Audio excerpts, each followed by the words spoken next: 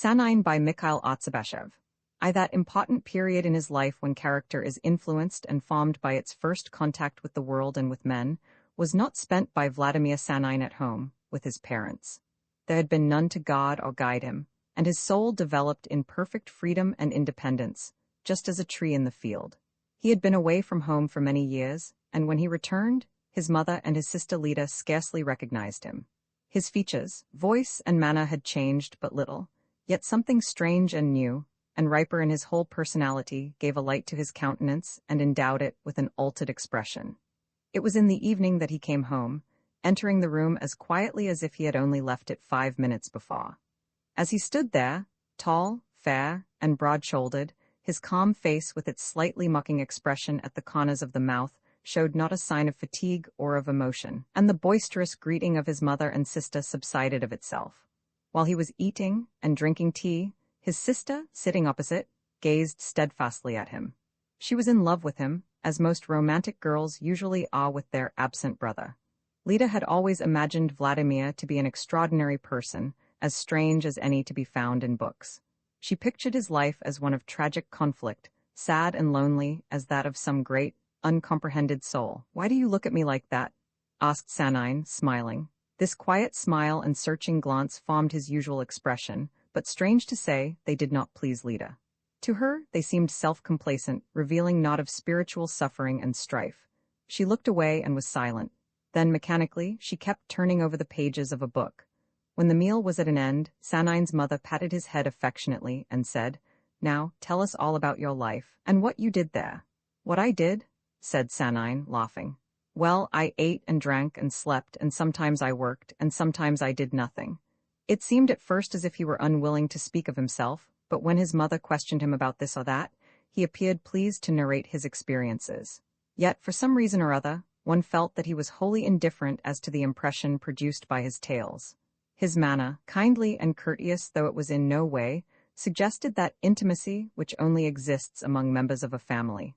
Such kindliness and courtesy seemed to come naturally from him, as the light from a lamp which shines with equal radiance on all objects. They went out to the garden terrace and sat down on the steps. Lida sat on a lower one, listening in silence to her brother. At her heart, she felt an icy chill. Her subtle feminine instinct told her that her brother was not what she had imagined him to be. In his presence, she felt shy and embarrassed, as if he were a stranger. It was now evening. Faint shadows encircled them. Sanine lit a cigarette, and the delicate odor of tobacco mingled with the fragrance of the garden. He told them how life had tossed him hither and thither, how he had often been hungry and a vagrant, how he had taken part in political struggles, and how, when weary, he had renounced these. Lida sat motionless, listening attentively, and looking as quaint and pretty as any charming girl would look in summer twilight. The more he told her, the more she became convinced that this life which she had painted for herself in such glowing colors was really most simple and commonplace. There was something strange in it as well. What was it? That she could not define. At any rate, from her brother's account, it seemed to her very simple, tedious, and boring. Apparently, he had lived just anywhere, and had done just anything, at work one day, and idle the next. It was also plain that he liked drinking, and knew a good deal about women. But life such as this had nothing dark or sinister about it. In no way did it resemble the life she imagined her brother had led. He had no ideas to live for, he hated no one, and for no one had he suffered. At some of his disclosures she was positively annoyed, especially when he told her that once, being very hard up, he was obliged to mend his torn trousers himself. "Why, do you know how to sew?" she asked involuntarily, in a tone of surprise and contempt. She thought it paltry, unmanly, in fact. "I did not know at first, but I soon had to learn," replied Sanine, who smilingly guessed what his sister thought. The girl carelessly shrugged her shoulders and remained silent, gazing at the garden.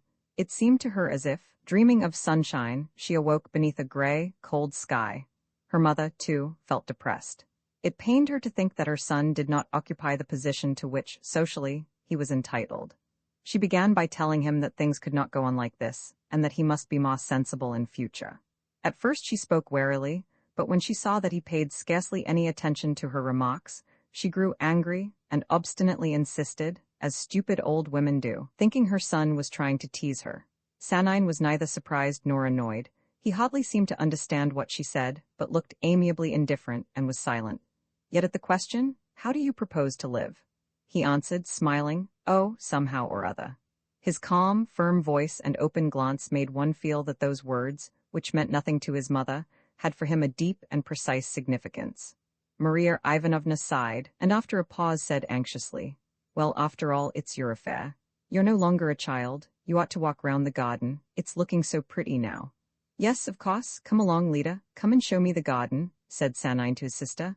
"I have quite forgotten what it looks like." Roused from her reverie, Lida sighed and got up. Side by side they walked down the path leading to the green depths of the dusky garden. The Sanine's house was in the main street of the town, and, the town being small, their garden extended as far as the river, beyond which were fields. The house was an old mansion, with rickety pillars on either side and a broad terrace. The large, gloomy garden had run to waste. It looked like some dull green cloud that had descended to earth. At night it seemed haunted. It was as if some sad spirit were wandering through the tangled thicket, or restlessly pacing the dusty floors of the old edifice. On the first floor there was an entire suite of empty rooms dismal, with faded carpets and dingy curtains. Through the garden there was but one narrow path or alley, strewn with dead branches and crushed frogs. What modest, tranquil life there was appeared to be centered in one corner.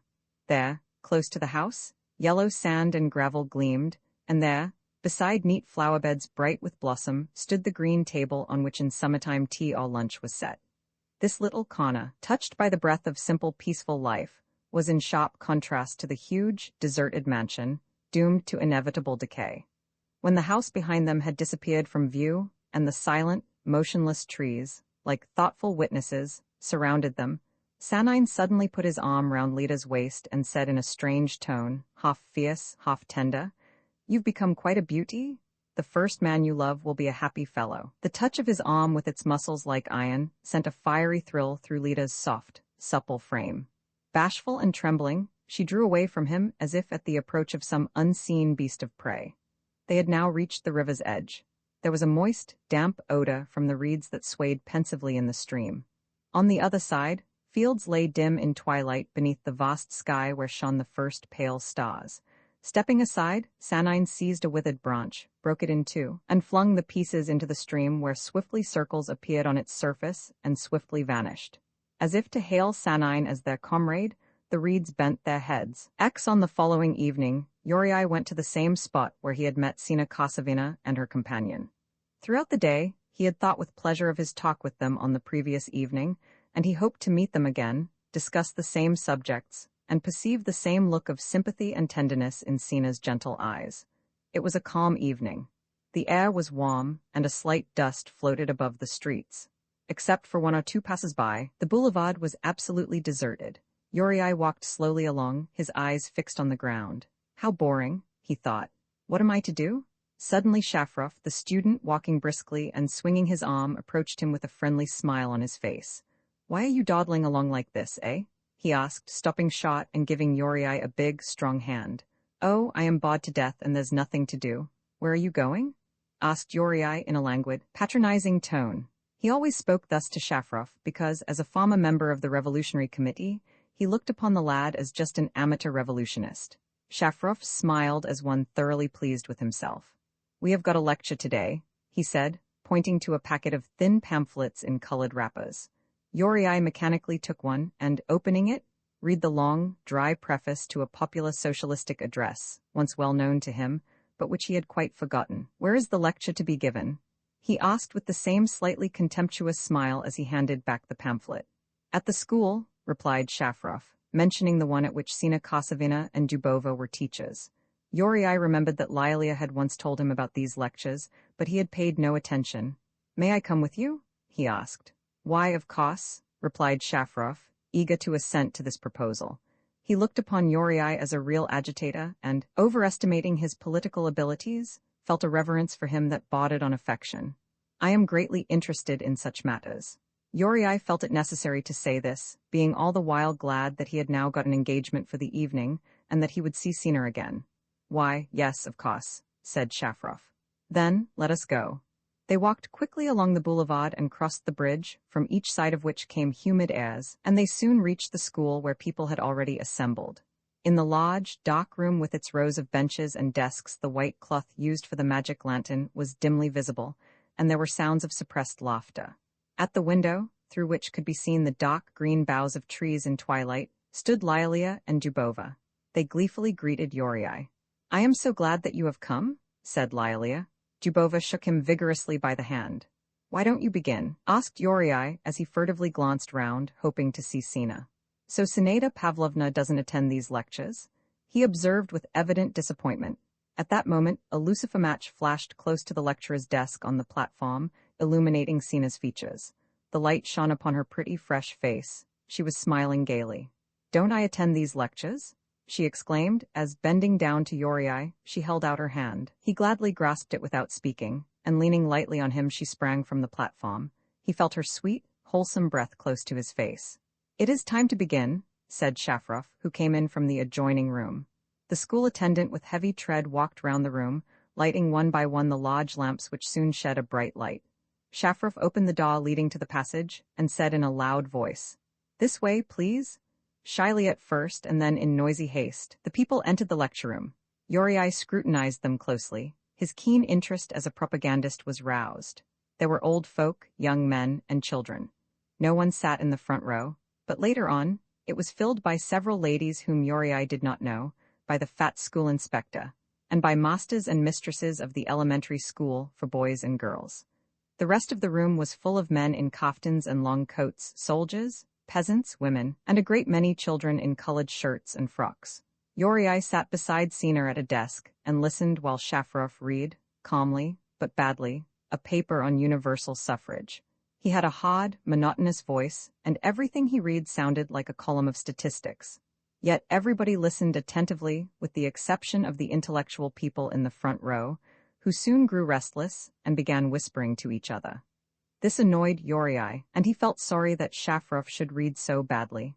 The latter was obviously tired, so Yuri said to Sina, "Suppose I finish reading it for him. What do you say?" Sina shot a kindly glance at him from beneath her drooping eyelashes.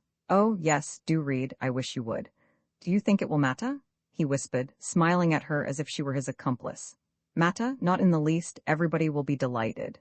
During a pause, she suggested this to Shafrov, who, being tired and aware how badly he had read, accepted with pleasure.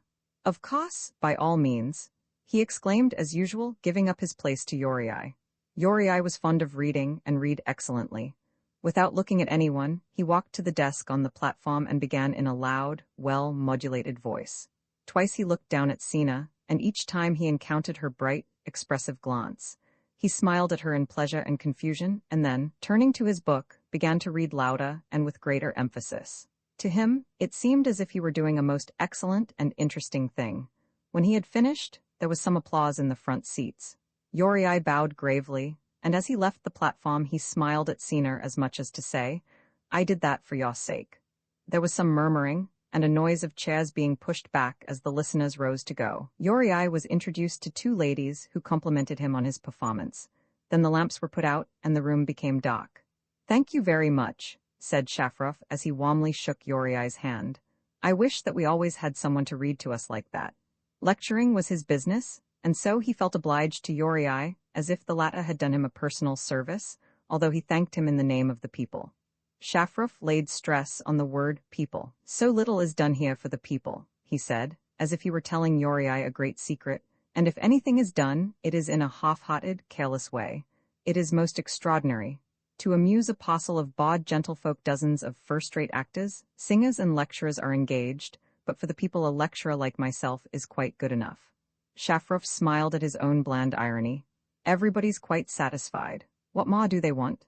"That is quite true," said Dubova. "Whole columns in the newspapers are devoted to actors and their wonderful performances. It is positively revolting. Whereas here, yet what a good work we're doing," said Shafrov with conviction as he gathered his pamphlets together. "Sancta simplicitas?"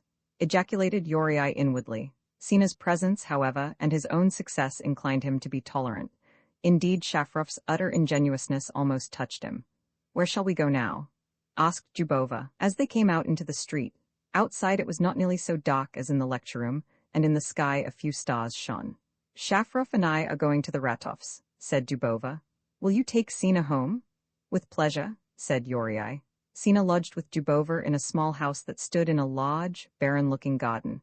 All the way thither she and Yuri talked of the lecture and its impression upon them, so that Yuri felt more and more convinced that he had done a good and great thing. As they reached the house, Sina said, "Won't you come in for a moment?" Yuri gladly accepted. She opened the gate and they crossed a little grass-grown courtyard beyond which lay the garden. "Go into the garden, will you?" said Sina, laughing. "I would ask you to come indoors, but I am afraid things are rather untidy, as I have been out ever since the morning." She went in, and Yuri sauntered towards the green, fragrant garden. He did not go far, but stopped to look round with intense curiosity at the dark windows of the house, as if something were happening there, something strangely beautiful and mysterious. Sina appeared in the doorway. Yuri hardly recognized her. She had changed her black dress and now wore the costume of Little Russia, a thin bodice cut low, with short sleeves and a blue skirt. "Here I am," she said, smiling. "So I see," replied Yuri with a certain mysterious emphasis that she alone could appreciate. She smiled once more, and looked sideways, as they walked along the garden path between long grasses and branches of lilac. The trees were small ones, most of them being cherry trees, whose young leaves had an odor of resinous gum. Behind the garden, there was a meadow where wild flowers bloomed amid the long grass. "Let us sit down here," said Sina. They sat down by the fence that was falling to pieces and looked across the meadow at the dying sunset. Yuri caught hold of a slender lilac branch from which fell a shower of dew. "Shall I sing something to you?" asked Sina. "Oh, yes, do," replied Yuri. As on the evening of the picnic, Sina breathed deeply, and her comely bust was clearly denned beneath the thin bodice as she began to sing, "Oh, beauteous star of love." Pure and passionate, her notes floated out on the evening air. Yuri remained motionless, gazing at her, with bated breath. She felt that his eyes were upon her, and, closing her own, she sang on with greatest sweetness and fervor. There was silence everywhere, as if all things were listening. Yuri thought of the mysterious hush of woodlands in spring when a nightingale sings. As Sina ceased on a clear, high note, the silence seemed yet more intense. The sunset light had faded, the sky grew dark and more vast. The leaves in the grass quivered imperceptibly. Across the meadow and through the garden there passed a soft, perfumed breeze, faint as a sigh.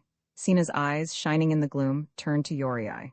"Why so silent?" she asked. "It is almost too delightful here," he murmured, and again he grasped a dewy branch of lilac. "Yes, it is very beautiful," replied Sina dreamily. "In fact, it is beautiful to be alive," she added.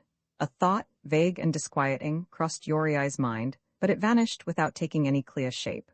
Someone loudly whistled twice on the other side of the meadow, and then came silence as before. "Do you like Shafrof?" asked Sina suddenly, being inwardly amused at so apparently inept a question. Yuri felt a momentary pang of jealousy, but with a slight effort he replied gravely, "He's a good fellow." "How devoted he is to his work."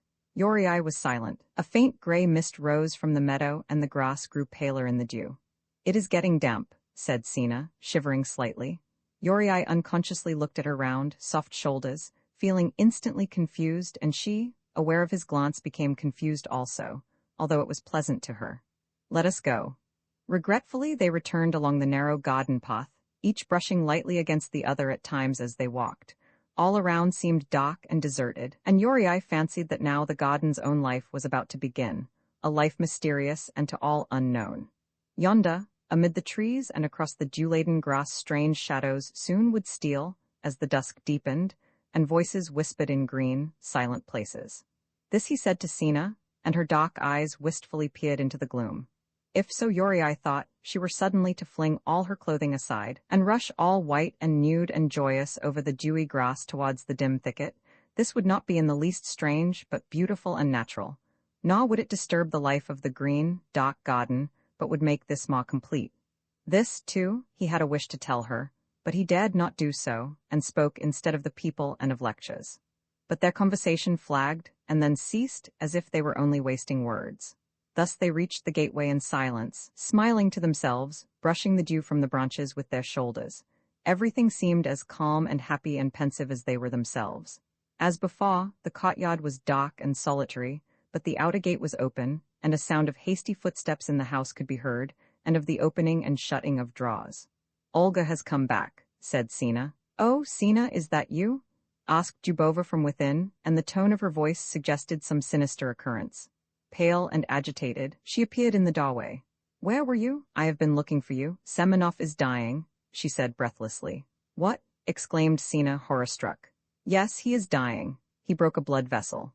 Anatole Pavlovich says that he's done for. They have taken him to the hospital. It was dreadfully sudden. There we were, at the Ratovs, having tea, and he was so merry, arguing with Novikov about something or other. Then he suddenly began to cough, stood up and staggered, and the blood spurted out, onto the tablecloth, and into a little saucer of jam, all black and clotted. Does he know it himself? Asked Uriai with grim interest. He instantly remembered the moonlit night, the somber shadow, and the weak, broken voice saying, "You will be alive, and you'll pass my grave, and stop whilst I—" "Yes, he seems to know," replied Dubova, with a nervous movement of the hands. He looked at us all and asked, "What is it?" And then he shook from head to foot and said, "Already? Oh, isn't it awful? It's too shocking." All were silent. It was now quite dark, yet though the sky was clear to them, it seemed suddenly to have grown gloomy and sad. "Death is a horrible thing," said Uriai, turning pale. Dubova sighed and gazed into vacancy. Sina's chin trembled and she smiled helplessly. She could not feel so shocked as the others. Young as she was, and full of life, she could not fix her thoughts on death. To her it was incredible, inconceivable that on a beautiful summer evening, radiantly pleasant such as this, someone should have to suffer and to die. It was natural, of course, but, for some reason or other, to her it seemed wrong. She was ashamed to have such a feeling, and strove to suppress it, endeavoring to appear sympathetic, an effort which made her distress seem greater than that of her companions. "Oh, poor fellow, is he really?"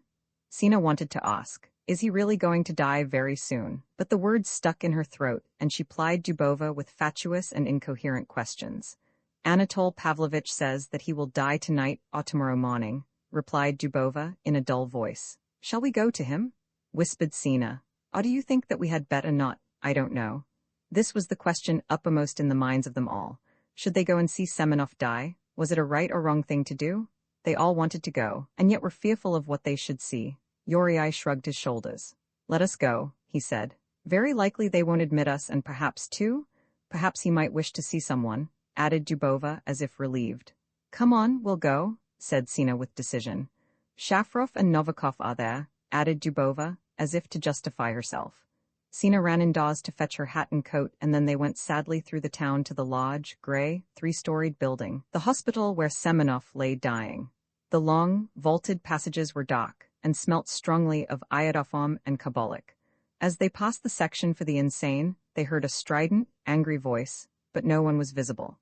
They felt scared, and anxiously hastened towards a dark little window. An old, gray-haired peasant with a long white beard and wearing a large apron came clattering along the passage in his heavy top boots to meet them. "Who is it that you wish to see?" he asked, stopping short. "A student has been brought here, Semenov, today," stammered Dubova. "No, 6, please, upstairs," said the attendant, and passed on. They could hear him spit noisily on the flooring and then wipe it with his foot. Upstairs it was brighter and cleaner, and the ceiling was not vaulted. A door with "Doctor's Room" inscribed on it stood ajar. A lamp was burning in this room where a jingling of bottles and glasses could be heard. Uriai looked inside and called out. The jingling ceased and Ryazantsev appeared, looking fresh and hearty as usual. "Ah!" he exclaimed in a cheery voice, being evidently accustomed to events such as that which saddened his visitors. "I am on duty today. How do you do, ladies?" Yet, frowning suddenly, he added with grave significance, "He seems to be still unconscious. Let us go to him. Novikov and the others are there." As they walked in single file along the clean, bare passage, past big white doors with black numbers on them, Ryazantsev said, "A priest has been sent for. It's astonishing how quickly the end came. I was amazed. But latterly he caught cold, you know, and that was what did it. Here we are." Ryazantsev opened a white door and went in, the others following in awkward fashion as they pushed against each other on the threshold. The room was clean and spacious. 4 of the 6 beds in it were empty, each one having its coarse gray coverlet folded neatly, and strangely suggestive of a coffin. On the 5th bed sat a little wizened old man in a dressing gown, who glanced timidly at the newcomers, and on the 6th bed, beneath a similar coarse coverlet, lay Semenov. At his side, in a bent posture, sat Novikov, while Ivanov and Shafrov stood by the window. To all of them it seemed odd and painful to shake hands in the presence of the dying man, yet not to do so seemed equally embarrassing, as though by such omission they hinted that death was near. Some greeted each other, and some refrained, while all stood still gazing with grim curiosity at Semenov. He breathed slowly and with difficulty. How different he looked from the Semenov they knew. Indeed, he hardly seemed to be alive. Though his features and his limbs were the same, they now appeared strangely rigid and dreadful to behold. That which naturally gave life and movement to the bodies of other human beings no longer seemed to exist in his. Something horrible was being swiftly, secretly accomplished within his motionless frame, an important work that could not be postponed. All that remained to him of life was, as it were, concentrated upon this work, observing it with keen, inexplicable interest. The lamp hanging from the ceiling shone clearly upon the dying man's lifeless visage. All standing there gazed upon it, holding their breath as if fearing to disturb something infinitely solemn, and in such silence the labored, sibilant breathing of the patient sounded terribly distinct. The door opened, and with short, senile steps a fat little priest entered, accompanied by his psalm-singer, a dark, gaunt man. With these came Sanine. The priest, coughing slightly, bowed to the doctors and to all present, who acknowledged his greeting with excessive politeness, and then remained perfectly silent as before. Without noticing anybody, Sanine took up his position by the window, eyeing Semenov and the others with great curiosity as he sought to discern what the patient and those about him actually felt and thought. Semenov remained motionless, breathing just as before. "He is unconscious, is he?" asked the priest gently, without addressing anyone in particular. "Yes," replied Novikov hastily.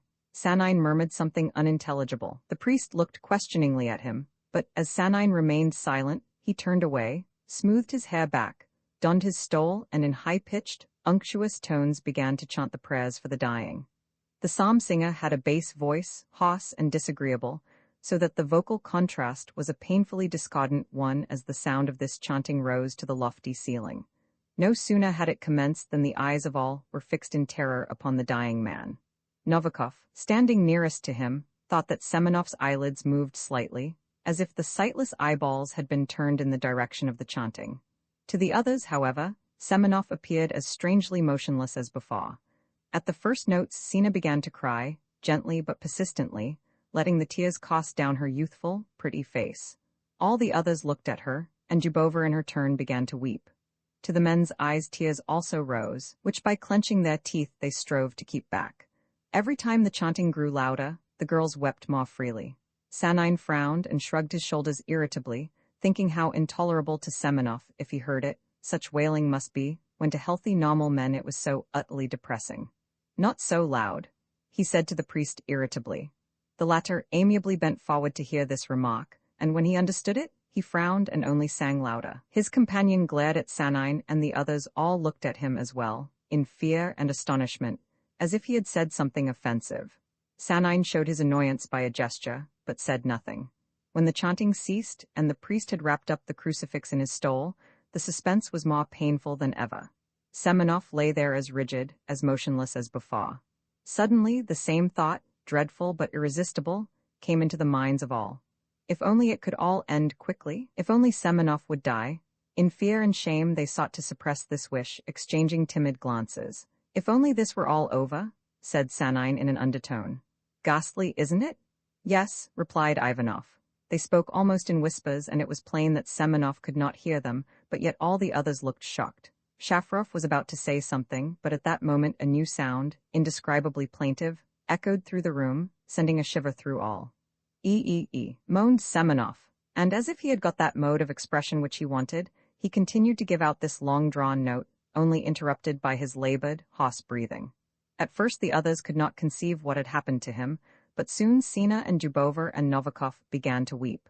Slowly and solemnly, the priest resumed his chanting. His fat, good-tempered face showed evident sympathy and emotion. A few minutes passed. Suddenly Semenov ceased moaning. "It is all over," murmured the priest. Then slowly, and with much effort, Semenov moved his tightly glued lips and his face became contracted as if by a smile. The onlookers heard his hollow, weird voice that, issuing from the depth of his chest, sounded as if it came through a coffin lid. "Silly old fool," he said, looking hard at the priest. His whole body trembled, his eyes rolled madly in their sockets, and he stretched himself at full length. They had all heard these words, but no one moved, and for a moment the sorrowful expression vanished from the priest's fat, moist face. He looked about him anxiously, but encountered no one's glance. Only Sanine smiled. Semenov again moved his lips, yet no sound escaped from them, while one side drooped of his thin, fair mustache. Once more he stretched his limbs and became longer and more terrible. There was no sound, nor the slightest movement whatever. Nobody wept now. The approach of death had been more grievous, more appalling than its actual advent, and it seemed strange that so harrowing a scene should have ended so simply and swiftly. For a few moments they stood beside the bed and looked at the dead, peaked features, as if they expected something else to happen. Wishful to rouse within themselves a sense of horror and pity, they watched Novikov intently as he closed the dead man's eyes and crossed his hands on his breast. Then they went out quietly and cautiously. In the passages lamps were now lighted, and all seemed so familiar and simple that everyone breathed more freely. The priest went first, tripping along with short steps. Desiring to say a few words of consolation to the young people, he sighed and then began softly, "Dear, dear, it is very sad. Such a young man, too, alas, it is plain that he died unrepentant, but God is merciful, you know?" "Yes, yes, of course," replied Shafrov, who walked next to him and wished to be polite. "Does his family know?" asked the priest. "I really can't tell you," said Shafrov. They all looked at each other in astonishment, as it seemed odd and not altogether decent to be unable to say who Semenov's people were. "His sister is at the high school, I believe," observed Sanine. "Ah, I see. Well, goodbye," said the priest, slightly raising his hat with his plump fingers. "Goodbye," they replied in unison. On reaching the street, they sighed as if relieved. "Where shall we go now?" asked Shafrov. After brief hesitation, they all took leave of each other and went their different ways. Roman 11 when Semenov saw the blood, and felt the awful void around him and within him. When they lifted him up, carried him away, laid him down, and did all for him that throughout his life he had been in the habit of doing, then he knew that he was going to die, and wondered why he felt not the least fear of death. Jubova had spoken of his terror because she herself was terrified, assuming that if the healthy dreaded death, the dying must dread it far more. His pallor and his wild look, the result of loss of blood and weakness, she took to be an expression of fear. But in reality, this was not so. At all times, and especially since he knew that he had got consumption, Semenov had dreaded death. At the outset of his malady, he was in a state of abject terror, much as that of a condemned man for whom hope of a reprieve there was none. It almost seemed to him as if from that moment the world no longer existed. All in it that family he found fair and pleasant and gay had vanished. All around him was dying, and every moment, every second, might bring about something fearful, unendurable, hideous as a black, yawning abyss. It was as an abyss, huge, fathomless, and somber as night, that Semenov imagined death. Wherever he went, whatever he did, this black gulf was ever before him. In its impenetrable gloom all sounds, all colors, all emotions were lost. Such a state of mind was appalling, yet it did not last long. And as the days went by, as Semenov approached death, the more remote and vague and incomprehensible did it seem to him. Everything around him, sounds, colors, and emotions, now once more regained their former value for him. The sun shone as brightly as ever. Folk went about their business as usual, and Semenov himself had important things, as also trivial ones, to do. Just as before, he rose in the morning, washed with scrupulous care, and ate his midday meal, finding food pleasant or unpleasant to his taste. As before, the sun and the moon were a joy to him, and rain or damp an annoyance. As before, he played billiards in the evening with Novikov and others. As before, he read books, some being interesting, and some both foolish and dull. That all things remained unchanged was irritating, even painful to him at first. Nature, his environment, and he himself, all were the same, and he strove to alter this by compelling people to be interested in him and in his death, to comprehend his appalling position, to realize that all was at an end. When, however, he told his acquaintances of this, he perceived that he ought not to have done so. They appeared astonished at first, and then skeptical, professing to doubt the accuracy of the doctor's diagnosis. Finally, they endeavored to banish the unpleasant impression by abruptly changing the subject, and Semenov found himself talking with them about all sorts of things, but never about death. Then he sought to live in seclusion, to become absorbed in himself, and in solitude to suffer, having full, steadfast consciousness of his impending doom. Yet, as in his life and his daily surroundings, all remained the same as formerly, it seemed absurd to imagine that it could be otherwise, or that he, Semenov, would no longer exist as at the present. The thought of death, which at first had made so deep a wound, grew less poignant. The soul oppressed found freedom. Moments of complete forgetfulness became more and more frequent, and life once again lay before him, rich in color, in movement, in sound. It was only at night time, when alone, that he was haunted by the sense of a black abyss. After he had put out the lamp, something devoid of form or features rose up slowly above him in the gloom, and whispered, "Sh, sh, sh," without ceasing, while to this whispering another voice, as from within him, made hideous answer. Then he felt that he was gradually becoming part of this murmuring and this abysmal chaos. His life in it seemed as a faint, flickering flame that might at any moment fade forever. Then he decided to keep a lamp burning in his room throughout the night. In the light, the strange whisperings ceased, the darkness vanished, nor had he the impression of being poised above a yawning abyss, because light made him conscious of 1,000 trivial and ordinary details in his life. The chairs, the light, the inkstand, his own feet, an unfinished letter, an icon, with its lamp that he had never lighted, boots that he had forgotten to put outside the door, and many other everyday things that surrounded him. Yet, even then, he could hear whisperings that came from the corners of the room which the light of the lamp did not reach, and again the black gulf yawned to receive him. He was afraid to look into the darkness, or even to think of it, for then, in a moment, dreadful gloom surrounded him, veiling the lamp, hiding the world as with a cold, dense mist from his view. It was this that tortured, that appalled him. He felt as if he must cry like a child, or beat his head against the wall. But as the days went past, and Semenov drew nearer to death, he grew more used to such impressions. They only became stronger and more awful if by a word or a gesture, by the sight of a funeral or of a graveyard, he was reminded that he too must die. Anxious to avoid such warnings, he never went into any street that led to the cemetery, nor ever slept on his back with hands folded across his breast. He had two lives, as it were, his former life, ample and obvious, which could not give a thought to death, but ignored it, being concerned about its own affairs, while hoping to live on forever, cost what it might, and another life, mysterious, indefinite, obscure, that, as a worm in an apple, secretly gnawed at the core of his former life, poisoning it, making it insufferable. It was owing to this double life that Semenov, when at last he found himself face to face with death and knew that his end was nigh, felt scarcely any fear. Already? That is all he asked, in order to know exactly what to expect. When in the faces of those around him he read the answer to his question, he merely wondered that the end should seem so simple, so natural, like that of some heavy task, which had overtaxed his powers. At the same time, by a new and strange inner consciousness, he perceived that it could not be otherwise, and that death was the normal result of his enfeebled vitality. He only felt sorry that he would never see anything again.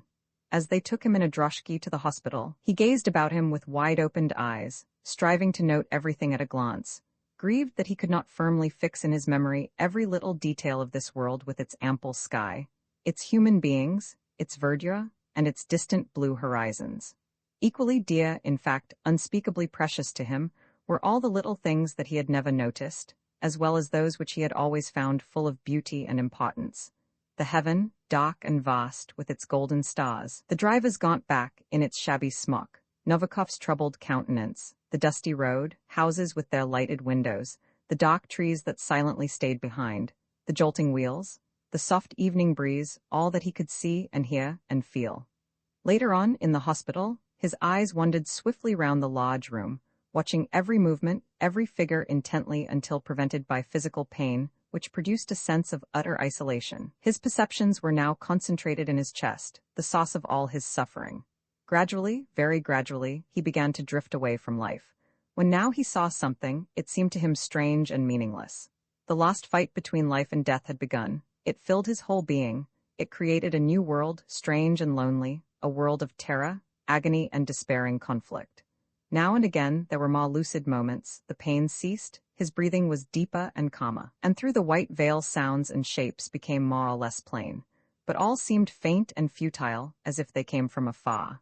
He heard sounds plainly, and then again they were inaudible. The figures moved noiselessly as those in a cinematograph. Familiar faces appeared strange, and he could not recollect them. On the adjoining bed, a man with a quaint, clean-shaven face was reading aloud, but why he read, or to whom he read, Semenov never troubled to think. He distinctly heard that the parliamentary elections had been postponed, and that an attempt had been made to assassinate a Grand Duke, but the words were empty and meaningless. Like bubbles, they burst and vanished, leaving no trace. The man's lips moved, his teeth gleamed, his round eyes rolled, the paper rustled, and the lamp shone from the ceiling round which large, black, fierce-looking flies revolved. In Semenov's brain something seemed to flame upwards, illuminating all that surrounded him. He was suddenly conscious that all was now of no account to him, and that all the work and business in the world could not add one single hour to his life, but that he must die. Once more, he sank down into the waves of black mist. Again, the silent conflict began between two terrible and secret forces, the one convulsively striving to destroy the other. The second time that Semenov regained consciousness was when he heard weeping and chanting. This seemed to him utterly unnecessary, having no sort of relation to all that was going on within him. For a moment, however, it lighted up the flame in his brain, and Semenov clearly perceived the mock-mournful face of a man who was absolutely uninteresting to him. That was the last sign of life. What followed was for those living wholly beyond the pale of their thought or comprehension. Roman 12, come to my place, and we will hold a memorial service for the departed, said Ivanov to Sanine. The latter nodded his acceptance. On the way, they bought vodka and hors d'oeuvres, and overtook Yuri Sverigich, who was walking slowly along the boulevard, looking much depressed. Semenov's death had made a confused and painful impression upon him which he found it necessary, yet almost impossible, to analyze. After all, it is simple enough, said Yuri to himself, endeavoring to draw a straight, short line in his mind. Man never existed before he was born. That does not seem to be terrible nor incomprehensible. Man's existence ends when he dies. That is equally simple and easy to comprehend. Death, the complete stoppage of the machine that creates vital force, is perfectly comprehensible. There is nothing terrible about it. There was once a boy named Yura who went to college and fought with his comrades, who amused himself by chopping off the heads of thistles and lived his own special and interesting life in his own special way. This Yura died, and in his place quite another man walks and thinks, the student, Yuri Sverigich. If they were to meet, Yura would not understand Yuri, and might even hate him as a possible tutor ready to cause him no end of annoyance. Therefore, between them there is a gulf, and therefore, if the boy Yura is dead, I am dead myself, though till now I never noticed it. That is how it is. Quite natural and simple after all. If one reflects, what do we lose by dying? Life, at any rate, contains more sadness than happiness. True, it has its pleasures and it is hard to lose them, but death rids us of so many ills that in the end we gain by it. That's simple and not so terrible, is it? Said Yuri, aloud, with a sigh of relief, but suddenly he started, as another thought seemed to sting him. No, a whole world, full of life and extraordinarily complicated, suddenly transformed into nothing? No, that is not the transformation of the boy Yura into Yuri Sverigich. That is absurd and revolting, and therefore terrible and incomprehensible. With all his might Yuri strove to form a conception of this state which no man finds it possible to support, yet which every man supports, just as Semenov had done. He did not die of fear, either, thought Yuri, smiling at the strangeness of such a reflection. No, he was laughing at us all, with our priest and our chanting and tears. How was it that Semenov could laugh, knowing that in a few moments all would be at an end? Was he a hero? No, it was not a question of heroism. Then death is not as terrible as I thought. While he was musing thus, Ivanov suddenly hailed him in a loud voice. Ah, it's you, where are you going? Asked Yuri, shuddering. To say a mass for our departed friend, replied Ivanov, with brutal jocularity. You had better come with us. What's the good of being always alone? Feeling sad and dispirited, Yuri did not find Sanine and Ivanov as distasteful to him as usual. Very well, I will, he replied, but suddenly recollecting his superiority, he thought to himself, what have I really in common with such fellows? Am I to drink their vodka and talk commonplaces? He was on the point of turning back, but he felt such an utter horror of solitude that he went along with them. Ivanov and Sanine proffered no remarks, and thus in silence they reached the farmer's lodging. It was already quite dark. At the door, the figure of a man could be dimly seen. He had a thick stick with a crooked handle. Oh, it's Uncle Peter Ilyich? Exclaimed Ivanov gleefully. Yes, that's he, replied the figure, in a deep, resonant voice. Yuri remembered that Ivanov's uncle was an old, drunken church chorister. He had a grey moustache like one of the soldiers at the time of Nicholas I, and his shabby black coat had a most unpleasant smell. Baum, Baum. His voice seemed to come out of a barrel when Ivanov introduced him to Yuri, who awkwardly shook hands with him, hardly knowing what to say to such a person. He recollected, however, that for him all men should be equal, so he politely gave precedence to the old singer as they went in. Ivanov's lodging was more like an old lumber room than a place for human habitation. being very dusty and untidy. But when his host had lighted the lamp, Yuri perceived that the walls were covered with engravings of pictures by Vasnetsov, and that what had seemed rubbish were books piled up in heaps. He still felt somewhat ill at ease, and to hide this, he began to examine the engravings attentively. "Do you like Vasnetsov?" asked Ivanov as, without waiting for an answer, he left the room to fetch a plate. Sanine told Peter Ilyich that Semenov was dead. "God rest his soul?" droned the latter. "Ah, well, it's all over for him now." Yuri glanced wistfully at him and felt a sudden sympathy for the old man. Ivanov now brought in bread, salted cucumbers, and glasses, which he placed on the table that was covered with a newspaper. Then, with a swift, scarcely perceptible movement, he uncorked the bottle, not a drop of its contents being spilt. "Very neat," exclaimed Ilyich approvingly. "You can tell in a minute if a man knows what he's about," said Ivanov, with a self-complacent air, as he filled the glasses with the greenish liquid. "Now, gentlemen," said he, raising his voice as he took up his glass, "to the repose of the departed, etc." With that they began to eat, and more vodka was consumed. They talked little, and drank the more. Soon the atmosphere of the little room grew hot and oppressive. Peter Ilyich lighted a cigarette, and the air was filled with the bluish fumes of bad tobacco. The drink and the smoke and the heat made Yuri feel dizzy. Again he thought of Semenov. "There's something dreadful about death," he said. "Why?" asked Peter Ilyich. "Death? Ho, ho, it's absolutely necessary. Death? Suppose one went on living forever? Ho, ho, you mustn't talk like that. Eternal life. Indeed, what would eternal life be, eh?" Yuri at once tried to imagine what living forever would be like. He saw an endless gray stripe that stretched aimlessly away into space, as though swept onward from one wave to another. All conception of color, sound, and emotion was blurred and dimmed, being merged and fused in one gray, turbid stream that flowed on placidly, eternally. This was not life, but everlasting death. The thought of it horrified him. "Yes, of course," he murmured. "It appears to have made a great impression upon you," said Ivanov. "Upon whom does it not make an impression?" asked Yuri. Ivanov shook his head vaguely and began to tell Ilyich about Semenov's last moments. It was now insufferably close in the room. Yuri watched Ivanov as his red lips sipped the vodka that shone in the lamplight. Everything seemed to be going round and round. Eh?" whispered a voice in his ear, a strange small voice. "No, death is an awful thing," he said again, without noticing that he was replying to the mysterious voice. "You're over-nervous about it," observed Ivanov contemptuously. "Aren't you?" said Yuri. No, certainly I don't want to die, as there's not much fun in it and living is far jollier, but if one has to die, I should like it to be quickly, without any fuss or nonsense." "You have not tried yet?" laughed Sanine. "No, that's quite true," replied the other. "Ah, well," continued Yuri, "one has heard all that before. Say what you will, death is death, horrible in itself, and sufficient to rob a man of all pleasure in life who thinks of such a violent and inevitable end to it. What is the meaning of life?" "It has no meaning," cried Ivanov irritably. "No, that is impossible," replied Yuri. "Everything is too wisely and carefully arranged, and, in my opinion," said Sanine, "there's nothing good anywhere." "How can you say that? What about nature?" "Nature? Ha ha," Sanine laughed feebly and waved his hand in derision. "It is customary, I know, to say that nature is perfect. The truth is that nature is just as defective as mankind.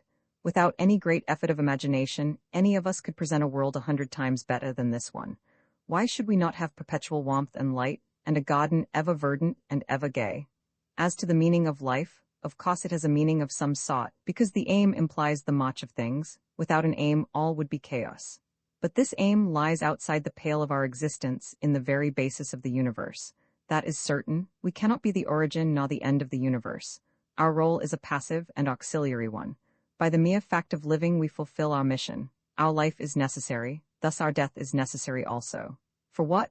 "How should I know?" replied Sanine. "And besides, what do I care? My life means my sensations, pleasant or unpleasant. What is outside those limits? Well, to the deuce with it all. Whatever hypothesis we may like to invent, it will always remain an hypothesis upon which it would be folly to construct life. Let him who likes worry about it. As for me, I mean to live." "Let us all have a drink on the strength of it," suggested Ivanov. "But you believe in God, don't you?" said Ilyich, looking at Sanine with bleared eyes. "Nowadays nobody believes in anything, not even in that which is easy of belief." Sanine laughed. "Yes, I believe in God. As a child I did that, and there's no need to dispute or to affirm any reasons for doing so. It's the most profitable thing really, for if there is a God, I offer him sincere faith, and if there isn't, well, all the better for me. But on belief or on unbelief all life is based, said Yuri. Sanine shook his head and smiled complacently. No, my life is not based on such things, he said. On what then?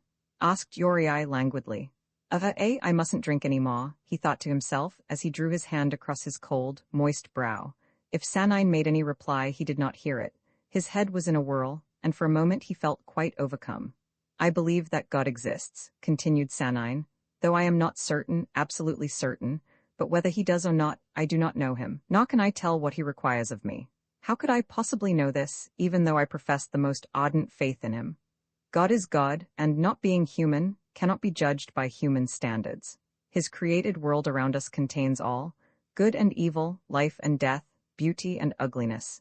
Everything, in fact, and thus all sense and all exact definition are lost to us, for his sense is not human, nor his ideas of good and evil human, either. Our conception of God must always be an idolatrous one, and we shall always give to our fetish the physiognomy and the garb suitable to the climatic conditions of the country in which we live. Absurd, isn't it? Yes, you're right, grunted Ivanov. Quite right. Then what is the good of living? Asked Yuri as he pushed back his glass in disgust, or of dying, either? One thing I know, replied Sanine, and that is that I don't want my life to be a miserable one. Thus, before all things, one must satisfy one's natural desires. Desire is everything. When a man's desires cease, his life ceases too, and if he kills his desires, then he kills himself. But his desires may be evil? Possibly. Well, what then?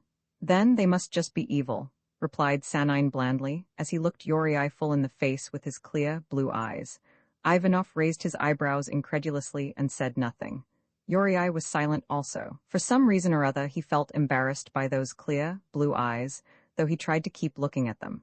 For a few moments there was complete silence, so that one could plainly hear a night moth desperately beating against the window pane. Peter Ilyich shook his head mournfully, and his drink-besotted visage drooped towards the stained, dirty newspaper. Sanine smiled again. This perpetual smile irritated and yet fascinated Yuri. What clear eyes he has, thought he. Suddenly Sanine rose, opened the window, and let out the moth. A wave of cool, pleasant air, as from soft wings, swept through the room. Yes, said Ivanov in answer to his own thought, there are no two men alike, so on the strength of that, let's have another drink. No, said Yuri, shaking his head, I won't have any more. Why not? I never drink much. The vodka and the heat had made his head ache. He longed to get out into the fresh air. I must be going, he said, getting up. Where? Come on, have another drink. No, really, I ought to, stammered Yuri, looking for his cap. Well, goodbye. As Yuri shut the door he heard Sanine saying to Ilyich, of course you're not like children. They can't distinguish good from bad. They are simple and natural, and that is why they... Then the door was closed and all was still. High in the heavens shone the moon, and the cool night air touched Yuri's brow.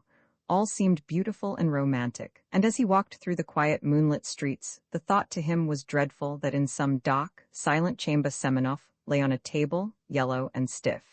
Yet somehow, Yuri could not recall those grievous thoughts that had recently oppressed him, and had shrouded the whole world in gloom. His mood was now of one tranquil sadness, and he felt impelled to gaze at the moon. As he crossed a white, deserted square, he suddenly thought of Sanine. What sort of man is that? He asked himself, annoyed to think that there was a man whom he, Yuri, could not instantly define. He felt a certain malicious pleasure in disparaging him. A phrasemaker, that's all he is. Formerly the fellow posed as a pessimist, disgusted with life and bent upon airing impossible views of his own. Now he's trifling with animalism. From Sanine, Yuri's thoughts reverted to himself. He came to the conclusion that he trifled with nothing, but that his thoughts, his sufferings, his whole personality were original and quite different from those of other men. This was most agreeable, yet something seemed to be missing. Once more he thought of Semenov. It was grievous to know that he should never set eyes upon him again, and though he had never felt any affection for Semenov, he now had become near and dear to him. Tears rose to his eyes. He pictured the dead student lying in the grave, a mass of corruption, and he remembered these words of his, you'll be living, and breathing this air, and enjoying this moonlight, and you'll go past my grave where I lie. Here, under my feet like human beings too?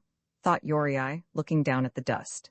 I am trampling on brains and hearts and human eyes, Oh, and I shall die too, and others will walk over me, thinking just as I think now. Ah, before it is too late, one must live, one must live. Yes, but live in the right way, so that not a moment of one's life be lost. Yet how is one to do that? The marketplace lay white and bare in the moonlight. All was silent in the town. Never more shall singers lute tidings of him tell. Uriai hummed this softly to himself. Then he said aloud, "How tedious, sad, and dreadful it all is." As if complaining to someone. The sound of his own voice alarmed him, and he turned round to see if he had been overheard. "I am drunk," he thought. Silent and serene, the knight looked down. Roman 13, while Sina Kosovina and Jubova were absent on a visit, Uriai's life seemed uneventful and monotonous. His father was engaged, either at the club or with household matters, and Lialia and Ryasantsev found the presence of a third person embarrassing, so that Uriai avoided their society. It thus became his habit to go to bed early and not to rise till the midday meal. All day long, when in his room or in the garden, he brooded over matters, waiting for a supreme access of energy that should spur him on to do some great work. This great work, each day, assumed a different form. Now it was a picture, or, again, it was a series of articles that should show the world what a huge mistake the Social Democrats had made in not giving Uriai a leading role in their party. Or else, it was an article in favor of adherence to the people and of strenuous cooperation with it. A very broad, imposing treatment of the subject. Each day, however, as it passed, brought nothing but boredom. Once or twice Novikov and Shafrov came to see him.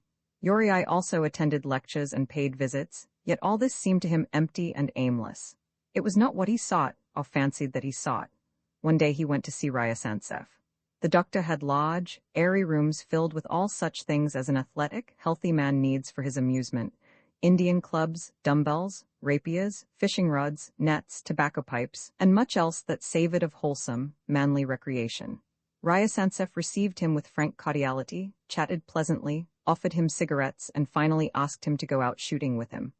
"I have not got a gun," said Uriai. "Have one of mine, I have got 5, replied Ryasantsev. To him, Uriai was the brother of Lialia, and he was anxious to be as kind to him as possible.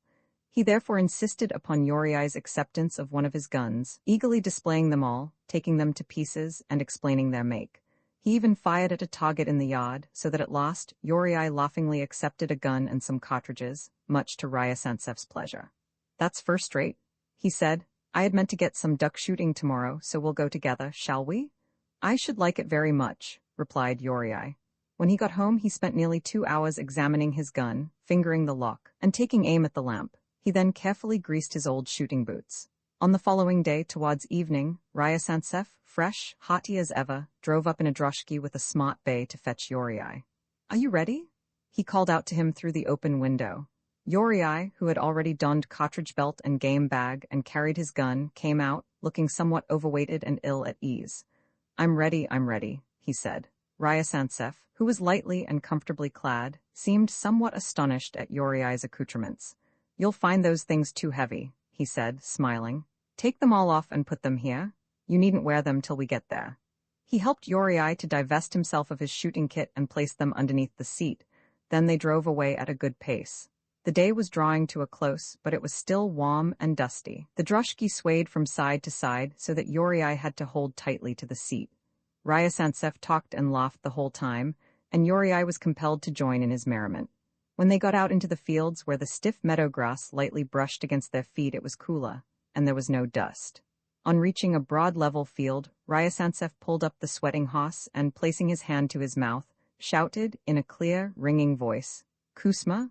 A kusma? A." At the extreme end of the field, like silhouettes, a row of little men could be descried who, at the sound of Ryasantsev's voice, looked eagerly in his direction. One of the men then came across the field, walking carefully between the furrows. As he approached, Uriai saw that he was a burly, gray-haired peasant with a long beard and sinewy arms. He came up to them slowly and said with a smile, "You know how to shout, Anatole Pavlovitch?" "Good day, Kusma, how are you? Can I leave the horse with you?" "Yes, certainly you can," said the peasant in a calm, friendly voice as he caught hold of the horse's bridle. "Come for a little shooting, eh? And who is that?" he asked with a kindly glance at Uriai. "It is Nikolai Yegorovitch's son," replied Ryasantsev. "Ah, yes, I see that he is just like Ludmila Nikolaevna." Yes, yes. Yuri was pleased to find that this genial old peasant knew his sister and spoke of her in such a simple, friendly way. Now then, let us go, said Ryasantsev in his cheery voice as he walked first, after getting his gun and game bag. May you have luck, cried Kusma, and then they could hear him coaxing the horse as he led it away to his hut. They had to walk nearly a verst before they reached the marsh. The sun had almost set, and the soil, covered with lush grasses and reeds, felt moist beneath their feet. It looked darker and had a damp smell, while in places water shimmered. Ryasantsev had ceased smoking and stood with legs wide apart, looking suddenly grave as if he had to begin an important and responsible task. Yuri kept to the right, trying to find a dry, comfortable place. In front of them lay the water which, reflecting the clear evening sky, looked pure and deep. The other bank, like a black stripe, could be discerned in the distance. Almost immediately, in twos and threes, ducks rose and flew slowly over the water, starting up suddenly out of the rushes, and then passing over the sportsmen's heads, a row of silhouettes against the saffron sky. Ryasantsev had the first shot, and with success. A wounded duck tumbled sideways into the water, beating down the rushes with its wings. "I hit it!" exclaimed Ryasantsev as he gaily laughed aloud. "He's really a good sort of fellow," thought Yuri, whose turn it was to shoot. He brought down his bird also, but it fell at such a distance that he could not find it, though he scratched his hands and waded knee-deep through the water. This disappointment only made him more keen. It was fine fun, so he thought. Amid the clear, cool air from the river, the gun smoke had a strangely pleasant smell, and in the darkening landscape, the merry shots flashed out with charming effect. The wounded wild fowl, as they fell, described graceful curves against the pale green sky where now the first faint stars gleamed. Yuri felt unusually energetic and gay. It was as if he had never taken part in anything so interesting or exhilarating. The birds rose more rarely now, and the deepening dusk made it more difficult to take aim. "Hullo there, we must get home," shouted Ryasantsev from a distance. Yuri felt sorry to go, but in accordance with his companion's suggestion he advanced to meet him, stumbling over rushes and splashing through the water which in the dusk was not distinguishable from dry soil. As they met, their eyes flashed, and they were both breathless. "Well," asked Ryasantsev, "did you have any luck?" "I should say so," replied Yuri, displaying his well-filled bag. "Ah, you're a better shot than I am," said Ryasantsev pleasantly. Yuri was delighted by such praise, although he always professed to care nothing for physical strength or skill. "I don't know about better," he observed carelessly. "It was just luck." By the time they reached the hut it was quite dark. The melon field was immersed in gloom, and only the foremost rows of melons shimmered white in the firelight, casting long shadows. The horse stood, snorting, beside the hut where a bright little fire of dried steppe grass burnt and crackled. They could hear men talking and women laughing, and one voice, mellow and cheery in tone, seemed familiar to Yuri. "Why, it's Sanine," said Ryasantsev in astonishment. "How did he get here?" They approached the fire. Gray-bearded Kusma, seated beside it, looked up and nodded to welcome them. "Any luck?" he asked in his deep bass voice through a drooping mustache. "Just a bit," replied Ryasantsev. Sanine, sitting on a huge pumpkin, also raised his head and smiled at them. "How is it that you are here?" asked Ryasantsev. "Oh, Kusma Prokorovich and I are old friends," explained Sanine, smiling the more. Kusma laughed, showing the yellow stumps of his decayed teeth as he slapped Sanine's knee good-naturedly with his rough hand.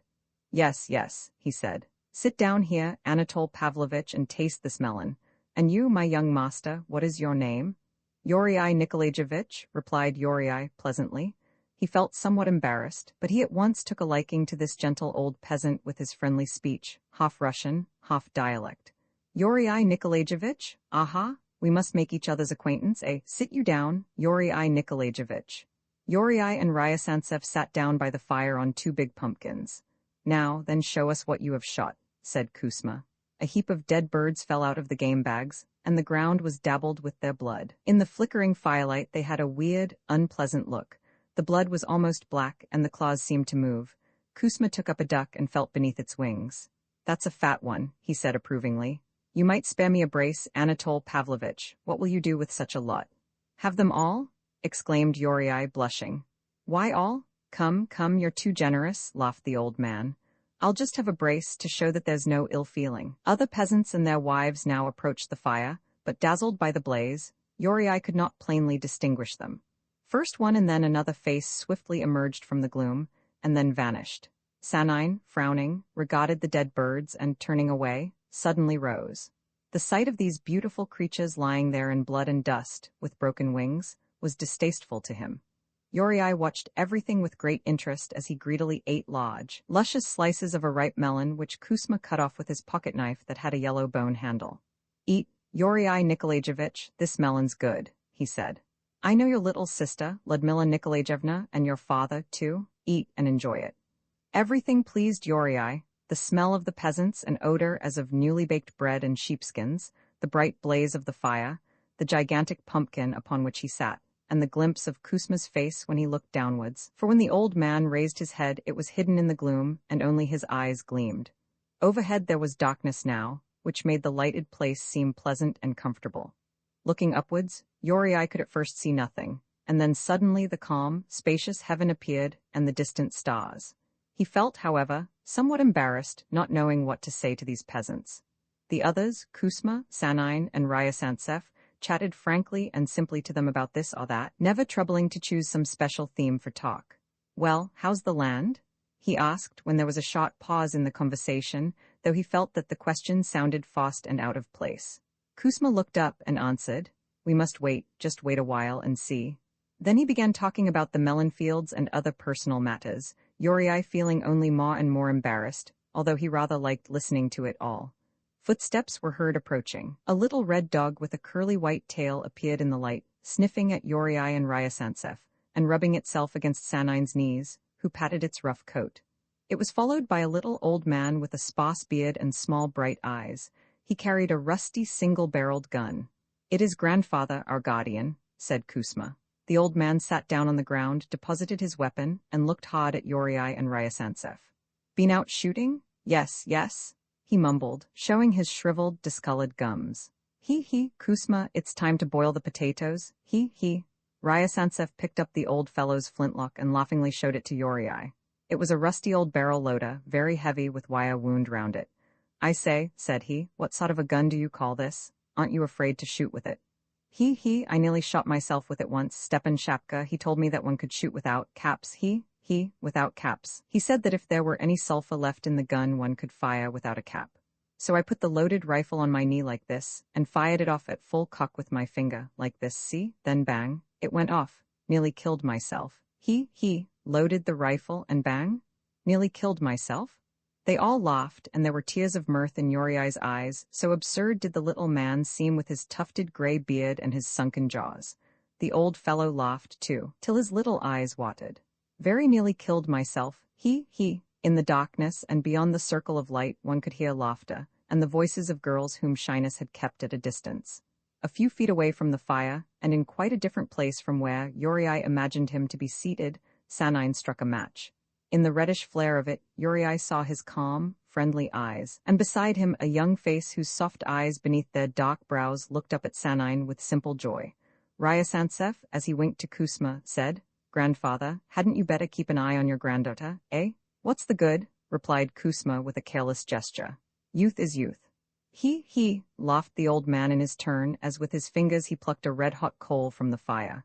Sanine's laugh was heard in the darkness. The girls may have felt ashamed, for they had moved away, and their voices were scarcely audible. "It is time to go," said Artsybashev as he got up. "Thank you, Kuzma." "Not at all," replied the other, as with his sleeve he brushed away the black melon pips that had stuck to his gray beard. He shook hands with both of them, and Yuri again felt a certain repugnance to the touch of his rough, bony hand. As they retreated from the fire, the gloom seemed less intense. Above were the cold, glittering stars and the vast dome of heaven, serenely fair. The group by the fire, the horses, and the pile of melons all became blacker against the light. Yuri tripped over a pumpkin and nearly fell. "Look out," said Sanine. "Goodbye," replied Yuri, looking round at the other's tall, dark form, leaning against which he fancied that he saw another, the graceful figure of a woman. Yuri's heart beat faster. He suddenly thought of Sina Kosovina and envied Sanine. Once more the wheels of the droshky rattled, and once again the good old horse snorted as it ran. The fire faded in distance, as did the sound of voices and laughter. Stillness reigned. Yuri slowly looked upwards to the sky with its jeweled web of stars. As they reached the outskirts of the town, lights flashed here and there, and dogs barked. Artsybashev said to Yuri, "Old Kuzma's a philosopher, eh?" Seated behind, Yuri looked at Ryasantsev's neck, and roused from his own melancholy thoughts, endeavored to understand what he said. "Oh, yes," he replied hesitatingly. "I didn't know that Sanine was such a gay dog," laughed Ryasantsev. Yuri was not dreaming now, and he recalled the momentary vision of Sanine and that pretty girlish face illumined by the light of a match. Again he felt jealous, yet suddenly it occurred to him that Sanine's treatment of the girl was base and contemptible. "No, I had no idea of it, either," said Yuri, with a touch of irony that was lost upon Ryasantsev, who whipped up the hoss and after a while remarked, "Pretty girl, wasn't she? I know her. She's the old fellow's grandchild." Yuri was silent. His contemplative mood was in a moment dispelled, and he now felt convinced that Sanine was a bad man. Ryasantsev shrugged his shoulders and at last blurted out, "Deuce take it, such a night, eh? It seems to have got hold of me, too, I say. Suppose we drive back," and Yuri did not at first understand what he meant. "There are some fine girls there, you know. What do you say? Shall we go back?" Continued Ryasantsev, sniggering. Yuri blushed deeply. A thrill of animal lust shot through his frame, and enticing pictures rose up before his heated imagination. Yet, controlling himself, he answered, in a dry voice, "No, it is time that we were at home." Then he added, maliciously, "Lilia is waiting for us." Ryasantsev collapsed. "Oh yes, of course, yes, we ought to be back by now," he hastily muttered. Yuri ground his teeth and, glaring at the driver's broad back in its white jacket, remarked aggressively, "I have no particular liking for adventures of that sort." No, I understand. Ha, ha," replied Ryasantsev, laughing in a faint half-hearted way. After that he was silent. "Damn it, how stupid of me," he thought. They drove home without uttering another word, and to each the way seemed endless. "You will come in, won't you?" asked Yuri without looking up. No, I have got to see a patient. Besides, it is rather late," replied Ryasantsev hesitatingly. Yuri got out of the droshky, not caring to take the gun or the game. Everything that belonged to Ryasantsev he now seemed to loathe.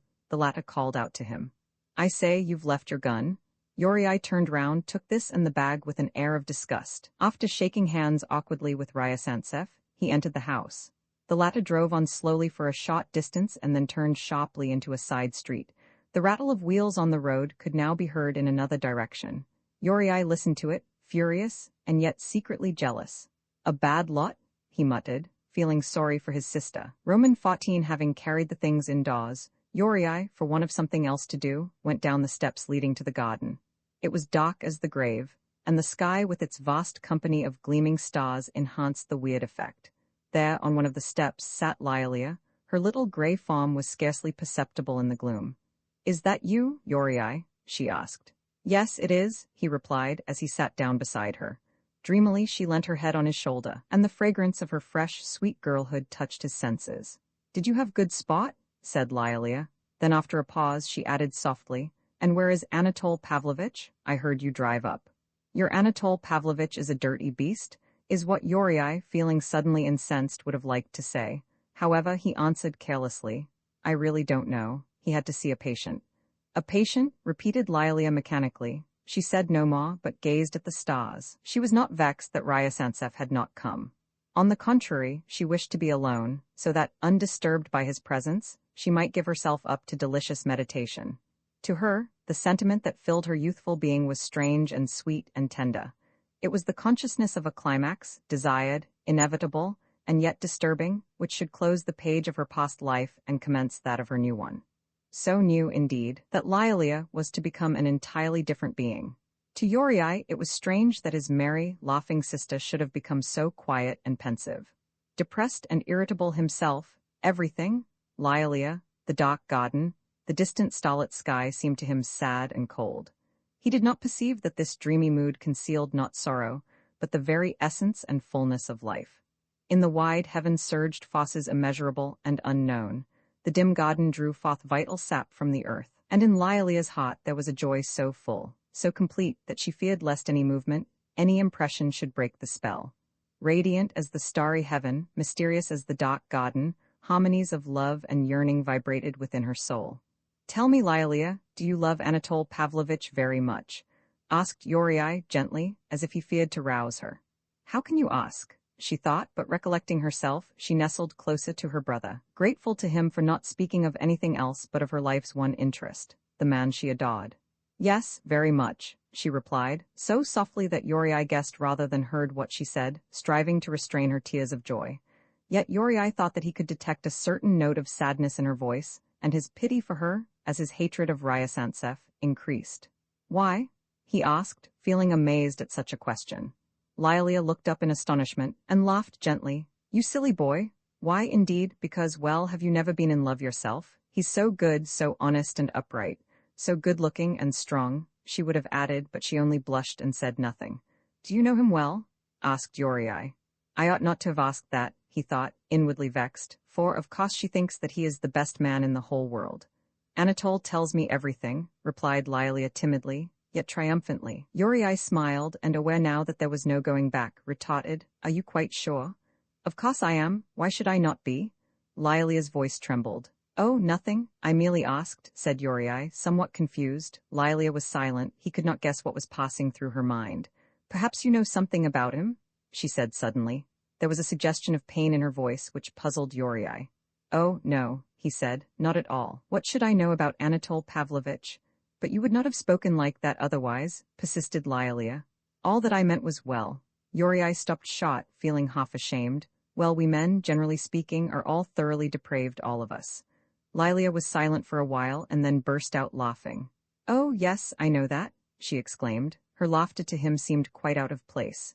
You can't take matters so lightly, he replied petulantly. Nor can you be expected to know everything that goes on. You have no idea of all the vile things of life. You are too young, too pure. Oh, indeed? Said Lilia, laughing and flattered. Then in a more serious tone she continued, Do you suppose that I have not thought of such things? Indeed, I have, and it has always pained and grieved me that we women should care so much for our reputation and our chastity, being afraid to take a step lest we should fall, while men almost look upon it as an heroic deed to seduce a girl. That is all horribly unjust, isn't it? Yes, replied Yuri bitterly, finding a certain pleasure in lashing his own sins, though conscious that he, Yuri, was absolutely different from other men. Yes, that is one of the most monstrously unjust things in the world. Ask any one of us if he would like to marry. He was going to say, aha, but substituted, a cocotte, and he will always tell you no. But in what respect is a man really any better than a cocotte? She sells herself at least for money, to earn a living, whereas a man simply gives rein to his lust in wanton and shameless fashion. Lilia was silent. A bat darted backwards and forwards beneath the balcony, unseen, struck the wall repeatedly with its wings, and then, with faint fluttering, vanished. Yuri listened to all these strange noises of the night, and then he continued speaking with increasing bitterness. The very sound of his voice drew him on. The worst of it is that not only do they all know this, and tacitly agree that it must be so, but they enact complete tragicomedies, allowing themselves to become betrothed, and then lying to God and man. It is always the purest and most innocent girls, too. He was thinking jealously of Sina Kosovina, who become the prey of the vilest debauchees, tainted physically and morally. Semenov once said to me, the purer the woman, the filthier the man who possesses her, and he was right. Is that true? Asked Lilia in a strange tone. Yes, most assuredly it is. Yuri smiled bitterly. I know nothing about it, faltered Lilia with tears in her voice. What? Cried Yuri, for he had not heard her remark. Surely Tolier is not like the rest, it's impossible. She had never spoken of him by his pet name to Yuri before. Then, all at once, she began to weep. Touched by her distress, Yuri seized her hand. Lilia, Lialichka, what's the matter? I didn't mean to come, my dear little Lilia, don't cry, he stammered, as he pulled her hands away from her face and kissed her little wet fingers. No, it's true, I know it is, she sobbed. Although she had said that she had thought about this, it was in fact pure imagination on her part, for of Ryasantsev's intimate life she had never yet formed the slightest conception. Of course she knew that she was not his first love, and she understood what that meant, though the impression upon her mind had been a vague and never a permanent one. She felt that she loved him, and that he loved her. This was the essential thing, all else for her was of no importance whatever.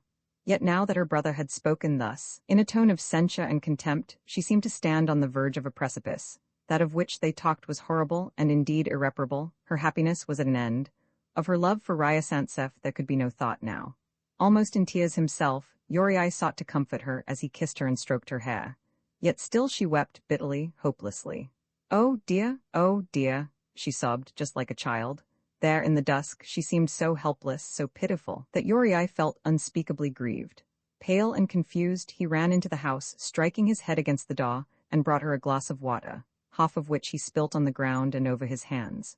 "Oh, don't cry, Lyalichka, you mustn't cry like that. What is the matter? Perhaps Anatole Pavlovitch is better than the rest, Lyalia," he repeated in despair. Lyalia, still sobbing, shook violently, and her teeth rattled against the rim of the glass. "What is the matter, miss?" asked the maidservant in alarm as she appeared in the doorway. Lilia rose and, leaning against the balustrade, went trembling and in tears towards her room. "My dear little mistress, tell me, what is it? Shall I call the master, Uriai Nikolaevich?" Nikolai Yegorovitch at that moment came out of his study, walking in slow, measured fashion. He stopped short in the doorway, amazed at the sight of Lilia. "What has happened?" "Oh, nothing, a mere trifle," replied Uriai, with a forced laugh. "We were talking about Ryasantsev. It's all nonsense." Nikolai Yegorovitch looked hard at him, and suddenly his face wore a look of extreme displeasure. "What the devil have you been saying?"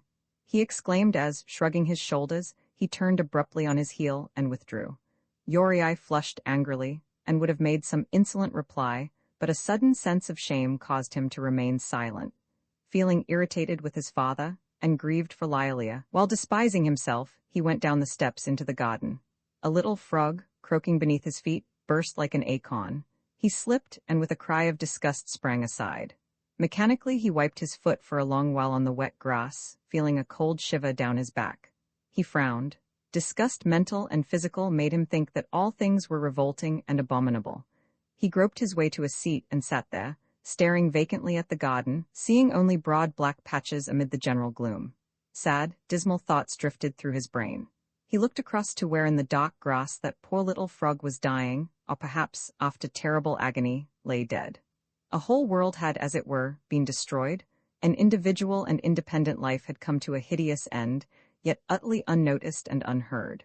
And then, by ways inscrutable, Uriai was led to the strange, disquieting thought that all which went to make up a life, the secret instincts of loving, or of hating, that involuntarily caused him to accept one thing and to reject another. His intuitive sense regarding good or bad, that all this was merely as a faint mist, in which his personality alone was shrouded. By the world in its huge, vast entirety, all his profoundest and most agonizing experiences were as utterly and completely ignored as the death agony of this little frog. In imagining that his sufferings and his emotions were of interest to others, he had expressly and senselessly woven a complicated net between himself and the universe. The moment of death sufficed to destroy this net, and to leave him, devoid of pity or pardon, utterly alone. Once more, his thoughts reverted to Semenov, and to the indifference shown by the deceased student towards all lofty ideals which so profoundly interested him, Uriai, and millions of his kind. This brought him to think of the simple joy of living, the charm of beautiful women, of moonlight, of nightingales, a theme upon which he had mournfully reflected on the day following his last sad talk with Semenov. At that time, he had not understood why Semenov attached importance to futile things such as boating or the comely shape of a girl, while deliberately refusing to be interested in the loftiest and most profound conceptions. Now, however, Uriai perceived that it could not have been otherwise, for it was these trivial things that constituted life, the real life, full of sensations, emotions, enjoyments, and that all these lofty conceptions were but empty thoughts, vain verbiage, powerless to influence in the slightest the great mystery of life and death. Important, complete though these might be, other words, other thoughts no less weighty and important must follow in the future. At this conclusion, evolved unexpectedly from his thoughts concerning good and evil, Uriai seemed utterly nonplussed. It was as though a great void lay before him, and for a moment, his brain felt free and clear, as one in dream feels able to float through space just whither he will. It alarmed him. With all his might he strove to collect his habitual conceptions of life, and then the alarming sensation disappeared. All became gloomy and confused as before. Uriai came near to admitting that life was the realization of freedom, and consequently that it was natural for a man to live for enjoyment. Thus Ryasantsev's point of view, though inferior, was yet a perfectly logical one in striving to satisfy his sexual needs as much as possible, they being the most urgent. But then he had to admit that the conceptions of debauchery and of purity were merely as withered leaves that cover fresh-grown grass, and that girls romantic and chaste as Lilia or Sina Kosovina had the right to plunge into the stream of sensual enjoyment. Such an idea shocked him as being both frivolous and nasty, and he endeavored to drive it from his brain and heart with his usual vehement, stern phrases. Well, yes, he thought, gazing upwards at the starry sky. Life is emotion, but men are not unreasoning beasts. They must master their passions. Their desires must be set upon what is good. Yet, is there a God beyond the stars? As he suddenly asked himself this, a confused, painful sense of awe seemed to crush him to the ground. Persistently, he gazed at a brilliant star in the tail of the Great Bear, and recollected how Kusma the peasant in the melon field had called this majestic constellation a wheelbarrow. He felt annoyed, in a way, that such an irrelevant thought should have crossed his mind. He gazed at the black garden in sharp contrast to the shining sky, pondering, meditating. If the world were deprived of feminine purity and grace that are as the first sweet flowers of spring, what would remain sacred to mankind? As he thought thus, he pictured to himself a company of lovely maidens, fair as spring flowers, seated in sunlight on green meadows beneath blossoming boughs. Their youthful breasts, delicately molded shoulders, and supple limbs moved mysteriously before his eyes, provoking exquisitely voluptuous thrills. As if dazed, he passed his hand across his brow. My nerves are overwrought, I must get to bed, thought he. With sensuous visions such as these before his eyes, depressed and ill at ease, Yuri went hurriedly indoors. When in bed, after vain efforts to sleep, his thoughts reverted to Lilia and Ryasansev. Why am I so indignant because Lilia is not Ryasansev's only love? To this question he could find no reply. Suddenly the image of Sina Kosovina rose up before him, soothing his heated senses. Yet, though he strove to suppress his feelings, it became ever clearer to him why he wanted her to be just as she was, untouched and pure. Yes, but I love her, thought Yuri for the first time, and it was this idea that banished all others, even bringing tears to his eyes. But in another moment he was asking himself with a bitter smile, why then did I make love to other women before her? True, I did not know of her existence, yet neither did Ryasansev know of Lilia. At that time, we both thought that the woman whom we desired to possess was the real, the sole, the indispensable one. We were wrong then, perhaps we are wrong now.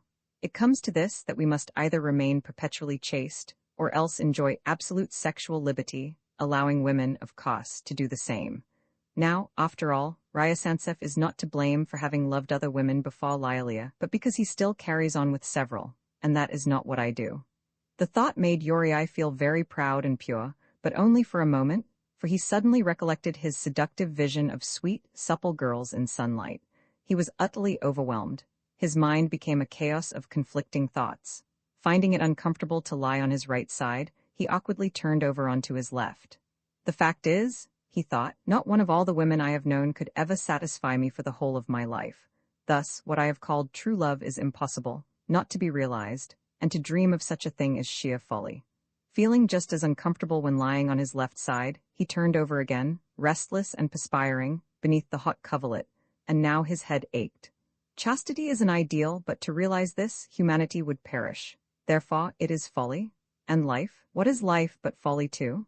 He almost uttered the words in a loud voice, grinding his teeth with such fury that yellow stars flashed before his eyes.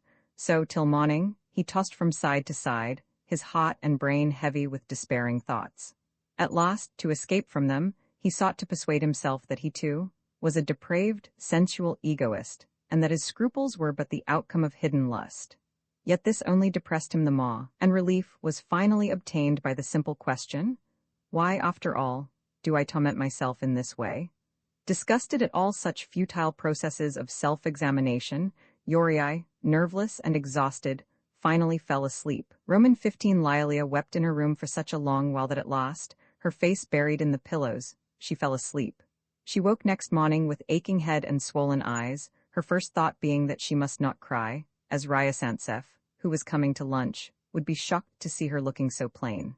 Then, suddenly, she recollected that all was over between them, and a sense of bitter pain and burning love caused her to weep afresh. How base, how horrible, she murmured, striving to keep back her tears. And why? Why? She repeated, as infinite grief for love that was lost seemed to overwhelm her. It was revolting to think that Ryasansev had always lied to her in such a facile, heartless way. And not only he, but all the others lied, too, she thought. They all of them professed to be so delighted at our marriage, and said that he was such a good, honest fellow. Well, no, they didn't actually lie about it, but they simply didn't think it was wrong. How hateful of them! Thus all those who surrounded her seemed odious, evil persons. She leant her forehead against the window-pane and through her tears, gazed at the garden. It was gloomy there, and large raindrops beat incessantly against the panes, so that Lialia could not tell if it were these or her tears which hid the garden from her view. The trees looked sad and forlorn, their pale, dripping leaves and black boughs faintly discernible amid the general downpour that converted the lawn into a muddy swamp. And Lialia's whole life seemed to her utterly unhappy. The future was hopeless, the past all dark. When the maidservant came to call her to breakfast, Lialia, though she heard the words, failed to understand their meaning. Afterwards, at table, she felt confused when her father spoke to her. It was as if he spoke with special pity in his voice. No doubt, everyone knew by this time how abominably false to her the beloved one had been. She hastily returned to her room and once more sat down and gazed at the gray, dreary garden. Why should he be so false? Why should he have hurt me like this? Is it that he does not love me? No, Tolia loves me and I love him. Well then, what is wrong? Why, it's this, he's deceived me, he's been making love to all sorts of nasty women. I wonder if they loved him as I love him. She asked herself, naively, ardently. Oh, how silly I am, to be sure. What's the good of worrying about that? He has been false to me, and everything now is at an end. Oh, how perfectly miserable I am. Yes, I ought to worry about it. He was false to me. At least he might have confessed it to me. But he didn't? Oh, it's abominable. Kissing a lot of other women, and perhaps even it's awful. Oh, I'm so wretched. A little frog hopped across the path with legs outstretched. Thus sang Lialia, mentally, as she spied a little gray ball hopping timidly across the slippery footpath. Yes, I am miserable, and it is all over, thought she, as the frog disappeared in the long grass. For me it was all so beautiful, so wonderful, and for him, well, just an ordinary, commonplace affair. That is why he always avoided speaking to me of his past life. That is why he always looked so strange, as if he were thinking of something, as if he were thinking, I know all about that. I know exactly what you feel and what the result of it will be. While all the time I was, oh, it's horrible, it's shameful, I'll never, never love anybody again. And she wept again, her cheek pressed against the cool window pane as she watched the drifting clouds. But Tolier is coming to lunch today.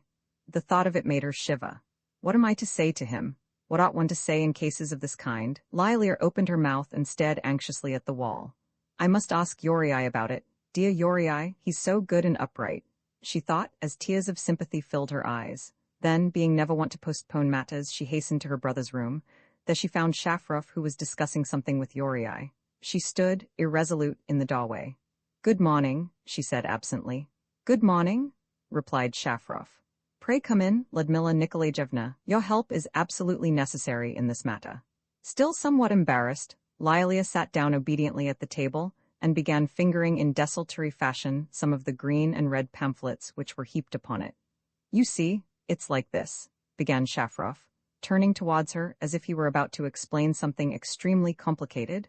Several of our comrades at Kursk are very hard up, and we must absolutely do what we can to help them. So I think of getting up a concert, what? This favorite expression of Shafrof's, what? Reminded Lialia of her object in coming to her brother's room, and she glanced hopefully at Yorii. Why not? It's a very good idea, she replied, wondering why Yorii avoided her glance. After Lialia's torrent of tears and the gloomy thoughts which had harassed him all night long, Yorii felt too depressed to speak to his sister. He had expected that she would come to him for advice, yet to give this in a satisfactory way seemed impossible. So, too, it was impossible to take back what he had said in order to comfort Lialia and thrust her back into Ryasantsev's arms, nor had he the heart to give the death blow to her childish happiness. Well, this is what we have decided to do, continued Shafrof, moving nearer to Lialia, as if the matter were becoming much more complex. We mean to ask Lida Sanina and Sina Kosovina to sing, each a solo first of all, and afterwards a duet. One is a contralto, and the other a soprano, so that will do nicely. Then I shall play the violin, and afterwards Sarudin might sing, accompanied by Tanarov. Oh, then, officers are to take part in the concert, are they? Asked Lialia mechanically, thinking all the while of something quite different. Why, of course, exclaimed Shafrof, with a wave of his hand. Lida has only got to accept, and they'll all swarm round her like bees. As for Sarudin, he'll be delighted to sing. It doesn't matter where, so long as he can sing. This will attract a good many of his brother officers, and we shall get a full house. You ought to ask Sina Kosovina, said Lilia, looking wistfully at her brother. He surely can't have forgotten, she thought.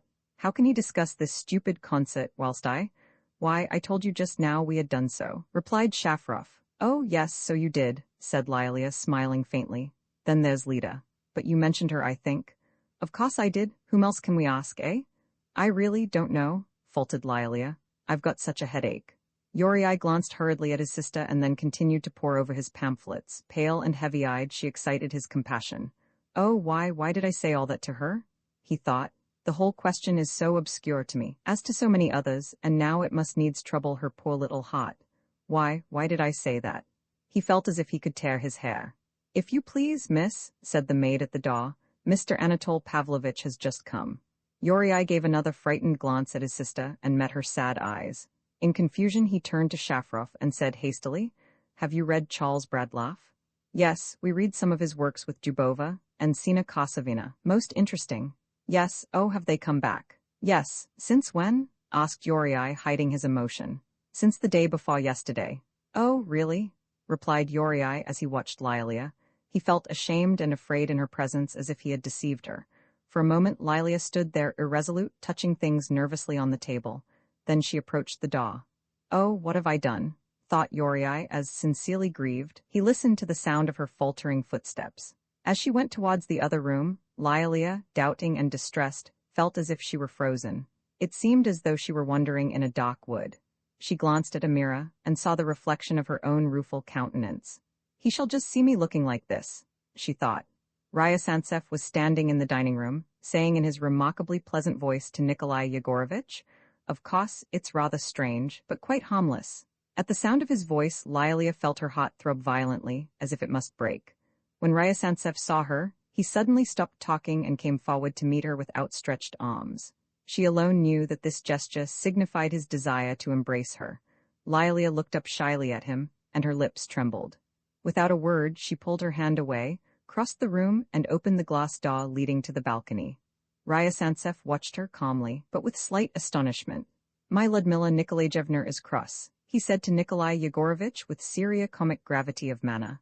The latter burst out laughing. You had better go and make it up.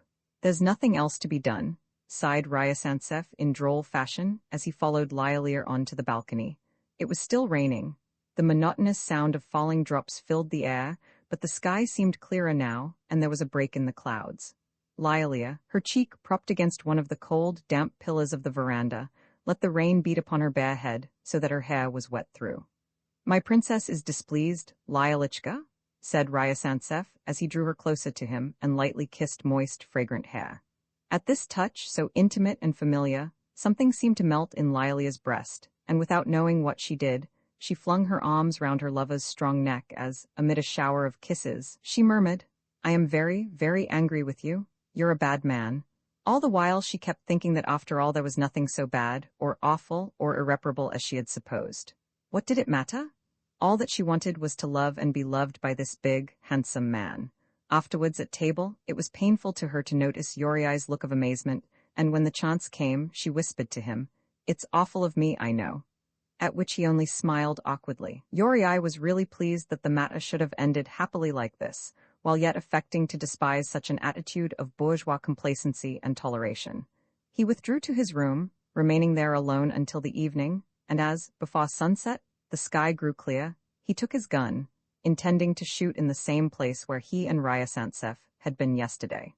After the rain, the marsh seemed full of new life. Many strange sounds were now audible, and the grasses waved as if stirred by some secret vital force. Frogs croaked lustily in a chorus. Now and again some birds uttered a sharp, discordant cry, while at no great distance, yet out of range, ducks could be heard cackling in the wet reeds. Yuri, however, felt no desire to shoot, but he shouldered his gun and turned homeward, listening to sounds of crystalline clearness in the grey calm twilight. How beautiful, thought he. All is beautiful, man alone is vile. Far away he saw the little fire burning in the melon field, and ere long by its light he recognized the faces of Kusma and Sanine. What does he always come here for? Thought Yuri, surprised and curious. Seated by the fire, Kusma was telling a story, laughing and gesticulating meanwhile. Sanine was laughing, too. The fire burned with a slender flame, as that of a taper, the light being rosy, not red as at night time, while overhead, in the blue dome of heaven, the first stars glittered. There was an odor of fresh mold and rain-drenched grass. For some reason or other, Uriai felt afraid lest they should see him, yet at the same time it saddened him to think that he could not join them. Between himself and them, there seemed to be a barrier incomprehensible, and yet unreal, a space devoid of atmosphere, a gulf that could never be bridged. This sense of utter isolation depressed him greatly. He was alone. From this world with its Vespa lights and hues, and fires, and stars, and human sounds, he stood aloof and apart, as though shut close within a dark room. So distressful was this sense of solitude, that as he crossed the melon field where hundreds of melons were growing in the gloom, to him they seemed like human skulls that lay strewn upon the ground. Roman 16 summer now came on, abounding in light and warmth. Between the luminous blue heaven and the sultry earth there floated a tremulous veil of golden haze. Exhausted with the heat, the trees seemed asleep. Their leaves, drooping and motionless, cast short, transparent shadows on the parched, arid turf. Indoors it was cool. Pale green reflections from the garden quivered on the ceiling, and while everything else stirred not, the curtains by the window waved. His linen jacket all unbuttoned, Sarudin slowly paced up and down the room, languidly smoking a cigarette, and displaying his large white teeth. Tanarov, in just his shirt and riding breeches, lay at full length on the sofa, furtively watching Sarudin with his little black eyes. He was in urgent need of 50 rubles, and had already asked his friend twice for them. He did not venture to do this a third time, and so was anxiously waiting to see if Sarudin himself would return to the subject. The latter had not forgotten by any means, but having gambled away 700 rubles last month, begrudged any further outlay. He already owes me 250, thought he, as he glanced at Tanarov in passing. Then, more irritably, "It's astonishing, upon my word. Of course we're good friends and all that, but I wonder that he's not the least bit ashamed of himself. He might at any rate make some excuse for owing me all that money. No, I won't lend him another penny," he thought maliciously. The orderly now entered the room, a little freckled fellow who in slow, clumsy fashion stood at attention, and without looking at Sarudin said, "If you please, sir, you asked for beer, but there isn't any more." Sarudin's face grew red, as involuntarily he glanced at Tanarov. "Well, this is really a bit too much," he thought. "He knows that I am hard up, yet beer has to be sent for. There's very little vodka left, either," added the soldier. "All right, damn you, you've still got a couple of rubles, go and buy what is wanted." "Please, sir, I haven't got any money at all." "How's that? What do you mean by lying?" exclaimed Sarudin, stopping short. "If you please, sir, I was told to pay the washerwoman 1 ruble and 70 kopecks, which I did, and I put the other 30 kopecks on the dressing table, sir." "Yes, that's right," said Tanarov, with assumed carelessness of manner, though blushing for very shame. "I told him to do that yesterday. The woman had been worrying me for a whole week, don't you know." 2 red spots appeared on Sarudin's scrupulously shaven cheeks, and the muscles of his face worked convulsively. He silently resumed his walk up and down the room and suddenly stopped in front of Tanarov. "Look here," he said, and his voice trembled with anger. "I should be much obliged if in future you would leave me to manage my own money affairs." Tanarov's face flushed crimson. A trifle like that," he muttered, shrugging his shoulders. "It is not a question of trifles," continued Sarudin bitterly. "It is the principle of the thing. May I ask what right you?" "I," stammered Tanarov. "Pray don't explain," said Sarudin, in the same cutting tone. "I must beg you not to take such a liberty again." Tanarov's lips quivered. He hung his head and nervously fingered his mother-of-pearl cigarette holder. After a moment's pause, Sarudin turned sharply round and, jingling the keys loudly, opened the drawer of his bureau. "There, go and buy what is wanted," he said irritably, but in a calmer tone as he handed the soldier a 100-ruble note. "Very good, sir," replied the soldier, who saluted and withdrew. Sarudin pointedly locked his cash-box and shut the drawer of the bureau. Tanarov had just time to glance at the box containing the 50 rubles which he needed so much, and then, sighing, lit a cigarette. He felt deeply mortified, yet he was afraid to show this, lest Sarudin should become more angry. "What are 2 rubles to him?" he thought. "He knows very well that I am hot up." Sarudin continued walking up and down, obviously irritated, but gradually growing calmer.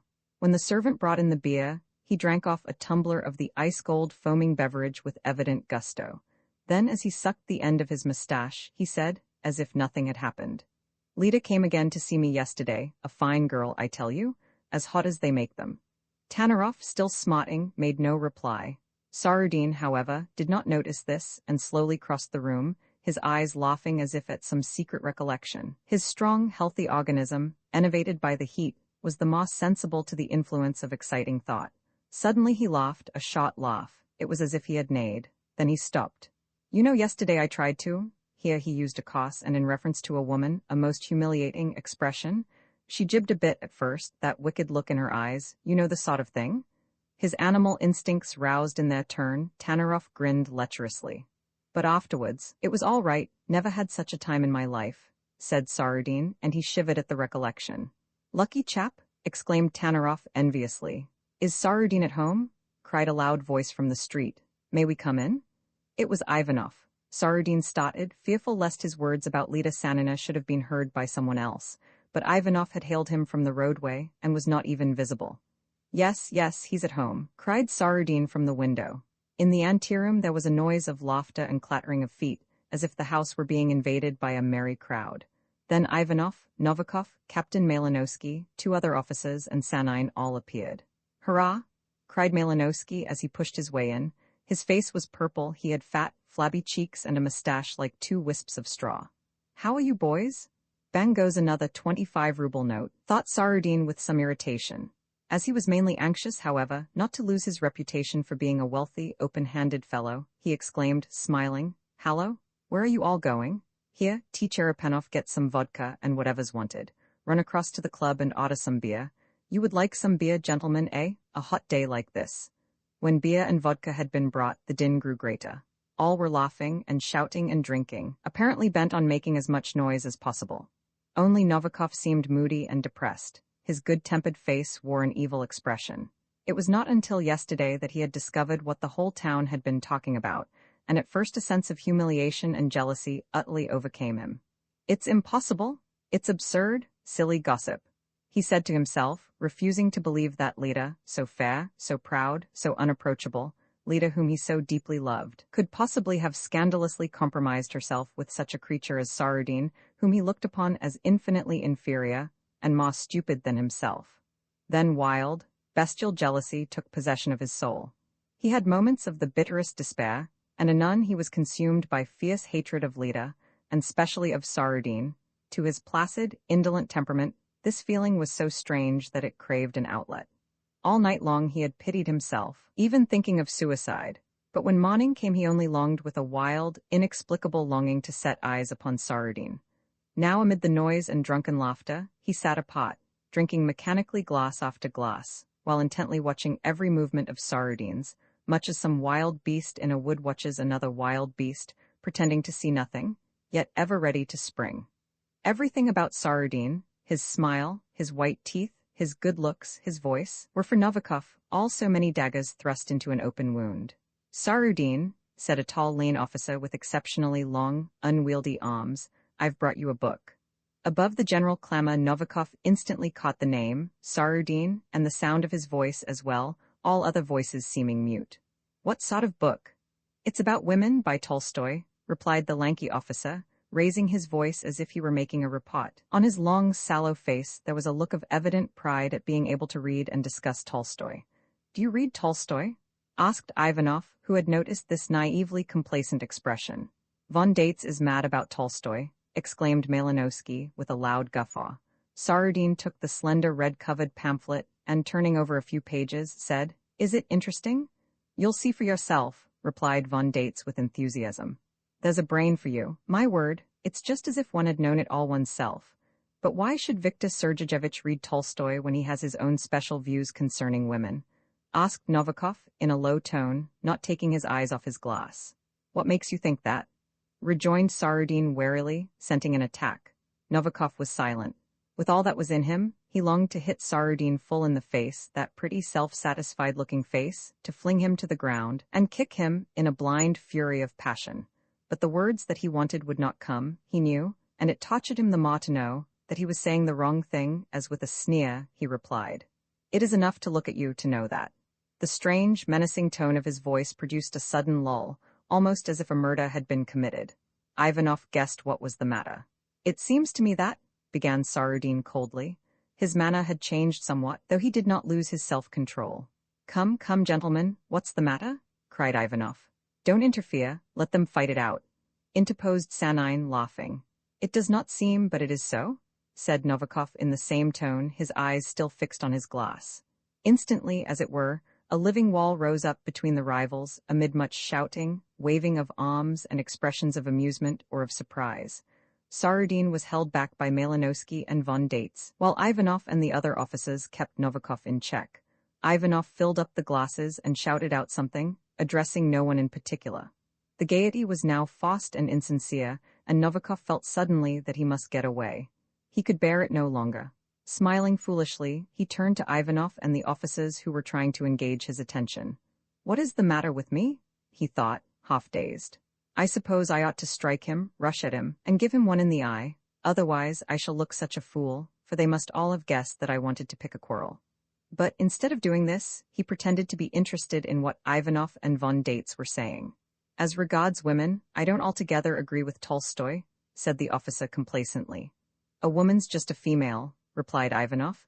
In every 1,000 men you might find one worthy to be called a man. But women, bah, they're all alike, just little naked, plump, rosy apes without tails. Rather smart, that, said von Dates approvingly. And true, too, thought Novikov bitterly. My dear fellow, continued Ivanov, waving his hands close to the other's nose, I'll tell you what, if you were to go to people and say, whatsoever woman looketh on a man to lust after him hath committed adultery with him already in her heart, most of them would probably think that you had made a most original remark. Von Dates burst into a fit of hoarse laughter that sounded like the barking of a dog. He had not understood Ivanov's joke, but felt sorry not to have made it himself. Suddenly, Novikov held out his hand to him. What, are you off? Asked von Dates in surprise. Novikov made no reply. Where are you going? Asked Sanine. Still Novikov was silent. He felt that in another moment the grief pent up within his bosom must break forth in a flood of tears.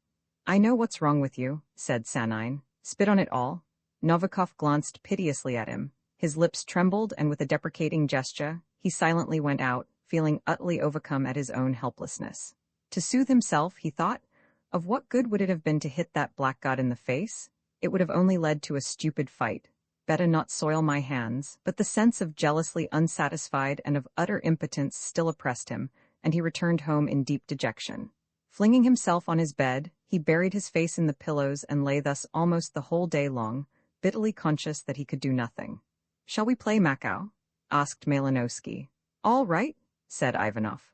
The orderly at once opened the card table, and gaily the green cloth beamed upon them all. Malinowski's suggestion had roused the company, and he now began to shuffle the cards with his short, hairy fingers. The bright-colored cards were now scattered circle-wise on the green table, as the chink of silver rubles was heard after each deal, while on all sides fingers like spiders closed greedily on the coin. Only brief, hoarse ejaculations were audible, expressing either vexation or pleasure. Sarudin had no luck. He obstinately made a point of staking 15 rubles, and lost every time. His handsome face wore a look of extreme irritation. Last month he had gambled away 700 rubles, and now there was all this to add to his previous loss. His ill humor was contagious, for soon between von Dates and Malinowski there was an interchange of high words. I have staked on the side there, exclaimed von Dates irritably. It amazed him that this drunken boor, Malinowski, should dare to dispute with such a clever, accomplished person as himself. Oh, so you say, replied Malinowski rudely. Damnation take it, when I win then you tell me you've staked on the side, and when I lose? I beg your pardon, said von Dates, dropping his Russian accent as he was wont to do when angry. Pardon be hanged, take back your stake. No, no, take it back, I say. But let me tell you, sir, that... Good God, gentlemen, what the devil does all this mean? Shouted Sarudin as he flung down his cards. At this juncture a newcomer appeared in the doorway. Sarudin was ashamed of his own vulgar outburst, and of his noisy, drunken guests with their cards and bottles, for the whole scene suggested a low tavern. The visitor was tall and thin, and wore a loosely fitting white suit and an extremely high collar. He stood on the threshold amazed, endeavoring to recognize Sarudin. Hallo, Pavel Lvovich, what brings you here? Cried Sarudin, as, crimson with annoyance, he advanced to greet him. The newcomer entered in hesitating fashion, and the eyes of all were fixed on his dazzlingly white shoes picking their way through the beer bottles, cocks, and cigarette ends. So white and neat and scented was he, that, in all these clouds of smoke, and amid all these flushed, drunken fellows, he might have been likened to a lily in the marsh, had he not looked so frail and worn out, and if his features had not been so puny, nor his teeth so decayed under his scanty, red moustache. "Where have you come from? Have you been away a long while from Pitcha?" Too, said Saradine, somewhat flurried, as he feared that Pitcha was not exactly the word which he ought to have used. "I only got here yesterday," said the gentleman in white, in a determined tone, though his voice sounded like the suppressed crowing of a cock. "My comrades," said Saradine, introducing the others. "Gentlemen, this is Mr. Pavel Lvovich Volochin." Volochin bowed slightly. "We must make a note of that," observed the tipsy Ivanov, much to Sarudine's horror. "Pray sit down, Pavel Lvovich. Would you like some wine or some beer?" Volochin sat down carefully in an armchair, and his white, immaculate form stood out sharply against the dingy oilcloth cover. "Please don't trouble. I just came to see you for a moment," he said, somewhat coldly, as he surveyed the company. "How's that? I'll send for some white wine. You like white wine, don't you?" asked Sarudine, and he hurried out. "Why on earth does the fool want to come here today?" he thought, irritably, as he sent the orderly to fetch wine. "This Volochin will say such things about me in Petersburg that I shan't be able to get a footing in any decent house." Meanwhile, Volochin was taking stock of the others with undisguised curiosity, feeling that he himself was immeasurably superior. There was a look in his little glossy, gray eyes of unfeigned interest, as if he were being shown a collection of wild beasts. He was specially attracted by Sanine's height, his powerful physique, and his dress. An interesting type, that. He must be pretty strong, he thought, with the genuine admiration of the weakling for the athlete. In fact, he began to speak to Sanine, but the latter, leaning against the windowsill, was looking out at the garden. Volochin stopped short. The very sound of his own squeaky voice vexed him. "Hooligans?" he thought. At this moment, Sarudine came back. He sat down next to Volochin and asked questions about St. Petersburg, and also about the latter's factory, so as to let the others know what a very wealthy and important person his visitor was. The handsome face of this sturdy animal now wore an expression of petty vanity and self-importance. "Everything's the same with us, just the same," replied Volochin, in a bawd tone of voice. "How is it with you?" "Oh, I'm just vegetating," said Sarudine with a mournful sigh. Volochin was silent and looked up disdainfully at the ceiling where the green reflections from the garden wavered. "Our one and only amusement is this," continued Sarudine, as with a gesture he indicated the cards, the bottles, and his guests. "Yes, yes," drawled Volochin. To Sarudine his tone seemed to say, "And you're no better, either. I think I must be going now. I'm staying at the hotel on the boulevard. I may see you again." Volochin rose to take his leave. At this moment the orderly entered and, saluting in slovenly fashion, said, "The young lady is there, sir." Sarudine started. "What?" he cried. "She has come, sir." "Ah, yes, I know," said Sarudine. He glanced about him nervously, feeling a sudden presentiment. "I wonder if it's Leda?" he thought. Impossible. Volochin's inquisitive eyes twinkled. His puny little body in its loose white clothes seemed to acquire new vitality. "Well, goodbye," he said, laughing. "Up to your old tricks as usual?" "Ha, ha." Sarudine smiled uneasily as he accompanied his visitor to the door, and with a parting stare the latter in his immaculate shoes hurried off. "Now, sirs," said Sarudine on his return, "how's the game going? Take the bank for me, will you, Tanaroff? I shall be back directly." He spoke hastily, his eyes were restless. "That's a lie," growled the drunken, bestial Malinowski. "We mean to have a good look at that young lady of yours." Tanaroff seized him by the shoulders and forced him back into his chair. The others hurriedly resumed their places at the card table, not looking at Sarudine. Sanine also sat down, but there was a certain seriousness in his smile. He had guessed that it was Leda who had come, and a vague sense of jealousy and pity was roused within him for his handsome sister, now obviously in great distress. Roman 17 sideways, on Sarudine's bed, sat Leda in despair, convulsively twisting her handkerchief. As he came in he was struck by her altered appearance. Of the proud, high-spirited girl there was not a trace. He now saw before him a dejected woman, broken by grief, with sunken cheeks and lifeless eyes. These dark eyes instantly met his, and then as swiftly shunned his gaze. Instinctively he knew that Leda feared him, and a feeling of intense irritation suddenly arose within him. Closing the door with a bang, he walked straight up to her. You really are a most extraordinary person, he began, with difficulty checking his fierce wish to strike her. Here am I with a room full of people, your brother's there too, couldn't you have chosen some other time to come? Upon my word, it is too provoking. From the dark eyes there shot such a strange flash that Sarudin quailed. His tone changed. He smiled, showing his white teeth, and taking Lita's hand, sat down beside her on the bed. Well, it doesn't matter. I was only anxious on your account. I am ever so glad that you've come. I was longing to see you. Sarudin raised her hot, perfumed little hand to his lips and kissed it just above the glove. Is that the truth? Asked Lita. The curious tone of her voice surprised him. Again she looked up at him, and her eyes said plainly, Is it true that you love me? You see how wretched I am now, not like I was once. I am afraid of you, and I feel all the humiliation of my present state, but I have no one except you that can help me. How can you doubt it? Replied Sarudin.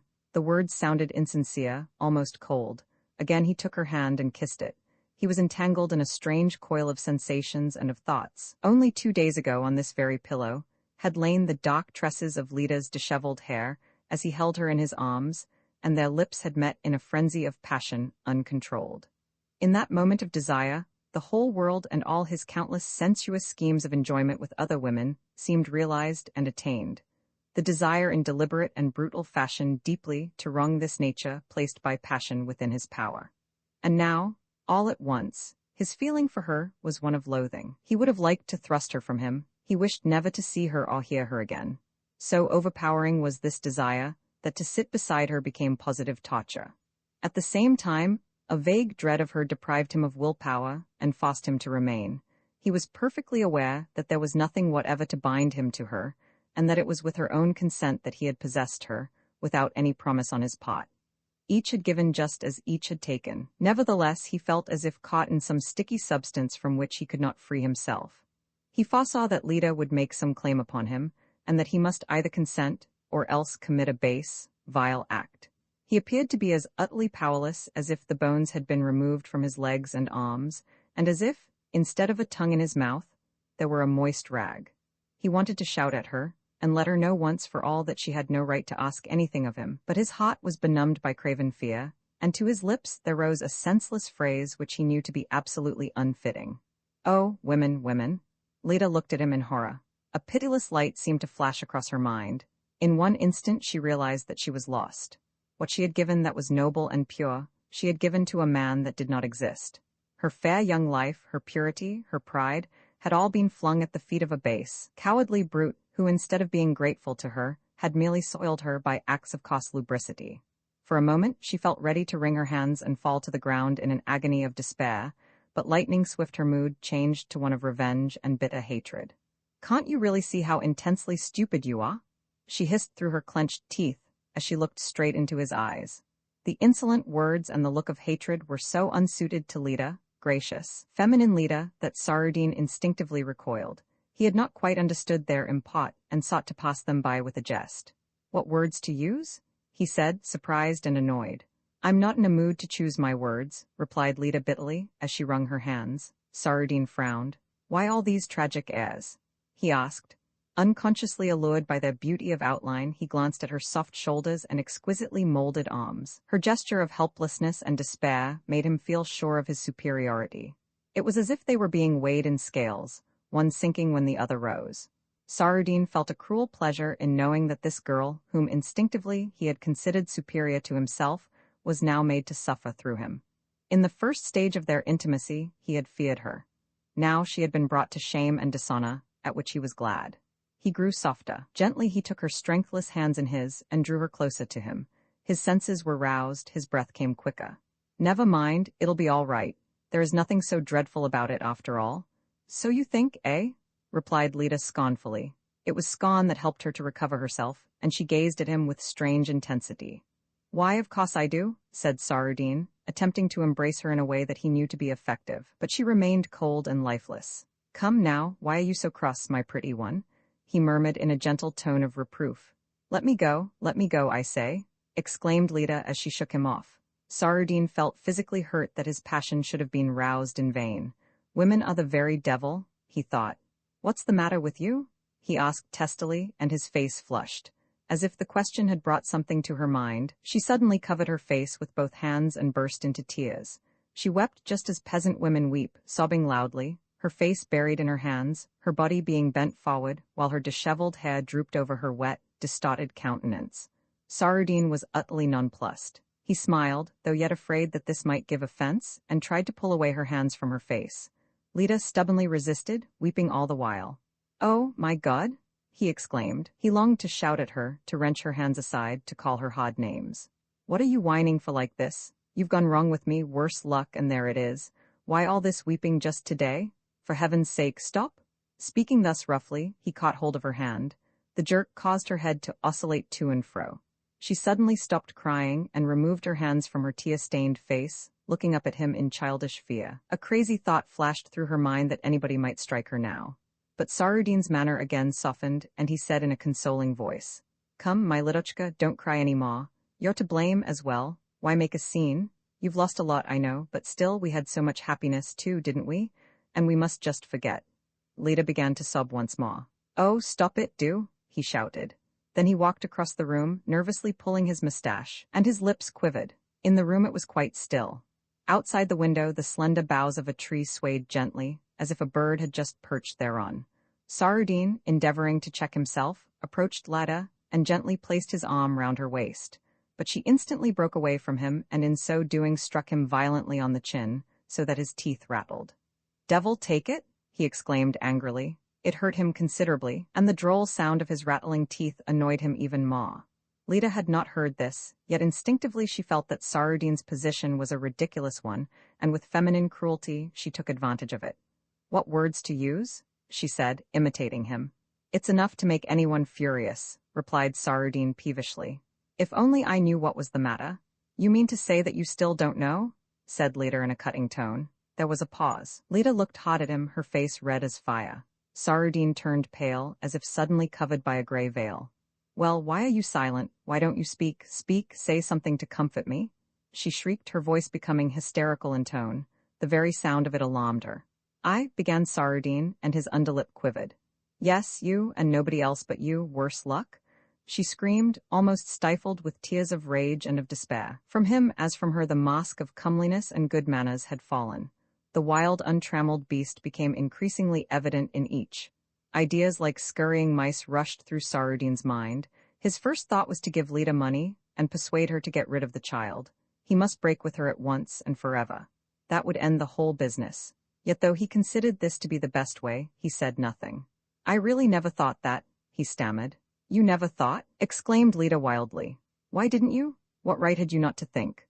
"But Lida, I never told you that he faltered, feeling afraid of what he was going to say, yet conscious that he would yet do so, all the same.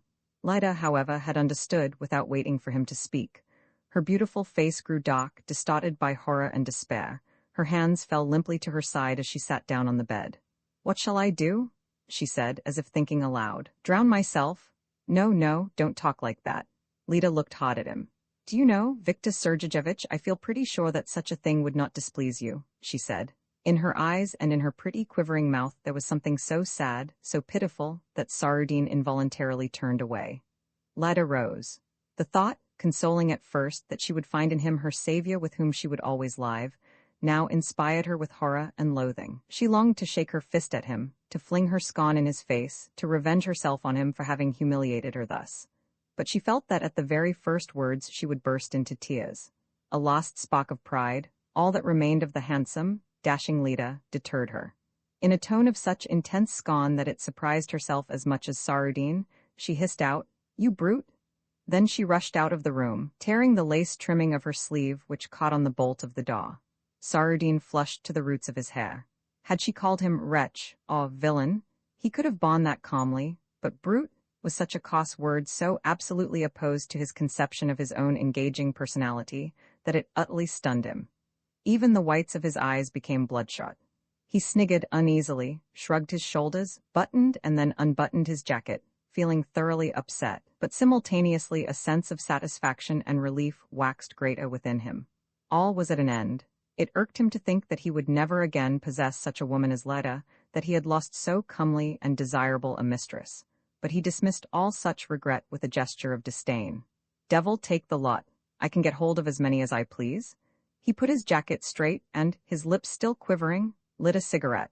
Then, assuming his wonted air of nonchalance, he returned to his guests. Roman 18, all the gamblers except the drunken Malinowski had lost their interest in the game. They were intensely curious to know who the lady was that had come to see Sanine. Those who guessed that it was Lida Sanina felt instinctively jealous, picturing to themselves her white body in Sanine's embrace.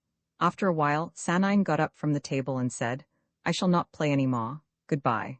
"Wait a minute, my friend, where are you going?" asked Ivanov. "I'm going to see what they are about in there," replied Sanine, pointing to the closed door.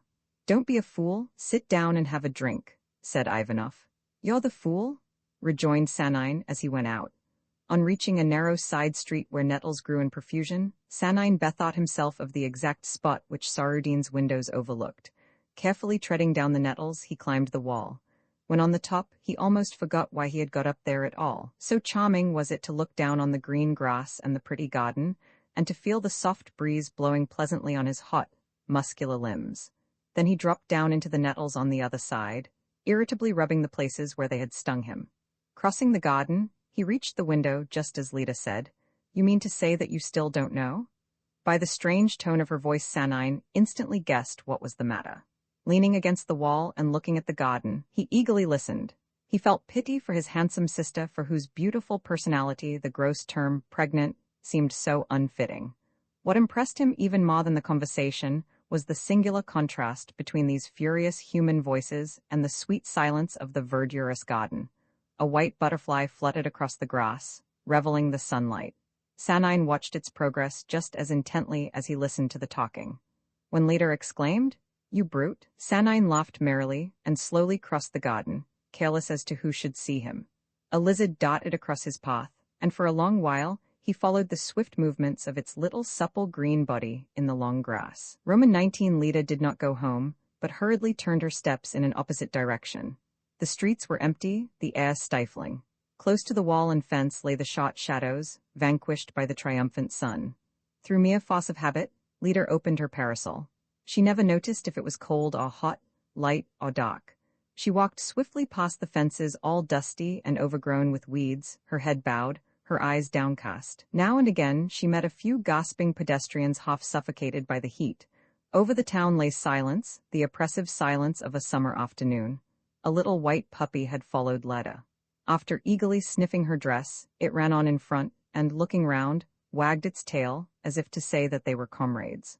At the corner of a street stood a funny little fat boy, a portion of whose shirt peeped out at the back of his breeches. With cheeks distended and fruit-stained, he was vigorously blowing a wooden pipe. Lida beckoned to the little puppy and smiled at the boy. Yet she did so almost unconsciously. Her soul was imprisoned.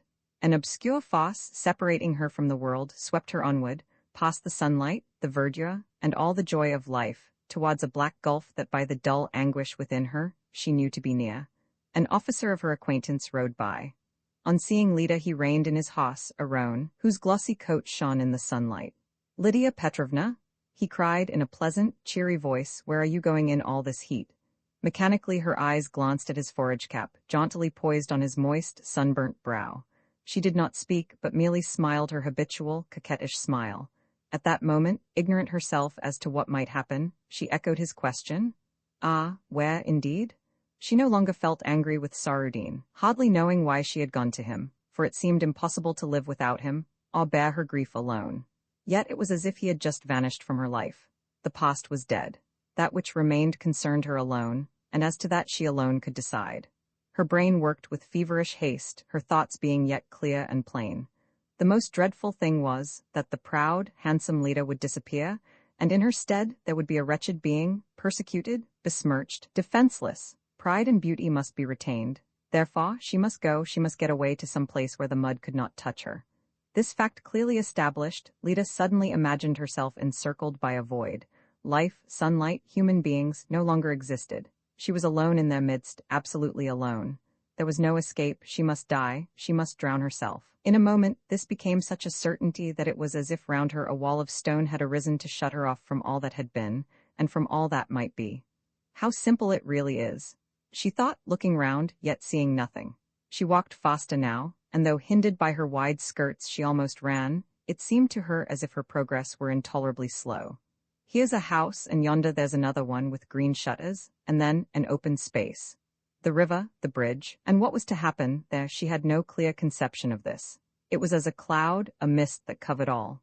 But such a state of mind only lasted until she reached the bridge. As she leant over the parapet and saw the greenish, turbid water, her confidence instantly forsook her. She was seized with fear and a wild desire to live. Now her perception of living things came back to her.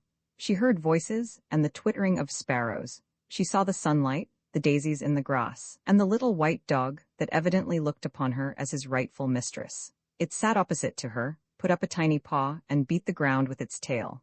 Lida gazed at it, longing to hug it convulsively, and large tears filled her eyes. Infinite regret for her beautiful, ruined life overcame her. Half fainting, she leant forward, over the edge of the sun-baked parapet, and the sudden movement caused her to drop one of her gloves into the water. In mute horror she watched it fall noiselessly on the smooth surface of the water, making large circles. She saw her pale yellow glove become darker and darker, and then filling slowly with water, and turning over once, as in its death agony, sink down gradually with a spiral movement to the green depths of the stream. Lida strained her eyes to mark its descent, but the yellow spot grew ever smaller and more indistinct, and at last disappeared. All that met her gaze was the smooth, dark surface of the water. "How did that happen, miss?" asked a female voice close to her. Lida started backwards and saw a fat, snub-nosed peasant woman who looked at her with sympathetic curiosity. Although such sympathy was only intended for the lost glove, to Lida it seemed as if the good-natured, fat woman knew all, and pitied her. For a moment she was minded to tell her the whole story, and thus gain some relief, but she swiftly rejected the idea as foolish. She blushed and stammered out, "Oh, it's nothing," as she reeled backwards from the bridge. "Here it's impossible, they would pull me out," she thought. She walked farther along the riverbank and followed a smooth footpath to the left between the river and a hedge. On either side were nettles and daisies, sheep's parsley and ill-smelling garlic. Here it was calm and peaceful as in some village church. Tall willows bent dreamily over the stream. The steep, green banks were bathed in sunlight, tall burdocks flourished amid the nettles, and prickly thistles became entangled in the lace trimming of Lida's dress. One huge plant pouted her with its white seeds. Lida had now to force herself to go farther, striving to overcome a mighty power within which held her back. "It must be, it must, she repeated as, dragging herself along. Her feet seemed to break their bonds at every step, which took her farther from the bridge and nearer to the place at which unconsciously she had determined to stop. On reaching it, when she saw the black, cold water underneath overarching boughs, and the current swirling past a corner of the steep bank, then she realized for the first time how much she longed to live, and how awful it was to die. Yet die she must, for to live on was impossible. Without looking round, she flung down her other glove and her parasol, and leaving the path, walked through the tall grasses to the water. In that moment, 1,000 thoughts passed through her brain. Deep in her soul, where long it had lain dormant, her childish faith awoke, as with simple fervor she repeated this short prayer, "Lord, save me, Lord, help me." She suddenly recollected the refrain of a song that latterly she had been studying. For an instant she thought of Sanine, and then she saw the face of her mother, who seemed doubly dear to her in this awful moment. Indeed, it was this last recollection which drove her faster to the river. Never till then had Lida so keenly realized that her mother, and all those who loved her, did not love her for what she really was, with all her defects and desires, but only for that which they wished her to be. Now that she had strayed from the path that, according to them, was the only right one, these persons, and especially her mother, having loved her much, would now prove proportionately severe.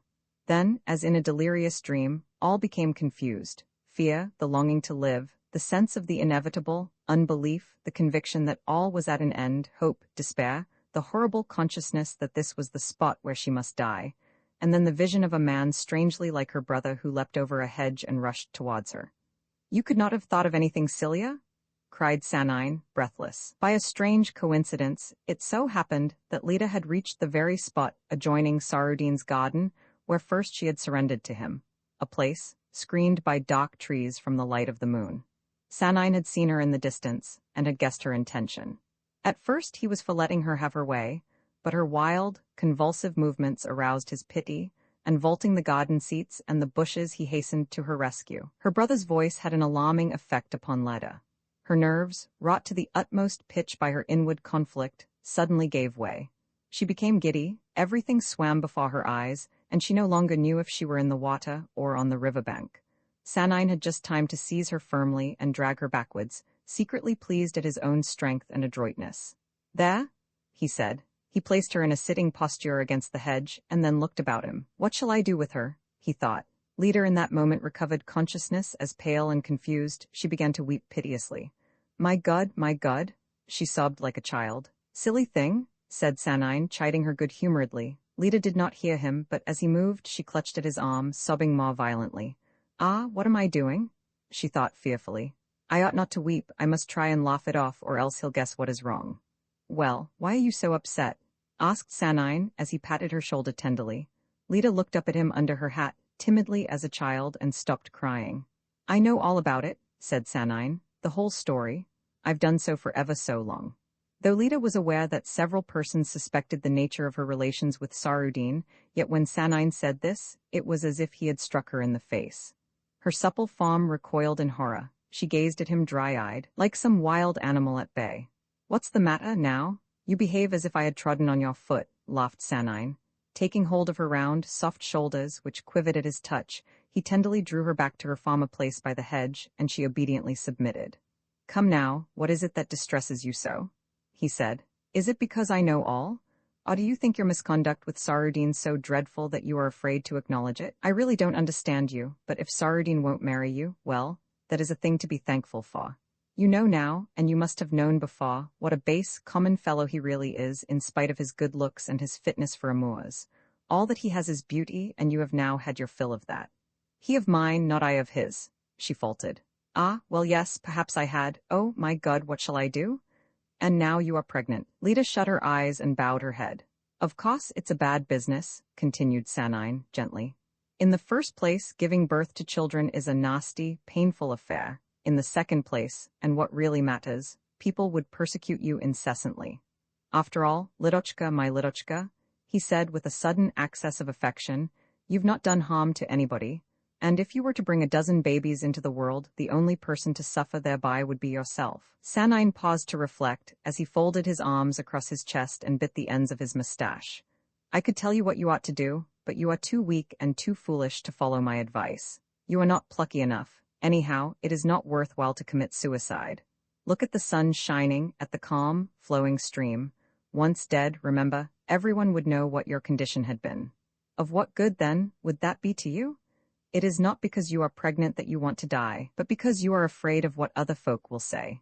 The terrible part of your trouble lies, not in the actual trouble itself, but because you put it between yourself and your life which, as you think, ought to end.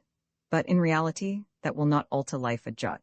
You do not fear folk who are remote, but those who are close to you, especially those who love you and who regard your surrender as utterly shocking because it was made in a wood or a meadow, instead of in a lawful marriage bed. They will not be slow to punish you for your offense, so of what good are they to you? They are stupid, cruel, brainless people. Why should you die because of stupid, cruel, brainless people?"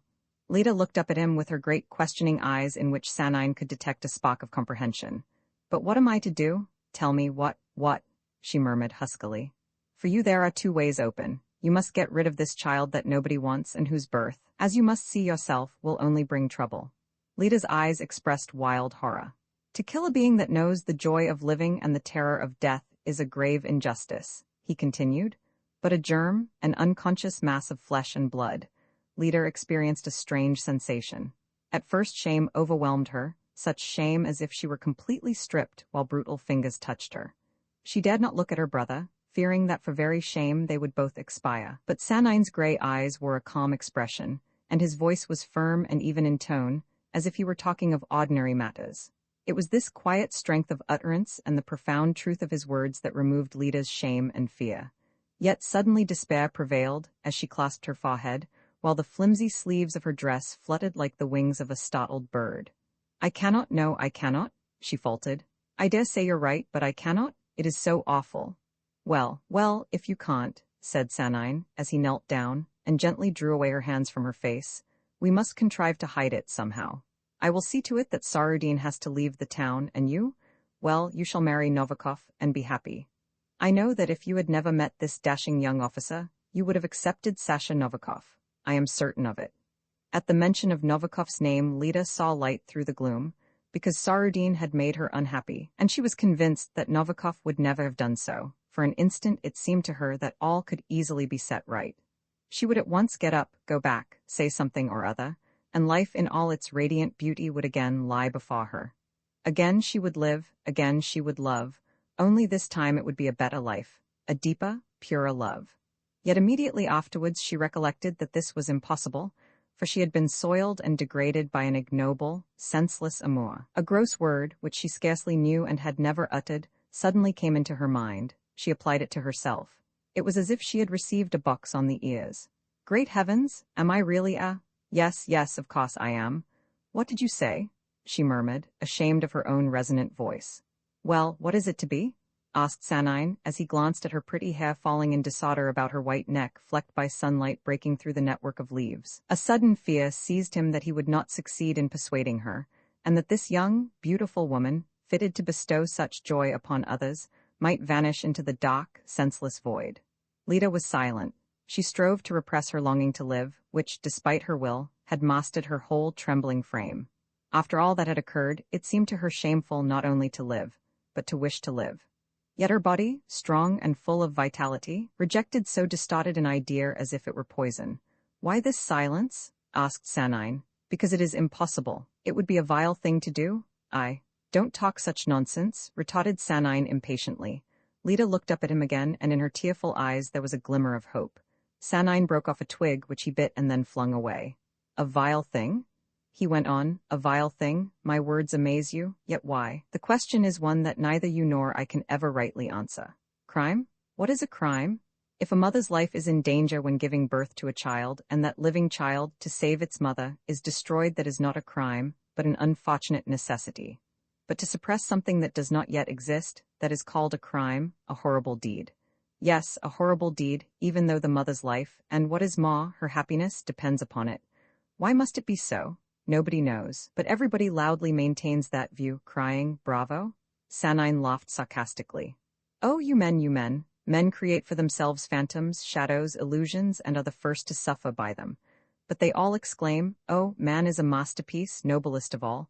Man is the crown, the king of creation, but a king that has never yet reigned, a suffering king that quakes at his own shadow. For a moment, Sanine paused. After all, that is not the main point. You say that it is a vile thing. I don't know, perhaps it is. If Novikov were to hear of your trouble, it would grieve him terribly. In fact, he might shoot himself, but yet he would love you just the same. In that case, the blame would be his. But if he were a really intelligent man, he would not attach the slightest importance to the fact that you had already, excuse the expression, slept with somebody else. Neither your body nor your soul have suffered thereby. Good Lord, why, he might marry a widow himself, for instance. Therefore it is not that which prevents him, but the confused notions with which his head is filled. And, as regards yourself, if it were only possible for human beings to love once in their lives, then, a second attempt to do so would certainly prove futile and unpleasant. But this is not so. To fall in love, or to be loved, is just as delightful and desirable. You will get to love Novikov, and if you don't, well, we'll travel together, my Lidochka. One can live, can't one, anywhere after all? Lida sighed and strove to overcome her final scruples. Perhaps everything will come right again, she murmured. Novikov, he's so good and kind, nice-looking, too, isn't he? Yes, no, I don't know what to say. If you had drowned yourself, what then? The powers of good and evil would have neither gained nor lost thereby. Your corpse, bloated, disfigured, and covered with slime, would have been dragged from the river and buried. That would have been all. Lida had a lurid vision of greenish, turbid water with slimy, trailing weeds and gruesome bubbles floating round her. No, never, she thought, turning pale. I would rather bear all the shame of it, and Novikov, everything, anything but that. Ah, look how scared you are, said Sanine, laughing. Lida smiled through her tears, and her very smile consoled her. Whatever happens, I mean to live, she said with passionate energy. Good, exclaimed Sanine as he jumped up. Nothing is more awful than the thought of death. But so long as you can bear the burden without losing perception of the sights and sounds of life, I say live. Am I not right? Now, give me your paw. Lida held out her hand. The shy, feminine gesture betokened childish gratitude. That's right, what a pretty little hand you've got. Lita smiled and said nothing, but Sanine's words had not proved ineffectual. Hers was a vigorous, buoyant vitality. The crisis through which she had just passed had strained that vitality to the utmost. A little more pressure, and the string would have snapped, but the pressure was not applied, and her whole being vibrated once more with an impetuous, turbulent desire to live. She looked above, around her, in ecstasy, listening to the immense joy pulsating on every side, in the sunlight, in the green meadows, the shining stream, the calm, smiling face of her brother, and in herself. It was as if she now could see and hear all this for the first time. "To be alive?"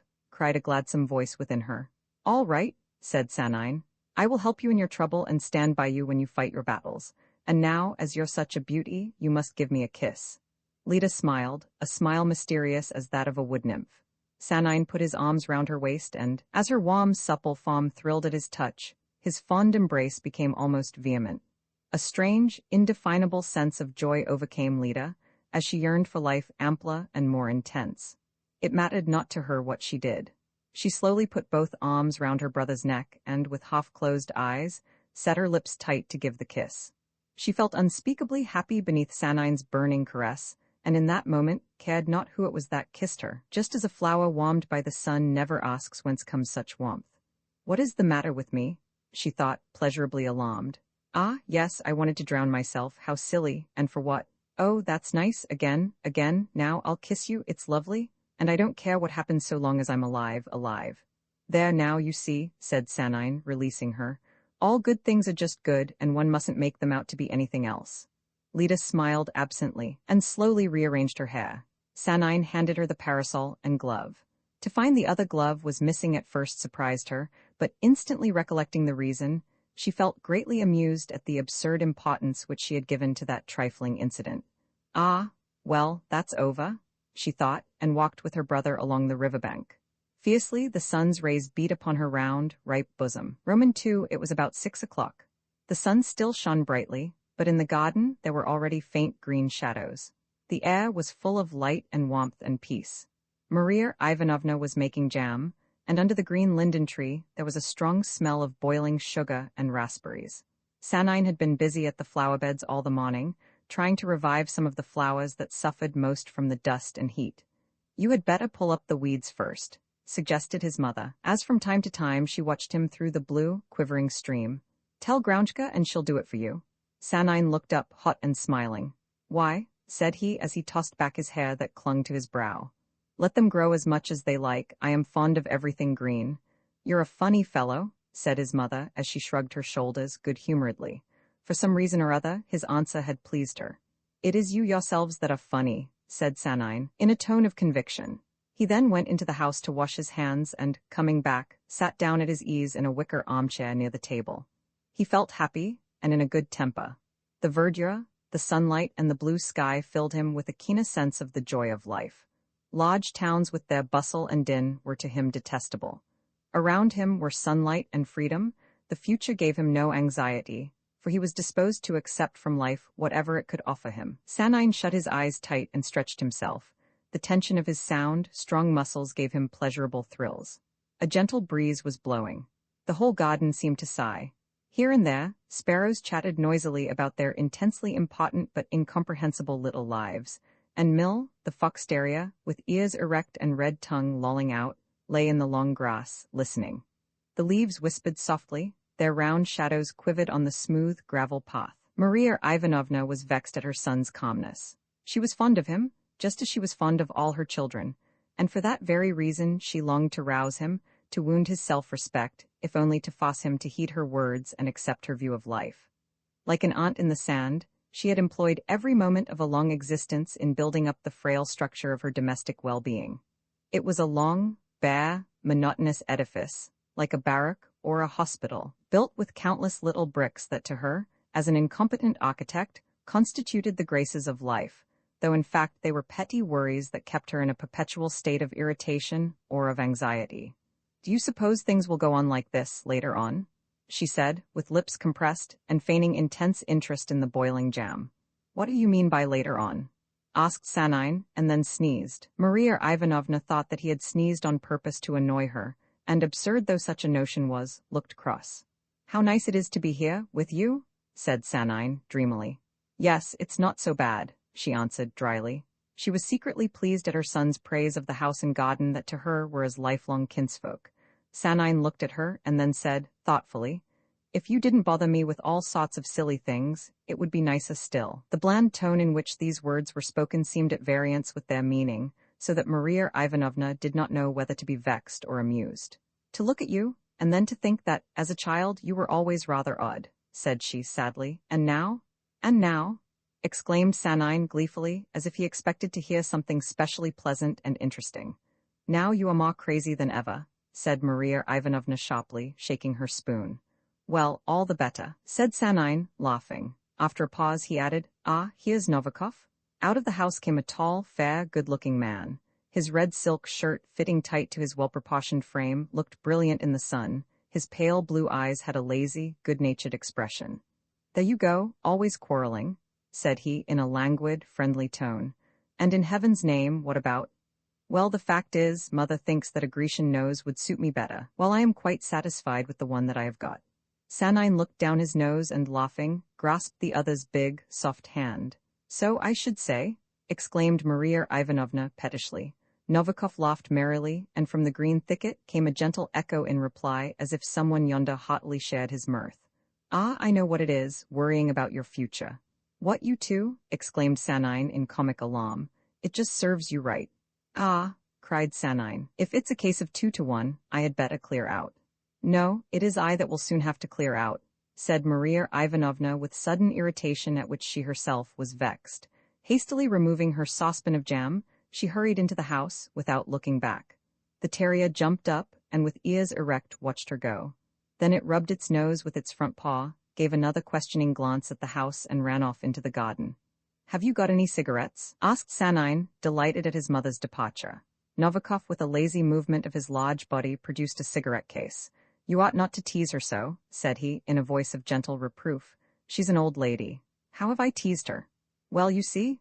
What do you mean by well, you see? It is she who is always after me. I have never asked anything of anybody, and therefore people ought to leave me alone. Both remained silent. Well, how goes it, doctor? Asked Sanine, as he watched the tobacco smoke rising in fantastic curves above his head. Novikov, who was thinking of something else, did not answer at once. Badly. In what way? Oh, in every way. Everything is so dull and this little town bores me to death. There's nothing to do. Nothing to do?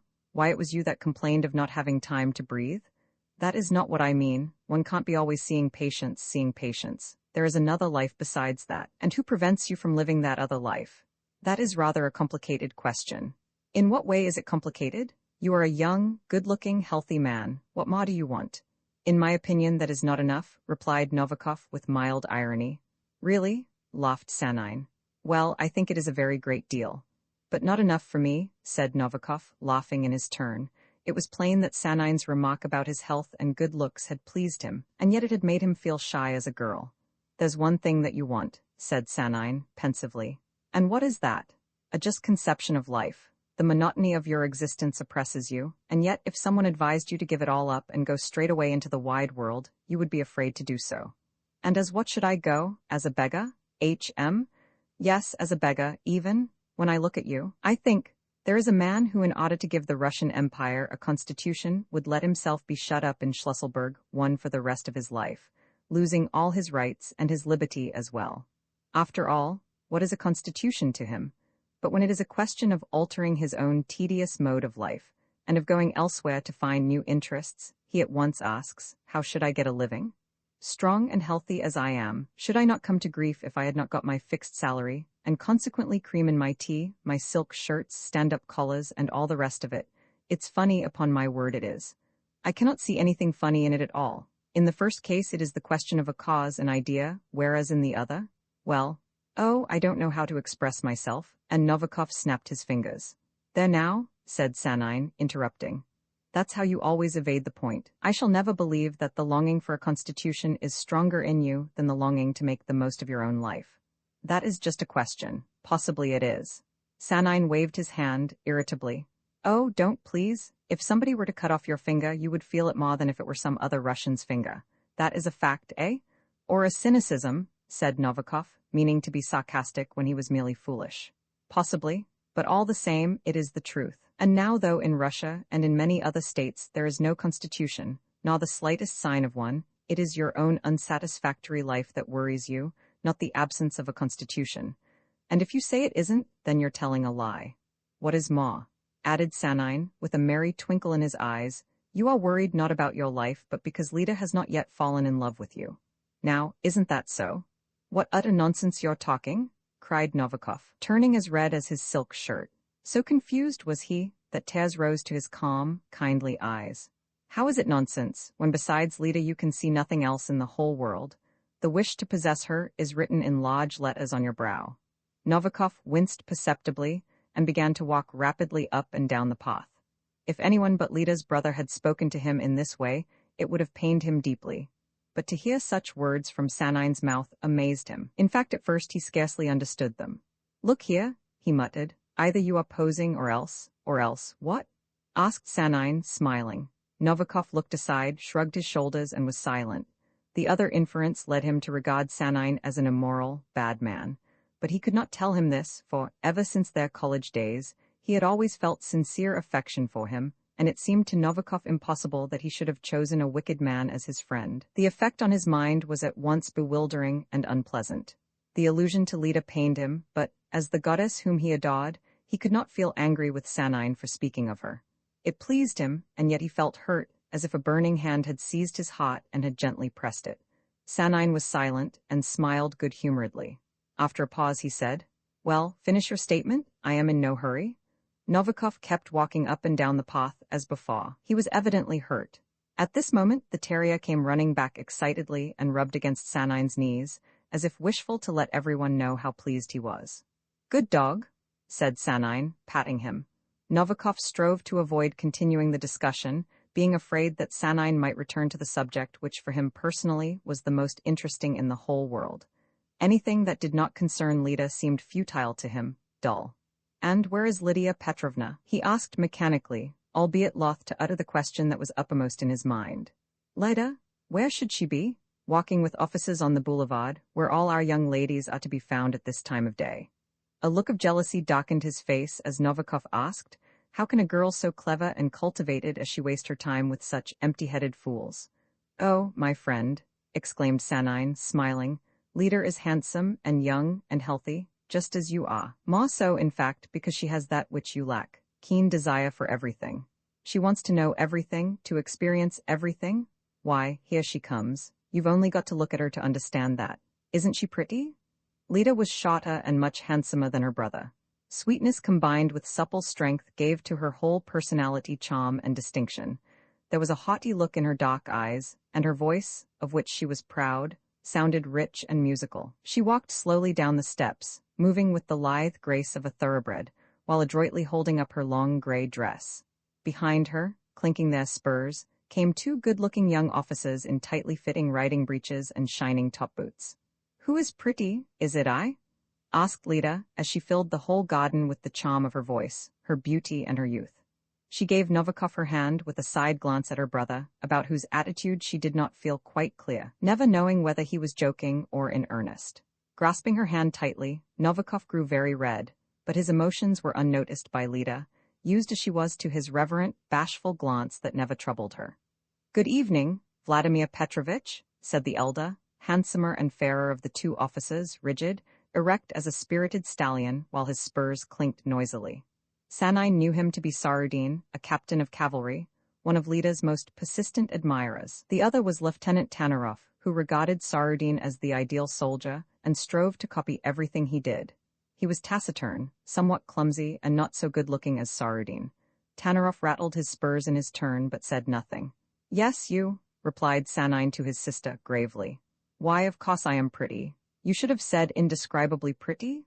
And laughing gaily, Lida sank into a chair, glancing again at Sanine. Raising her arms and thus emphasizing the curves of her shapely bosom, she proceeded to remove her hat, but in so doing, let a long hatpin fall on the gravel, and her veil and hair became disarranged. "Andrei Pavlovitch, do please help me," she plaintively cried to the taciturn lieutenant. "Yes, she's a beauty," murmured Sanine, thinking aloud, and never taking his eyes off her. Once more Lida glanced shyly at her brother. "We're all of us beautiful here," said she. "What's that?" Beautiful? Ha, ha, laughed Sarudin, showing his white, shining teeth. We are at best but the modest frame that serves to heighten the dazzling splendor of your beauty. I say, what eloquence, to be sure? Exclaimed Sanine in surprise. There was a slight shade of irony in his tone. Lydia Petrovna would make anybody eloquent, said Tanaroff the Silent, as he tried to help Lida to take off her hat, and in so doing ruffled her hair. She pretended to be vexed, laughing all the while. What? Drawled Sanine. Are you eloquent too? Oh, let them be, whispered Novikov hypocritically, though secretly pleased. Lida frowned at Sanine, to whom her dark eyes plainly said, Don't imagine that I cannot see what these people are. I intend to please myself. I am not a fool any more than you are, and I know what I am about. Sanine smiled at her. At last the hat was removed, which Tanaroff solemnly placed on the table. Look what you've done to me, Andrei Pavlovitch, cried Lida half peevishly, half coquettishly. You've got my hair into such a tangle, now I shall have to go indoors. I'm so awfully sorry, stammered Tanaroff in confusion. Lida rose, gathered up her skirts, and ran indoors laughing, followed by the glances of all the men. When she had gone, they seemed to breathe more freely, without that nervous sense of restraint which men usually experience in the presence of a pretty young woman. Sarudin lighted a cigarette which he smoked with evident gusto. One felt, when he spoke, that he habitually took the lead in a conversation, and that what he thought was something quite different from what he said. I have just been persuading Lydia Petrovna to study singing seriously. With such a voice, her career is assured. A fine career, upon my word, sullenly rejoined Novikov, looking aside. What is wrong with it? Asked Sarudin, in genuine amazement, removing the cigarette from his lips. Why, what's an actress? Nothing else but a harlot, replied Novikov, with sudden heat. Jealousy tortured him. The thought that the young woman whose body he loved could appear before other men in an alluring dress that would exhibit her charms in order to provoke their passions. Surely it is going too far to say that, replied Sarudin, raising his eyebrows. Novikov's glance was full of hatred. He regarded Sarudin as one of those men who meant to rob him of his beloved. Moreover, his good looks annoyed him. No, not in the least too far, he retorted. To appear half-nude on the stage and in some voluptuous scene exhibit one's personal charms to those who in an hour or so take their leave as they would of some courtesan after paying the usual fee? A charming career indeed. My friend, said Sanine, every woman in the first instance likes to be admired for her personal charms. Novikov shrugged his shoulders irritably. What a silly, coss statement, said he.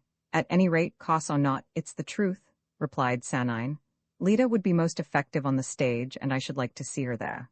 Although in the others this speech roused a certain instinctive curiosity, they all felt ill at ease. Sarudin, who thought himself more intelligent and tactful than the rest, deemed it his duty to dispel this vague feeling of embarrassment. Well, what do you think the young lady ought to do? Get married? Pursue a course of study, or let her talent be lost? That would be a crime against nature that had endowed her with its fairest gift. Oh, exclaimed Sanine with undisguised sarcasm, till now the idea of such a crime had never entered my head. Novikov laughed maliciously, but replied politely enough to Sarudin. Why a crime? A good mother or a female doctor is worth 1,000 times more than an actress. Not at all, said Tanaroff indignantly. Don't you find this sort of talk rather boring? Asked Sanine. Sarudin's rejoinder was lost in a fit of coughing. They all of them really thought such a discussion tedious and unnecessary, and yet they all felt somewhat offended. An unpleasant silence reigned. Lida and Maria Ivanovna appeared on the veranda. Lida had heard her brother's last words, but did not know to what they referred. You seem to have soon become bored, cried she, laughing. Let us go down to the river. It is charming there now. As she passed in front of the men, her shapely figure swayed slightly, and there was a look of dark mystery in her eyes that seemed to say something, to promise something. Go for a walk till supper time, said Maria Ivanovna. Delighted, exclaimed Sarudin. His spurs clinked as he offered Lida his arm. I hope that I may be allowed to come too, said Novikov, meaning to be satirical, though his face wore a tearful expression. Who is there to prevent you? Replied Lida, smiling at him over her shoulder. Yes, you go too, exclaimed Sanine. I would come with you if she were not so thoroughly convinced that I am her brother. Lida winced somewhat and glanced swiftly at Sanine as she laughed, a short, nervous laugh. Maria Ivanovna was obviously displeased. Why do you talk in that stupid way? She bluntly exclaimed. I suppose you think it is original? I really never thought about it at all, was Sanine's rejoinder. Maria Ivanovna looked at him in amazement. She had never been able to understand her son. She never could tell when he was joking or in earnest, nor what he thought or felt, when other comprehensible persons felt and thought much as she did herself. According to her idea, a man was always bound to speak and feel and act exactly as other men of his social and intellectual status were wont to speak and feel and act. She was also of opinion that people were not simply men with their natural characteristics and peculiarities, but that they must be all cast in one common mold. Her own environment encouraged and confirmed this belief. Education, she thought, tended to divide men into two groups, the intelligent and the unintelligent. The latter might retain their individuality, which drew upon them the contempt of others. The former were divided into groups, and their convictions did not correspond with their personal qualities, but with their respective positions. Thus, every student was a revolutionary, every official was bourgeois, every artist a free thinker, and every officer an exaggerated stickler for rank. If, however, it chanced that a student was a conservative, or an officer an anarchist, this must be regarded as most extraordinary and even unpleasant. As for Sanine, according to his origin and education, he ought to have been something quite different from what he was. And Maria Ivanovna felt as Leda, Novikov, and all who came into contact with him felt that he had disappointed expectation. With a mother's instinct, she quickly saw the impression that her son made on those about him, and it pained her. Sanine was aware of this. He would fain have reassured her, but was at a loss how to begin. At first he thought of professing sentiments that were false, so that she might be pacified. However, he only laughed and, rising, went indoors. There, for a while, he lay on his bed, thinking. It seemed as if men wished to turn the whole world into a sort of military cloister, with one set of rules for all, framed with a view to destroy all individuality, or else to make this submit to one vague, archaic power of some kind. He was even led to reflect upon Christianity and its fate, but this bored him to such an extent that he fell asleep, and did not wake until evening had turned to night. Maria Ivanovna watched him go, and she, too, sighing deeply, became immersed in thought. Sarudin, so she said to herself, was obviously paying court to Leda, and she hoped that his intentions were serious. Leda's already 20, and Sarudin seems to be quite a nice sort of young man. They say he'll get his squadron this year. Of course he's heavily in debt, but oh, why did I have that horrid dream? I know it's absurd, yet somehow I can't get it out of my head. This dream was one that she had dreamed on the same day that Sarudin had first entered the house. She thought that she saw Leda, dressed all in white, walking in a green meadow bright with flowers. Maria Ivanovna sank into an easy chair, leaning her head on her hand, as old women do, and she gazed at the darkening sky. Thoughts gloomy and tormenting gave her no respite, and there was an indefinable something which caused her to feel anxious and afraid. Roman 20 Novikov, when he opened the door himself to Sanine, looked far from pleased at the prospect of such a visit. Everything that reminded him of Leda and of his shattered dream of bliss caused him pain. Sanine noticed this and came into the room smiling affably. All there was in disorder, as if scattered by a whirlwind. Scraps of paper, straw, and rubbish of all sorts covered the floor. On the bed and the chairs lay books, linen, surgical instruments, and a portmanteau. "Going away?" asked Sanine in surprise. "Where?" Novikov avoided the other's glance and continued to overhaul the things, vexed at his own confusion. At last he said, "Yes, I've got to leave this place. I've had my official notice." Sanine looked at him and then at the portmanteau. After another glance, his features relaxed in a broad smile. Novikov was silent, oppressed by his sense of utter loneliness and his inconsolable grief. Lost in his thoughts, he proceeded to wrap up a pair of boots together with some glass tubes. "If you pack like that," said Sanine, "when you arrive you'll find yourself minus either tubes or boots." Novikov's tear-stained eyes flashed back a reply. They said, "Ah, leave me alone. Surely you can see how sad I am." Sanine understood and was silent. The dreamy summer twilight hour had come, and above the verdant garden the sky, clear as crystal, grew paler. At last Sanine spoke. "Instead of going the deuce knows where, I think it would be much more sensible if you were to marry Leda." Novikov turned round trembling.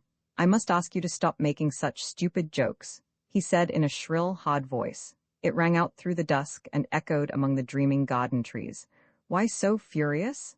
asked Sanine. "Look here," began Novikov hoarsely. In his eyes there was such an expression of rage that Sanine scarcely recognized him. "Do you mean to say that it wouldn't be a lucky thing for you to marry Leda?" continued Sanine merrily. "Shut up!" cried the other, staggering forward and brandishing an old boot over Sanine's head. "Now then, Gently, are you mad? Said Sanine sharply as he stepped backwards. Novikov flung the boot away in disgust, breathing hard. With that boot you were actually going to? Sanine stopped and shook his head. He pitied his friend, though such behavior seemed to him utterly ridiculous. It's your fault, stammered Novikov in confusion, and then suddenly he felt full of trust and sympathy for Sanine, strong and calm as he was. He himself resembled a little schoolboy, eager to tell someone of his trouble. Tears filled his eyes. If you only knew how sad at heart I am, he murmured, striving to conquer his emotion. My dear fellow, I know all about it, everything, said Sanine kindly. No, you can't know all, said Novikov as he sat down beside the other. He thought that no one could possibly feel such sorrow as his. Yes, yes, I do, replied Sanine. I swear that I do, and if you'll promise not to attack me with your old boot, I will prove what I say. Promise? Yes, yes, forgive me, Volodya, said Novikov, calling Sanine by his first name which he had never done before. This touched Sanine, and he felt the more anxious to help his friend. Well then, listen, he began, as he placed his hand in confidential fashion on the other's knee. Let us be quite frank. You are going away because Lida refused you, and because at Sarudin's the other day, you had an idea that it was she who came to see him in private. Novikov bent forward, too distressed to speak. It was as if Sanine had reopened an agonizing wound. The latter, noticing Novikov's agitation, thought inwardly, You good-natured old fool. Then he continued, As to the relations between Lida and Sarudin, I can affirm nothing positively, for I know nothing, but I don't believe that. He did not finish the sentence when he saw how dark the other's face became. Their intimacy, he went on, is of such recent date that nothing serious can have happened, especially if one considers Lida's character. You, of course, know what she is. There rose up before Novikov the image of Lida, as he had once known and loved her. Of Lida, the proud, high-spirited girl, lustrous-eyed and crowned with serene, consummate beauty as with a radiant aureole. He shut his eyes and put faith in Sanine's words. Well, and if they really did flirt a bit, that's over and ended now. After all, what is it to you if a girl like Lida, young and fancy-free, has had a little amusement of this sort? Without any great effort of memory, I expect you could recall at least a dozen such flirtations of a far more dangerous kind, too. Novikov glanced trustfully at Sanine, afraid to speak, lest the faint spark of hope within him should be extinguished. At last he stammered out, You know, if I... But he got no further. Words failed him and tears choked his utterance. Well, if you what? Asked Sanine loudly, and his eyes shone. I can but tell you this, that there is not and there never has been anything between Lida and Sarudin. Novikov looked at him in amazement. I thought, he began, feeling to his dismay that he could no longer believe what Sanine said. You thought a lot of nonsense, replied Sanine sharply. You ought to know Lida better than that. What sort of love can there be with all that hesitation and shilly-shallying? Novikov, overjoyed, grasped the other's hand. Then, suddenly Sanine's face wore a furious expression as he closely watched the effect of his words upon his companion. Novikov showed obvious pleasure at the thought of the woman he desired being immaculate. Into those honest, sorrowful eyes there came a look of animal jealousy and concupiscence. Oh ho! Exclaimed Sanine threateningly, as he got up. Then what I have to tell you is this. Lida has not only fallen in love with Sarudin, but she has also had illicit relations with him, and is now enceinte. There was dead silence in the room. Novikov smiled a strange, sickly smile and rubbed his hands. From his trembling lips there issued a faint cry. Sanine stood over him, looking straight into his eyes. The wrinkled corners of his mouth showed suppressed anger. Well, why don't you speak? He asked. Novikov looked up for a moment, but instantly avoided the other's glance, his features being still distorted by a vacuous smile. Lida has just gone through a terrible ordeal, said Sanine in a low voice, as if soliloquizing. If I had not chanced to overtake her, she would not be living now, and what yesterday was a healthful, handsome girl would now be lying in the river mud, a bloated corpse, devoured by crabs. The question is not one of her death. We must each of us die some day. Yet how sad to think that with her, all the brightness and joy created for others by her personality would also have perished. Of course, Lida is not the only one in all the world. But my God? If there were no girlish loveliness left, it would be as sad and gloomy as the grave. For my part, I am eager to commit murder when I see a poor girl brought to ruin in this senseless way. Personally, it is a matter of utter indifference to me whether you marry Lida or go to the devil, but I must tell you that you are an idiot.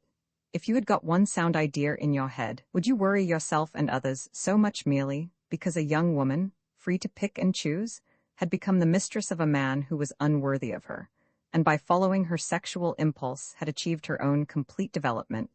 Nor are you the only idiot, let me tell you. There are millions of your sot who make life into a prison, without sunshine or warmth. How often have you given rein to your lust in company with some harlot, the sharer of your sordid debauch? In Lita's case it was passion, the poetry of youth and strength and beauty. By what right, then, do you shrink from her, you that call yourself an intelligent, sensible man? What has her past to do with you?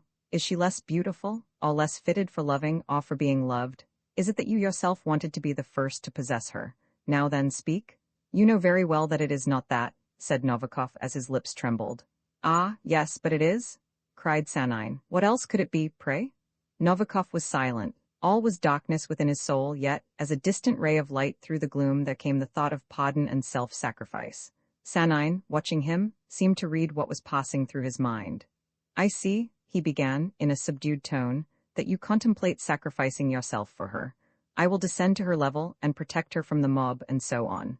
That's what you are saying to your virtuous self, waxing big in your own eyes as a worm does in carrion. But it's all a sham, nothing else but a lie. You're not in the least capable of self-sacrifice. If, for instance, Lita had been disfigured by smallpox, perhaps you might have worked yourself up to such a deed of heroism.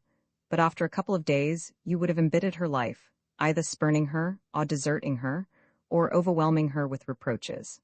At present, your attitude towards yourself is one of adoration, as if you were an icon. Yes, yes, your face is transfigured, and everyone would say, oh, look, there's a saint. Yet you have lost nothing which you desired. Lita's limbs are the same as before, so are her passion and her splendid vitality. But of course, it is extremely convenient and also agreeable to provide oneself with enjoyment while piously imagining that one is doing a noble deed. I should rather say it was. At these words, Novikov's self-pity gave place to a noblest sentiment. You take me to be worse than I am, he said reproachfully. I am not so wanting in feeling as you think. I won't deny that I have certain prejudices, but I love Lita Petrovna, and if I were quite sure that she loved me, do you think that I should take a long while to make up my mind, because? His voice failed him at this last word. Sanine suddenly became quite calm. Crossing the room, he stood at the open window, lost in thought. Just now she is very sad, he said, and will hardly be thinking of love. If she loves you or not, how can I tell? But it seems to me that if you came to her as the second man who did not condemn her for her brief amour, well, anyway, there's no knowing what she'll say. Novikov sat there as one in a dream. Sadness and joy produced within his heart a sense of happiness as gentle and elusive as the light in an evening sky. Let us go to her, said Sanine. Whatever happens, it will please her to see a human face amid so many false masks that hide grimacing brutes. You're a bit of a fool, my friend, but in your stupidity there is something which others haven't got. And to think that for ever so long the world founded its hopes and happiness upon such folly? Come, let us go. Novikov smiled timidly. I am very willing to go to her, but will she care to see me? Don't think about that, said Sanine, as he placed both hands on the other's shoulders. If you are minded to do what's right, then do it, and the future will take care of itself. All right, let us go, exclaimed Novikov with decision. In the doorway he stopped, and looking Sanine full in the face he said with unwanted emphasis, Look here, if it is in my power, I will do my best to make her happy. This sounds commonplace, I know, but I can't express my feelings in any other way. No matter, my friend, replied Sanine cordially, I understand. Roman 21, the glow of summer lay on the town. Calm were the nights when the large, lustrous moon shone overhead, and the air, heavy with odors from field and garden, pleasurably soothed the languid senses. In the daytime people worked, or were engaged in politics or art, in eating, drinking, bathing, conversing. Yet when the heat grew less and the bustle and turmoil had ceased, while on the dim horizon the moon's round mysterious disk rose slowly above meadow and field, shedding on roofs and gardens a strange, cold light, then folk began to breathe more freely, and to live anew, having cast off, as it were, an oppressive cloak. And where youth predominated, life became ampler and more free. The gardens were filled with the melody of nightingales, the meadow grasses quivered in response to the light touch of a maiden's gown, while shadows deepened, and in the warm dusk eyes grew brighter and voices more tender, for love was in the languid, fragrant air. Yuri Sverajich and Shafrov were both keenly interested in politics, and in a recently formed society for mutual education, Yuri read all the latest books, and believed that he had now found his vocation in life and a way to end all his doubts. Yet, however much he read, and despite all his activities, life had no charm for him, being barren and dreary. Only when in robust health, and when the physical part of him was roused by the prospect of falling in love, did life seem really desirable. Formerly, all pretty young women had interested him in equal measure. Yet among the rest he now singled out one in whom the charms of all the others were united, standing apart in her loveliness as a young birch tree stands in springtime on the border of a wood. She was tall and shapely, her head was gracefully poised on her white, smooth shoulders, and her voice, in speech sonorous, was in singing sweet. Although her own talents for music and poetry were eminently pleasing to her, it was in physical effort that her intense vitality found its fullest expression. She longed to crush something against her bosom, to stamp her foot on the ground, to laugh and sing, and to contemplate good-looking young men. There were times when, in the blaze of noon or in the pale moonlight, she felt as if she must suddenly take off all clothing, rush across the grass, and plunge into the river to seek someone that with tender accents she longed to allure. Her presence troubled Uriai. In her company he became more eloquent, his pulses beat faster, and his brain was more alert. All day long his thoughts were of her, and in the evening it was she that he sought, though he never admitted to himself that he did so. He was forever analyzing his feelings, each sentiment withering as a blossom in the frost. Whenever he asked himself what it was that attracted him to Sina Kosovina, the answer was always the sexual instinct and nothing else. Without knowing why, this explanation provoked intense self-contempt. Yet a tacit understanding had been established between them, and like two mirrors, the emotions of the one were reflected in the other. Sina Kosovina never troubled to analyze her sentiments which, if they caused her slight apprehension, yet pleased her vastly. She jealously hid them from others, being determined to keep them entirely to herself. It distressed her much that she could not discover what was really at work in the handsome young fellow's heart. At times it seemed to her that there was nothing between them, and then she grieved as if for the loss of something precious. Nevertheless, she was not averse to receiving the attentions of other men, and her belief that Uriai loved her gave her the elated manner of a bride-elect, making her doubly attractive to other admirers. She was powerfully fascinated by the presence of Sanine, whose broad shoulders, calm eyes, and deliberate manner won her regard. When Sina became aware of his effect upon her, she accused herself of want of self-control, if not of immodesty. Nevertheless, she always continued to observe him with great interest. On the very evening that Lida had undergone such a terrible ordeal, Uriai and Sina met at the library. They merely exchanged greetings and went about their business, she to choose books and he to look at the latest Petersburg newspapers. They happened, however, to leave the building together and walked along the lonely, moonlit streets side by side. All was silent as the grave, and one could only hear at intervals the watchman's rattle and the distant bark of a dog. On reaching the boulevard, they were aware of a merry party sitting under the tress. They heard laughter, and the gleam of a lighted cigarette revealed for an instant a fair moustache. Just as they passed, a man's voice sang, "The heart of a fair lady is wayward as the wind across the wheat." When they got within a short distance of Sina's home, they sat down on a bench where it was very dark. In front of them lay the broad street, all white in the moonlight, and the church topped by a cross that gleamed as a star above the black linden trees. "Look, how pretty that is!" exclaimed Sina, as she pointed to the church. Uriai glanced admiringly at her white shoulder which, in the costume of Little Russia that she wore, was exposed to view. He longed to clasp her in his arms and kiss her full red lips. It seemed as if he must do so, and as if she expected and desired this.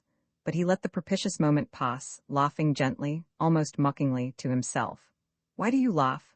"Oh, I don't know. Nothing," replied Uriai nervously, trying to appear unmoved. They were both silent as they listened to faint sounds that came to them through the darkness. "Have you ever been in love?" asked Sina suddenly. "Yes," said Uriai slowly. "Suppose I tell her?" He thought, then aloud, "I am in love now." "With whom?" she asked, fearing to hear the answer while yet certain that she knew it. "With you, of course," replied Uriai, vainly assuming playful tone as he leant forward and gazed into her eyes that shone strangely in the gloom. They expressed surprise and expectancy. Uriai longed to embrace her, yet again his courage failed him, and he pretended to stifle a yawn. "He's only in fun," thought Sina, growing suddenly cool. She felt hurt at such hesitation on Uriai's part. To keep back her tears, she clenched her teeth, and in an altered tone exclaimed, "Nonsense. as she quickly got up.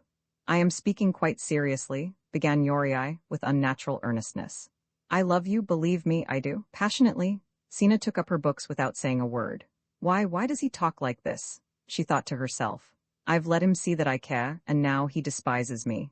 Yuri bent down to pick up a book that had fallen. "It is time to go home," she said coldly. Yuri felt grieved that she wanted to go just at that moment, but he thought at the same time that he had played his part quite successfully, and without in the least appearing commonplace. Then he said, impressively, "Au revoir." She held out her hand. He swiftly bent over it and kissed it. Sina started back, uttering a faint cry. "What are you doing?" Though his lips had only just touched her soft little hand, his emotion was so great that he could only smile feebly as she hurried away, and soon he heard the click of her garden gate. As he walked homewards, his face wore the same silly smile, while he breathed the pure night air, and felt strong and glad of heart. Roman 22, on reaching his room, narrow and stuffy as a prison cell, Yuri found life as dreary as ever, and his little love episode seemed to him thoroughly commonplace. "I stole a kiss from her. What bliss! How heroic of me! How exquisitely romantic! In the moonlight the hero beguiles the fair maid with burning words and kisses. Bah, what rubbish! In such a cursed little hole as this one insensibly becomes a shallow fool." When he lived in a city, Yuri imagined that the country was the real place for him, where he could associate with peasants and share in their rustic toil beneath a burning sun. Now that he had the chance to do this, village life seemed insufferable to him, and he longed for the stimulus of a town where alone his energies could have scope. The stir and bustle of a city, the thrill of passionate eloquence, so he rapturously phrased it to himself, yet he soon checked such boyish enthusiasm. After all, what does it mean? What are politics and science? Great as ideals in the distance, yes, but in the life of each individual they are only a trade, like anything else. Strife, titanic efforts, the conditions of modern existence make all that impossible. I suffer, I strive, I surmount obstacles. Well, what then? Where's the end of it? Not in my lifetime, at any rate. Prometheus wished to give fire to mankind, and he did so. That was a triumph, if you like. But what about us? The most we do is to throw faggots on a fire that we have never kindled, and which by us will never be put out. It suddenly struck him that if things were wrong it was because he, Yuri, was not a Prometheus. Such a thought, in itself most distressing, yet gave him another opportunity for morbid self-torture. What sort of a Prometheus am I? Always looking at everything from a personal, egotistic point of view. It is I, always for myself. I am every bit as weak and insignificant as the other people that I haughtily despise. This comparison was so displeasing to him that his thoughts became confused, and for a while he sat brooding over the subject, endeavoring to find a justification of some kind. "No, I am not like the others," he said to himself, feeling, in a sense, relieved, "because I think about these things. Fellows like Artsybashev and Novikov and Sanine would never dream of doing so. They have not the remotest intention of criticizing themselves, being perfectly happy and self-satisfied, like Zarathustra's triumphant pigs. The whole of life is summed up in their own infinitesimal ego, and by their spirit of shallowness it is that I am infected. Ah, well, when you are with wolves you've got to howl. That is only natural." Yuri began to walk up and down the room, and, as often happens, his change of position brought with it a change in his train of thought. "Very well, that's so. All the same, a good many things have to be considered. For instance, what is my position with regard to Sina Kosovina? Whether I love her or not, it doesn't much matter. The question is, what will come of it all? Suppose I marry her or become closely attached to her. Will that make me happy? To betray her would be a crime, and if I love her, well then, in all probability she would have children." He blushed at the thought. "There's nothing wrong about that, only it would be a tie, and I should lose my freedom. A family man, domestic bliss? No, that's not in my line. 1, 2, 3, he counted, as he tried each time to step across 2 boards and set his foot on the 3rd one. If I could be sure that she would not have children, or that I should get so fond of them that my whole life would be devoted to them? No, how terribly commonplace. Artsybashev would be fond of his children too. What difference would there then be between us? A life of self-sacrifice. That is the real life. Yes, but of sacrifice for whom? And in what way? No matter what road I choose nor at what goal I aim, show me the pure and perfect ideal for which it were worthwhile to die. No, it is not that I am weak. It is because life itself is not worthy of sacrifice nor of enthusiasm. Consequently, there is no sense in living at all. Never before had this conclusion seemed so absolutely convincing to him. On his table lay a revolver, and each time he passed it, while walking up and down, its polished steel caught his eye. He took it up and examined it carefully. It was loaded. He placed the barrel against his temple. There, like that, he thought. Bang, and it's all over. Is it a wise or a stupid thing to shoot oneself? Is suicide a cowardly act? Then I suppose that I am a coward. The contact of cold steel on his heated brow was at once pleasant and alarming. What about Sina? He asked himself. Ah, well, I shall never get her, and so I leave to someone else this enjoyment. The thought of Sina awoke tender memories, which he strove to repress as sentimental folly. Why should I not do it?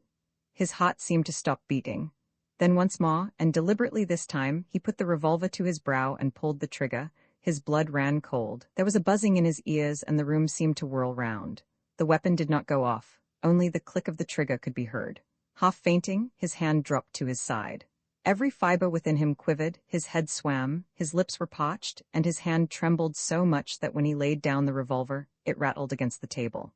A fine fellow I am, he thought as, recovering himself, he went to the glass to see what he looked like. Then I'm a coward, am I?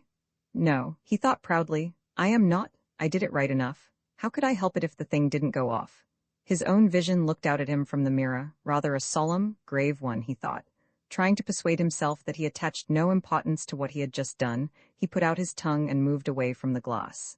Fate would not have it so, he said aloud, and the sound of the words seemed to cheer him. I wonder if anyone saw me, he thought, as he looked round in alarm.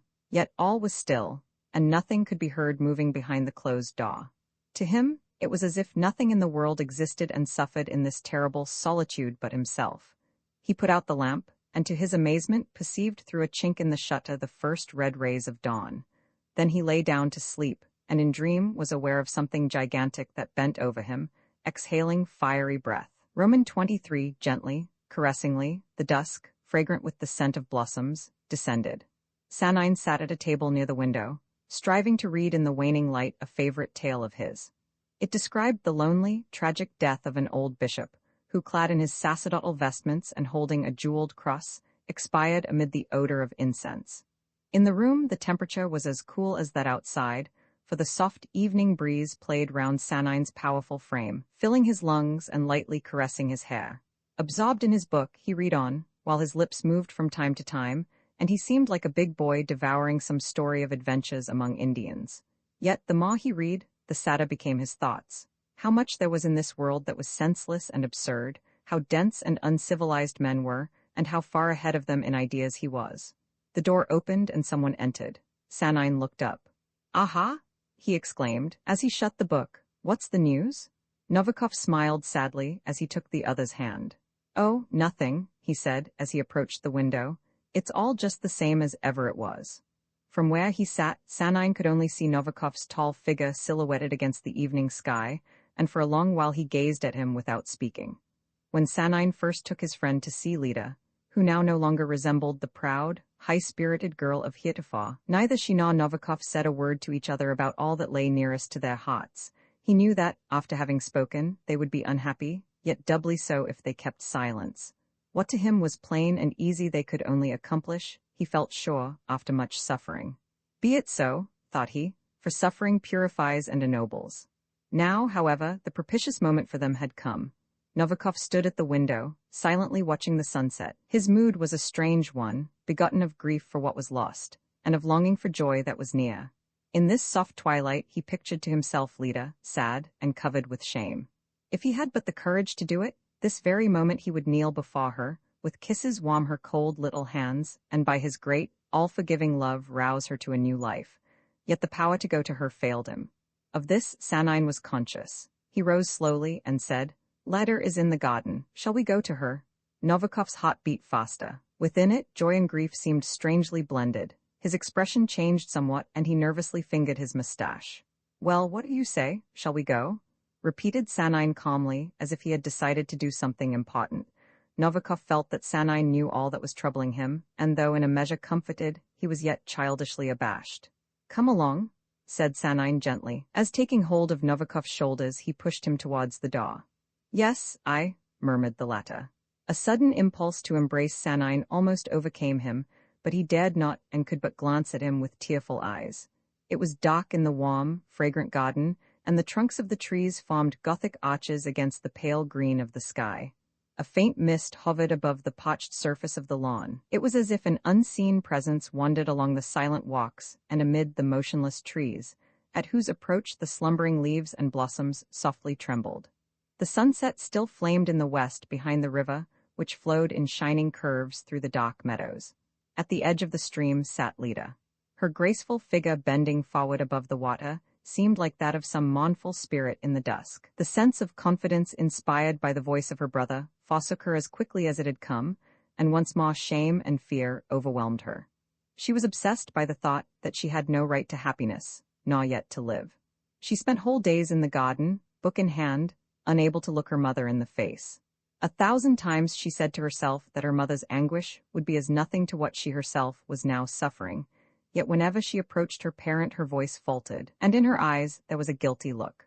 Her blushes and strange confusion of manner at last aroused her mother's suspicion, to avoid whose searching glances and anxious questionings Lida preferred to spend her days in solitude. Thus, on this evening she was seated by the river, watching the sunset and brooding over her grief. Life, as it seemed to her, was still incomprehensible. Her view of it was blurred as by some hideous phantom. A series of books which she had read had served to give her great a freedom of thought. As she believed, her conduct was not only natural but almost worthy of praise. She had brought harm to no one thereby, only providing herself and another with sensual enjoyment. Without such enjoyment, there would be no youth, and life itself would be barren and desolate as a leafless tree in autumn. The thought that her union with a man had not been sanctioned by the church seemed to her ridiculous. By the free mind of a man, such claims had long been swept aside. She ought really to find joy in this new life, just as a flower on some bright morning rejoices at the touch of the pollen borne to it on the breeze. Yet she felt unutterably degraded and baser than the basest. All such grand, noble ideas and eternal verities melted like wax at the thought of her day of infamy that was at hand. And instead of trampling underfoot the folk that she despised, her one thought was how best she might avoid or deceive them. While concealing her grief from others, Lida felt herself attracted to Novikov as a flower to the sunlight. The suggestion that he was to save her seemed base, almost criminal. It galled her to think that she should depend upon his affection and forgiveness, yet stronger far than pride was the passionate longing to live. Her attitude towards human stupidity was one of fear rather than disdain. She could not look Novikov in the face, but trembled before him, like a slave. Her plight was pitiable as that of a helpless bird whose wings have been clipped, and that can never fly again. At times, when her suffering seemed intolerable, she thought with naive astonishment of her brother. She knew that, for him, nothing was sacred that he looked at her, his sister with the eyes of a male, and that he was selfish and immoral. Nevertheless, he was the only man in whose presence she felt herself absolutely free, and with whom she could openly discuss the most intimate secrets of her life. She had been seduced. Well, what of that? She had had an intrigue, very good. It was at her own wish. People would despise and humiliate her. What did it matter? Before her lay life and sunshine and the wide world, and as for men, there were plenty to be had. Her mother would grieve. Well, that was her own affair. Lida had never known what her mother's youth had been, and after her death there would be no further supervision. They had met by chance on life's road, and had gone part of the way together. Was that any reason why they should mutually oppose each other? Lida saw plainly that she would never have the same freedom which her brother possessed.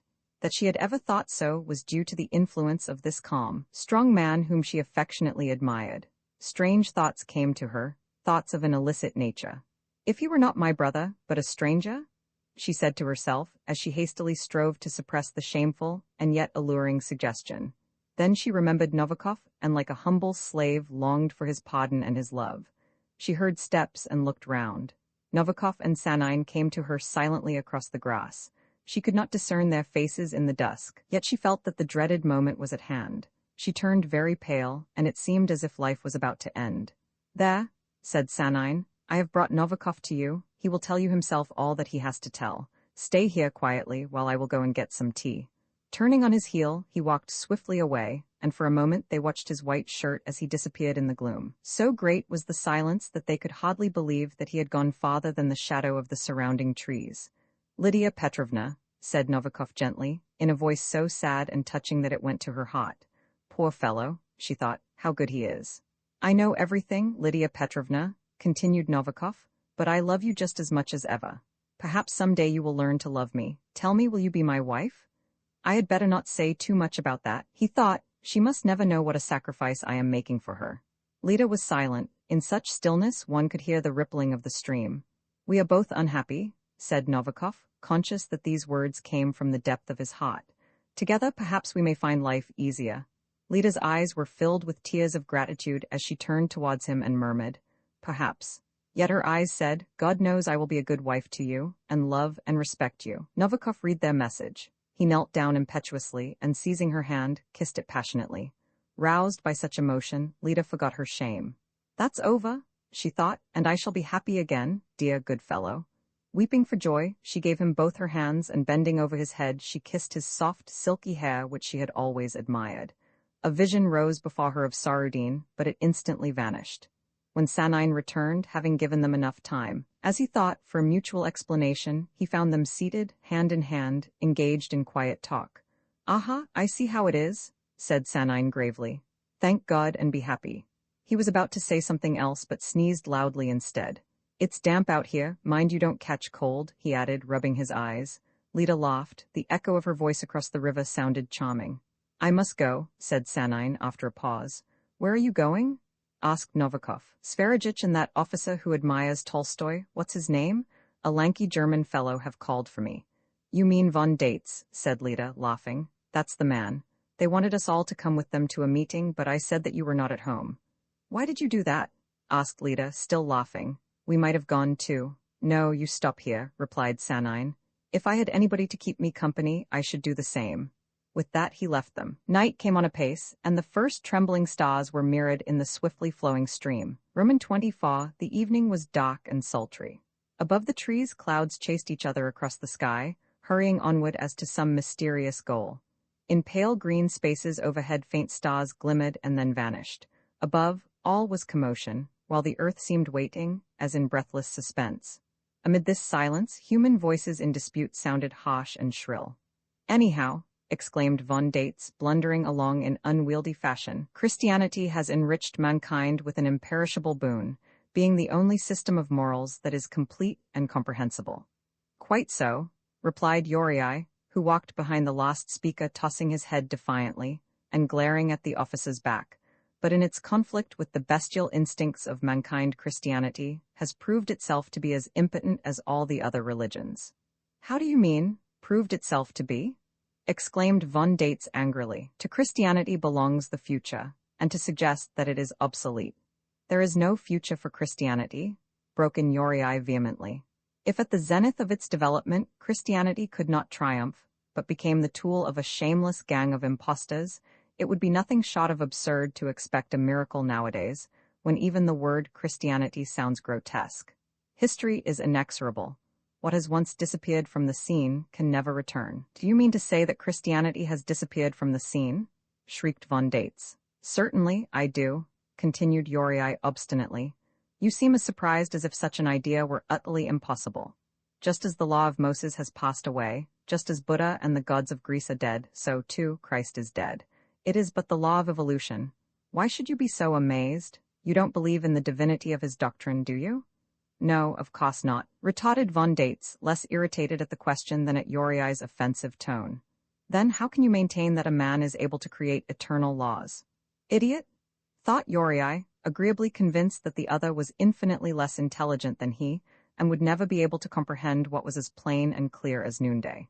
Supposing it were so, rejoined von Dates, nettled in his turn, the future will nevertheless have Christianity as its basis. It has not perished, but like seed in the soil. I was not talking about that, said Uriai, confused somewhat and thus the more vexed. What I meant to say? No, excuse me, but that's what you said. If I said no, then I meant no. How absurd you are, interrupted Uriai, rendered more furious by the thought that this stupid von Dates should for a moment presume to think himself the cleverer. I meant to say? That may be. I am sorry if I misunderstood you. Von Dates shrugged his narrow shoulders, with an air of condescension, as much as to say that he had got the best of the argument. This was not lost upon Uriai, whose fury almost choked him. I do not deny that Christianity has played an enormous part.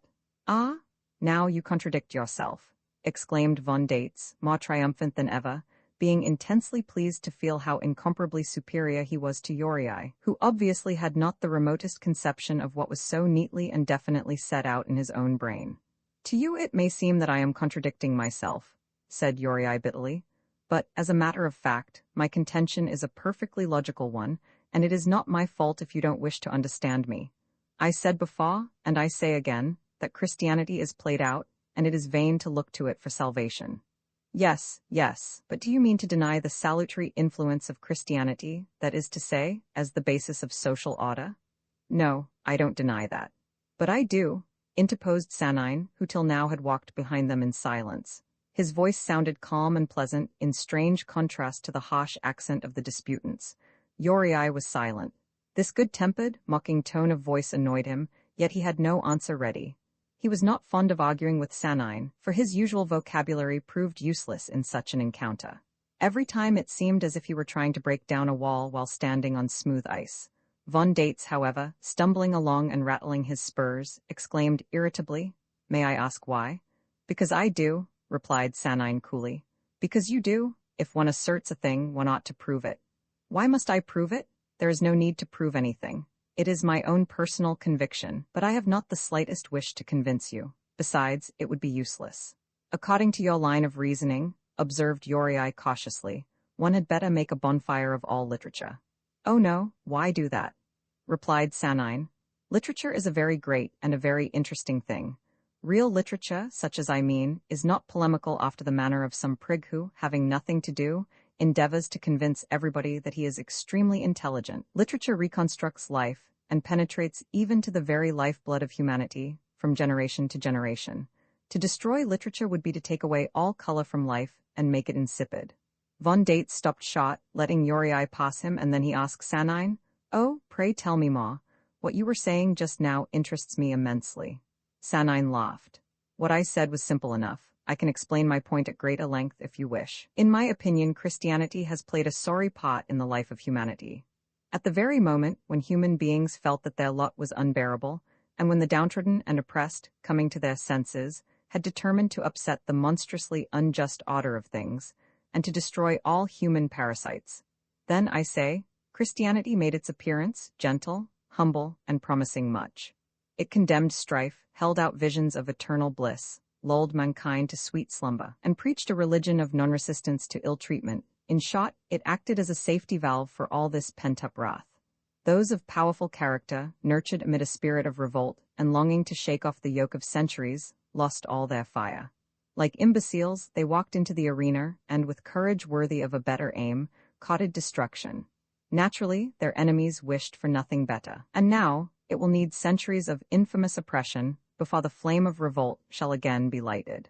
Christianity has clothed human individuality, too obstinate ever to accept slavery, with a garb of penitence, hiding under it all the colors of liberty.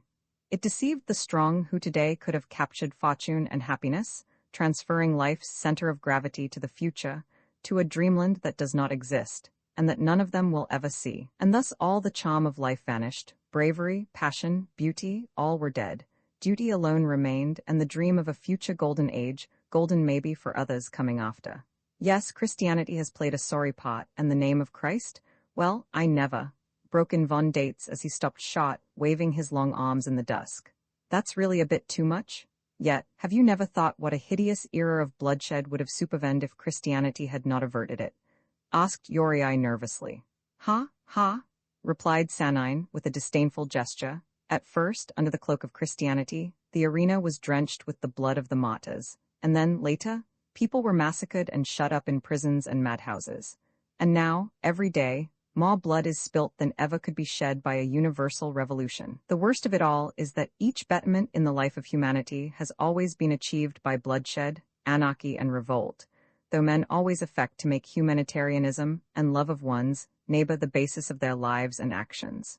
The whole thing results in a stupid tragedy, false, hypocritical, neither flesh nor fowl. For my part, I should prefer an immediate world catastrophe to a dull, vegetable existence lasting probably another 2,000 years. Yuri was silent. Strange to say, his thoughts were not fixed upon the speaker's words, but upon the speaker's personality. The latter's absolute assurance he considered offensive, in fact insupportable. Would you, please, tell me, he began, irresistibly impelled to wound Sanine, why you always talk as if you were teaching little children? Von Dates, feeling uneasy at this speech, uttered something conciliatory and rattled his spurs. What do you mean by that? Asked Sanine sharply. Why are you so angry? Uriai felt that his speech was discourteous and that he ought not to go any farther, yet his wounded self-respect drove him to add, such a tone is really most unpleasant. It is my usual tone, replied Sanine, partly annoyed and partly anxious to appease the other. Well, it is not always a suitable one, continued Uriai, raising his voice. I really fail to see what gives you such assurance. Probably the consciousness of being more intelligent than you are, replied Sanine, now quite calm. Uriai stood still, trembling from head to foot. Look here, he exclaimed hoarsely. Don't get angry, interposed Sanine. I had no wish to offend you and only expressed my candid opinion. It is the same opinion that you have of me and that Von Dates has of both of us and so on. It is only natural. Sanine spoke in such a frank, friendly way that to show further displeasure would have been absurd. Uriai was silent, and Von Dates, being still concerned on his behalf, again rattled his spurs and breathed hard. At any rate, I don't tell you my opinion to your face, murmured Uriai. No, and that is where you are wrong. I was listening to your discussion just now, and the offensive spirit prompted every word you said. It is merely a question of form. I say what I think, but you don't say what you think, and that is not in the least interesting. If we were all more sincere, it would be far more amusing for everybody. Von Dates laughed loudly. What an original idea, he exclaimed. Uriai did not reply. His anger had subsided, and he felt almost pleased, though it irked him to think that he had got the worst of it, and would not admit this. Such a state of things might be somewhat too primitive, added Von Dates sententiously. Then, you had rather that it were complicated and obscure? Asked Sanine. Von Dates shrugged his shoulders, lost in thought. Roman 25, leaving the boulevard behind them, they passed along the dreary streets lying outside the town, though they were better lighted than the boulevard. The wood pavement stood out clearly against the black ground, and above loomed the pale cloud-covered heaven, where here and there stars gleamed. Here we are, said Von Dates as he opened a low door and disappeared through it. Immediately afterwards they heard the hoarse bark of a dog, and a voice exclaiming, Lie down, Sultan. Before them lay a large, empty courtyard at the farther side of which they discerned a black mass. It was a steam mill, and its narrow chimney pointed sadly to the sky. Round about it were dark sheds, but no trees, except in a small garden in front of the adjoining house. Through an open window a ray of light touched their green leaves. A dismal kind of place, said Sanine. I suppose the mill has been here a long while? Asked Uriai. Oh, yes, for ever so long, replied Von Dates, who, as he passed, looked through the lighted window, and in a tone of satisfaction said, Oh ho, quite a lot of people already. Uriai and Sanine also looked in at the window and saw heads moving in a dim cloud of blue smoke. A broad-shouldered man with curly hair leant over the sill and called out, Who's there? Friends, replied Uriai. As they went up the steps, they pushed against someone who shook hands with them in friendly fashion. I was afraid that you wouldn't come, said a cheery voice in a strong Jewish accent. Soloveichik, Sanine, said Von Dates, introducing the two, and grasping the farmer's cold, trembling hand. Soloveichik laughed nervously. So pleased to meet you, he said. I have heard so much about you, and you know? He stumbled backwards, still holding Sanine's hand. In doing so he fell against Uriai and trod on Von Dates's foot. I beg your pardon, Jakov Adolfovich, he exclaimed, as he proceeded to shake Von Dates's hand with great energy. Thus it was some time before, in the darkness, they could find the door. In the anteroom, on rows of nails put up specially for this evening by Ottilie Soloveichik, hung hats and caps, while close to the window were dark green bottles containing beer. Even the anteroom was filled with smoke. In the light, Soloveichik appeared to be a young, dark-eyed Jew with curly hair, small features, and bad teeth which, as he was continually smiling, were always displayed. The newcomers were greeted with a noisy chorus of welcome. Uriai saw Sina Kosovina sitting on the windowsill, and instantly everything seemed to him bright and joyous, as if the meeting were not in a stuffy room full of smoke, but at a festival amid fair green meadows in spring. Sina, slightly confused, smiled at him pleasantly. Well, sirs, I think we are all here now, exclaimed Soloveichik, trying to speak in a loud, cheery way with his feeble, unsteady voice, and gesticulating in ludicrous fashion. I beg your pardon, Uriai Nikolaevich, I seem to be always pushing against you, he said, laughing, as he lurched forward in an endeavor to be polite. Uriai good-humoredly squeezed his arm. That's all right, he said. We're not all here, but deuce take the others? Cried a burly, good-looking student. His loud tradesman's voice made one feel that he was used to ordering others about. Soloveitchik sprang forward to the table and rang a little bell. He smiled once more, and this time for sheer satisfaction at having thought of using a bell. Oh, none of that? Growled the student. You've always got some silly nonsense of that sort. It's not necessary in the least. Well, I thought that, stammered Soloveitchik as, looking embarrassed, he put the bell in his pocket. I think that the table should be placed in the middle of the room, said the student. Yes, I am going to move it directly, replied Soloveitchik as he hurriedly caught hold of the edge of the table. Mind the lamp, cried Dubova. That's not the way to move it, exclaimed the student, slapping his knee. Let me help you, said Sanine. Thank you, please, replied Soloveitchik eagerly. Sanine set the table in the middle of the room, and as he did so, the eyes of all were fixed on his strong back and muscular shoulders, which showed through his thin shirt. Now, Gaskienko, as the initiator of this meeting, it is for you to make the opening speech, said the pale-faced Dubova, and from the expression in her eyes it was hard to say if she were in earnest or only laughing at the student. Ladies and gentlemen, began Gaskienko, raising his voice, everybody knows why we have met here tonight, and so we can dispense with any introductory speech. As a matter of fact, said Sanine, I don't know why I came here, but, he added, laughing, it may have been because I was told that there would be some beer. Gaskienko glanced contemptuously at him over the lamp and continued, Our association is formed for the purpose of self-education by means of mutual readings and debates and independent discussions. Mutual readings? I don't understand, interrupted Dubova in a tone of voice that might have been thought ironical. Gaskienko blushed slightly. I meant to say readings in which all take part. Thus, the aim of our association is for the development of individual opinion, which shall lead to the formation in town of a league in sympathy with the Social Democratic Party. Aha, drawled Ivanov, as he scratched the back of his head. But with that, we shall deal later on. At the commencement we shall not set ourselves to solve such great, or small, prompted Dubova. Problems, continued Gaskienko, affecting not to hear. We shall begin by making out a program of such works as we intend to read, and I propose to devote the present evening to this purpose. Soloveitchik, are your workmen coming? Asked Dubova. Yes, of course they are, replied Soloveitchik, jumping up as if he had been stung. We have already sent to fetch them. Soloveitchik, don't shout like that, exclaimed Gaskienko. Here they are, said Shafrov, who was listening to Gaskienko's words with almost reverent attention. Outside, the gate creaked, and again the dog's gruff bark was heard. They've come? Cried Soloveitchik as he rushed out of the room. Lie down, Sultan, he shouted from the house door. There was a sound of heavy footsteps, of coughing, and of men's voices. Then a young student from the Polytechnic school entered, very like Gaskienko, except that he was dark and plain. With him, looking awkward and shy, came two workmen, with grimy hands, and wearing short jackets over their dirty red shirts. One of them was very tall and gaunt, whose clean-shaven, sallow face bore the mark of years of semi-starvation, perpetual care, and suppressed hatred. The other had the appearance of an athlete, being broad-shouldered and comely, with curly hair. He looked about him as a young peasant might do when first coming to a town. Pushing past them, Soloveitchik began solemnly, Gentlemen, these are— Oh, that'll do? Cried Gaskienko, interrupting him as usual. Good evening, comrades. Pistsov and Kudryavji, said the Polytechnic student. The men strode cautiously into the room, stiffly grasping the hands held out to give them a singularly courteous welcome.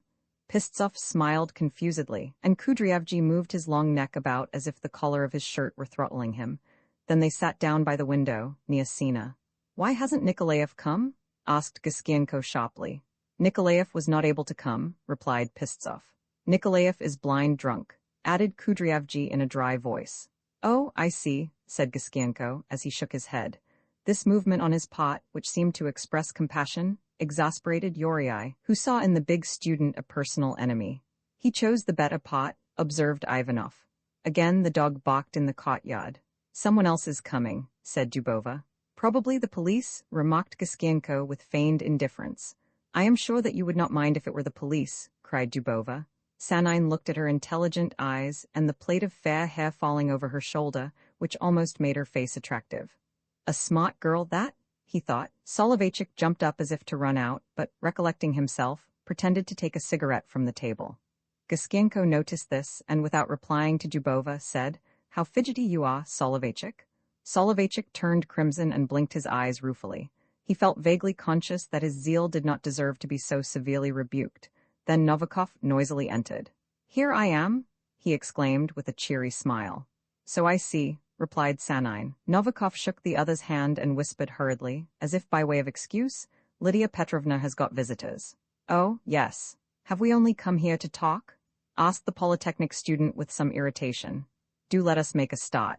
"Then you have not begun yet?" said Novikov, evidently pleased. He shook hands with the two workmen, who hastily rose from their seats. It was embarrassing to meet the doctor as a fellow comrade, when at the hospital he was wont to treat them as his inferiors. Gaskienko, looking rather annoyed, then began. "Ladies and gentlemen, we are naturally all desirous to widen our outlook, and to broaden our views of life, and believing that the best method of self-culture and of self-development lies in a systematic course of reading and an interchange of opinions regarding the books read, we have decided to start this little club." "That's right," sighed Pistsov approvingly, as he looked round at the company with his bright, dark eyes. "The question now arises, what books ought we to read? Possibly someone here present could make a suggestion regarding the program that should be adopted." Shafrov put on his glasses and slowly stood up. In his hand he held a small notebook. "I think," he began in his dry, uninteresting voice, "I think that our program should be divided into two parts. For the purpose of intellectual development, two elements are undoubtedly necessary: the study of life from its earliest stages, and the study of life as it actually is." "Shafrov's getting quite eloquent," cried Dubova. "Knowledge of the former can be gained by reading standard books of historical and scientific value, and knowledge of the latter, by Bell's letters, which bring us face to face with life. If you go on talking to us like this, we shall soon fall fast asleep." Dubova could not resist making this remark, and in her eyes there was a roguish twinkle. "I am trying to speak in such a way as to be understood by all," replied Shafrov gently. "Very well, speak as best you can," said Dubova with a gesture expressing her resignation. Sina Kosovina laughed at Shafrov too, in her pretty way, tossing back her head and showing her white, shapely throat. Hers was a rich, musical laugh. "I have drawn up a program, but perhaps it would bore you if I read it out," said Shafrov with a furtive glance at Dubova.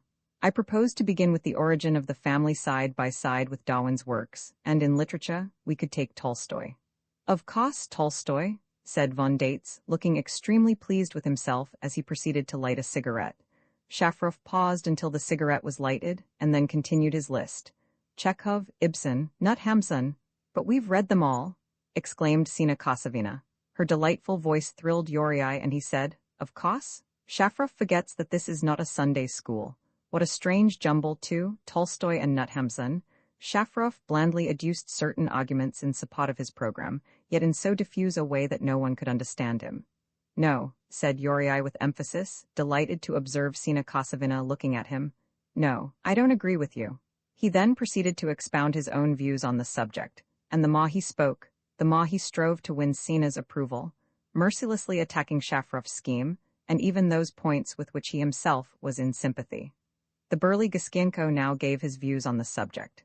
He considered himself the cleverest, most eloquent, and most cultured of them all. Moreover, in a little club like this, which he had organized, he expected to play first fiddle. Yuri's success annoyed him, and he felt bound to go against him. Being ignorant of Sverigich's opinions, he could not oppose them en bloc, but only fixed upon certain weak points in his argument with which he stubbornly disagreed. Thereupon a lengthy and apparently interminable discussion ensued.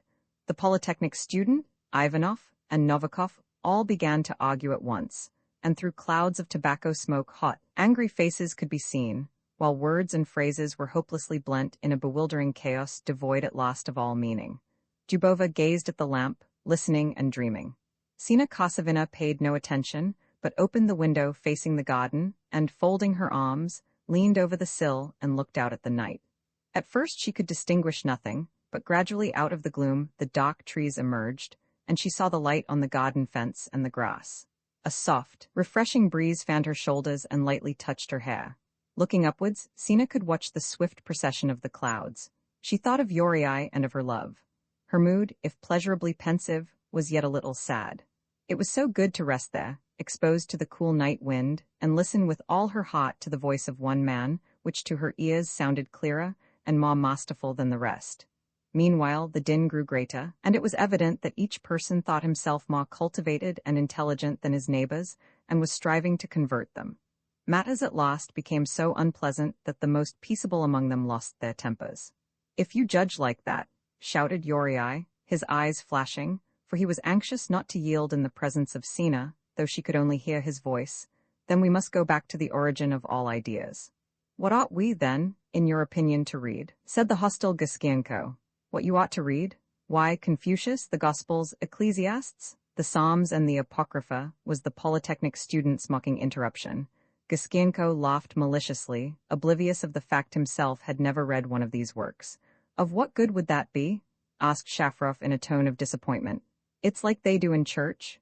Titted Pistsov. Uriai's face flushed. "I am not joking. If you wish to be logical, then—" "Ah, but what did you say to me just now about Christ?"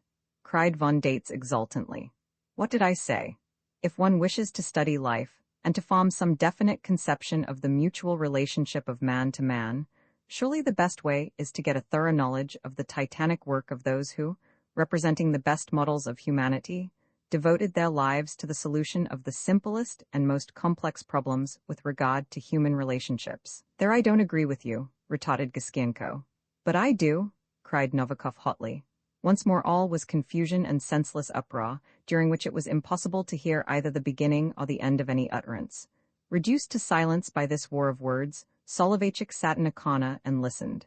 At first the expression on his face was one of intense, almost childish interest, but after a while his doubt and distress were shown by lines at the corners of his mouth and of his eyes. Sanine drank, smoked, and said nothing. He looked thoroughly bored, and when amid the general clamor some of the voices became unduly violent, he got up, and extinguishing his cigarette, said, "I say, do you know, this is getting uncommonly boring." "Yes, indeed," cried Dubova. "Sheer vanity and vexation of spirit," said Ivanov, who had been waiting for a fitting moment to drag in this favorite phrase of his. "In what way?" asked the Polytechnic student angrily. Sanine took no notice of him, but turning to Uriai, said, "Do you really believe that you can get a conception of life from any book?" "Most certainly I do," replied Uriai, in a tone of surprise. "Then you are wrong," said Sanine. "If this were really so, one could mold the whole of humanity according to one type, by giving people works to read of one tendency. A conception of life is only obtained from life itself, in its entirety, of which literature and human thought are but an infinitesimal part. No theory of life can help one to such a conception, for this depends upon the mood or frame of mind of each individual, which is consequently apt to vary so long as man lives. Thus, it is impossible to form such a hard and fast conception of life as you seem anxious to." "How do you mean, impossible?" cried Uriai angrily. Sanine again looked bored as he answered, "Of course it's impossible. If a conception of life were the outcome of a complete, definite theory, then the progress of human thought would soon be arrested. In fact, it would cease. But such a thing is inadmissible. Every moment of life speaks its new word, its new message to us, and to this we must listen and understand it, without first of all fixing limits for ourselves. After all, what's the good of discussing it? Think what you like. I would merely ask why you, who have read hundreds of books from Ecclesiastes to Marx, have not yet been able to form any definite conception of life. Why do you suppose that I have not?" asked Uriai, and his dark eyes flashed menacingly. "Perhaps my conception of life may be a wrong one, but I have it." "Very well, then," said Sanine, "why seek to acquire another?" Pistsov tittered. "Hush," cried Kudryavji contemptuously as his neck twitched. "How clever he is," thought Sina Kosovina, full of naive admiration for Sanine. She looked at him and then at Sverajich, feeling almost bashful and yet strangely glad. It was as if the two disputants were arguing as to who should possess her. "Thus, it follows," continued Sanine, "that you do not need what you are vainly seeking. To me, it is evident that every person here tonight is endeavoring to force the others to accept his views, being himself mortally afraid lest others should persuade him to think as they do. Well, to be quite frank, that is boring." "One moment, allow me," exclaimed Giskienko. "Oh, aye, that will do," said Sanine, with a gesture of annoyance. "I expect that you have a most wonderful conception of life and have read heaps of books. One can see that directly. Yet you lose your temper because everybody doesn't agree with you, and what is more, you behave rudely to Soloveitchik, who has certainly never done you any harm. Gaskienko was silent, looking utterly amazed, as if Sanine had said something most extraordinary. "Yuri Nikolaevich," said Sanine cheerily, "you must not be angry with me because I spoke somewhat bluntly just now. I can see that in your soul discord reigns." "Discord?" exclaimed Yuri, reddening. He did not know whether he ought to be angry or not. Just as it had done during their walk to the meeting, Sanine's calm, friendly voice pleasantly impressed him. "Ah, you know yourself that it is so," replied Sanine with a smile, "but it won't do to pay any attention to such childish nonsense. Life's really too short."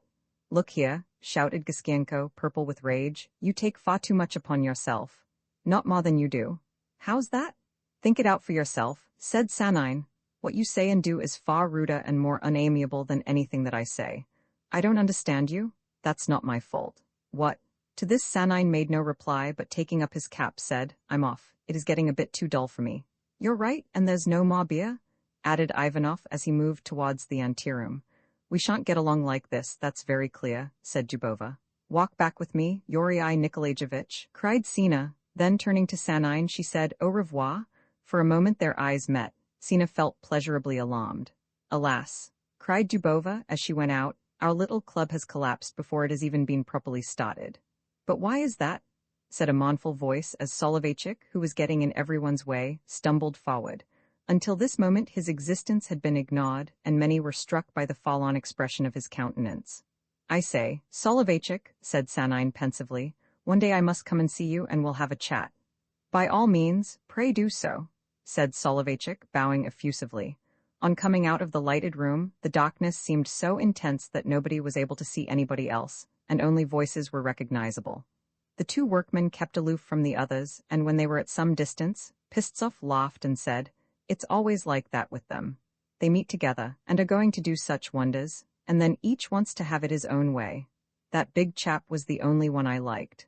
"A lot you understand when clever folk of that sort talk together," replied Kudryavji testily, twisting his neck about as if he were being throttled. Pistsov whistled mockingly in lieu of answer. Roman 26 Soloveitchik stood at the door for some time, looking up to the starless sky and rubbing his thin fingers. The wind whistled round the gloomy tin-roofed sheds, bending the treetops that were huddled together like a troop of ghosts. Overhead, as if driven by some resistless force, the clouds raced onward, ever onward. They formed black masses against the horizon, some being piled up to insuperable heights. It was as though, far away in the distance, they were awaited by countless armies that, with sable banners all unfurled, had gone forth in their dreadful might to some wild conflict of the elements. From time to time, the restless wind seemed to bring with it the clamor of the distant fray. With childish awe Soloveitchik gazed upwards. Never before had he felt how small he was, how puny, how almost infinitesimal when confronted with this tremendous chaos. My God," he sighed. In the presence of the sky and the night he was not the same man as when among his fellows.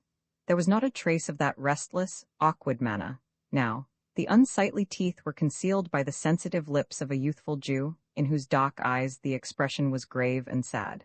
He went slowly indoors, extinguished an unnecessary lamp, and clumsily set the table and the chairs in their places again. The room was still full of tobacco smoke, and the floor was covered with cigarette ends and matches. Soloveitchik at once fetched a broom and began to sweep out the rooms, for he took a pride in keeping his little home clean and neat. Then he got a bucket of water from a cupboard and broke bread into it. Carrying this in one hand, the other being outstretched to maintain his balance, he walked across the yard, taking short steps. In order to see better, he had placed a lamp close to the window. Yet it was so dark in the yard that Soloveitchik felt relieved when he reached the dog's kennel. Sultan's shaggy form, invisible in the gloom, advanced to meet him, and a chain rattled ominously. "Ah, Sultan, kush, kush!" exclaimed Soloveitchik in order to give himself courage. In the darkness, Sultan thrust his cold, moist nose into his master's hand. "There you are," said Soloveitchik as he set down the bucket. Sultan sniffed and began to eat voraciously, while his master stood beside him and gazed mournfully at the surrounding gloom. "Ah, what can I do?" he thought. "How can I force people to alter their opinions? I myself expected to be told how to live and how to think. God has not given me the voice of a prophet, so in what way can I help?" Sultan gave a grunt of satisfaction. "Eat away, old boy, eat away," said Soloveitchik. "I would let you loose for a little run, but I haven't got the key, and I'm so tired." Then to himself, What clever, well-informed people those are. They know such a lot. Good Christians, very likely, and here am I. Ah, well, perhaps it's my own fault. I should have liked to say a word to them, but I didn't know how to do it. From the distance, beyond the town, there came the sound of a long, plaintive whistle. Sultan raised his head and listened. Large drops fell from his muzzle into the pail. "Eat away," said Soloveitchik. "That's the train?" Sultan heaved a sigh. "I wonder if men will ever live like that." "Perhaps they can't," said Soloveitchik aloud as he shrugged his shoulders despairingly. There, in the darkness, he imagined that he could see a multitude of men, vast, unending as eternity, sinking ever deeper in the gloom. A succession of centuries without beginning and without end, an unbroken chain of wanton suffering for which remedy there was none, and on high, where God dwelt, silence, eternal silence. Sultan knocked against the pail, and upset it. Then, as he wagged his tail, the chain rattled slightly. "Gobbled it all up, eh?" Soloveitchik patted the dog's shaggy coat and felt its warm body writhe in joyous response to his touch. Then he went back to the house. He could hear Sultan's chain rattle, and the yard seemed less gloomy than before, while blacker and more sinister was the mill with its tall chimney and narrow sheds that looked like coffins.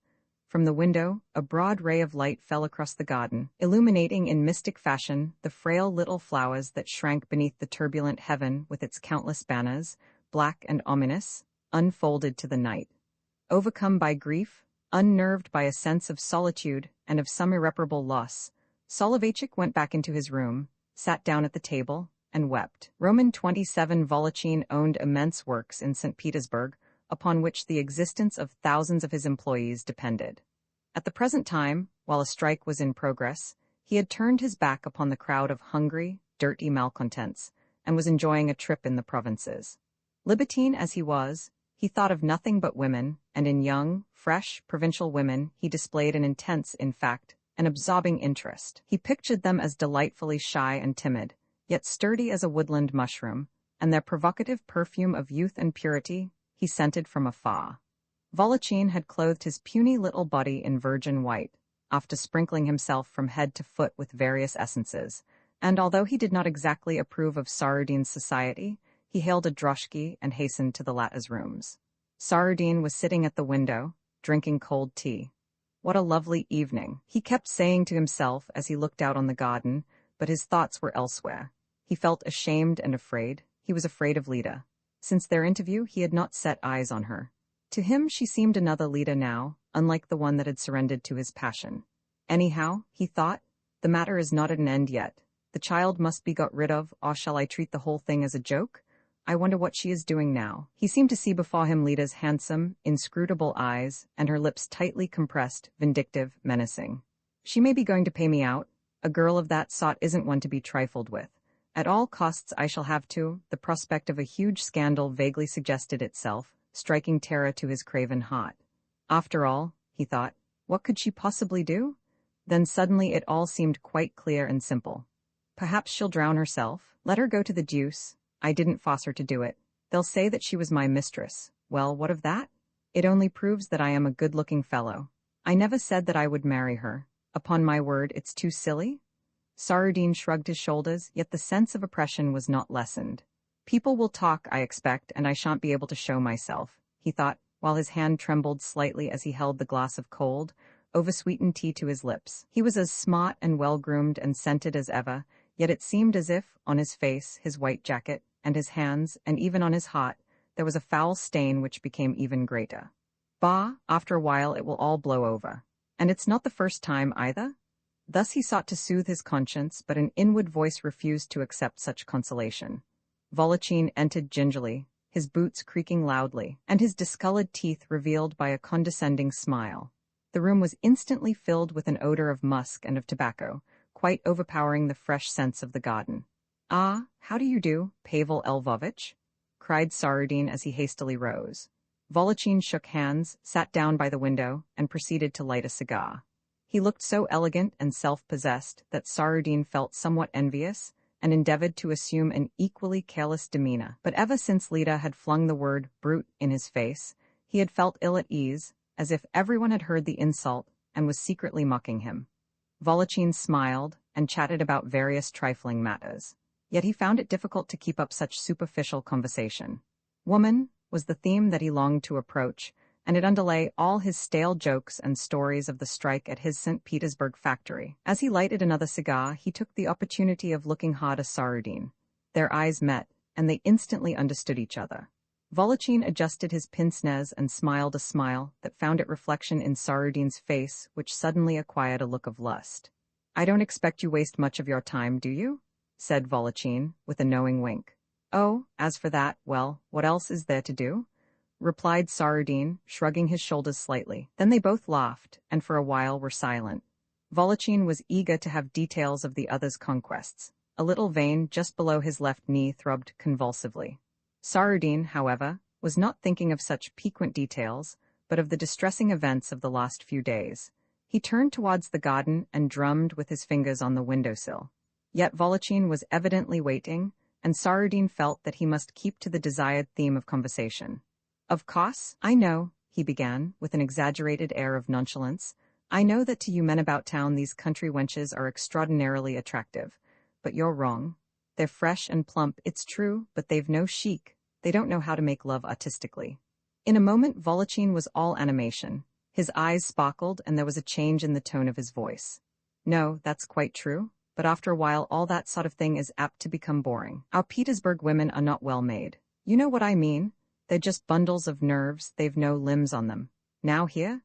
"Yes, you're right," said Sanine, growing interested in his turn as he twirled his mustache complacently.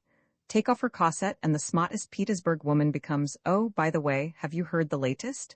said Volochin, interrupting himself.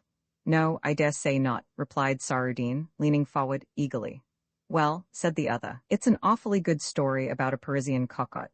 Then, with much wealth of detail, Volochin proceeded to relate a spicy anecdote that pleased his companion vastly. "Yes," said Volochin in conclusion, as he rolled his eyes, "shape's everything in a woman. If she hasn't got that, well, for me she simply doesn't exist."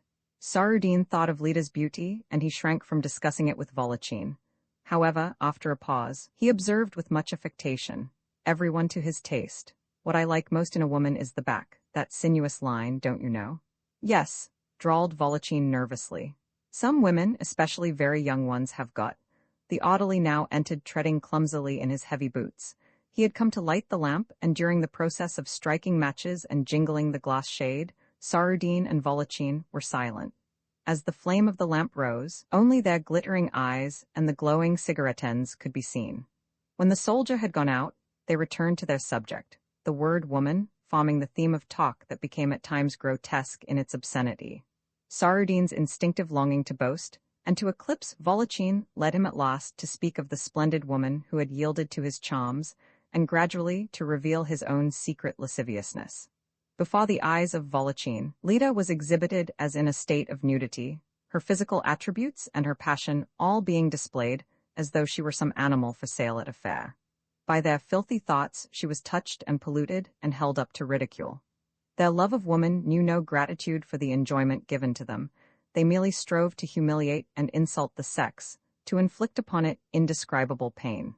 The smoke-laden atmosphere of the room had become stifling. Their bodies at fever heat exhaled an unwholesome odor, as their eyes gleamed and their voices sounded shrill and rabid as those of wild beasts. Beyond the window lay the calm, clear moonlit night. But for them the world with all its wealth of color and sound had vanished. All that their eyes beheld was a vision of woman in her nude loveliness. Soon their imagination became so heated that they felt a burning desire to see Lida, whom now they had dubbed Lidka, by way of being familiar. Sanine had the horses harnessed, and they drove to a house situated on the outskirts of the town. Roman 28, a letter sent by Sanine to Lida on the day following their interview, fell by chance into Maria Ivanovna's hands. It contained a request for the permission to see her, and awkwardly suggested that sundry matters might be satisfactorily arranged. Its pages cast, so Maria Ivanovna thought, an ugly, shameful shadow upon the pure image of her daughter. In her first perplexity and distress, she remembered her own youth with its love, its deceptions, and the grievous episodes of her married life. A long chain of suffering forged by a life based on rigid laws of morality dragged its slow length along, even to the confines of old age. It was like a gray band, marred in places by monotonous days of care and disappointment. Yet the thought that her daughter had broken through the solid wall surrounding this gray, dusty life and had plunged into the lurid whirlpool, where joy and sorrow and death were mingled, filled the old woman with horror and rage. Vile, wicked girl, she thought, as despairingly she let her hands fall into her lap. Suddenly it consoled her to imagine that possibly things had not gone too far, and her face assumed a dull, almost a cunning expression. She read and reread the letter, yet could gather nothing from its frigid, affected style. Feeling how helpless she was, the old woman wept bitterly, and then, having set her cap straight, she asked the maidservant, "Daunica, is Vladimir Petrovitch at home?" "What?" shouted Daunica. "Fool, I asked if the young gentleman was at home. He's just gone into the study, he's writing a letter," replied Daunica, looking radiant as if this letter were the reason for unusual rejoicing. Maria Ivanovna looked hard at the girl, and an evil light flashed from her faded eyes. "Toad, if you dare to fetch and carry letters again, I'll give you a lesson that you'll never forget." Sanine was seated at the table, writing. His mother was so little used to seeing him write that, in spite of her grief, she was interested. "What's that you're writing?" "A letter," replied Sanine, looking up gaily. "To whom?" "Oh, to a journalist I know. I think of joining the staff of his paper." "So you write for the papers?" Sanine smiled. "I do everything. But why do you want to go there?" "Because I'm tired of living here with you, mother," said Sanine frankly. Maria Ivanovna felt somewhat hurt. "Thank you," she said. Sanine looked attentively at her, and felt inclined to tell her not to be so silly as to imagine that a man, especially one who had no employment, could care to remain always in the same place. But it irked him to have to say such a thing, and he was silent. Maria Ivanovna took out her pocket handkerchief and crumpled it nervously in her fingers. If it had not been for Sarudin's letter and her consequent distress and anxiety, she would have bitterly resented her son's rudeness. But as it was, she merely said, "Ah, yes, the one slinks out of the house like a wolf, and the other?" A gesture of resignation completed the sentence. Sanine looked up quickly and put down his pen. "What do you know about it?" he asked. Suddenly Maria Ivanovna felt ashamed that she had read the letter to Lida. Turning very red, she replied unsteadily, but with some irritation, "Thank God I am not blind, I can see." "See, you can see nothing," said Sanine, after a moment's reflection, "and to prove it allow me to congratulate you on the engagement of your daughter." She was going to tell you herself, but after all, it comes to the same thing. "What?" exclaimed Maria Ivanovna, drawing herself up. "Lida is going to be married." "To whom?" "To Novikov, of course." "Yes, but what about Sarudin?" "Oh, he can go to the devil," exclaimed Sanine angrily. "What's that to do with you? Why meddle with other people's affairs?" "Yes, but I don't quite understand, Volodya," said his mother, bewildered, while yet in her heart she could hear the joyous refrain. "Lida's going to be married, going to be married." Sanine shrugged his shoulders. "What is that you don't understand? She was in love with one man, and now she's in love with another, and tomorrow she'll be in love with a third. Well, God bless her." "What's that you say?" cried Maria Ivanovna indignantly. Sanine leant against the table and folded his arms. "In the course of your life did you yourself only love one man?" he asked angrily. Maria Ivanovna rose. Her wrinkled face wore a look of chilling pride. "One shouldn't speak to one's mother like that," she said sharply. "Who? How do you mean, who? Who shouldn't speak?" said Sanine, as he looked at her from head to foot.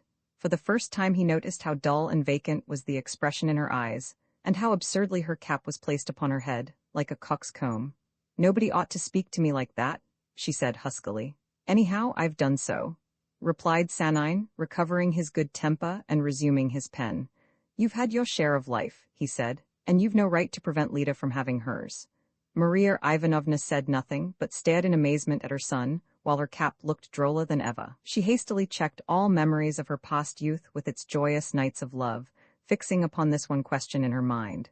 How dare he speak thus to his mother? Yet before she could come to any decision, Sanine turned round, and taking her hand said kindly, "Don't let that worry you, but you must keep Sarudin out of the house, for the fellow's quite capable of playing us a dirty trick." Maria Ivanovna was at once appeased. "God bless you, my boy," she said. "I am very glad, for I have always liked Satya Novikov. Of course we can't receive Sarudin, it wouldn't do because of Satya." "No, just that, because of Satya," said Sanine with a humorous look in his eyes. "And where is Lida?" asked his mother. "In her room." "And Satya?" She pronounced the pet name lovingly. "I really don't know. He went to." At that moment Daunica appeared in the doorway and said, "Viktor Sergeyevich is here, and another gentleman." "Turn them out of the house," said Sanine. Daunica smiled sheepishly. "Oh, sir, I can't do that, can I?" "Of course you can. What business brings them here?" Daunica hid her face and went out. Drawing herself up to her full height, Maria Ivanovna seemed almost younger, though her eyes looked malevolent. With astonishing ease, her point of view had undergone a complete change, as if by playing a trump card she had suddenly scored. Kindly as her feelings for Sarudin had been while she hoped to have him as a son-in-law, they swiftly cooled when she realized that another was to marry Leda, and that Sarudin had only made love to her. As his mother turned to go, Sanine, who noticed her stony profile and forbidding expression, said to himself, "There's an old hen for you." Folding up his letter, he followed her out, curious to see what turn matters would take. With exaggerated politeness, Sarudin and Volochin rose to salute the old lady, yet the farmer showed none of his wonted ease of manner when at the Sanines. Volochin indeed felt slightly uncomfortable, because he had come expressly to see Leda, and was obliged to conceal his intention. Despite his simulated ease, Sarudin looked obviously anxious. He felt that he ought not to have come. He dreaded meeting Leda, yet he could on no account let Volochin see this, to whom he wished to pose as a gay Lothario. "Dear Maria Ivanovna," began Sarudin, smiling affectedly, "allow me to introduce to you my good friend, Paul Lvovich Volochin." "Charmed?" said Maria Ivanovna with frigid politeness, and Sarudin observed the hostile look in her eyes, which somewhat unnerved him. We ought not to have come, he thought, at last aware of the fact, which in Volochin's society he had forgotten. Leda might come in at any moment, Leda, the mother of his child. What should he say to her? How should he look her in the face? Perhaps her mother knew all? He fidgeted nervously on his chair, lit a cigarette, shrugged his shoulders, moved his legs, and looked about him right and left. "Are you making a long stay?" asked Maria Ivanovna of Volochin in a cold, formal voice. "Oh, no," he replied, as he stared complacently at this provincial person, thrusting his cigar into the corner of his mouth so that the smoke rose right into her face. "It must be rather dull for you here, after Petersburg." "On the contrary, I think it is delightful. There is something so patriarchal about this little town. You ought to visit the environs, which are charming for excursions and picnics. There's boating and bathing, too." "Of course, madam, of course," drawled Volochin, who was already somewhat bored. The conversation languished, and they all seemed to be wearing smiling masks behind which lurked hostile eyes. Volochin winked at Sarudin in the most unmistakable manner, and this was not lost upon Sanine, who from his corner was watching them closely. The thought that Volochin would no longer regard him as a smart, dashing, daredevil sort of fellow gave Sarudin some of his old assurance. "And where is Lydia Petrovna?" he asked carelessly. Maria Ivanovna looked at him in surprise and anger. Her eyes seemed to say, "What is that to you, since you are not going to marry her?" "I don't know. Probably in her room," she coldly replied. Volochin shot another glance at his companion. "Can't you manage to make Leda come down quickly?" it said. "This old woman's becoming a bore." Sarudin opened his mouth and feebly twisted his mustache. "I have heard so many flattering things about your daughter," began Volochin, smiling and rubbing his hands, as he bent forward to Maria Ivanovna, "that I hope to have the honor of being introduced to her." Maria Ivanovna wondered what this insolent little roué could have heard about her own pure Leda, her darling child, and again she had a terrible presentiment of the latter's downfall. It utterly unnerved her, and for the moment her eyes had a softer, more human expression. "If they are not turned out of the house," thought Sanine, "at this juncture, they will only cause further distress to Leda and Novikov. I hear that you are going away," he suddenly said, looking pensively at the floor. Sarudin wondered that so simple an expedient had occurred to him before. "That's it, a good idea. 2 months' leave?" he thought before hastily replying. "Yes, I was thinking of doing so. One wants a change, you know. By stopping too long in one place, you are apt to get rusty." Sanine laughed outright, the whole conversation, not one word of which expressed their real thoughts and feelings. All this deceit, which deceived nobody, amused him immensely. And with a sudden sense of gaiety and freedom he got up, and said, "Well, I should think that the sooner you went, the better." In a moment, as if from each a stiff, heavy garb had fallen off, the other 3 persons became changed. Maria Ivanovna looked pale and shrunken, Volochin's eyes expressed animal fear, and Sarudin slowly and irresolutely rose. "What do you mean?" he asked in a hoarse voice. Volochin tittered and looked about nervously for his hat. Sanine did not reply to the question, but maliciously handed Volochin the hat. From the latter's open mouth a stifled sound escaped like a plaintive squeak. "What do you mean by that?" cried Sarudin angrily, aware that he was losing his temper. "A scandal?" he thought to himself. "I mean what I say," replied Sanine. Your presence here is utterly unnecessary, and we shall all be delighted to see the last of you. Saradin took a step forward. He looked extremely uncomfortable, and his white teeth gleamed threateningly, like those of a wild beast. "Aha, that's it, is it?" he muttered, breathing hard. "Get out," said Sanine contemptuously, yet in so terrible a tone that Saradin glared and voluntarily drew back. "I don't know what the deuce it all means," said Volochin, under his breath, as with shoulders raised he hurried to the door. But there, in the doorway, stood Lida. She was dressed in a style quite different from her usual one. Instead of a fashionable coiffure, she wore her hair in a thick plait hanging down her back. Instead of an elegant costume, she was wearing a loose gown of diaphanous texture, the simplicity of which alluringly heightened the beauty of her form. As she smiled, her likeness to Sanine became more remarkable, and in her sweet, girlish voice she said calmly, "Here I am. Why are you hurrying away? Viktor Sergeyevich, do put down your cap." Sanine was silent and looked at his sister in amazement. "Whatever does she mean?" he thought to himself. As soon as she appeared, a mysterious influence, at once irresistible and tender, seemed to make itself felt. Like a lion tamer in a cage filled with wild beasts, Lida stood there, and the men at once became gentle and submissive. "Well, do you know, Lydia Petrovna," stammered Saradin. At the sound of his voice, Lida's face assumed a plaintive, helpless expression, and as she glanced swiftly at him, there was great grief at her heart not unmixed with tenderness and hope. Yet in a moment, such feelings were effaced by a fierce desire to show Saradin how much he had lost in losing her, to let him see that she was still beautiful, in spite of all the sorrow and shame that he had caused her to endure. "I don't want to know anything," she replied in an imperious, almost a stagey voice, as for a moment she closed her eyes. Upon Volochin, her appearance produced an extraordinary effect as his sharp little tongue darted out from his dry lips and his eyes grew smaller and his whole frame vibrated from sheer physical excitement. "You haven't introduced us," said Lida, looking round at Saradin. "Volochin, Pavel Lvovich," stammered the officer. "And this beauty," he said to himself, "was my mistress." He felt honestly pleased to think this, at the same time being anxious to show off before Volochin, while yet bitterly conscious of an irrevocable loss. Lida languidly addressed her mother. "There is someone who wants to speak to you," she said. "Oh, I can't go now," replied Maria Ivanovna. "But they are waiting," persisted Lida, almost hysterically. Maria Ivanovna got up quickly. Sanine watched Lida, and his nostrils were dilated. "Won't you come into the garden? It's so hot in here," said Lida, and without looking round to see if they were coming, she walked out through the veranda. As if hypnotized, the men followed her, bound, seemingly, with the tresses of her hair, so that she could draw them whither she wished. Volochin walked first, ensnared by her beauty, and apparently oblivious of aught else. Lida sat down in the rocking chair under the linden tree, and stretched out her pretty little feet clad in black open-work stockings and tan shoes.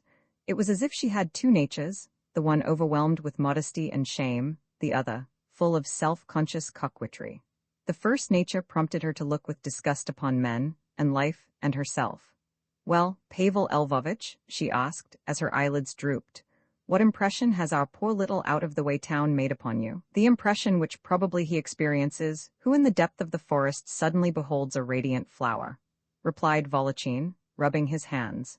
Then began talk which was thoroughly vapid and insincere, the spoken being false, and the unspoken true. Sanine sat silently listening to this mute but sincere conversation, as expressed by faces, hands, feet, and tremulous accents. Lida was unhappy, Volochin longed for all her beauty, while Saradin loathed Lida, Sanine, Volochin, and the world generally. He wanted to go, yet he could not make a move. He was for doing something outrageous, yet he could only smoke cigarette after cigarette, while dominated by the desire to proclaim Lida his mistress to all present. "And how do you like being here? Are you not sorry to have left Petersburg behind you?" asked Lida, suffering meanwhile intense torture, and wondering why she did not get up and go. "Miso contraria," lisped Volochin, as he waved his hand in a finicking fashion and gazed ardently at Lida. Come, no pretty speeches," said Lida coquettishly, while to Saradin her whole being seemed to say, "You think that I am wretched, don't you, and utterly crushed? But I am nothing of the kind, my friend. Look at me." "Oh, Lydia Petrovna," said Saradin, "you surely don't call that a pretty speech?" "I beg your pardon?" asked Lida dryly, as if she had not heard, and then, in a different tone, she again addressed Volochin. "Do tell me something about life in Petersburg. Here we don't live, we only vegetate." Sarudin saw that Volochin was smiling to himself, as if he did not believe that the farmer had ever been on intimate terms with Lida. Very good, he said to himself as he bit his lip viciously. Oh, our famous Petersburg life? Volochin, who chatted with ease, looked like a silly little monkey babbling of things that it did not comprehend. Who knows? He thought to himself, his gaze riveted on Lida's beautiful farm. I assure you on my word of honor that our life is extremely dull and colorless. Until today, I thought that life, generally, was always dull, whether in the town or in the country. Not really, exclaimed Lida as she half-closed her eyes. What makes life worth living is a beautiful woman, and the women in big towns, if you could only see what they were like. Do you know, I feel convinced that if the world is ever saved it will be by beauty. This last phrase Volochin unexpectedly added, believing it to be most apt and illuminating. The expression of his face was one of stupidity and greed, as he kept reverting to his pet theme, woman. Sarudin, alternately flushed and pale with jealousy, found it impossible to remain in one place, but walked restlessly up and down the path. Our women are all alike, stereotyped and made up. To find one whose beauty is worthy of adoration, it is to the provinces that one must go, where the soil, untilled as yet, produces the most splendid flowers. Sanine scratched the nape of his neck and crossed his legs. Of what good is it if they bloom here, since there is no one worthy to pluck them? Replied Lida. Aha, thought Sanine, suddenly becoming interested. So that's what she's driving at? This wordplay, where sentiment and grossness were so obviously involved, he found extremely diverting. Is it possible? Why, of course, I mean what I say. Who is it that plucks our unfortunate blossoms? What men are those whom we set up as heroes? Rejoined Lida bitterly. Aren't you rather too hard upon us? Asked Sarudin. No, Lydia Petrovna is right, exclaimed Volochin, but glancing at Sarudin, his eloquence suddenly subsided. Lida laughed outright. Filled with shame and grief and revenge, her burning eyes were set on her seducer, and seemed to pierce him through and through. Volochin again began to babble, while Lida interrupted him with laughter that concealed her tears. I think that we ought to be going, said Sarudin, at last, who felt that the situation was becoming intolerable. He could not tell why, but everything, Lida's laughter, her scornful eyes and trembling hands were all to him as so many secret boxes on the ear. His growing hatred of her, and his jealousy of Volochin as well as the consciousness of all that he had lost, served to exhaust him utterly. All ready? Asked Lida. Volochin smiled sweetly, licking his lips with the tip of his tongue. It can't be helped. Viktor Sergeyevich apparently is not quite himself, he said in a mocking tone, proud of his conquest. So they took their leave, and as Sarudin bent over Lida's hand, he whispered, This is goodbye. Never had he hated Lida as much as at this moment. In Lida's heart there arose a vague, fleeting desire to bid tender farewell to all those bygone hours of love which had once been theirs. But this feeling she swiftly repressed as she said in a loud, harsh voice, Goodbye, bon voyage, don't forget us, Pavel Lvovich. As they were going, Volochin's remark could be distinctly heard. How charming she is. She intoxicates one like champagne. When they had gone, Lida sat down again in the rocking chair. Her position was a different one now, for she bent forward, trembling all over, and her silent tears fell fast. Come, what's the matter? Said Sanine as he took hold of her hand.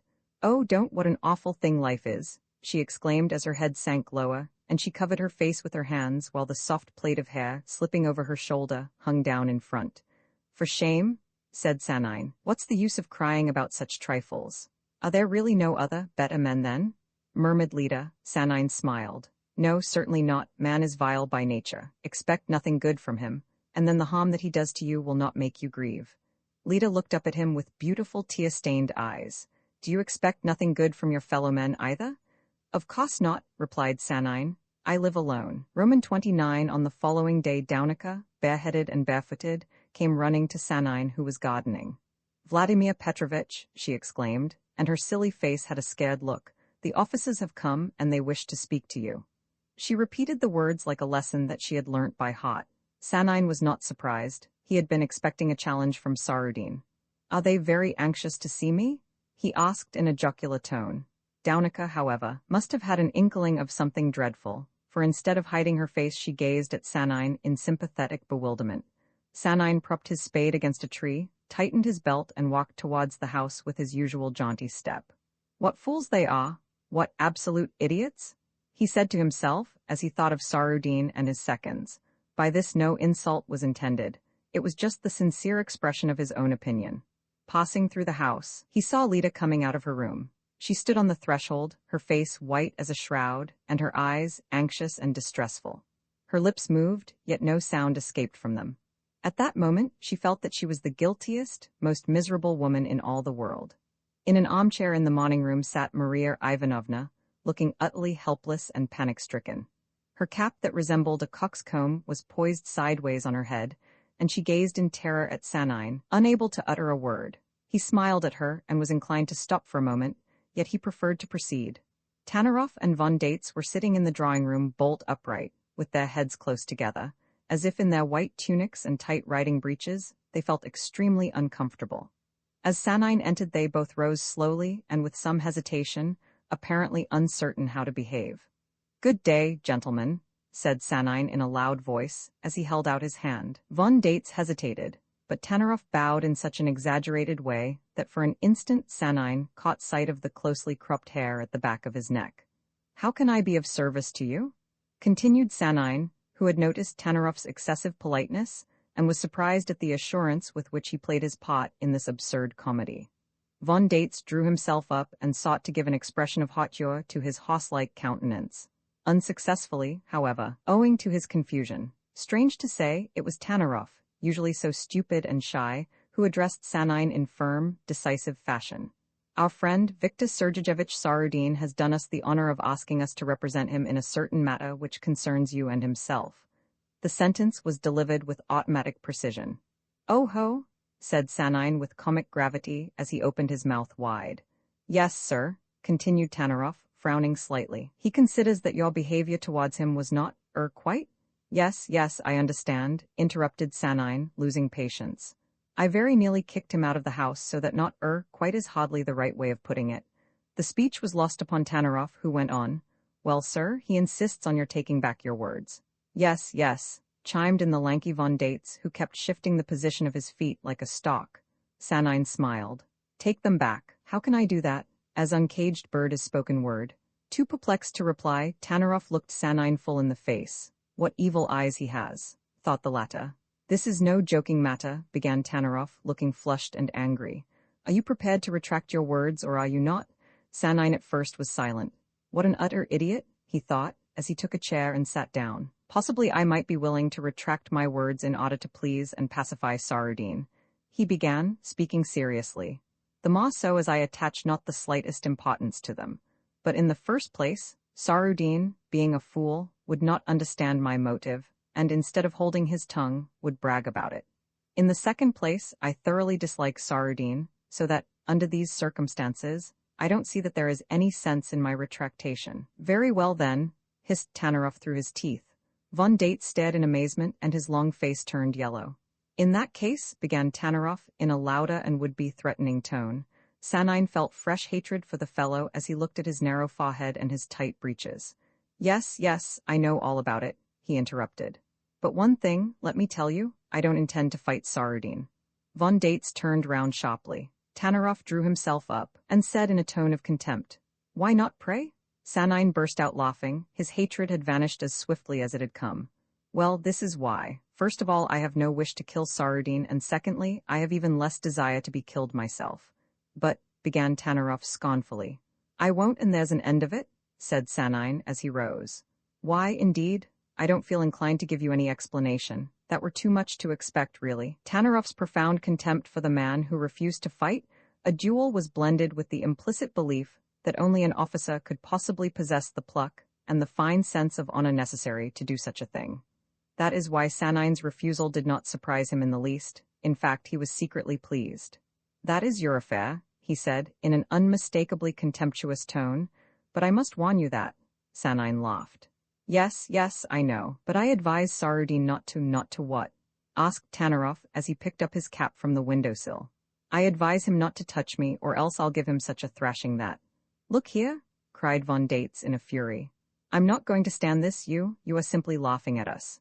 Don't you understand that to refuse to accept a challenge is, he was as red as a lobster, his eyes were starting from his head, and there was foam on his lips. Sanine looked curiously at his mouth and said, "And this is the man who calls himself a disciple of Tolstoy?" Von Dates winced and tossed his head.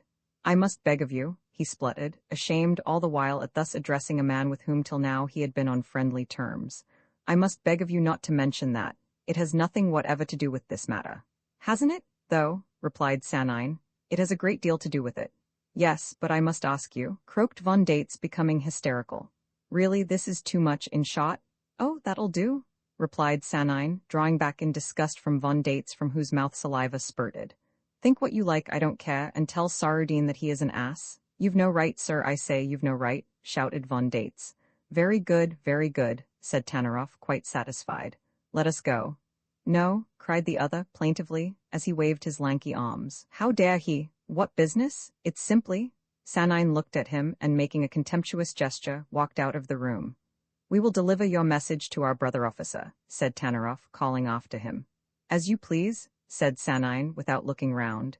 He could hear Tanaroff trying to pacify the enraged Von Dates, and thought to himself, as a rule the fellow's an utter fool, but put him on his hobby horse, and he becomes quite sensible. The matter cannot be allowed to rest thus, cried the implacable Von Dates as they went out. From the door of her room, Lida gently called, Volodya? Sanine stood still. What is it? Come here, I want to speak to you. Sanine entered Lida's little room where, owing to the trees in front of the window, soft green twilight reigned. There was a feminine odor of perfume and powder. How nice it is in here, said Sanine, with a sigh of relief. Lida stood facing the window, and green reflected lights from the garden flickered round her cheeks and shoulders. What do you want with me? He asked kindly. Lida was silent, and she breathed heavily. Why, what is the matter? Are you not going to fight a duel? She asked hoarsely, without looking round. No, Lida was silent. Well, what of that? Said Sanine. Lida's chin trembled. She turned sharply round and murmured quickly. I can't understand that, I can't. Oh, exclaimed Sanine, frowning. Well, I'm very sorry for you. Human stupidity and malice surrounded him on all sides. To find such qualities alike in bad folk and good folk, in handsome people as in ugly, proved utterly disheartening. He turned on his heels and went out. Lida watched him go, and then, holding her head with both hands, she flung herself upon the bed. The long black plate lay at full length along the white coverlet. At this moment Lida, strong, supple and beautiful in spite of her despair, looked younger, more full of life than ever. Through the window came warmth and radiance from the garden, and the room was bright and pleasant. Yet of all this Lida saw nothing. III. It was already quite dark when the others returned from their walk. Their clear, merry voices rang out through the soft dusk that veiled the garden. Lida ran, flushed and laughing, to her mother. She brought with her cool scents from the river that blended delightfully with the fragrance of her own sweet youth and beauty, which the companionship of sympathetic admirers heightened and enhanced. Supper, mamma, let's have supper, she cried, playfully dragging her mother along. Meanwhile, Viktor Sergeyevich is going to sing something to us. Maria Ivanovna, as she went out to get supper ready, thought to herself that fate could surely have nothing but happiness in store for so beautiful and charming a girl as her darling Lida. Sarudin and Tanaroff went to the piano in the drawing-room, while Lida reclined lazily in the rocking-chair on the veranda. Novikov, mute, walked up and down on the creaking boards of the veranda floor, furtively glancing at Lida's face, at her firm, full bosom, at her little feet shod in yellow shoes, and her dainty ankles. But she took no heed of him nor of his glances, so enthralled was she by the might and magic of a first passion. She shut her eyes and smiled at her thoughts. In Novikov's soul there was the old strife. He loved Lida, yet he could not be sure of her feelings towards himself. At times she loved him, so he thought, and again, there were times when she did not. If he thought yes, how easy and pleasant it seemed for this young, pure, supple body to surrender itself to him.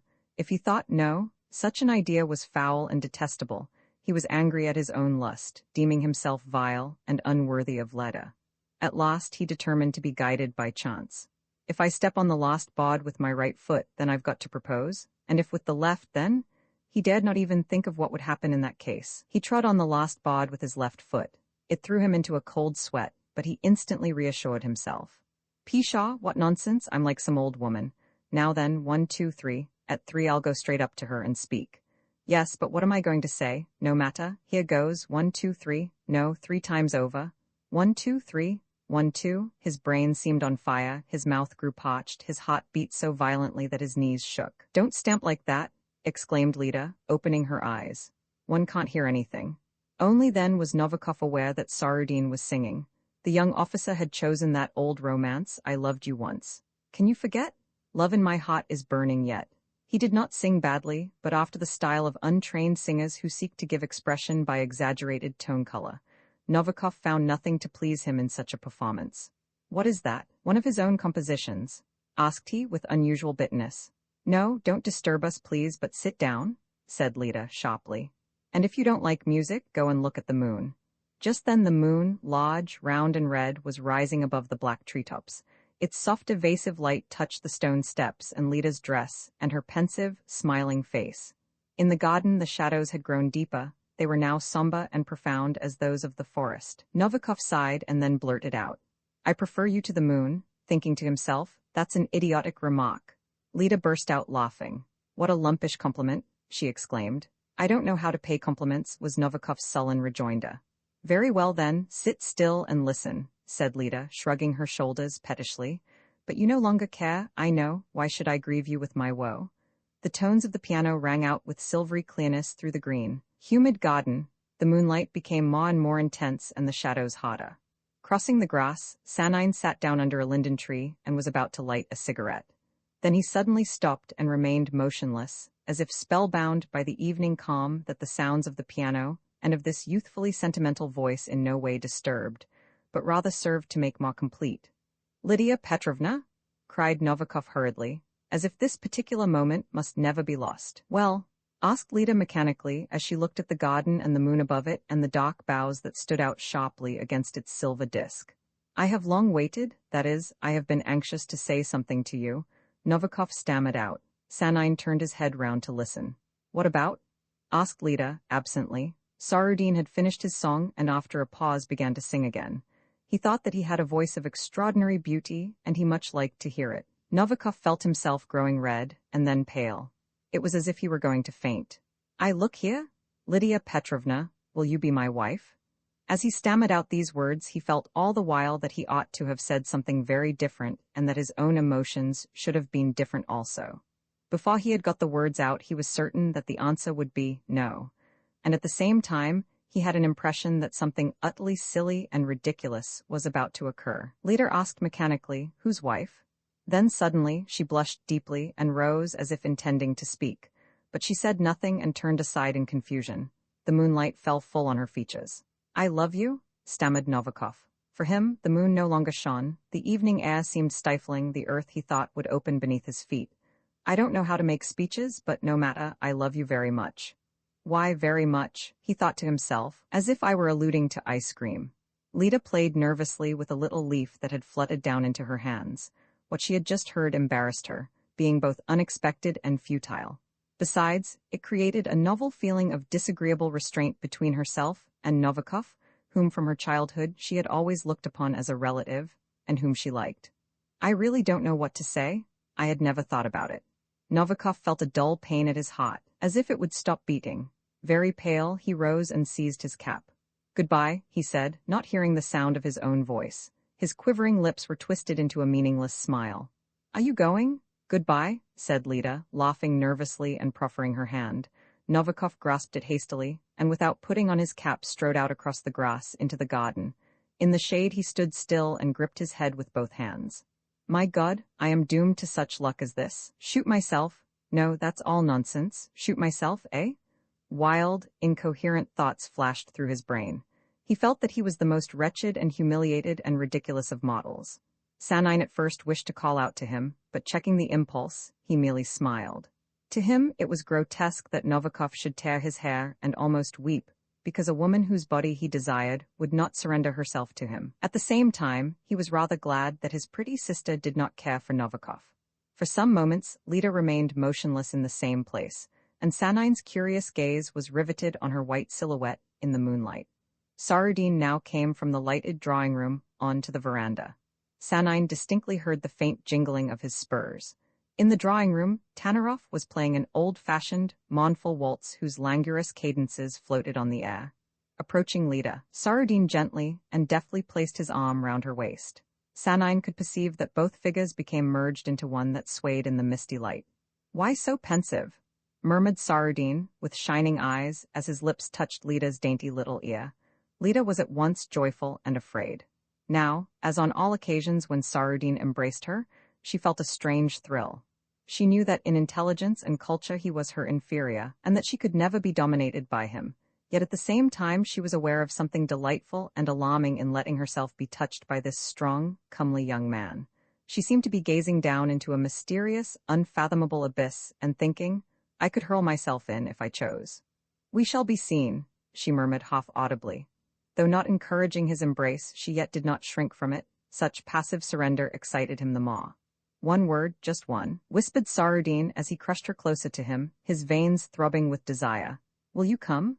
Lida trembled. It was not the first time that he had asked her this question, and each time she had felt strange tremors that deprived her of her will.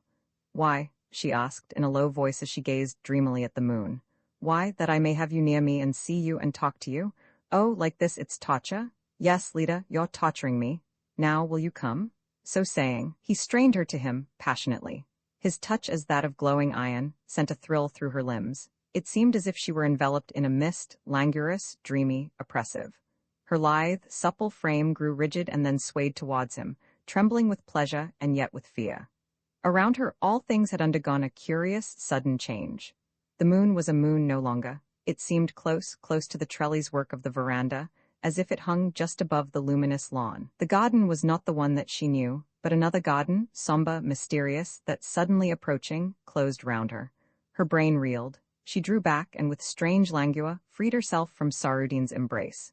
Yes, she murmured with difficulty. Her lips were white and parched. With faltering steps she re-entered the house, conscious of something terrible yet alluring that inevitably drew her to the brink of an abyss. Nonsense, she reflected. It's not that at all. I am only joking. It just interests me, and it amuses me too. Thus did she seek to persuade herself, as she stood facing the darkened mirror in her room, wherein she only saw herself en silhouette against the glass door of the brightly lighted dining room. Slowly she raised both arms above her head and lazily stretched herself, watching meanwhile the sensuous movements of her supple body. Left to himself, Sarudin stood erect and shook his shapely limbs. His eyes were half-closed and, as he smiled, his teeth shone beneath his fair mustache. He was accustomed to have luck, and on this occasion he foresaw even greater enjoyment in the near future. He imagined Leda in all her voluptuous beauty at the very moment of surrender. The passion of such a picture caused him physical pain. At first when he paid court to her, and after that, when she had allowed him to embrace her and kiss her, Leda had always made him feel somewhat afraid. While he caressed her, there was something strange, unintelligible in her dark eyes, as though she secretly despised him. She seemed to him so clever, so absolutely unlike other women to whom he had always felt himself obviously superior, and so proud, that for a kiss he looked to receive a box on the ear. The thought of possessing her was almost disquieting. At times he believed that she was just playing with him, and his position appeared simply foolish and absurd. But today, after this promise, uttered hesitatingly, in faltering tones such as he had heard other women use, he felt suddenly certain of his power and that victory was near.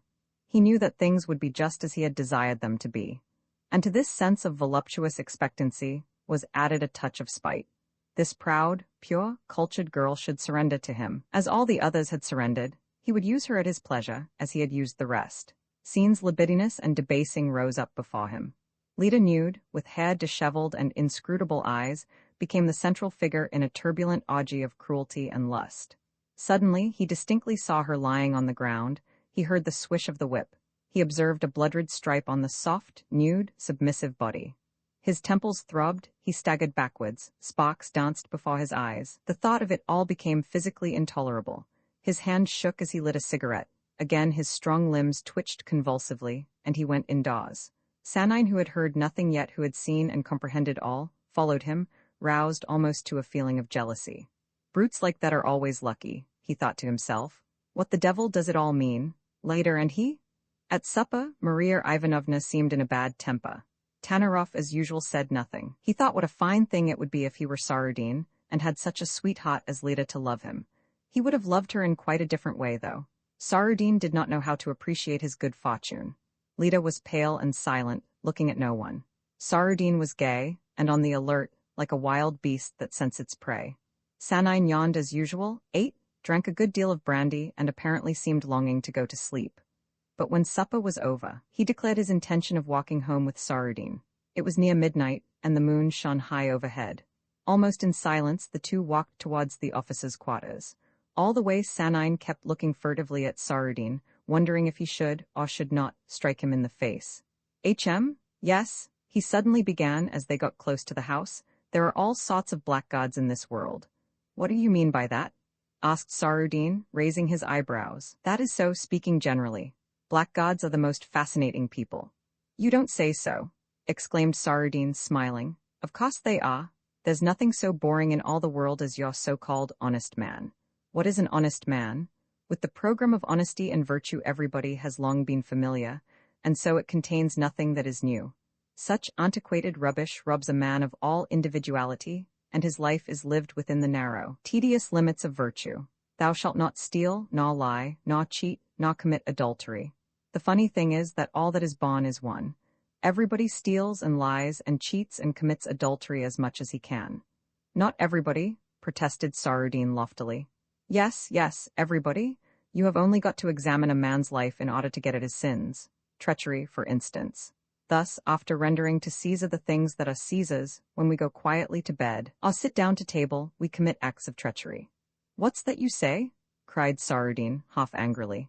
Of course we do. We pay taxes, we serve our time in the army, yes, but that means that we harm millions by warfare and injustice, both of which we abhor. We go calmly to our beds when we should hasten to rescue those who in that very moment are perishing for us and for our ideas.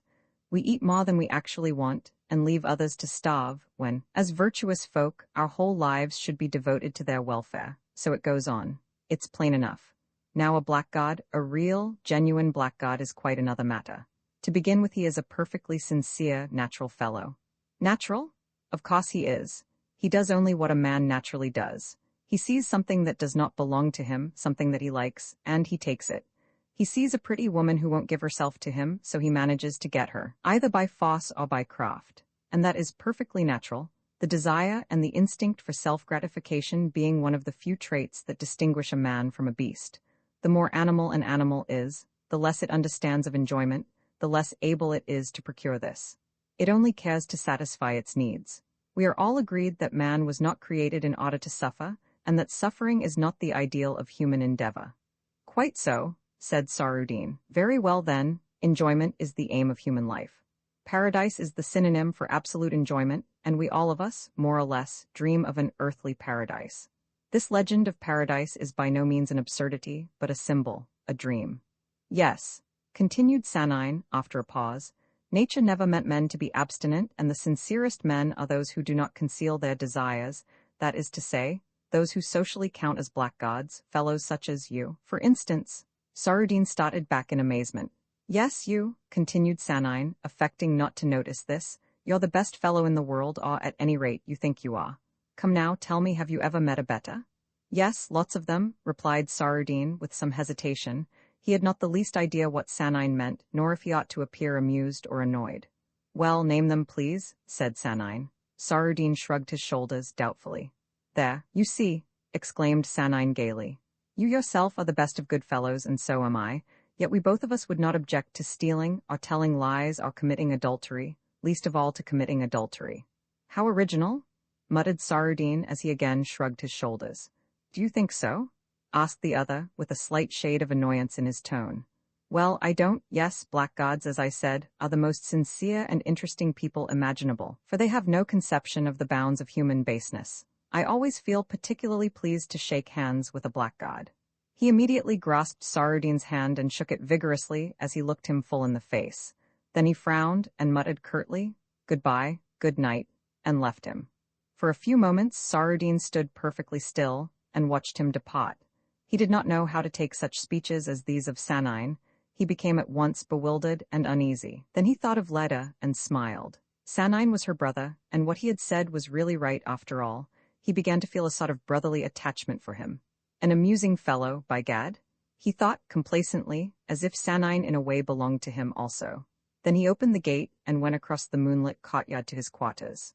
On reaching home, Sanine undressed and got into bed, where he tried to read Thus Spake Zarathustra, which he had found among Leda's books. But the first few pages were enough to irritate him. Such inflated imagery left him unmoved. He spat, flung the volume aside, and soon fell fast asleep. XXX, it was one of those strangely beautiful evenings in late summer that descend upon earth from the majestic azure vaults of heaven. The sun had set, but the light was still distinct, and the air pure and clear. There was a heavy dew, and the dust which had slowly risen formed long gauze-like strips of cloud against the sky. The atmosphere was sultry and yet fresh. Sounds floated hither and thither, as if borne on rapid wings. Sanine, hatless, and wearing his blue shirt that at the shoulders was slightly faded, sauntered along the dusty road and turned down the little grass-grown side street leading to Ivanov's lodging. At the window, making cigarettes, sat Ivanov, broad-shouldered and sedate, with his long, straw-colored hair carefully brushed back. Humid airs floated towards him from the garden where grass and foliage gained new luster in the evening dew. The strong odor of tobacco was an inducement to sneeze. "Good evening," said Sanine, leaning on the windowsill. "Good evening. Today I have been challenged to fight a duel," said Sanine. "What fun," replied Ivanov carelessly. "With whom and why?" "With Sarudin. I turned him out of the house and he considers himself insulted." "Oh ho, then you'll have to meet him," said Ivanov. "I'll be your second and you shall shoot his nose off." "Why, the nose is a noble part of one's physiognomy. I am not going to fight," rejoined Sanine, laughing. Ivanov nodded. "A good thing, too. Dueling is quite unnecessary." "My sister Lida doesn't think so," said Sanine. "Because she's a goose," replied Ivanov. "What a lot of tomfoolery people choose to believe, don't they?" So saying, he finished making the last cigarette which he lighted, putting the others in his leather cigarette case. Then he blew away the tobacco left on the windowsill and, vaulting over it, joined Sanine. "What shall we do this evening?" he asked. "Let us go and see Soloveychik," suggested Sanine. "Oh, no. Why not?" "I don't like him. He is such a worm." Sanine shrugged his shoulders. "Not worse than others. Come along." "All right," said Ivanov, who always agreed to anything that Sanine proposed, so they both went along the street together. Soloveychik, however, was not at home. The door was shut and the courtyard dreary and deserted. Only Sultan rattled his chain and balked at these strangers who had invaded his yard. "What a ghastly place!" exclaimed Ivanov. "Let us go to the boulevard." They turned back, shutting the gate after them. Sultan balked 2 or 3 times and then sat in front of his kennel, sadly gazing at the desolate yard, the silent mill, and the little white footpaths across the dusty turf. In the public garden the band was playing, as usual, and there was a pleasant breeze on the boulevard, where promenaders abounded. Lit up by bright feminine toilettes, the dark throng moved now in the direction of the shady gardens, and now towards the main entrance of massive stone. On entering the garden arm in arm, Sanine and Ivanov instantly encountered Soloveychik, who was walking pensively along, his hands behind his back and his eyes on the ground. "We have just been to your place," said Sanine. Soloveychik blushed and smiled as he timidly replied, "Oh, I beg your pardon. I am so sorry, but I never thought that you were coming or else I would have stayed at home. I am just out for a little walk." His wistful eyes shone. "Come along with us," said Sanine kindly as he took hold of his arm. Soloveychik, apparently delighted, accepted the proffered arm, thrust his cap on the back of his head, and walked along as if, instead of Sanine's arm, it was something precious that he was holding.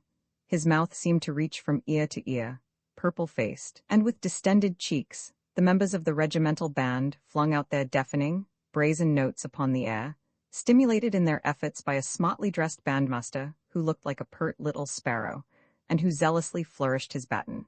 Grouped round the bandstand were clocks, shopmen, schoolboys in Hessian boots, and little girls wearing brightly colored handkerchiefs round their heads. In the main walks and sidewalks, as if engaged in an endless quadrille, there moved a vivacious throng composed of officers, students, and ladies. They soon met Dubova, Shafrov, and Yuri Sverajich, and exchanged smiles as they passed. Then, after they had strolled through the entire garden, they again met, Sina Kosovina being now one of the party, looking charmingly graceful in her light summer dress. "Why are you walking by yourselves like that?" asked Dubova. "Come and join us." "Let us go down one of the sidewalks," suggested Shafrov. "Here, it's so terribly crowded." Laughing and chatting, the young people accordingly turned aside into a more shady, quieter avenue. As they reached the end of it and were about to turn, Sarudin, Tanarov, and Volochin suddenly came round the corner. Sanine saw at once that Sarudin had not expected to meet him here, and that he was considerably disconcerted. His handsome face grew dark, and he drew himself up to his full height. Tanarov laughed contemptuously. "That little jackanapes is still here," said Ivanov as he stared at Volochin. The latter had not noticed them, being so much interested in Sina, who walked first, that he turned round in passing to look at her. "So he is," said Sanine, laughing. Saradine thought that this laughter was meant for him, and he winced as if struck by a whip. Flushed with anger, and impelled as by some irresistible force, he left his companions and rapidly approached Sanine. "What is it?" said the latter, suddenly becoming serious while his eyes were fixed on the little riding whip in Saradine's trembling hand. "You fool," he thought to himself, as much in pity as in anger. "I should like a word with you," began Saradine hoarsely. "Did you receive my challenge?" "Yes," replied Sanine, intently watching every movement of the officer's hands. "And you have decided to refuse, to act as any decent man is bound to act under the circumstances?" asked Saradine. His voice was muffled, though loud in tone. To himself it seemed a strange one, as uncanny as the cold handle of the whip in his moist fingers. But he had not the strength to turn aside from the path that lay before him. Suddenly in the garden there seemed to be no air whatever. All the others stood still, perplexed and expectant. "Oh, what the deuce," began Ivanov, endeavoring to interpose. "Of course I refuse," said Sanine in a strangely calm voice, looking the other straight in the eyes. Saradine breathed hard, as if he were lifting a heavy weight. "Once more I ask you, do you refuse?" His voice had a hard, metallic ring. Soloveychik turned very pale. Oh dear, he's going to hit him?" he thought. What is the matter?" he stammered as he endeavored to protect Sanine. Scarcely noticing him, Saradine roughly pushed him aside. He saw nothing else in front of him but Sanine's cold, calm eyes. "I have already told you so," said Sanine, in the same tone. To Saradine everything seemed whirling round. He heard behind him hasty footsteps and the startled cry of a woman. With a sense of despair such as one who falls headlong into a chasm might feel, he clumsily and threateningly flourished the whip. At that same moment Sanine, using all his strength, struck him full in the face with his clenched fist. "Good!" exclaimed Ivanov involuntarily. Saradine's head hung limply on one side. Something hot that stabbed his brain and eyes like sharp needles flooded his mouth and nose. "Ah!" he groaned, and sank helplessly forward on his hands, dropping the whip while his cap fell off. He saw nothing, he heard nothing, being only conscious of the horrible disgrace, and of a dull, burning pain in his eye. "Oh, God!" screamed Sina Kosovina, holding her head with both hands and shutting her eyes tightly. Horrified and disgusted at the sight of Saradine crouching there on all fours, Yuriy, followed by Shafrov, rushed at Sanine. Volochin, losing his pince-nez as he stumbled over a bush, ran away as fast as he could across the damp grass, so that his spotless trousers instantly became black up to the knees. Tanarov ground his teeth with fury, and also dashed forward, but Ivanov caught him by the shoulders and pulled him back. "That's all right," said Sanine scornfully. "Let him come." He stood with legs apart, breathing hard, and big drops of sweat were on his brow. Saradine slowly staggered to his feet. Faint, incoherent words escaped from his quivering, swollen lips, vague words of menace that to Sanine sounded singularly ridiculous. The whole left side of Saradine's face had instantly become swollen. His eye was no longer visible, blood was flowing from his nose and mouth, his lips twitched, and his whole body shook as if in the grip of a fever. Of the smart, handsome officer nothing remained. That awful blow had robbed him of all that was human, it had left only something piteous, terrifying, disfigured. He made no attempt to go away nor to defend himself. His teeth rattled, and while he spat blood, he mechanically brushed the sand from his knees. Then, reeling forward, he fell down again. "Oh, how horrible, how horrible!" exclaimed Sina Kosovina, hurrying away from the spot. "Come along," said Sanine to Ivanov, looking upwards to avoid so revolting a sight. "Come along, Soloveychik." But Soloveychik did not stir.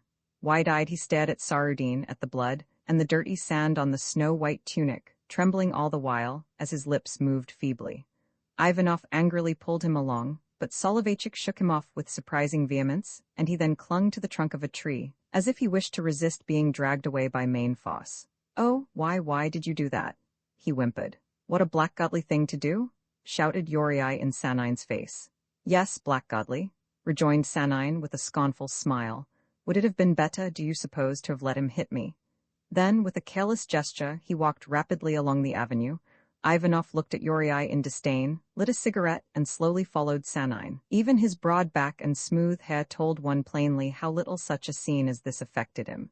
"How stupid and brutal man can be," he murmured to himself. Sanine glanced round once and then walked faster. "Just like brutes," said Yorii as he went away. He looked back, and the garden which he had always thought beautiful, and dim and mysterious, seemed now, after what had happened, to have been shut off from the rest of the world, a sombre, dreary place. Shafrov breathed hard, and looked nervously over his spectacles in all directions, as if he thought that at any moment, something equally dreadful might again occur. Roman 31. In a moment, Sarudin's life had undergone a complete change. Careless, easy, and gay as it had been before, so now it seemed to him distorted, dire, and unendurable. The laughing mask had fallen, the hideous face of a monster was revealed. Tanarov had taken him home in a droshky. On the way he exaggerated his pain and weakness so as not to have to open his eyes. In this way he thought that he would avoid the shame leveled at him by thousands of eyes so soon as they encountered his. The slim, blue back of the droshky driver, the passers-by, malicious, inquisitive faces at windows, even Tanarov's arm round his waist were all, as he imagined, silent expressions of undisguised contempt. So intensely painful did this sensation become, that at last Sarudin almost fainted. He felt as if he were losing his reason, and he longed to die. His brain refused to recognize what had happened. He kept thinking that there was a mistake, some misunderstanding, and that his plight was not as desperate and deplorable as he imagined. Yet the actual fact remained, and ever darker grew his despair. Sarudin felt that he was being supported, that he was in pain, and that his hands were blood-stained and dirty. It really surprised him to know that he was still conscious of it all. At times, when the vehicle turned a sharp corner and swayed to one side, he partially opened his eyes and perceived, as if through tears, familiar streets and houses and people, and the church. Nothing had become changed, yet all seemed hostile, strange, and infinitely remote. Passers-by stopped and stared. Sarudin instantly shut his eyes in shame and despair. The drive seemed endless. Faster, faster, he thought anxiously. Then, however, he pictured to himself the faces of his manservant, of his landlady, and of the neighbors, which made him wish that the journey might never end. Just to drive on anywhere, like that, with eyes closed? Tanarov was horribly ashamed of this procession. Very red and confused, he looked straight in front of him, and strove to give onlookers the impression that he had nothing whatever to do with the affair. At first he professed to sympathize with Sarudin, but soon relapsed into silence, occasionally through his clenched teeth urging the coachman to drive quicker. From this, as also from the irresolute support of his arm, which at times almost pushed him away, Sarudin knew exactly what Tanarov felt. It was this knowledge that a man whom he held to be so absolutely his inferior should feel ashamed of him, which convinced Sarudin that all was now at an end. He could not cross the courtyard without assistance. Tanarov and the scared, trembling orderly almost had to carry him. If there were other onlookers, Sarudin did not see them. They made up a bed for him on the sofa and stood there, helpless and irresolute. This irritated him intensely. At last, recovering himself, the servant fetched some hot water and a towel, and carefully washed the blood from Sarudin's face and hands. His master avoided his glance, but in the soldier's eyes there was nothing malicious or scornful, only such fear and pity as some kind-hearted old nurse might feel. "Oh, however did this happen, Your Excellency? Oh dear, what have they been doing to him?" he murmured. "It's no business of yours," hissed Tanarov angrily, glancing round immediately afterwards in confusion. He went to the window and mechanically took out a cigarette, but uncertain if, while Sarudin lay there, he ought to smoke, he hurriedly thrust his cigarette case into his pocket. "Shall I fetch the doctor?" asked the orderly, standing at attention and unabashed by the rude answer that he had received. Tanarov stretched out his fingers irresolutely. "I don't know," he said in an altered voice as he again looked round. Sarudin had heard these words and was horrified to think that the doctor would see his battered face. "I don't want anybody," he murmured feebly, trying to persuade himself and the others that he was going to die. Cleansed now from blood and dirt, his face was no longer horrible to behold, but called rather for compassion. From mere animal curiosity, Tanarov hastily glanced at him, and then in a moment looked elsewhere. Almost imperceptible as this movement had been, Sarudin noticed it with unutterable anguish and despair. He shut his eyes tighter and exclaimed in a broken, tearful voice, "Leave me, leave me, oh." Tanarov glanced again at him. Suddenly a feeling of irritation and contempt possessed him. "He's actually going to cry now," he thought, with a certain malicious satisfaction. Sarudin's eyes were closed, and he lay quite still. Tanarov drummed lightly on the windowsill with his fingers, twirled his moustache, looked round first and then, out of the window, feeling selfishly eager to get away. I can't very well just yet, he thought. What a damned better wait until he goes to sleep. Another quarter of an hour passed and Saradin appeared to be restless. To Tanarov, such suspense was intolerable. At last the sufferer lay motionless. Aha, he's asleep, thought Tanarov, inwardly pleased. Yes, I'm sure that he is. He moved cautiously across the room so that the jingling of his spurs was scarcely audible. Suddenly, Saradin opened his eyes. Tanarov stood still, but Saradin had already guessed his intention, and the farmer knew that he had been detected in the act. Now something strange occurred. Saradin shut his eyes and pretended to be asleep. Tanarov tried to persuade himself that this was the case, while yet perfectly well aware that each was watching the other. And so, in an awkward, stooping posture, he crept out of the room on tiptoe, feeling like a convicted traitor. The door closed gently behind him. In such wise were the bonds of friendship that had bound these two men together broken once and for all. They both felt that a gulf now lay between them that could never be bridged. In this world henceforth they could be nothing to each other. In the outer room Tanarov breathed more freely. He had no regret that all was at end between himself and the man with whom for many years his life had been spent. "Look here," said he to the servant, as if, for form's sake, it behoved him to speak. "I am now going. If anything should happen, well, you understand." "Very good, sir," replied the soldier, looking scared. "So now you know, and see that the bandage is frequently changed." He hurried down the steps, and after closing the garden gate, he drew a deep breath when he saw before him the broad, silent street. It was now nearly dark, and Tanarov was glad that no one could notice his flushed face. "I may even be mixed up in this horrid affair myself," he thought, and his heart sank as he approached the boulevard. "After all, what have I got to do with it?" Thus he sought to pacify himself, endeavoring to forget how Ivanov had flung him aside with such force that he almost fell down. Deuce take it, what a nasty business! It's all that fool of Saradin. Why did he ever associate with such canaille? The more he brooded over the whole unpleasantness of this incident, the more his commonplace figure, as he strutted along in his tightly fitting breeches, smart boots, and white tunic, assumed a threatening aspect. In every passerby he was ready to detect ridicule and scorn. Indeed, at the slightest provocation, he would have wildly drawn his sword. However, he met but few folk that, like furtive shadows, passed swiftly along the outskirts of the darkening boulevard.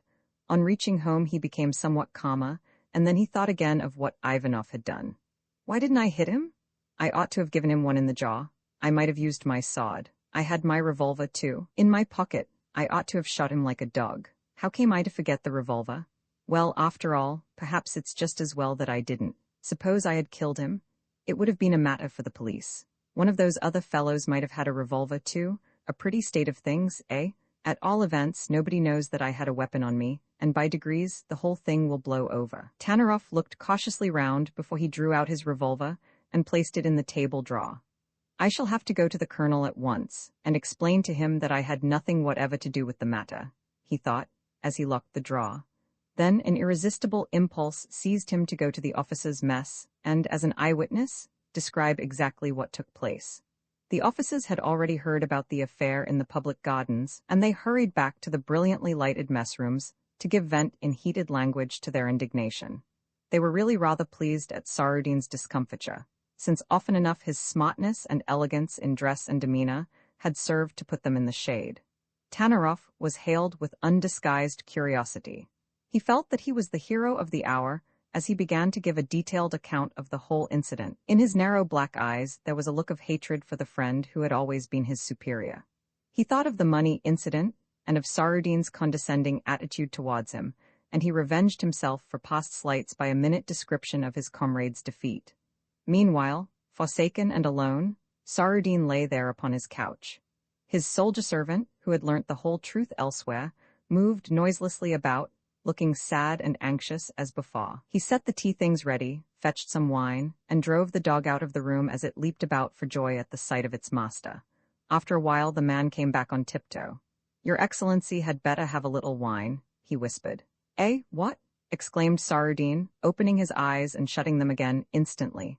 In a tone which he thought severe, but which was really piteous, he could just move his swollen lips sufficiently to say, "Bring me the looking-glass." The servant sighed, brought the mirror, and held a candle close to it. Why does he want to look at himself? He thought. When Saradin looked in the glass he uttered an involuntary cry. In the dark mirror, a terribly disfigured face confronted him. One side of it was black and blue, his eye was swollen, and his mustache stuck out like bristles on his puffy cheek. "Here, take it away," murmured Sanine, and he sobbed hysterically. "Some water? Your Excellency mustn't take it so to heart. You'll soon be all right again," said the kindly soldier, as he proffered water in a sticky glass which smelt of tea. Sanine could not drink. His teeth rattled helplessly against the rim of the glass, and the water was spilt over his coat. "Go away," he feebly moaned. His servant, so he thought, was the only man in the world who sympathized with him, yet that kindly a feeling towards him was speedily extinguished by the intolerable consciousness that his serving man had cause to pity him. Almost in tears, the soldier blinked his eyes and, going out, sat down on the steps leading to the garden. Fawning upon him, the dog thrust its pretty nose against his knee and looked up at him gravely with dark, questioning eyes. He gently stroked its soft, wavy coat. Overhead shone the silent stars. A sense of fear came over him, as the presage of some great, inevitable mischance. "Life's a sad thing," he thought bitterly, remembering for a moment his own native village. Sanine turned hastily over on the sofa and lay motionless, without noticing that the compress, now grown warm, had slipped off his face.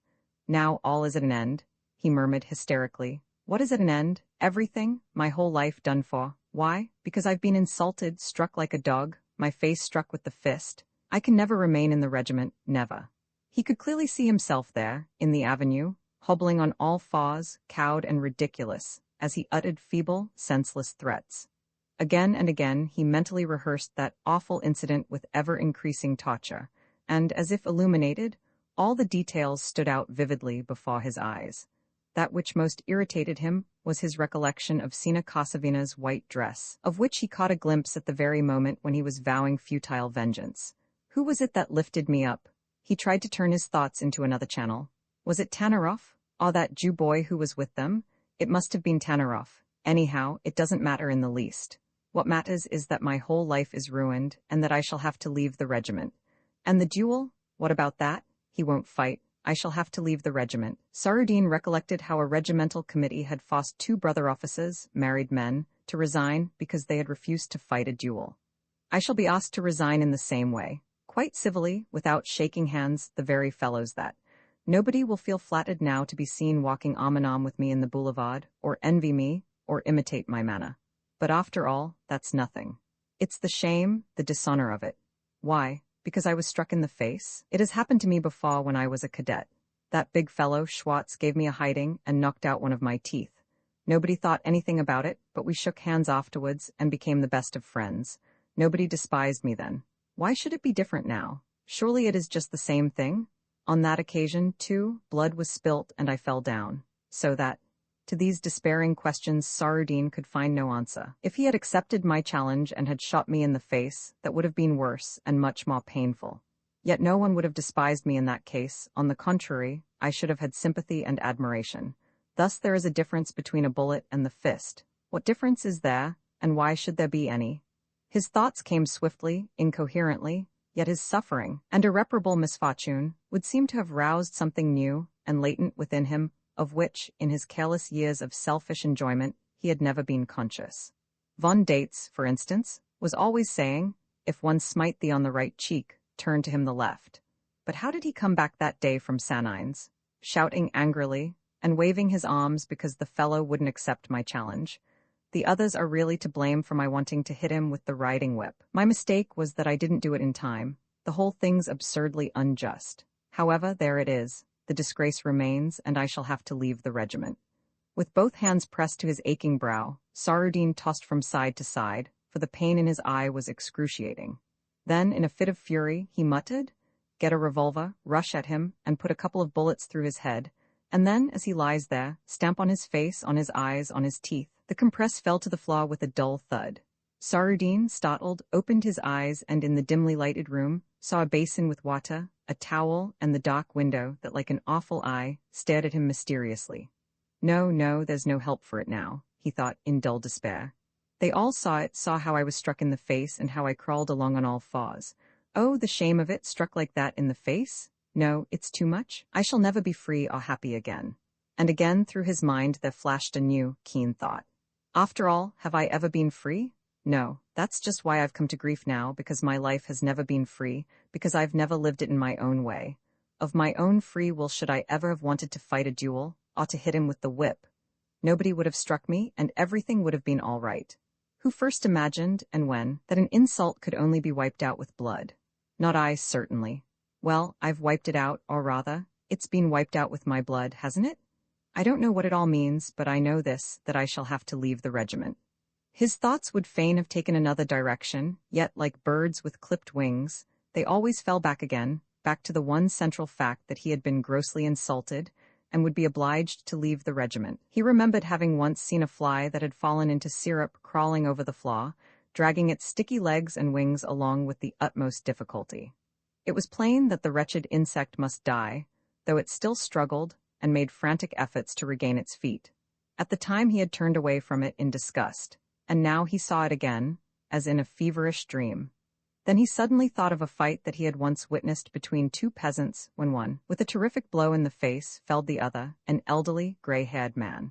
He got up, wiped his bloody nose on his sleeve, exclaiming with emphasis, "What a fool!"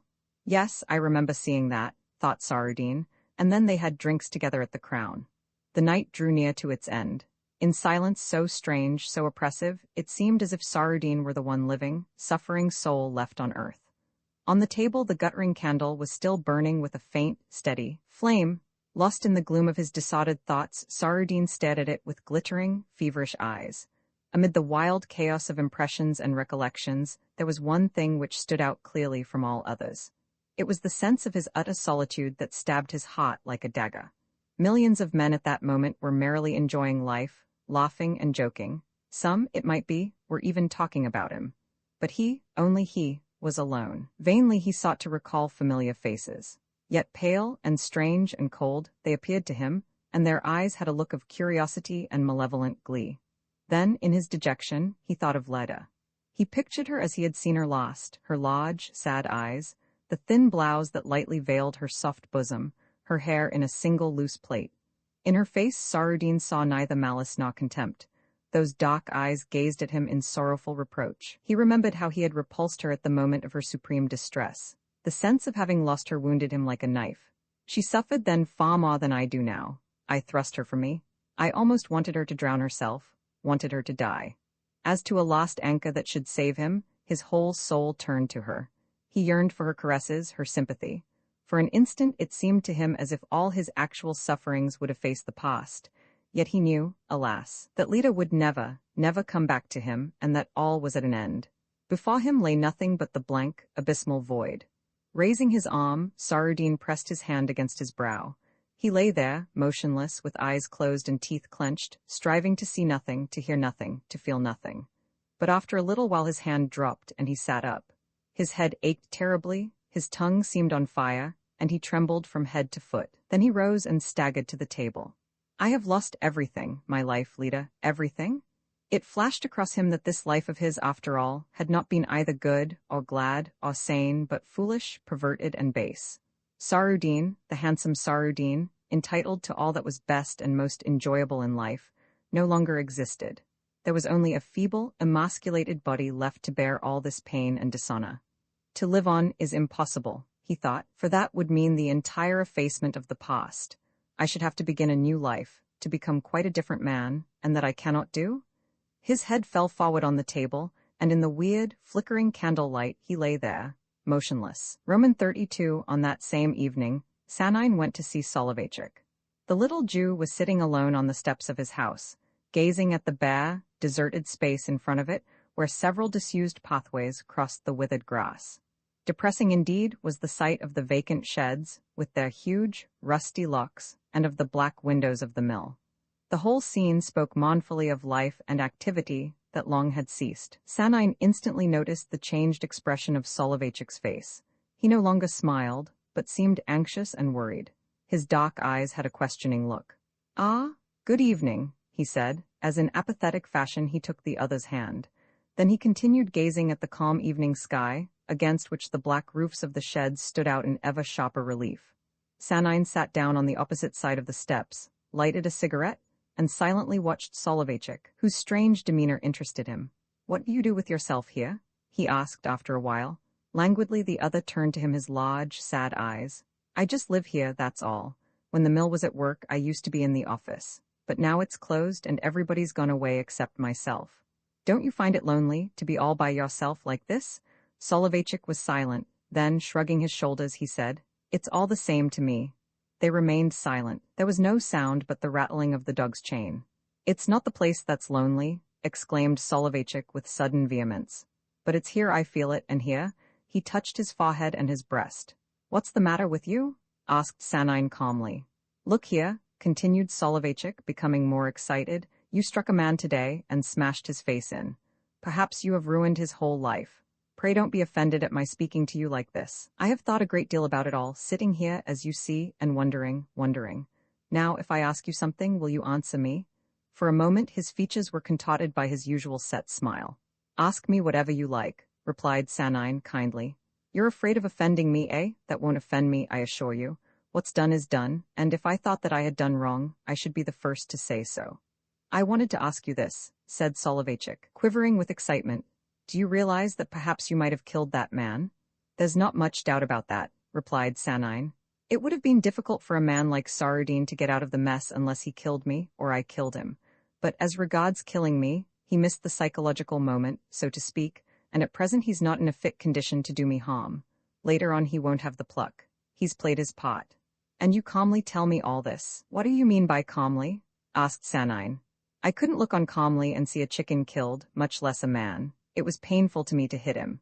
To be conscious of one's own strength is pleasant, of course, but it was nevertheless a horrible experience. Horrible, because such an act in itself was brutal. Yet my conscience is calm. I was but the instrument of fate. Sanine has come to grief because the whole bent of his life was bound to bring about a catastrophe, and the marvel is that others of his sort do not share his fate. These are the men who learn to kill their fellow creatures and to pamper their own bodies, not knowing why or wherefore. They are lunatics, idiots? Let them loose, and they would cut their own throats and those of other folk as well. Am I to blame because I protected myself from a madman of this type? Yes, but you have killed him, was Soloveitchik's obstinate reply. In that case you had better appeal to the good God who made us meet. You could have stopped him by seizing hold of his hands. Sanine raised his head. In a moment like that one doesn't reflect. And how would that have helped matters? His code of honor demanded revenge at any price. I could not have held his hands forever. It would only have been an additional insult, nothing more. Soloveitchik limply waved his hand and did not reply. Imperceptibly, the darkness closed round them. The fires of sunset paled, and beneath the deserted sheds the shadows grew deeper, as if in these lonely places mysterious, dreadful beings were about to take up their abode during the night. Their noiseless footsteps may have made Sultan uneasy, for he suddenly crept out of his kennel and sat in front of it, rattling his chain. Perhaps you're right, observed Soloveitchik sadly, but was it absolutely necessary? Would it not have been better if you had borne the blow? Better, said Sanine. A blow's always a painful thing, and why? For what reason? Oh, do please hear me out, interrupted Soloveitchik with a pleading gesture. It might have been better, for Sanine certainly. No, for you too. Oh, Soloveitchik, replied Sanine with a touch of annoyance, a truce to that silly old notion about moral victory, and a false notion, too. Moral victory does not consist in offering one's cheek to the smiter, but in being right before one's own conscience. How this is achieved is a matter of chance, of circumstances. There is nothing so horrible as slavery, yet most horrible of all is it when a man whose inmost soul rebels against coercion and force, yet submits thereto in the name of some power that is mightier than he. Soloveitchik clasped his head with both hands, as one distraught. I've not got the brains to understand it all, he said plaintively, and I don't in the least know how I ought to live. Why should you know? Live as the bird flies, if it wants to move its right wing, it moves it. If it wants to fly round a tree, it does so. Yes, a bird may do that, but I'm not a bird, I'm a man, sighed Soloveitchik with naive earnestness. Sanine laughed outright, and for a moment the merry sound echoed through the gloomy courtyard. Soloveitchik shook his head. No, he murmured sadly, all that's only talk. You can't tell me how I ought to live. Nobody can tell me that.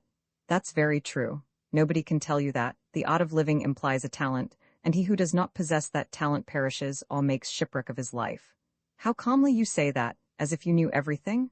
Pray don't be offended, but have you always been like that, always so calm? Asked Soloveitchik, keenly interested. Oh, no, though certainly my temperament has usually been calm enough. But there were times when I was harassed by doubts of all kinds. At one time, indeed, I dreamed that the ideal life for me was the Christian life. Sanine paused, and Soloveichik leaned forward eagerly as if to hear something of the utmost importance. At that time I had a comrade, a student of mathematics, Ivan Land by name. He was a wonderful man, of indomitable moral force, a Christian, not from conviction but by nature. In his life all Christianity was mirrored. If struck, he did not strike back. He treated every man as his brother, and in woman he did not recognize the sexual attraction. Do you remember Semenov? Soloveichik nodded as with childish pleasure. Well, at that time Semenov was very ill. He was living in the Crimea, where he gave lessons. There, solitude and the presentiment of his approaching death drove him to despair. Land heard of this, and determined to go thither and save this lost soul. He had no money, and no one was willing to lend any to a reputed madman. So he went on foot, and after walking over 1,000 versts, died on the way, and thus sacrificed his life for others. And you? Oh, do tell me, cried Soloveichik with flashing eyes. Do you recognize the greatness of such a man? He was much talked about at the time, replied Sanine thoughtfully.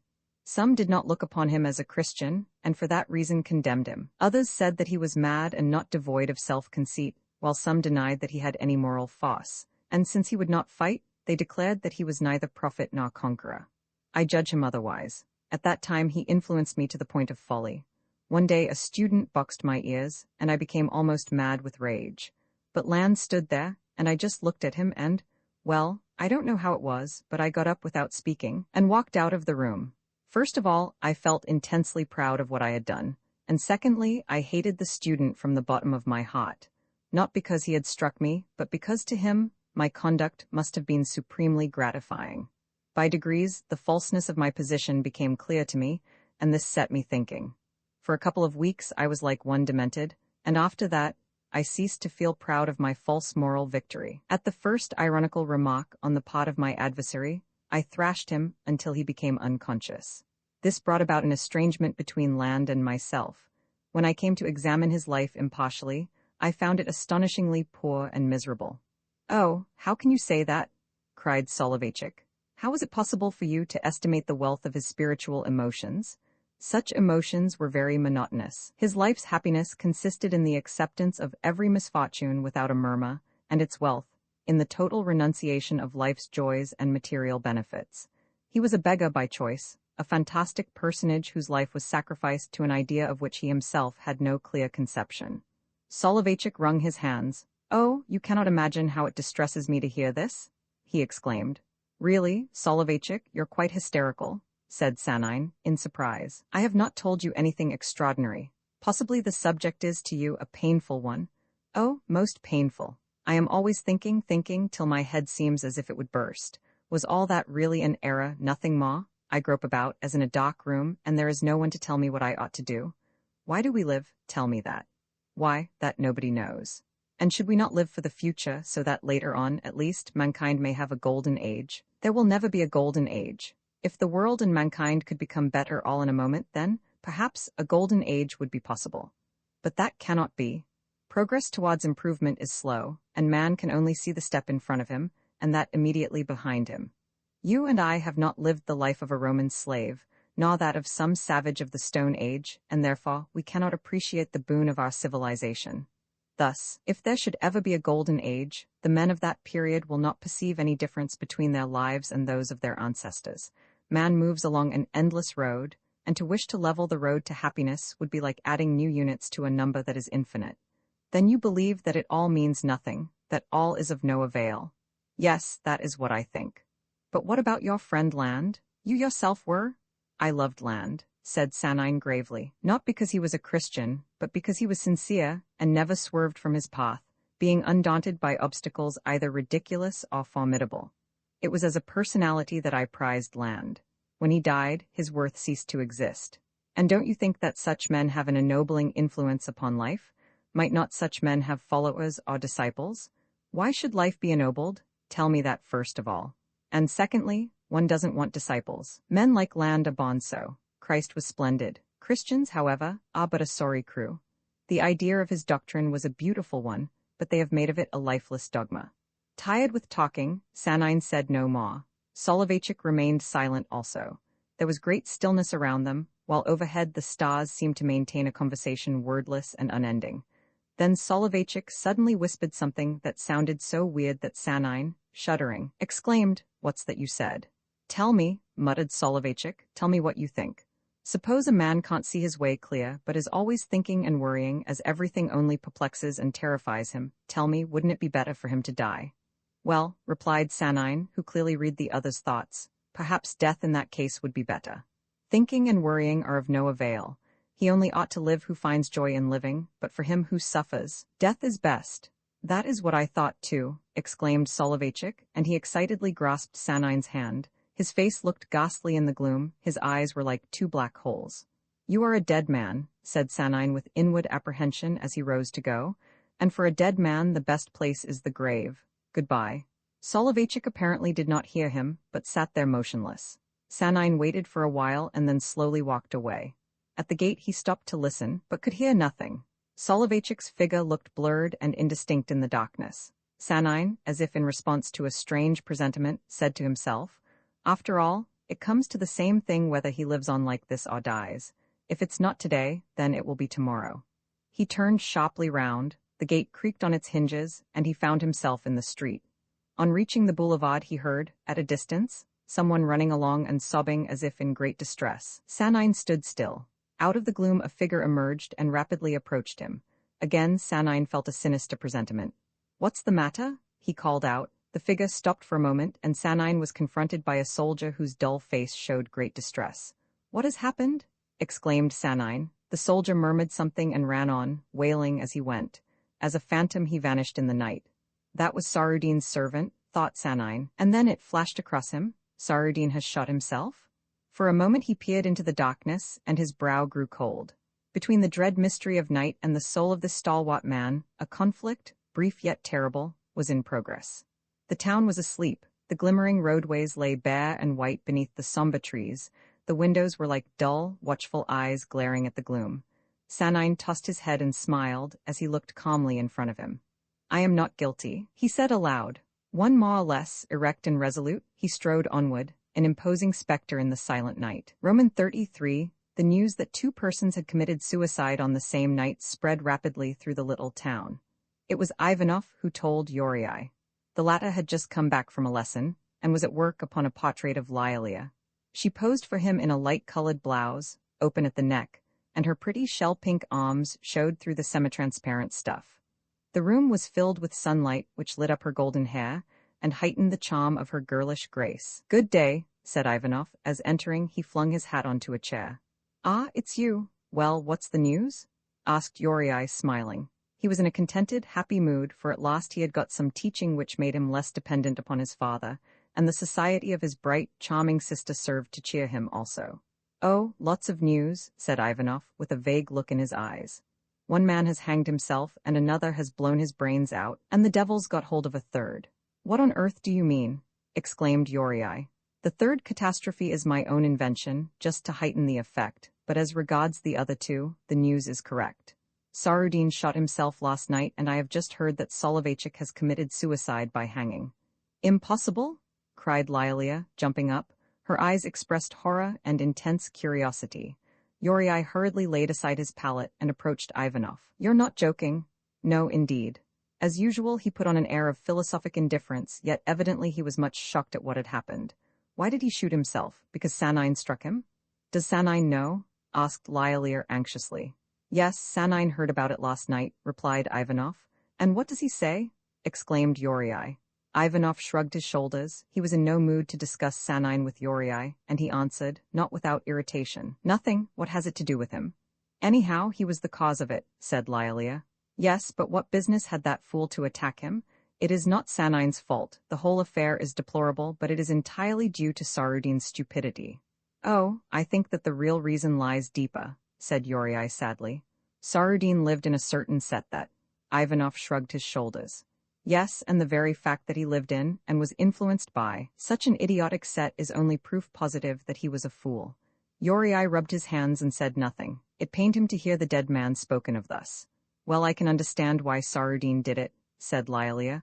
"But Soloveitchik?" I never would have thought it possible. What was the reason? God knows, replied Ivanov. He was always a bit queer. At that moment Ryasantsev drove up, and meeting Sina Kosoviner on the doorstep, they came upstairs together. Her voice, high-pitched and anxious, could be heard, and also his jovial, bantering tones that talk with pretty girls always evoked. Anatol Pavlovich has just come from there, said Sina excitedly.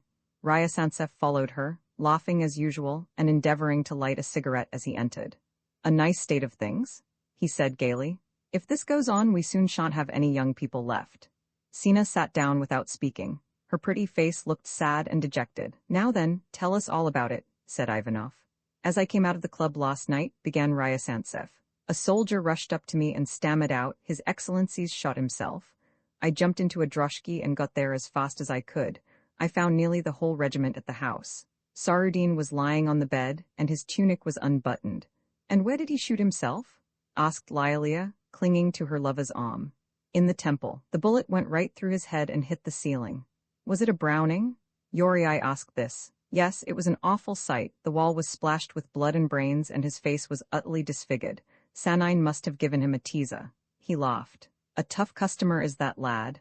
Ivanov nodded approvingly. He's strong enough, I warrant you. Cos brute, said Yuri in disgust. Sina glanced timidly at him. In my opinion it was not his fault, she said. He couldn't possibly wait until... Yes, replied Ryasantsev, but to hit a fellow like that, Sarudin had challenged him.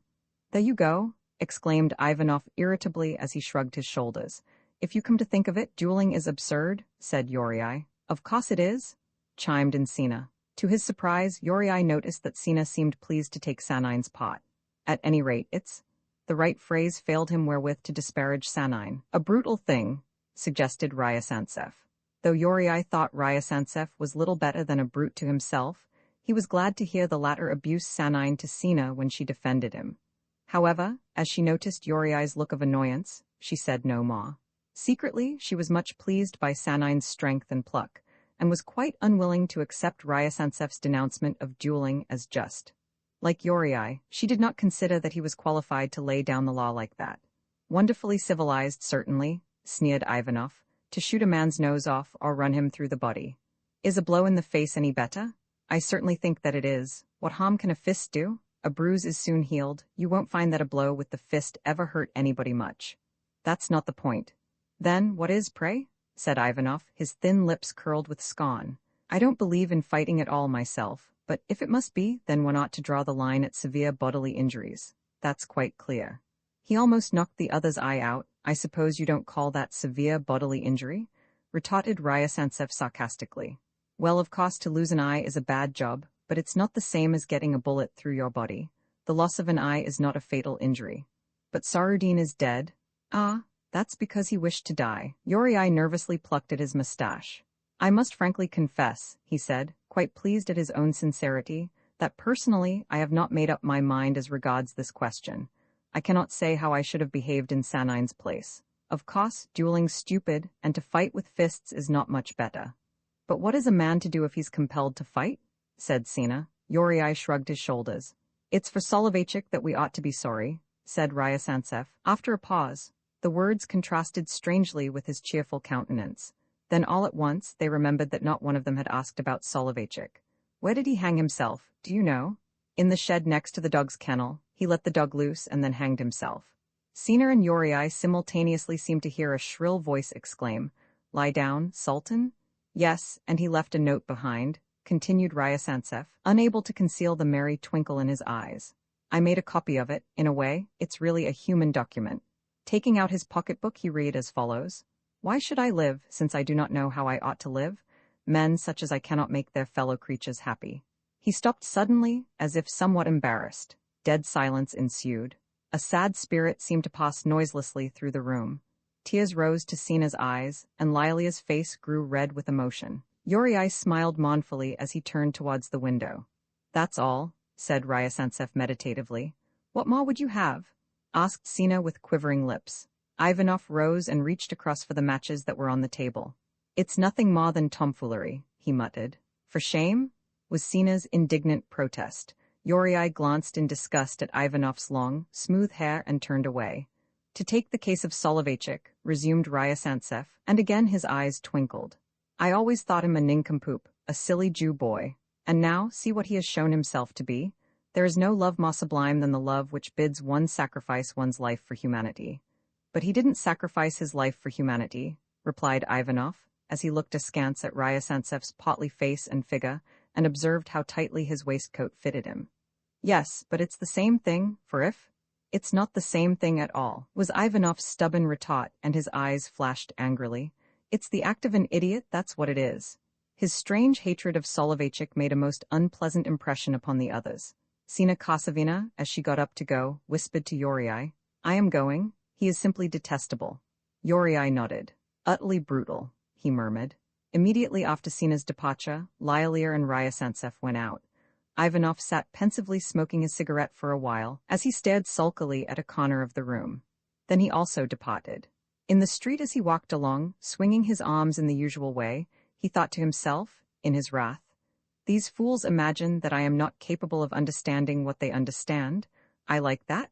I know exactly what they think and feel, better than they do themselves. I also know that there is no love more sublime than the love which bids a man lay down his life for others. But for a man to go and hang himself simply, because he is of no good to anybody, that's absolute nonsense. Roman 34, when to the sound of martial music, Sarudin's remains were borne to the churchyard, Yuri from his window watched the sad, imposing procession. He saw the horses draped in black, and the deceased officer's cap that lay on the coffin lid. There were flowers in profusion, and many female mourners. Yuri was deeply grieved at the sight. That evening he walked for a long while with Sina Kosovina, yet her beautiful eyes and gentle caressing manner did not enable him to shake off his depression. How awful it is to think, he said, his eyes fixed on the ground, to think that Sarudin no longer exists. A handsome, merry, careless young officer like that, one would have thought that he would live forever, and that the horrible things of life, such as pain and doubt and suffering, were unknown to him, would never touch him. Yet one fine day this very man is swept away like dust, after passing through a terrible ordeal known to none but himself. Now he's gone, and will never, never return. All that's left of him is the cap on the coffin lid. Yuri was silent, and he still gazed at the ground. Swaying slightly as she walked beside him, Sina listened attentively, while with her pretty, dimpled hands she kept twisting the lace of her parasol. She was not thinking about Sarudin. It was a keen pleasure for her to be near Yuri, yet unconsciously she shared his melancholy mood, and her face assumed a mournful expression. Yes, wasn't it sad, that music too? I don't blame Sanine, said Yuri with emphasis. He could not have acted otherwise. The horrible part of it all is that the paths of these two men crossed so that one or the other was obliged to give way. It is also horrible that the victor does not realize that his triumph is an appalling one. He calmly sweeps a man off the face of the earth, and yet is in the right. Yes, he's in the right, and, exclaimed Sina, who had not heard all that Yuri had said. Her bosom heaved with excitement. But I call it horrible? Cried Yuri, hastily interrupting her as he glanced at her shapely form and eager face. Why is it so? Asked Sina in a timid voice. She blushed suddenly, and her eyes lost their brightness. Anyone else would have felt remorse or have suffered some kind of spiritual anguish, said Yuri, but he showed not the slightest sign of it. I'm very sorry, says he, but it's not my fault. Fault indeed? As if the question were one of fault or of blame. Then of what is it? Asked Sina. Her voice faltered, and she looked downwards, fearing to offend her companion. That I don't know, but a man has no right to behave like a brute, was the indignant rejoinder. For some time they walked along without speaking. Sina was grieved at what seemed their momentary estrangement, at this breaking of their spiritual bond which to her was so sweet, while Yuri felt that he had not expressed himself clearly, and this wounded his self-respect. Soon afterwards they parted, she being sad and somewhat hurt.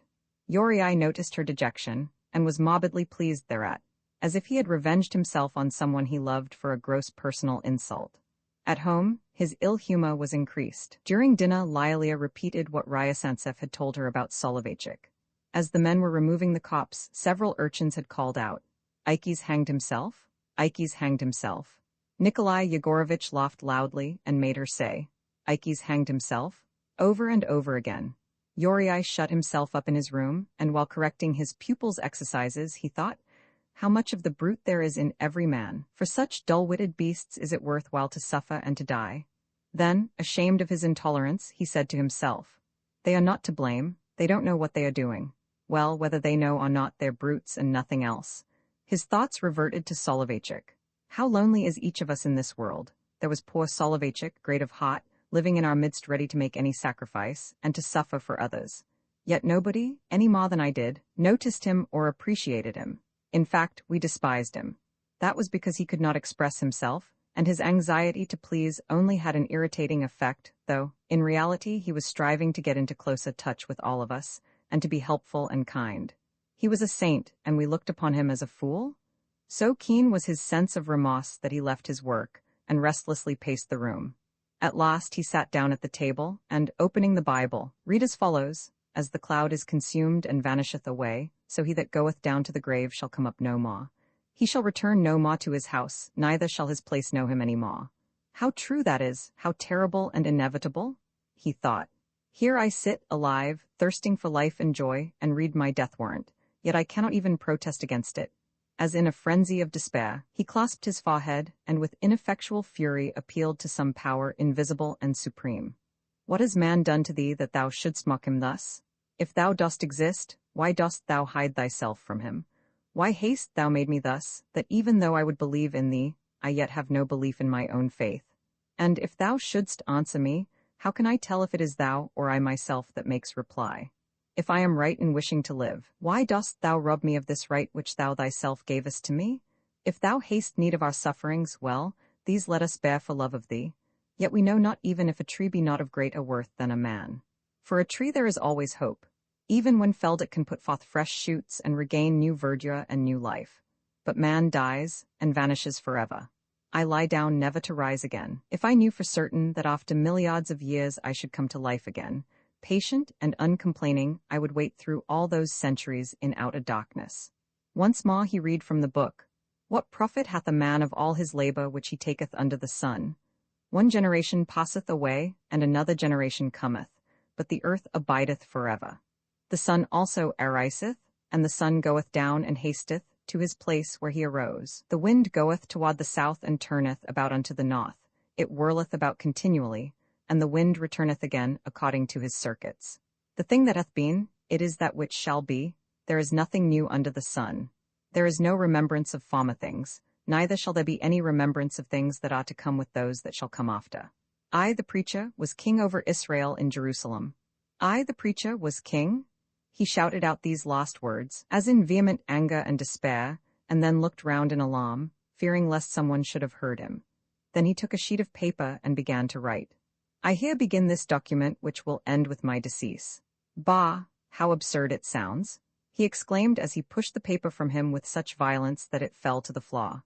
But that miserable little fellow, Soloveitchik, didn't think it absurd that he could not understand the meaning of life. Uriai failed to perceive that he was taking as his model a man whom he had described as a miserable little fellow. Anyhow, sooner or later, my end will be like that. There is no other way out. Why is there not? Because, Uriai paused. He believed that he had got an exact reply to this question, yet the words he wanted could not be found. His brain was overwrought and his thoughts confused. "It's rubbish, all rubbish?" he exclaimed bitterly. The lamp burned low, and its faint light illumined Uriai's bowed head as he leant across the table. "Why didn't I die when I was a boy and had inflammation of the lungs? I should now be happy and at rest." He shivered at the thought. In that case I should not have seen or known all that now I know. That would have been just as dreadful. Uriai tossed back his head and rose. "It's enough to drive one mad." He went to the window and tried to open it, but the shutters were firmly fastened from the outside. By using a pencil, Uriai was able at last to unhook them, and with a creaking sound they swung back, admitting the cool, pure night air. Uriai looked up at the heavens and saw the roseate light of the dawn. The morning was bright and clear.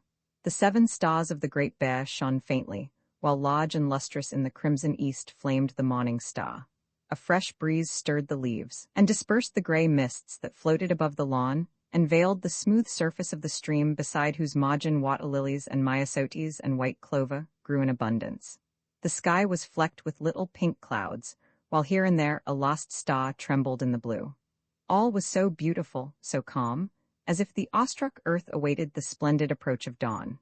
Uriai at last went back to bed, but the garish daylight prevented him from getting sleep, as he lay there with aching brow and jaded eyes. Roman 35 early that morning, soon after sunrise, Ivanov and Sanine walked forth from the town. The dew sparkled in the sunlight, and the damp grass seen in shadow appeared grey. Along the side of the road flanked by gnarled willows, pilgrims were slowly wending their way to the monastery.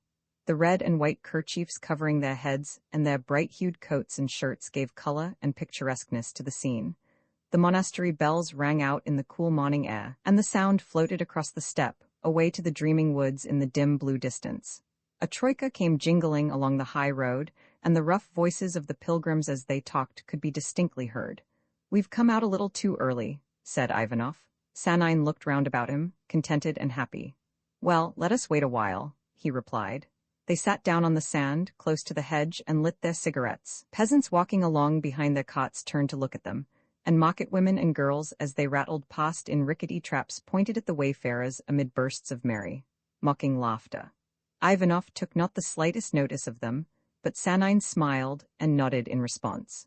At last, there appeared on the steps of a little white house with a bright green roof the proprietor of the Crown Tavern, a tall man in his shirt-sleeves who noisily unlocked the door, while yawning incessantly. A woman wearing a red kerchief on her head slipped in after him. "The very thing?" cried Ivanov. "Let's go there." So they went to the little inn and bought vodka and fresh gherkins from the woman with the red kerchief. "Aha, you seem to be pretty flush of money, my friend," said Ivanov, as Sanine produced his purse. "I've had an advance," replied the latter, smiling. "Much to my mother's annoyance, I have accepted the secretaryship of an assurance agency. In this way I was able to get a little cash as well as maternal contempt." When they regained the high road, Ivanov exclaimed, "Oh, I feel ever so much better now." "So do I. Suppose we take off our boots." "All right." Having taken off their boots and socks, they walked barefoot through the warm, moist sand, which was a delightful experience after trudging along in heavy boots. "Jolly, isn't it?" said Sanine, as he drew a deep breath. The sun's rays had now become far hotter. The town lay well in their rear, as the two wayfarers plodded bravely on towards the blue, nebulous horizon. Swallows sat in rows on the telegraph wires. A passenger train with its blue, yellow, and green carriages rolled past on the adjacent line, and the faces of drowsy travelers could be seen at the windows. Two saucy-looking girls in white hats stood on the platform at the end of the train, and watched the two barefooted men with astonishment. Sanine laughed at them and executed a wild impromptu dance. Before them lay a meadow where walking barefoot in the long lush grass was an agreeable relief. "How delightful!" cried Ivanov. "Life's worth living today," rejoined his companion. Ivanov glanced at Sanine. He thought those words must surely remind him of Sarudin and the recent tragedy. Yet seemingly it was far from Sanine's thoughts, which surprised Ivanov somewhat, yet did not displease him. After crossing the meadow, they again got onto the main road, which was thronged as before with peasants in their cots and giggling girls.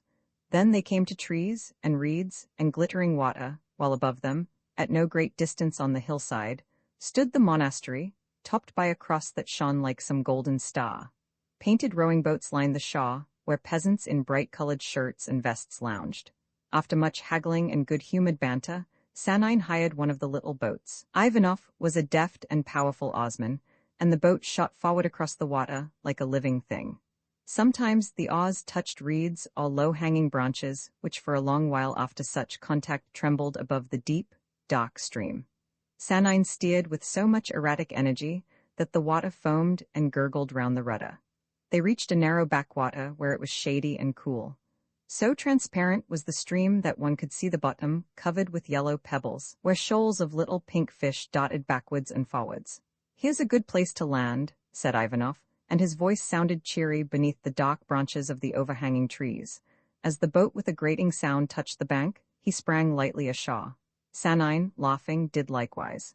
"You won't find a better," he cried, plunging knee-deep through the long grasses. "Anywhere's good in the sun, I say," replied Ivanov, as from the boat he fetched the vodka, the bread, the cucumbers, and a little packet of hors d'oeuvres. All these he placed on a mossy slope in the shade of the trees, and here he lay down at full length. "Luculus dines with Lucullus," he said. "Lucky man," replied Sanine. "Not entirely," added Ivanov, with a droll expression of discontent, "for he's forgotten the glasses." "Never mind, we can manage somehow." Full of the sheer joy of living in this warm sunlight and green shade, Sanine climbed up a tree and began cutting off a bough with his knife, while Ivanov watched him as the little white chips kept falling onto the turf below. At last the bough fell, too, when Sanine climbed down and began to scoop it out, leaving the bark intact. In a short time he had made a pretty little drinking cup. "Let's have a dip afterwards, shall we?" said Ivanov, who was watching Sanine's craftsmanship with interest. "Not a bad idea," replied Sanine, as he tossed the newly made cup into the air and caught it. Then they sat down on the grass and did ample justice to their appetizing little meal. "I can't wait any longer. I'm going to bathe." So saying, Ivanov hastily stripped and, as he could not swim, he plunged into shallow water where the even sandy bottom was clearly visible. "It's lovely?" he cried, jumping about and splashing wildly. Sanine watched him, and then in leisurely fashion he also undressed and took a header into the deeper part of the stream. "You'll be drowned," cried Ivanov. "No fear," was the laughing rejoinder when Sanine, gasping, had risen to the surface. The sound of their merry voices rang out across the river and the green pastureland. After a time they left the cool water and, lying down, naked in the grass, rolled over and over in it. "Jolly, isn't it?" said Ivanov as he turned to the sun his broad back on which little drops of water glistened. "Here let us build tabernacles." "Deuce take your tabernacles," cried Sanine merrily. "No tabernacles for me?" "Hurrah!" shouted Ivanov as he began dancing a wild, barbaric dance. Sanine burst out laughing and leaped about in the same way. Their nude bodies gleamed in the sun, every muscle showing beneath the tense skin. "Oof," gasped Ivanov. Sanine went on dancing by himself and finished up by turning a somersault head foremost. "Come along, or I shall drink up all the vodka," cried his companion. Having dressed, they ate the remainder of their provisions, while Ivanov sighed ruefully for a draught of ice-cold beer. "Let's go, shall we?" he said. "Right?" They raced at full speed to the riverbank, jumped into their boat, and pushed off. "Doesn't the sun sting?" said Sanine, who was lying at full length in the bottom of the boat. "That means rain," replied Ivanov. "Get up and steer, for God's sake. You can manage quite well by yourself," was the reply. Ivanov struck the water with his oars, so that Sanine got thoroughly splashed. "Thank you," said the latter, coolly. As they passed a green spot they heard laughter and the sound of merry girlish voices. It being a holiday, townsfolk had come thither to enjoy themselves. "Girls bathing," said Ivanov. "Let's go and look at them," suggested Sanine. "They would see us." "No, they wouldn't. We could land here and go through the reeds." "Leave them alone," said Ivanov, blushing slightly. "Come on." "No, I don't like to." "Don't like to?" "Well, but they're girls, young ladies. I don't think it's quite proper." "You're a silly fool," laughed Sanine. "Do you mean to say that you wouldn't like to see them?" "Perhaps I should, but—" "Very well then, let's go, no mock modesty. What man wouldn't do the same if he had the chance?" "Yes, but if you reason like that, you ought to watch them openly. Why hide yourself?" "Because it's so much more exciting," said Sanine gaily. "I dare say, but I advise you not to, for chastity's sake, I suppose." "If you like. But chastity is the very thing that we don't possess." "If thine eye offend thee, pluck it out," said Ivanov. "Oh, please don't talk nonsense like Yuri Sverigich. God didn't give us eyes that we might pluck them out." Ivanov smiled and shrugged his shoulders. "Look here, my boy," said Sanine, steering towards the bank. "If the sight of girls bathing were to rouse in you no carnal desire, then you would have a right to be called chaste. Indeed, though I should be the last to imitate it, such chastity on your part would win my admiration. But having these natural desires, if you attempt to suppress them, then I say that your so-called chastity is all humbug." "That's right enough, but if no check were placed upon desires, great harm might result." "What harm, pray?" "Sensuality, I grant you, sometimes has evil results, but it's not the fault of sensuality." "Perhaps not, but—" "Very well then, are you coming?" "Yes, but I'm—" "A fool, that's what you are. Gently, don't make such a noise," said Sanine as they crept along through the fragrant grass and rustling reeds. "Look there," whispered Ivanov excitedly. From the smart frocks, hats, and petticoats lying on the grass, it was evident that the party of bathers had come out from the town. Some were merrily splashing about in the water, which dripped in silver beads from their round, soft limbs. One stood on the bank, erect and lithe, and the sunlight enhanced the plastic beauty of her form that quivered as she laughed. "Oh, I say," exclaimed Sanine, fascinated by the sight. Ivanov started backwards as in alarm. "What's the matter?" "Hush, it's Sina Kosovina." "So it is," said Sanine aloud. "I didn't recognize her. How charming she looks." "Yes, doesn't she?" said the other, chuckling. At that moment laughter and loud cries told them that they had been overheard. Kosovina, startled, leaped into the clear water from which alone her rosy face and shining eyes emerged. Sanine and Ivanov fled precipitately, stumbling back through the tall rushes to their boat.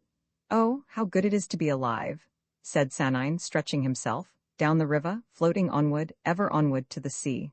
So he sang in his clear, resonant voice, while behind the trees the sound of girlish laughter could still be heard. Ivanov looked at the sky. "It's going to rain," he said. The trees had become darker, and a deep shadow passed swiftly across the meadow. "We shall have to run for it." "Where? There's no escape now," cried Sanine cheerfully. Overhead a leaden-hued cloud floated nearer and nearer. There was no wind, the stillness and gloom had increased. "We shall get soaked to the skin," said Ivanov, "so do give me a cigarette to console me." Faintly the little yellow flame of the match flickered in the gloom. A sudden gust of wind swept it away. One big drop of rain splashed the boat, and another fell onto Sanine's brow. Then came the downpour. Pattering on the leaves, the rain hissed as it touched the surface of the water. All in a moment from the dark heaven it fell in torrents, and only the rush and the splash of it could be heard. "Nice, isn't it?" said Sanine, moving his shoulders to which his wet shirt was sticking. "Not so bad," replied Ivanov, who had crouched at the bottom of the boat. Very soon the rain ceased, though the clouds had not dispersed, but were massed behind the woods where flashes of lightning could be seen at intervals. "We ought to be getting back," said Ivanov. "All right, I'm ready." They rode out into the current. Black, heavy clouds hung overhead, and the flashes of lightning became incessant, white scimitars that smote the sullen sky. Though now it did not rain, a feeling of thunder was in the air. Birds with wet and ruffled plumage skimmed the surface of the river, while the trees loomed darkly against the blue-gray heavens. "Ho, ho!" cried Ivanov. When they had landed and were plodding through the wet sand, the gloom became more intense. "We're in for it now." Nearer, ever nearer to earth the huge cloud approached like some dreadful gray-bellied monster. There was a sudden gust of wind, and leaves and dust were whirled round and round. Then, a deafening crash, as if the heavens were cleft asunder, when the lightning blazed and the thunder broke. "Oh ho ho ho!" shouted Sanine, trying to outvie the clamor of the storm, but his voice, even to himself, was inaudible. When they reached the fields it was quite dark. Their pathway was lit by vivid flashes and the thunder never ceased. "Oh ha ho!" shouted Sanine. "What's that?" cried Ivanov. At that moment a vivid flash revealed to him Sanine's radiant face, the only answer to his question. Then a second flash showed Sanine, with arms outstretched, gleefully apostrophizing the tempest. Roman 36, the sun shone as brightly as in spring, yet in the calm, clear air the touch of autumn could be felt. Here and there the trees showed brown and yellow leaves, in which the wistful voice of a bird occasionally broke the silence, while large insects buzzed lazily above their ruined kingdom of faded grasses and withered flowers where luxuriant weeds now waxed apace. Yuri sauntered through the garden.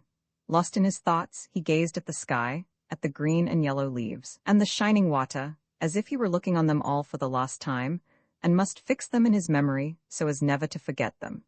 He felt vague sorrow at his heart, for it seemed as though with every moment something precious was passing away from him that could never be recalled. His youth that had brought him no joy. His place as an active sharer in the great and useful work upon which all his energies had once been concentrated. Yet why he should have thus lost ground he could not tell. He was firmly convinced that he possessed latent powers that should revolutionize the world, and a mind far broader in its outlook than that of anyone else. But he could not explain why he had this conviction, and he would have been ashamed to admit the fact even to his most intimate friend. "Ah, well," he thought, gazing at the red and yellow reflections of the foliage in the stream, "perhaps what I do is the wisest and the best. Death ends it all, however one may have lived or tried to live. Oh, there comes Lialia," he murmured, as he saw his sister approaching. "Happy Lialia, she lives like a butterfly from day to day, wanting nothing and troubled by nothing. Oh, if I could live as she does." Yet this was only just a passing thought, for in reality he would on no account have wished to exchange his own spiritual touches for the feather-brain existence of a Lialia. "Yuri, Yuri," she exclaimed in a shrill voice, though she was not more than 3 paces distant from him. Laughing roguishly, she handed him a little rose-colored missive. Yuri suspected something. "From whom?" he asked sharply. "From Sinochka Kasavina," said Lialia, shaking her finger at him significantly. Yuri blushed deeply. To receive through his sister a little pink, scented letter like this seemed utterly silly, in fact ridiculous. It positively annoyed him. Lialia, as she walked beside him, prattled in sentimental fashion about his attachment to Sina, just as sisters will, who are intensely interested in their brother's love affairs. She said how fond she was of Sina, and how delighted she would be if they made a match of it, and got married. At the luckless word, married, Yoriai's face grew redder still, and in his eyes there was a malevolent look. He saw before him an entire romance of the usual provincial type, rose-pink billets do, sisters as confidantes, orthodox matrimony, with its inevitable commonplace sequel, home, wife, and babies, the one thing on earth that he dreaded most. "Oh, enough of all that twaddle, please," he said in so sharp a tone that Lilia was amazed. "Don't make such a fuss," she exclaimed pettishly. "If you are in love, what does it matter? I can't think why you always pose as such an extraordinary hero." This last sentence had a touch of feminine spite in it, and the shaft struck home. Then, with a graceful movement of her dress which disclosed her dainty openwork stockings, she turned abruptly on her heel like some petulant princess, and went indoors. Yoriai watched her, with anger in his dark eyes, as he tore open the envelope. "Yoriai Nikolaevich, if you have time, and the wish to do so, will you come to the monastery today? I shall be there with my aunt. She is preparing for the communion, and will be in church the whole time. It will be dreadfully dull for me, and I want to talk to you about lots of things. Do come. Perhaps I ought not to have written to you, but anyhow, I shall expect you." In a moment, all that had occupied his thoughts vanished, as with a thrill of pleasure, almost physical, he read the letter. This pure, charming girl in one short phrase had thus in naive, trusting fashion revealed to him the secret of her love. It was as though she had come to him, helpless and pained, unable to resist the love that made her give herself up to him, yet not knowing what might befall. So near to him now seemed the goal, that Yoriai trembled at the thought of possession. He strove to smile ironically, but the effort failed. His whole being was filled with joy, and such was his exhilaration that, like a bird, he felt ready to soar above the treetops, away, afar, into the blue, sunlit air. Towards evening he hired a droshky and drove towards the monastery, smiling on the world timidly, almost in confusion. On reaching the landing stage he took a boat, and was rowed by a stalwart peasant to the hill. It was not until the boat got clear of the reeds into the broad, open stream that he became conscious that his happiness was entirely due to the little rose-colored letter. "After all, it's simple enough," he said to himself, by way of explanation. "She has always lived in that sort of world. It's just a provincial romance. Well, what if it is?" The water rippled gently on each side of the boat that brought him nearer and nearer to the green hill. On reaching the Shaw, Yoriai in his excitement gave the boatman half a ruble, and began to climb the slopes. Signs of approaching dusk were already perceptible. Long shadows lay at the foot of the hill, and heavy mists rose from the earth, hiding the yellow tint of the foliage, so that the forest looked as green and dense as in summer. The courtyard of the monastery was silent and solemn as the interior of a church. The grave, tall poplars looked as if they were praying, and like shadows the dark forms of monks moved hither and thither. At the church porch lamps glimmered, and in the air there was a faint odor either of incense or of faded poplar leaves. "Hullo, Sverajich!" shouted someone behind him. Yoriai turned round and saw Shafrov, Sanine, Ivanov, and Peter Ilyich, who came across the courtyard, talking loudly and merrily. The monks glanced apprehensively in their direction, and even the poplars seemed to lose something of their devotional calm. "We've all come here too," said Shafrov, approaching Yoriai whom he revered. "So I see," muttered Yoriai irritably. "You'll join our party, won't you?" asked Shafrov as he came nearer. "No, thank you, I am engaged," said Yoriai with some impatience. "Oh, that's all right, you'll come along with us, I know," exclaimed Ivanov, as he good-humoredly caught hold of his arm. Yoriai endeavored to free himself, and for a while a droll struggle took place. No, damn it all, I can't," cried Yoriai, almost angry now. "Perhaps I'll join you later." Such rough pleasantry on Ivanov's part was not at all to his liking. "All right," said Ivanov as he released him, not noticing his irritation. "We will wait for you, so mind you come." "Very well." Thus, laughing and gesticulating, they departed. The courtyard became silent and solemn as before. Yoriai took off his cap, and in a mood half-mocking, half-shy, he entered the church. He at once perceived Sina, close to one of the dark pillars. In her grey jacket and round straw hat she looked like a schoolgirl. His heart beat faster. She seemed so sweet, so charming, with her black hair in a neat coil at the back of her pretty white neck. It was this air de pensioner while being a tall, well-grown, shapely young woman that to him was so intensely alluring. Conscious of his gaze, she looked round, and in her dark eyes there was an expression of shy pleasure. "How do you do?" said Yoriai, speaking in a low voice that yet was not low enough. He was not sure if he ought to shake hands in a church. Several members of the congregation looked round, and their swart, parchment-like faces made him feel more uncomfortable. He actually blushed, but Sina, seeing his confusion, smiled at him as a mother might, with love in her eyes, and Uriai stood there, blissful and obedient. Sina gave no further glances but kept crossing herself with great zeal. Yet Uriai knew that she was only thinking of him, and it was this consciousness that established a secret bond between them. The blood throbbed in his veins, and all seemed full of mystery and wonder. The dark interior of the church, the chanting, the dim lights, the sighs of worshippers, the echoing of feet of those who entered or went out. Of all this Uriai took careful note, as in such solemn silence he could plainly hear the beating of his heart. He stood there, motionless, his eyes fixed on Sina's white neck and graceful figure, feeling a joy that bordered on emotion. He wanted to show everyone that, although faith he had none in prayers, or chants, or lights, he yet was not opposed to them. This led him to contrast his present happy frame of mind with the distressful thoughts of the morning. So that one really can be happy, eh? He asked himself, answering the question at once. Of course one can. All my thoughts regarding death and the aimlessness of life are correct and logical, yet in spite of it all, a man can sometimes be happy.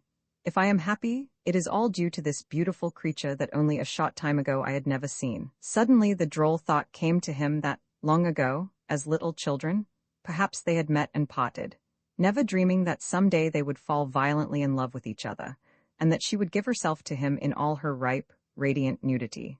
It was this last thought that brought a flush to his cheeks, and for a while he felt afraid to look at her.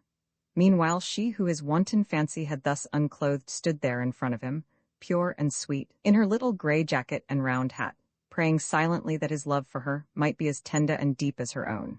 In some way her virginal modesty must have influenced Uriai, for the lustful thoughts vanished, and tears of emotion filled his eyes. Looking upwards, he saw the gleaming gold above the altar, and the sacred cross round which the yellow tapers shone, and with a fervor long since forgotten, he mentally ejaculated, "O God, if thou dost exist, let this maiden love me, and let my love for her be always as great as at this moment." He felt slightly ashamed at his own emotion, and sought to dismiss it with a smile. "It's all nonsense, after all," he thought. "Come," said Sina in a whisper that sounded like a sigh. Solemnly, as if in their souls they bore away with them all the chanting, and the prayers, the sighs and mystic lights, they went out across the courtyard, side by side, and passed through the little door leading to the mountain slope. Here there was no living soul. The high white wall and time-worn turrets seemed to shut them out from the world of men.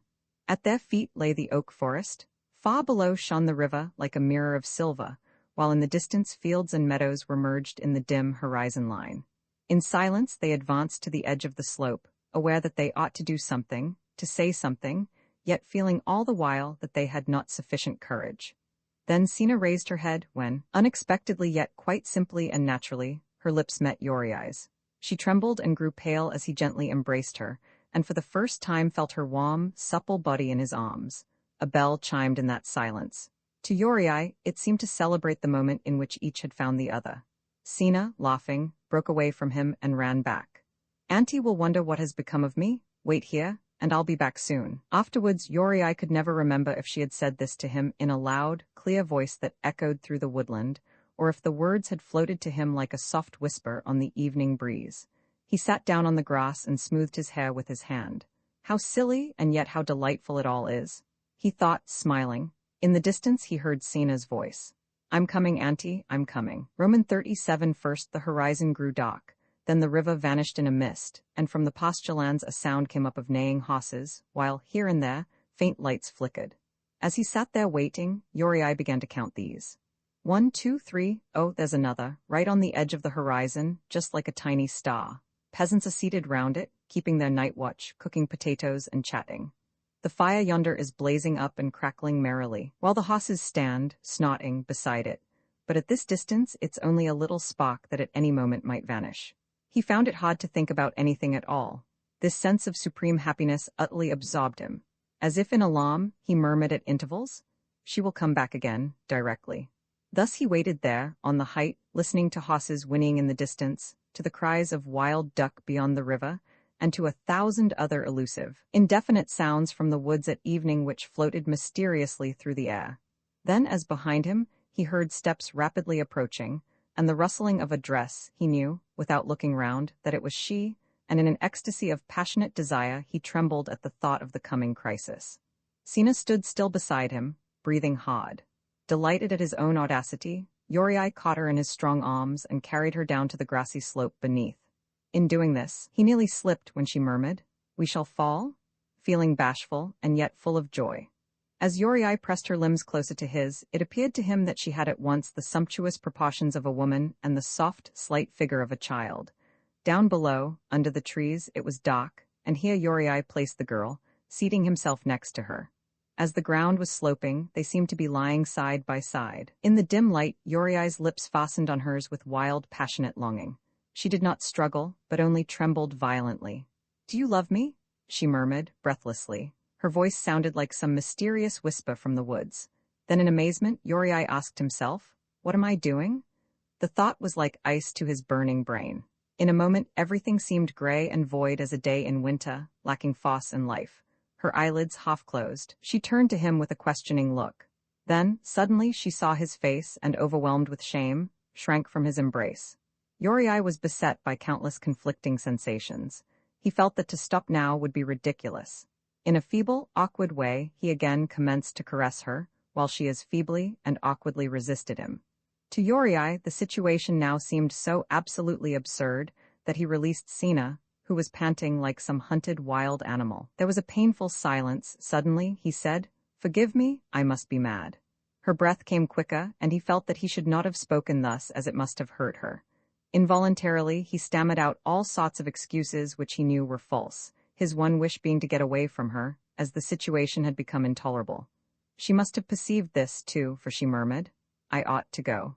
They got up, without looking at each other, and Yuri made a final effort to revive his previous ardor by embracing her feebly. Then, in her, a motherly feeling was roused. As if she felt that she was stronger than he, she nestled closer to him, and looking into his eyes, smiled tenderly, consolingly. "Goodbye, come and see me tomorrow."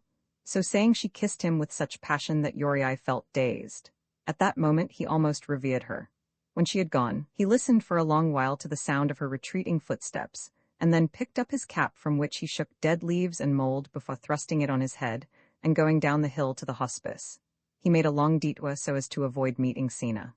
"Ah," thought he, as he descended the slope, "must I needs bring so pure and innocent a girl to shame? Had it all to end in my doing what any other average man would have done? God bless her. It would have been too vile. I am glad that I wasn't as bad as all that. How utterly revolting, all in a moment without a word like some animal." Thus he thought with disgust of what a little while before had made him glad and strong. Yet he felt secretly ashamed and dissatisfied. Even his arms and legs seemed to dangle in senseless fashion, and his cap to fit him as might a fool's. After all, am I really capable of living? He asked himself in despair. Roman 38 in the large corridor of the hospice, there was an odor of samovars and bread and incense. A strong, active monk was hurrying along, carrying a huge tea urn. "Father," exclaimed Yuri, confused somewhat at addressing him thus, and imagining that the monk would be equally embarrassed. "What is it, pray?" asked the other politely, through clouds of steam from the samovar. "Is there not a party of visitors here from the town?" "Yes, in number 7, replied the monk promptly, as if he had anticipated such a question. "This way, please, on the balcony." Yuri opened the door. The spacious room was darkened by dense clouds of tobacco smoke. Near the balcony there was more light, and one could hear the jingling of bottles and glasses above the noisy talk and laughter. "Life is an incurable malady." It was Shafrov who spoke. "And you are an incurable fool?" shouted Ivanov in reply. "Can't you stop your eternal phrase-making?"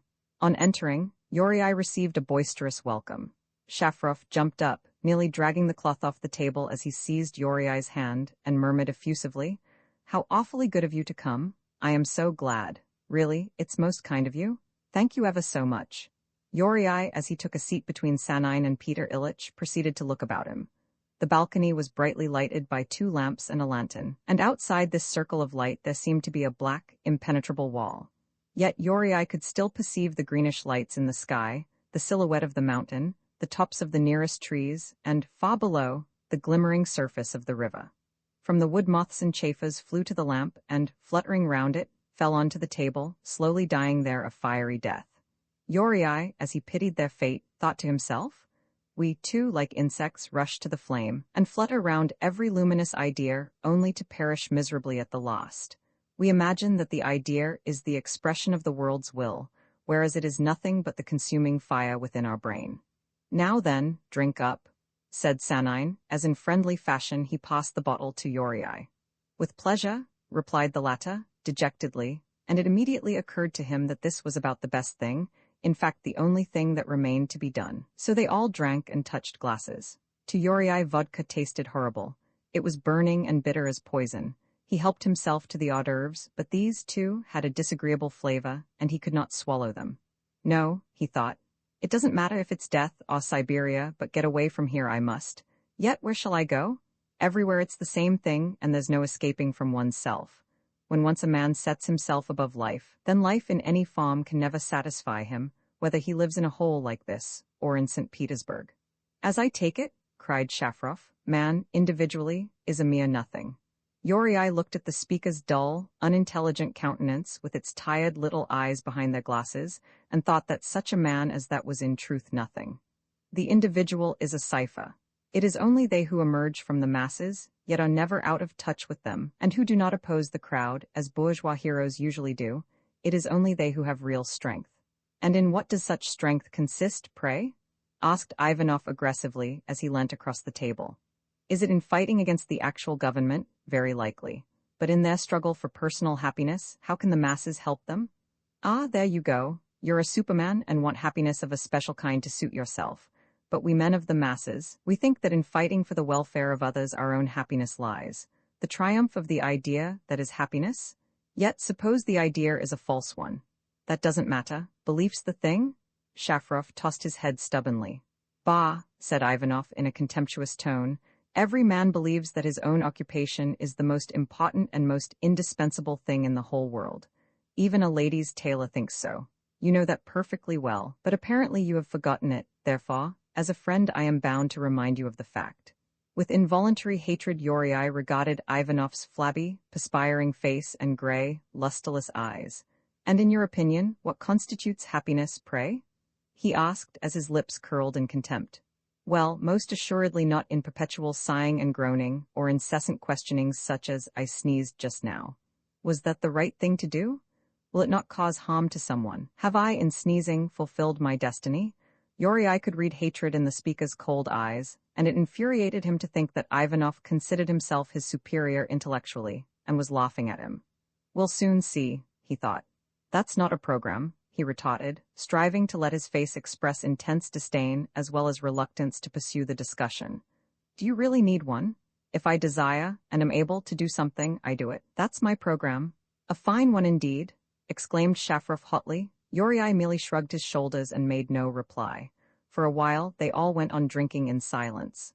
Then Uriai turned to Sanine and proceeded to expound his views concerning the supreme good. He intended Ivanov to hear what he said, though he did not look at him. Shafrof listened with reverence and enthusiasm, while Ivanov, who had partly turned his back to Uriai, received each new statement with a mocking, "We've heard all that before." At last Sanine languidly interposed. "Oh, do stop all this," he said. "Don't you find it terribly boring? Every man is entitled to his own opinion, surely?" He slowly lit a cigarette and went out into the courtyard. To his heated body, the calm, blue night was deliciously soothing. Behind the wood the moon rose upward, like a globe of gold, shedding soft, strange light over the dark world. At the back of the orchard, with its odor of apples and plums, the other white-walled hospice could be dimly seen, and one of the lighted windows seemed to peer down at Sanine through its fence of tender leaves. Suddenly, a sound was heard of naked feet pattering on the grass, and Sanine saw the figure of a boy emerge from the gloom. "What do you want?" he asked. "I want to see Mademoiselle Kosovina, the school-teacher," replied the barefooted urchin, in a shrill voice. "Why?" To Sanine the name instantly recalled a vision of Sina, standing at the water's edge in all her nude, sunlit loveliness. "I have got a letter for her," said the boy. "Aha, she must be at the hospice over the way, as she is not here. You had better go there." The lad crept away, barefoot, like some little animal, disappearing so quickly in the darkness that it seemed as if he had hidden himself behind a bush. Sanine slowly followed, breathing to the full the soft, honey-sweet air of the garden. He went close up to the other hospice, so that the light from the window as he stood under it fell full upon his calm, pensive face, an illuminated lodge, heavy pears hanging on the dark orchard trees. By standing on tiptoe, Sanine was able to pluck one, and just as he did so, he caught sight of Sina at the window. He saw her in profile, clad in her nightdress. The light on her soft, round shoulders gave them a luster as of satin. She was lost in her thoughts that seemingly made her joyous yet ashamed, for her eyelids quivered, and on her lips there was a smile. To Sanine it was like the ecstatic smile of a maiden ripe and ready for a long, entrancing kiss. Riveted to the spot, he stood there and gazed. She was musing on all that had just happened, and her experiences, if they had caused delight, had yet provoked shame. Good heavens, thought she, am I really so depraved? Then for the 100th time she blissfully recalled the rapture that was hers as she first lay in Yoriai's arms. My darling, she murmured, and again Sanine watched her eyelids tremble and her smiling lips. Of the subsequent scene, distressful in its unbridled passion, she preferred not to think, instinctively aware that the memory of it would only bring disenchantment. There was a knock at the door. Who is there? Asked Sina, looking up. Sanine plainly saw her white, soft neck. Here's a letter for you, cried the boy outside. Sina rose and opened the door. Splashed with wet mud to the knees, the boy entered and, snatching his cap from his head, said, The young lady sent me. Sinochka, wrote Dubova, if possible, do come back to town this evening. The inspector of schools has arrived and will visit our school tomorrow morning. It won't look well if you are not there. What is it? Asked Sina's old aunt. Olga has sent for me. The school inspector has come, replied Sina, pensively. The boy rubbed one foot against another. She wished me to tell you to come back without fail, he said. Are you going? Asked the aunt. How can I, alone in the dock? The moon is up, said the boy. It's quite light out of doors. I shall have to go, said Sina, still hesitating. Yes, go, my child, otherwise there might be trouble. Very well then, I'll go, said Sina, nodding her head resolutely. She dressed quickly, put on her hat and took leave of her aunt. Goodbye, auntie. Goodbye, my dear, God be with you. Sina turned to the boy. Are you coming with me? The urchin looked shy and confused as, again rubbing his feet together, he muttered, I came to be with mother. She does washing here for the monks. But how am I to go alone, Grishka? All right, let's go, replied the lad, in a tone of vigorous assent. They went out into the dark blue. Fragrant night. What a delightful scent, she exclaimed, immediately uttering a startled cry, for in the darkness she had stumbled against someone. It is I, said Sanine, laughing. Sina held out her trembling hand. It's so dark that one can't see, she said, by way of excuse. Where are you going? Back to the town, they've sent for me. What, alone? No, the little boy's going with me, he's my cavalier. Cavalier, ha, repeated Grishka merrily, stamping his bare feet. And what are you doing here? She asked. Oh, we're just having a drink together. You said we? Yes, Shafrov, Sverajich, Ivanov. Oh, Yoriai Nikolaevich is with you, is he? Asked Sina, and she blushed. To utter the name of him she loved sent a thrill through her as though she were looking down into some precipice. Why do you ask? Because I met him, she answered, blushing deeper. Well, goodbye. Sanine gently held her proffered hand in his. If you like, I will row you across to the other side. Why should you go all that way round? Oh, no, please don't trouble, said Sina, feeling strangely shy. Yes, let him row you across, said little Grishka persuasively, for there's such a lot of mud on the bank. Very well then, you can go back to your mother. Aren't you afraid to cross the fields alone? Asked the boy. I will accompany you as far as the town, said Sanine. But what will your friends say? Oh, that doesn't matter. They'll stop there till dawn. Besides, they've bawed me enough as it is. Well, it is very kind of you, I am sure. Grishka, you can go. Good night, miss, said the boy, as he noiselessly disappeared. Sina and Sanine were left there alone. Take my arm, he suggested, or else you may fall. Sina placed her arm in his, feeling a strange emotion as she touched his muscles that were hot as steel. Thus they went on in the darkness, through the woods to the river. In the wood it was pitch dark, as if all the trees had been fused and melted in a warm, impenetrable mist. Oh, how dark it is. That doesn't matter, whispered Sanine in her ear. His voice trembled slightly. I like woods best at night time. It is then that man strips off his everyday mask and becomes bolder, more mysterious, more interesting. As the sandy soil slipped beneath their feet, Sina found it difficult to save herself from falling. It was this darkness and this physical contact with a supple, masterful male to whom she had always been drawn, that now caused her most exquisite agitation. Her face glowed, her soft arm shared its warmth with that of Sanine's, and her laughter was fast and incessant. At the foot of the hill it was less dark. Moonlight lay on the river, and a cool breeze from its broad surface fanned their cheeks. Mysteriously, the wood receded in the gloom, as though it had given them into the river's charge. "Where is your boat?" "There it is." The boat lay sharply defined against the bright, smooth surface of the stream.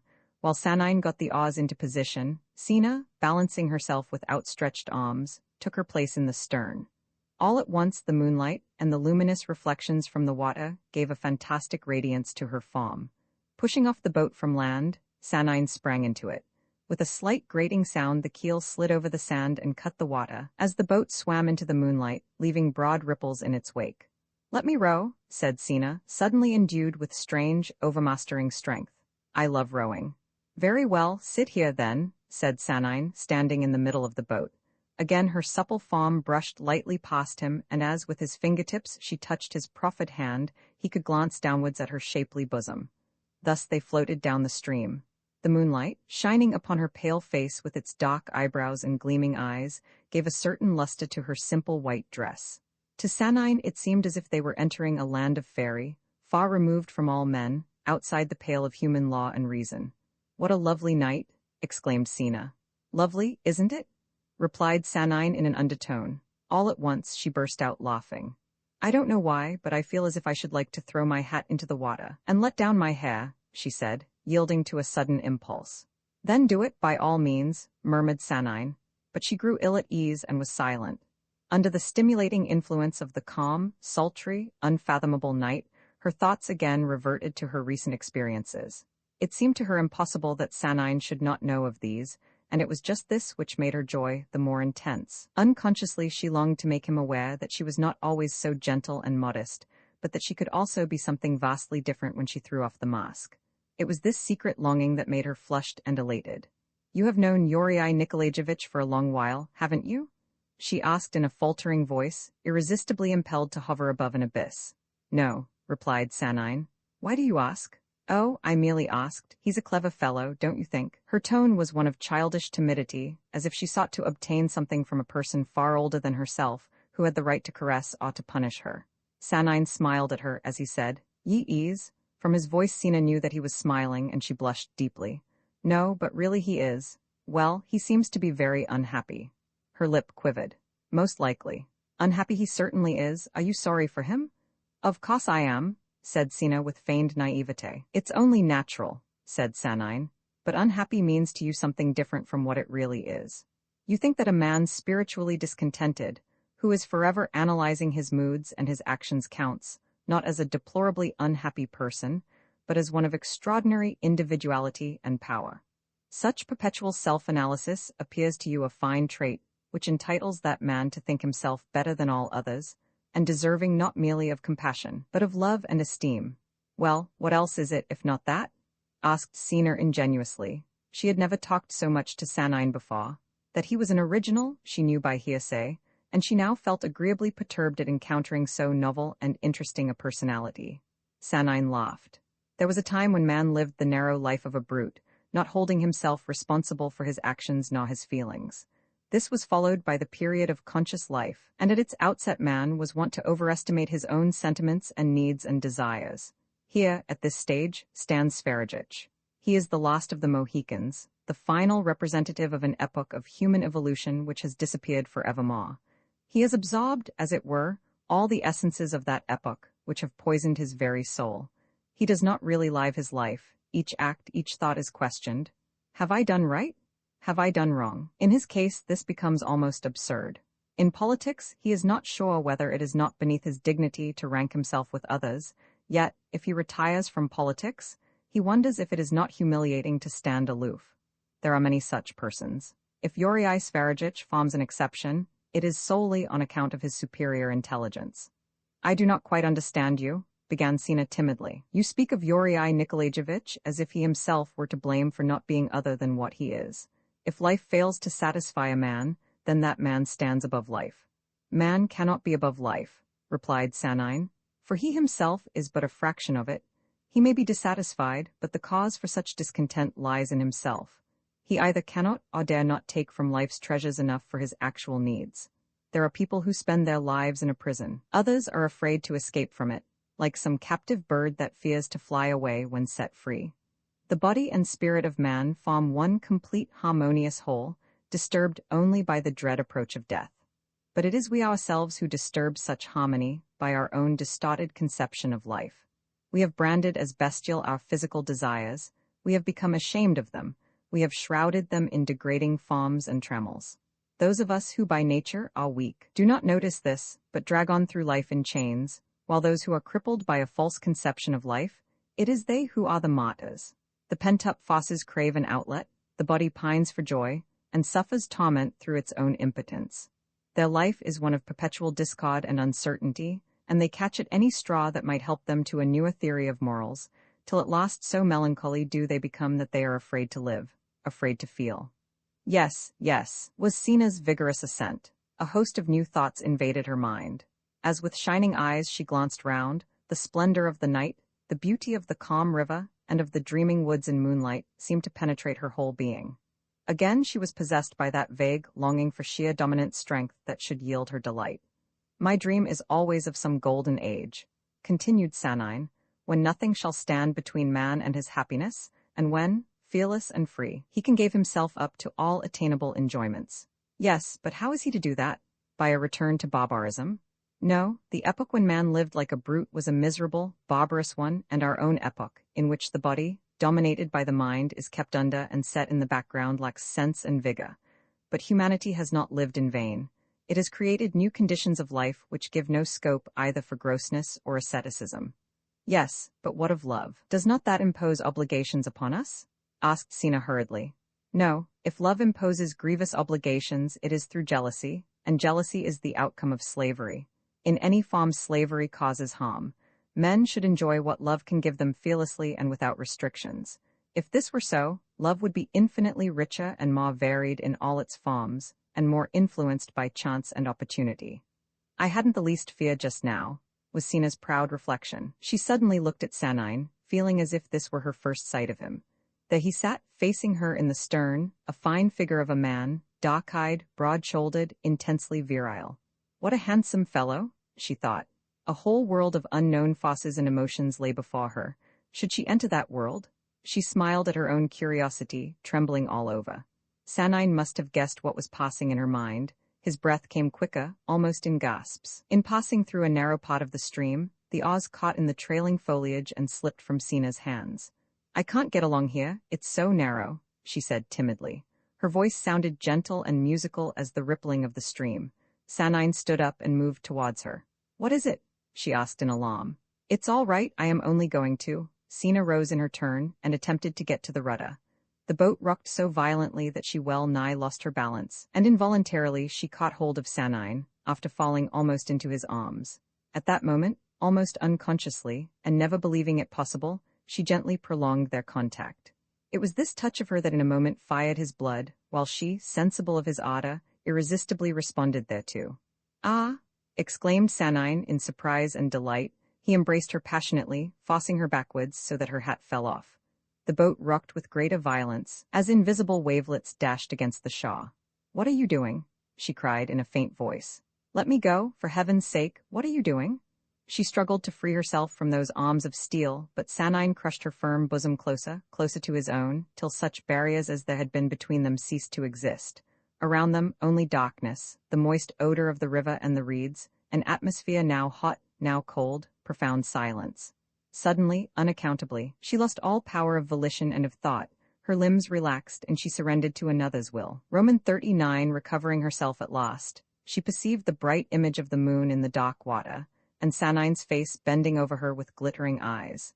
She felt that his arms were wound tightly round her, and that one of the oars was chafing her knee. Then she began to weep gently, persistently, without freeing herself from Sanine's embrace. Her tears were for that which was irretrievable.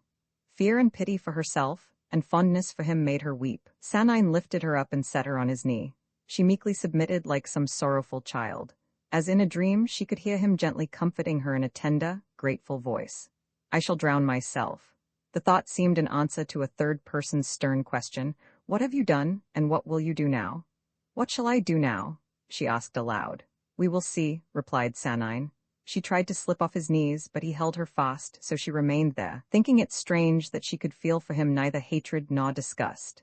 It doesn't matter what happens now, she said to herself. Yet a secret physical curiosity prompted her to wonder what this strong man, a stranger, and yet so close a friend, would do with her. After a while he took the oars, and she reclined beside him, her eyes half closed, and trembling every time that his hand in rowing moved close to her bosom. As the boat with a grating sound touched the shore, Sina opened her eyes. She saw fields and water and white mist, and the moon like a pale phantom ready to flee at dawn. It was now daybreak and a cool breeze was blowing. "Shall I go with you?" asked Sanine gently. "No, I'd rather go alone," she replied. Sanine lifted her out of the boat. It was a joy to him to do this, for he felt that he loved her and was grateful to her. As he put her down on the shore after embracing her fondly, she stumbled. "Oh, you beauty!" exclaimed Sanine in a voice full of passion and tenderness and pity. She smiled in unconscious pride. Sanine took hold of her hands and drew her to him. "Kiss me?" "It doesn't matter, nothing matters now," she thought as she gave him a long, passionate kiss on his lips. "Goodbye," she murmured, scarcely knowing what she said. "Don't be angry with me, darling," pleaded Sanine. As she crossed the dike, staggering as she went and tripping over her dress, Sanine watched her with sorrowful eyes. It grieved him to think of all the needless suffering that was in store for her and which, as he foresaw, she had not the strength to set aside. Slowly her figure moved forward to meet the dawn, and it soon vanished in the white mist. When he could no longer see her, Sanine leapt into the boat, and by a few powerful strokes lashed the water to foam. In midstream, as the dense morning mists rose round him, Sanine dropped the oars, stood erect in the boat, and uttered a great shout of joy. And the woods and the mists, as if alive, responded to his cry. Roman Far Colonel Nikolai Yegorovitch Sverigich, who lived in the little town, awaited the arrival of his son, a student at the Moscow Polytechnic. The latter was under the surveillance of the police and had been expelled from Moscow as a suspected person. It was thought that he was in league with revolutionists. Yuri Sverigich had already written to his parents informing them of his arrest, his 6 months' imprisonment, and his expulsion from the capital, so that they were prepared for his return. Though Nikolai Yegorovitch looked upon the whole thing as a piece of boyish folly, he was really much grieved, for he was very fond of his son, whom he received with open arms, avoiding any allusion to this painful subject.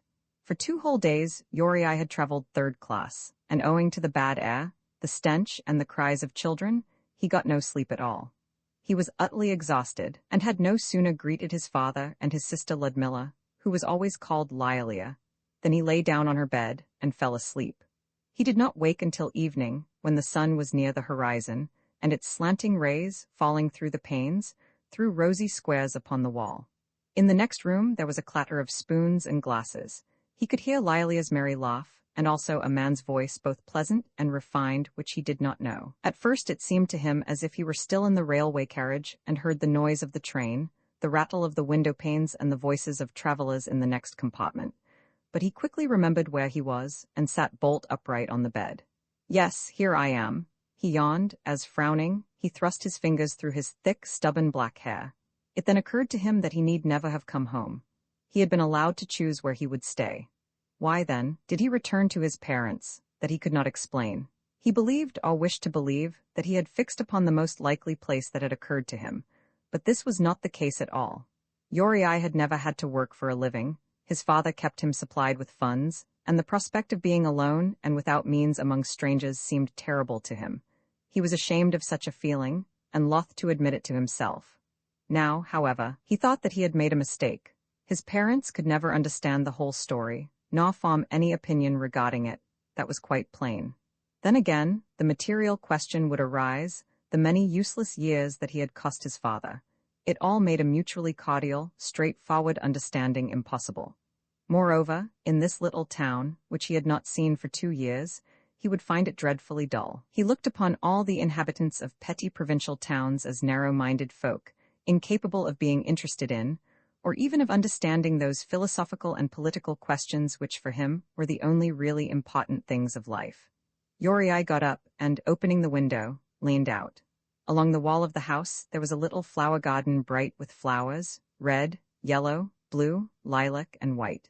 It was like a kaleidoscope. Behind it lay the large, dusky garden that, as all gardens in this town, stretched down to the river, which glimmered like dull glass between the stems of the trees.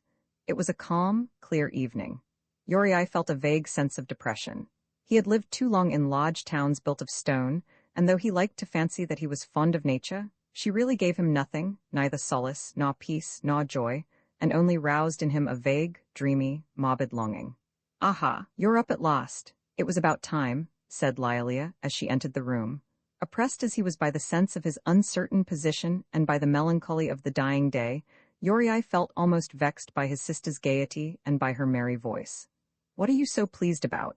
he asked abruptly. "Well, I never," cried Lialia, wide-eyed, while she laughed again, just as if her brother's question had reminded her of something particularly amusing. "Imagine you're asking me why I am so pleased? You see, I am never bored. I have no time for that sort of thing." Then, in a graver tone and evidently proud of her last remark, she added, "We live in such interesting times that it would really be a sin to feel bored. I have got the workmen to teach, and then the library takes up a lot of my time. While you were away, we started a popular library, and it is going very well indeed." At any other time this would have interested Uriai, but now something made him indifferent.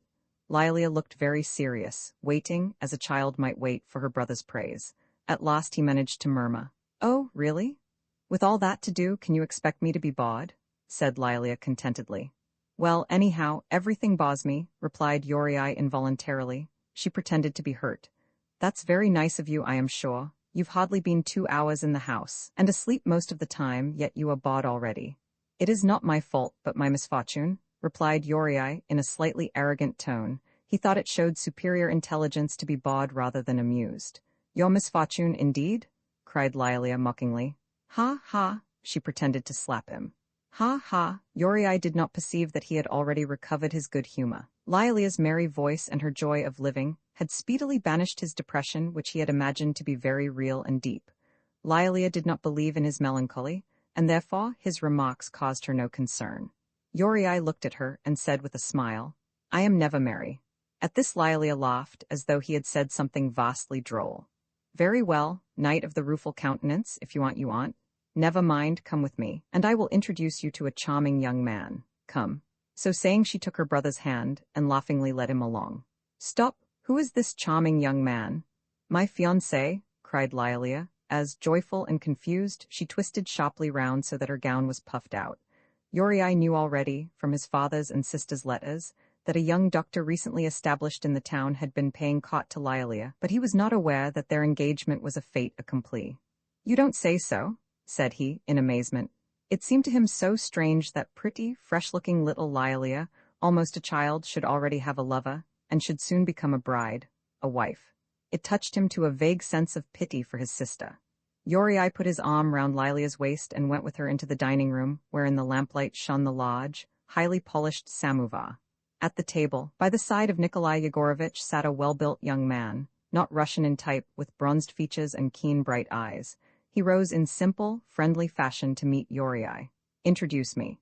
"Anatole Pavlovitch Ryasantsev," cried Lialia, with a gesture of comic solemnity. "Who craves your friendship and indulgence?" added Ryasantsev, joking in his turn.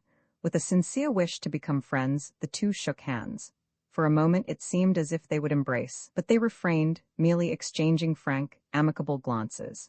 "So this is her brother, is it?" thought Ryasantsev in surprise, for he had imagined that a brother of Lialia, shot, fair, and merry, would be shot, fair, and merry too. Uriai, on the contrary, was tall, thin, and dark, though as good-looking as Lialia, and with the same regular features. And as Uriai looked at Ryasantsev, he thought to himself, "So this is the man who in my little sister Lialia, as fresh and fair as a spring morning, loves the woman, loves her just as I myself have loved women." Somehow, it hurt him to look at Lialia and Ryasantsev, as if he feared that they would read his thoughts. The two men felt that they had much that was important to say to each other.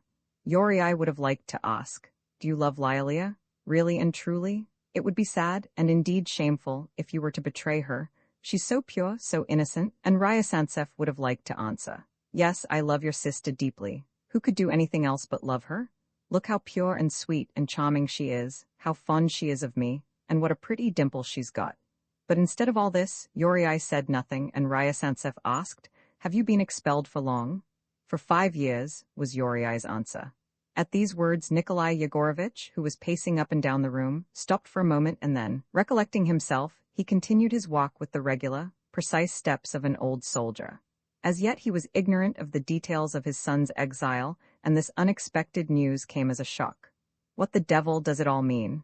He muttered to himself. Lialier understood this movement of her father's. She was afraid of scenes and tried to change the conversation. How foolish of me, she thought, not to have remembered to tell Anatole, but Artsybashev did not know the real facts, and, replying to Lialier's invitation to have some tea, he again began to question Yuri. "And what do you think of doing now?" Nikolai Yegorovitch frowned and said nothing. Yuri at once knew what his father's silence meant, and before he had reflected upon the consequences of such an answer he replied, defiantly and with irritation, "Nothing for the moment." "How do you mean, nothing?" asked Nikolai Yegorovitch. Stopping short, he had not raised his voice, but its tone clearly conveyed a hidden reproach. "How can you say such a thing? As if I were obliged always to have you round my neck. How can you forget that I am old, and that it is high time that you earned your own living? I say nothing. Live as you like, but can't you yourself understand?" The tone implied all this, and the more it made Yuri feel that his father was right in thinking as he did, the more he took offense. "Yes, nothing. What do you expect me to do?" he asked provocatively. Nikolai Yegorovitch was about to make a cutting retort, but said nothing, merely shrugging his shoulders and with measured tread resuming his march from one corner of the room to the other. He was too well-bred to wrangle with his son on the very day of his arrival. Yuri watched him with flashing eyes, being hardly able to control himself, and ready on the slightest chance to open the quarrel. Lialia was almost in tears. She glanced imploringly from her brother to her father. Artsybashev at last understood the situation, and he felt so sorry for Lialia that, clumsily enough, he turned the talk into another channel. Slowly, tediously, the evening passed. Yuri would not admit that he was blameworthy, for he did not agree with his father that politics were no part of his business. He considered that his father was incapable of understanding the simplest things, being old and void of intelligence. Unconsciously, he blamed him for his old age and his antiquated ideas. They enraged him. The topics touched upon by Artsybashev did not interest him. He scarcely listened, but steadily watched his father with black, glittering eyes. Just at supper time came Novikov, Ivanov, and Semenov. Semenov was a consumptive student who for some months past had lived in the town, where he gave lessons. He was thin, ugly, and looked very delicate. Upon his face, which was prematurely aged, lay the fleeting shadow of approaching death. Ivanov was a schoolmaster, a long-haired, broad-shouldered, ungainly man. They had been walking on the boulevard, and hearing of Yuri's arrival had come to salute him. With their coming things grew more cheerful. There was laughter and joking, and at supper much was drunk. Ivanov distinguished himself in this respect. During the few days that followed his unfortunate proposal to Leda, Novikov had become somewhat calmer. That Leda had refused him might have been accidental, he thought. It was his fault indeed, as he ought to have prepared her for such an avowal. Nevertheless, it was painful to him to visit the Sanines. Therefore he endeavored to meet Leda elsewhere, either in the street or at the house of a mutual friend. She, for her part, pitied him, and in a way, blamed herself, which caused her to treat him with exaggerated cordiality, so that Novikov once more began to hope. "What do you say to this?" he asked, just as they were all going. "Let's arrange a picnic at the convent, shall we?" The convent, situated on a hill at no great distance from the town, was a favorite place for excursions. It was near the river, and the road leading to it was good. Devoted as she was to every kind of amusement such as bathing, rowing, and walks in the woods, Lialia welcomed the idea with enthusiasm. "Yes, of course, but when is it to be?" "Well, why not tomorrow?" said Novikov. "Who else shall we ask?" asked Artsybashev, equally pleased at the prospect of a day's outing. In the woods he would be able to hold Lialia in his arms, to kiss her, and feel that the sweet body he coveted was near. "Let us see, we are 6, suppose we ask Shafrov." "Who is he?" inquired Yuri. "Oh, he's a young student." "Very well, and Ludmila Nikolaevna will invite Kosovina and Olga Ivanovna." "Who are they?" asked Yuri once more. Lialia laughed. "You will see," she said, kissing the tips of her fingers and looking very mysterious. "Aha," said Yuri, smiling. "Well, we shall see what we shall see." After some hesitation, Novikov, with an air of indifference, remarked, "We might ask the Sanines too." "Oh, we must have Leda," cried Lialia, not because she particularly liked the girl, but because she knew of Novikov's passion and wished to please him. She was so happy herself in her own love that she wanted all those about her to be happy also. "Then we shall have to invite the officers too," observed Ivanov maliciously. "What does that matter? Let us do so. The more the merrier." They all stood at the front door in the moonlight. "What a lovely night," exclaimed Lialia as unconsciously she drew closer to her lover. She did not wish him to go yet. Artsybashev with his elbow pressed her warm, round arm. "Yes, it's a wonderful night," he replied, giving to these simple words a meaning that they two alone could seize. "Oh, you and your night?" muttered Ivanov in his deep bass. "I'm sleepy, so good night, sirs," and he slouched off along the street, swinging his arms like the sails of a windmill. Novikov and Semenov went next, and Artsybashev was along while saying goodbye to Lialia, pretending to talk about the picnic. "Now, we must all go to bye-bye," said Lialia, laughingly, when he had taken his leave. Then she sighed, being loth to leave the moonlight, the soft night air, and all for which her youth and beauty longed. Yuri remembered that his father had not yet retired to rest and feared that, if they met, a painful and useless discussion would be inevitable. "No," he replied, his eyes fixed on the faint blue mist about the river. "No, I don't want to go to sleep. I shall go out for a while." "As you like," said Lialia in her sweet, gentle voice. Stretching herself, she half closed her eyes like a cat, smiled at the moonlight, and went in. For a few minutes Yuri stood there, watching the dark shadows of the houses and the trees. Then he went in the same direction that Semenov had taken. The latter had not gone far, walking slowly and stooping as he coughed. His black shadow followed him along the moonlit road. Yuri soon overtook him and at once noticed how changed he was. During supper Semenov had joked and laughed more perhaps than anyone else, but now he walked along, gloomy and self-absorbed, and in his hollow cough there was something hopeless and threatening like the disease from which he suffered. "Ah, it's you?"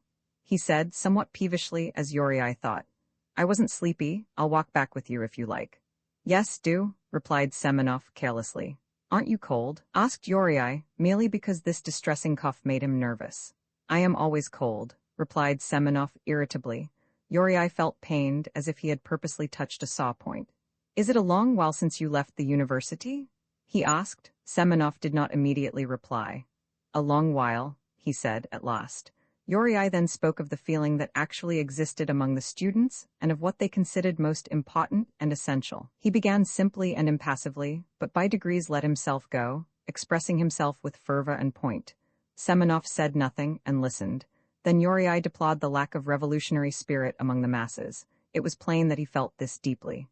"Did you read Babel's last speech?" he asked. "Yes, I did," replied Semenov. "Well, what do you say?"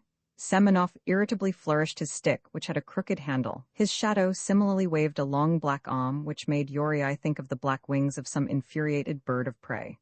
"What do I say?" he blurted out. "I say that I am going to die." And again he waved his stick and again the sinister shadow imitated his gesture. This time Semenov also noticed it. "Do you see?" said he bitterly. "There behind me stands death, watching my every movement. What's Babel to me? Just a babbler who babbles about this. And then some other fool will babble about that. It is all the same to me. If I don't die today, I shall die tomorrow." Yuri made no answer. He felt confused and hurt. "You, for instance," continued Semenov, "you think that it's very important, all this that goes on at the university, and what Babel says. But what I think is that, if you knew for certain, as I do, that you were going to die, you would not care in the least what Babel, or Nietzsche, or Tolstoy, or anybody else said." Semenov was silent. The moon still shone brightly, and ever the black shadow followed in their wake. "My constitution's done for," said Semenov suddenly in quite a different voice, thin and querulous. "If you knew how I dread dying. Especially on such a bright, soft night as this," he continued plaintively, turning to Yuri his ugly, haggard face and glittering eyes. "Everything lives, and I must die. To you that sounds a hackneyed phrase, I feel certain, and I must die, but it is not from a novel, not taken from a work written with artistic truth of presentment. I really am going to die, and to me the words do not seem hackneyed. One day you will not think that they are, either. I am dying, and all is over?" Semenov coughed again. "I often think that before long I shall be in utter darkness, buried in the cold earth, my nose fallen in, and my hands rotting, and here in the world all will be just as it is now, while I walk along alive. And you'll be living and breathing this air, and enjoying this moonlight, and you'll go past my grave where I lie, hideous and corrupted. What do you suppose I care for Babel, or Tolstoy, or a million other gibbering apes?" These last words he uttered with sudden fury. Yuri was too depressed to reply. "Well, good night," said Semenov faintly. "I must go in." Yuri shook hands with him, feeling deep pity for him, hollow-chested, round-shouldered, and with the crooked stick hanging from a button of his overcoat. He would have liked to say something consoling that might encourage hope, but he felt that this was impossible. "Goodbye," he said, sighing. Semenov raised his cap and opened the gate. The sound of his footsteps and of his cough grew fainter, and then all was still. Yuri turned homewards. All that only one short half-hour ago had seemed to him bright and fair and calm. The moonlight, the starry heaven, the poplar trees touched with silvery splendor, the mysterious shadows, all were now dead, and cold and terrible as some vast, tremendous tomb. On reaching home, he went softly to his room and opened the window looking onto the garden. For the first time in his life, he reflected that all that had engrossed him, and for which he had shown such zeal and unselfishness, was really not the important thing. If so, he thought, someday, like Semenov, he were about to die, he would feel no burning regret that men had not been made happier by his efforts, nor grief that his lifelong ideals remained unrealized. The only grief would be that he must die, must lose sight and sense and hearing, before having had time to taste all the joys that life could yield. He was ashamed of such a thought, and putting it aside, sought for an explanation. Life is conflict. Yes, but conflict for whom, if not for oneself, for one's own place in the sun? Thus spake a voice within. Yuri affected not to hear it and strove to think of something else, but his mind reverted to this thought without ceasing. It tormented him even to bitter tears. As though stunned by a blow, Sanine at once fell asleep, but woke early, feeling utterly broken and cold as a corpse. Her despair had never slumbered, and for no single moment could she forget that which had been done. In mute dejection she scrutinized every detail of her room, as if to discover what since yesterday had suffered change. Yet from its corner, touched by morning light, the icon looked down at her in friendly wise. The windows, the floor, the furniture were unaltered, and on the pillows of the adjoining bed lay the fair head of Dubova, who was still fast asleep. All was exactly the same as usual. Only the crumpled dress flung carelessly across a chair told its tale. The flush on her face at waking soon gave place to an ashen pallor that was heightened by her coal-black eyebrows. With the awful clearness of an overwrought brain, she rehearsed her experiences of the last few hours. She saw herself walking through silent streets at sunrise, and hostile windows seemed watching her, while the few persons she met turned round to look at her. On she went in the dawn light, hampered by her long skirts and holding a little green plush bag, much as some criminal might stagger homewards. The past night was to her as a night of delirium. Something mad and strange and overwhelming had happened, yet how or why she knew not. To have flung all shame aside, to have forgotten her love for another man, it was this that to her appeared incomprehensible. Jaded and sick at heart, she rose, and noiselessly began to dress, fearful lest Dubova should awake. Then she sat at the window, gazing anxiously at the green and yellow foliage in the garden. Thoughts whirled in her brain, thoughts hazy and confused as smoke driven by the wind. Suddenly Dubova awoke. "What, up already? How extraordinary!" she exclaimed. When Sanine returned in the early morning, her friend had only drowsily asked, "How did you get in such a mess?" and then had fallen asleep again. Now that she noticed that something was wrong, she hurried across to Sanine, barefooted and in her nightdress. "What's the matter? Are you ill?" she asked sympathetically, as might an elder sister. Sanine winced as beneath a blow, yet with a smile on her rosy lips she replied in a tone of forced gaiety, "Oh, dear no, only I hardly slept at all last night." Thus was the first lie spoken that converted all her frank, proud maidenhood to a memory. In its place there was now something false and sullied. While Dubova was dressing herself, Sanine glanced furtively at her from time to time. Her friend seemed to her bright and pure, and she herself as repulsive as a crushed reptile. So powerful was this impression that even the very part of the room where Dubova stood appeared full of sunshine, while her own corner was steeped in gloom. Sanine remembered how she had always thought herself purer and more beautiful than her friend, and the change that had come caused her intense anguish. Yet all this lay hidden deep in her heart, and outwardly she was perfectly calm, indeed, almost gay. She put on a pretty dark blue dress and, taking her hat and sunshade, walked to school in her usual buoyant way, where she remained until noon, and then returned home. In the street she met Leda Sanine. They both stood there in the sunlight, graceful, young, and pretty, as with smiles on their lips they talked of trifling things. Leda felt morbidly hostile towards Sanine, happy and free from care as she imagined her to be, while the latter envied Leda her liberty and her pleasant, easy life. Each believed herself to be the victim of cruel injustice. "I am surely better than she is. Why is she so happy, and why must I suffer?" In both their minds this thought was uppermost. After lunch, Sina took a book and sat near the window, listlessly gazing at the garden that was still touched with the splendor of the dying summer. The emotional crisis had passed, and now her mood was one of apathy and indifference. "Ah, well, it's all over with me now," she kept repeating. "I'd better die." Sina saw Sanine before he noticed her. Tall and calm, he crossed the garden, thrusting aside the branches as if to greet them by his touch. Leaning back in her chair, and pressing the book against her bosom, she watched him, wild-eyed, as he slowly approached the window. "Good day," he said, holding out his hand. Before she could rise or recover from her amazement, he repeated in a gentle, caressing tone, "Good morning to you." Sina felt utterly powerless. She only murmured, "Good morning." Sanine leant on the windowsill and said, "Do come out into the garden for a little while and have a talk." Sina got up, swayed by a strange force that robbed her of her will. "I'll wait for you there," added Sanine. She merely nodded. As he strolled back to the garden, Sina was afraid to look at him. For some seconds she remained motionless, with her hands clasped, and then suddenly went out, holding up her dress so as to walk more easily. Sunlight touched the bright-hued autumn foliage, and the garden seemed steeped in a golden haze. As Sina hastened towards him, Sanine was standing at some distance in the middle of the path. His smile troubled her. He took her hand and, sitting on the trunk of a tree, gently drew her onto his lap. "I am not sure," he began, "that I ought to have come here to see you, for you may think that I have treated you very badly, but I could not stay away. I wanted to explain things, so that you might not utterly hate and loathe me. After all, what else could I do? How was I to resist? There came a moment when I felt that the last barrier between us had fallen, and that, if I missed this moment of my life, it would never again be mine. You're so beautiful, so young." Sina was mute. Her soft, transparent ear, half hidden by her hair, became rosy, and her long eyelashes quivered.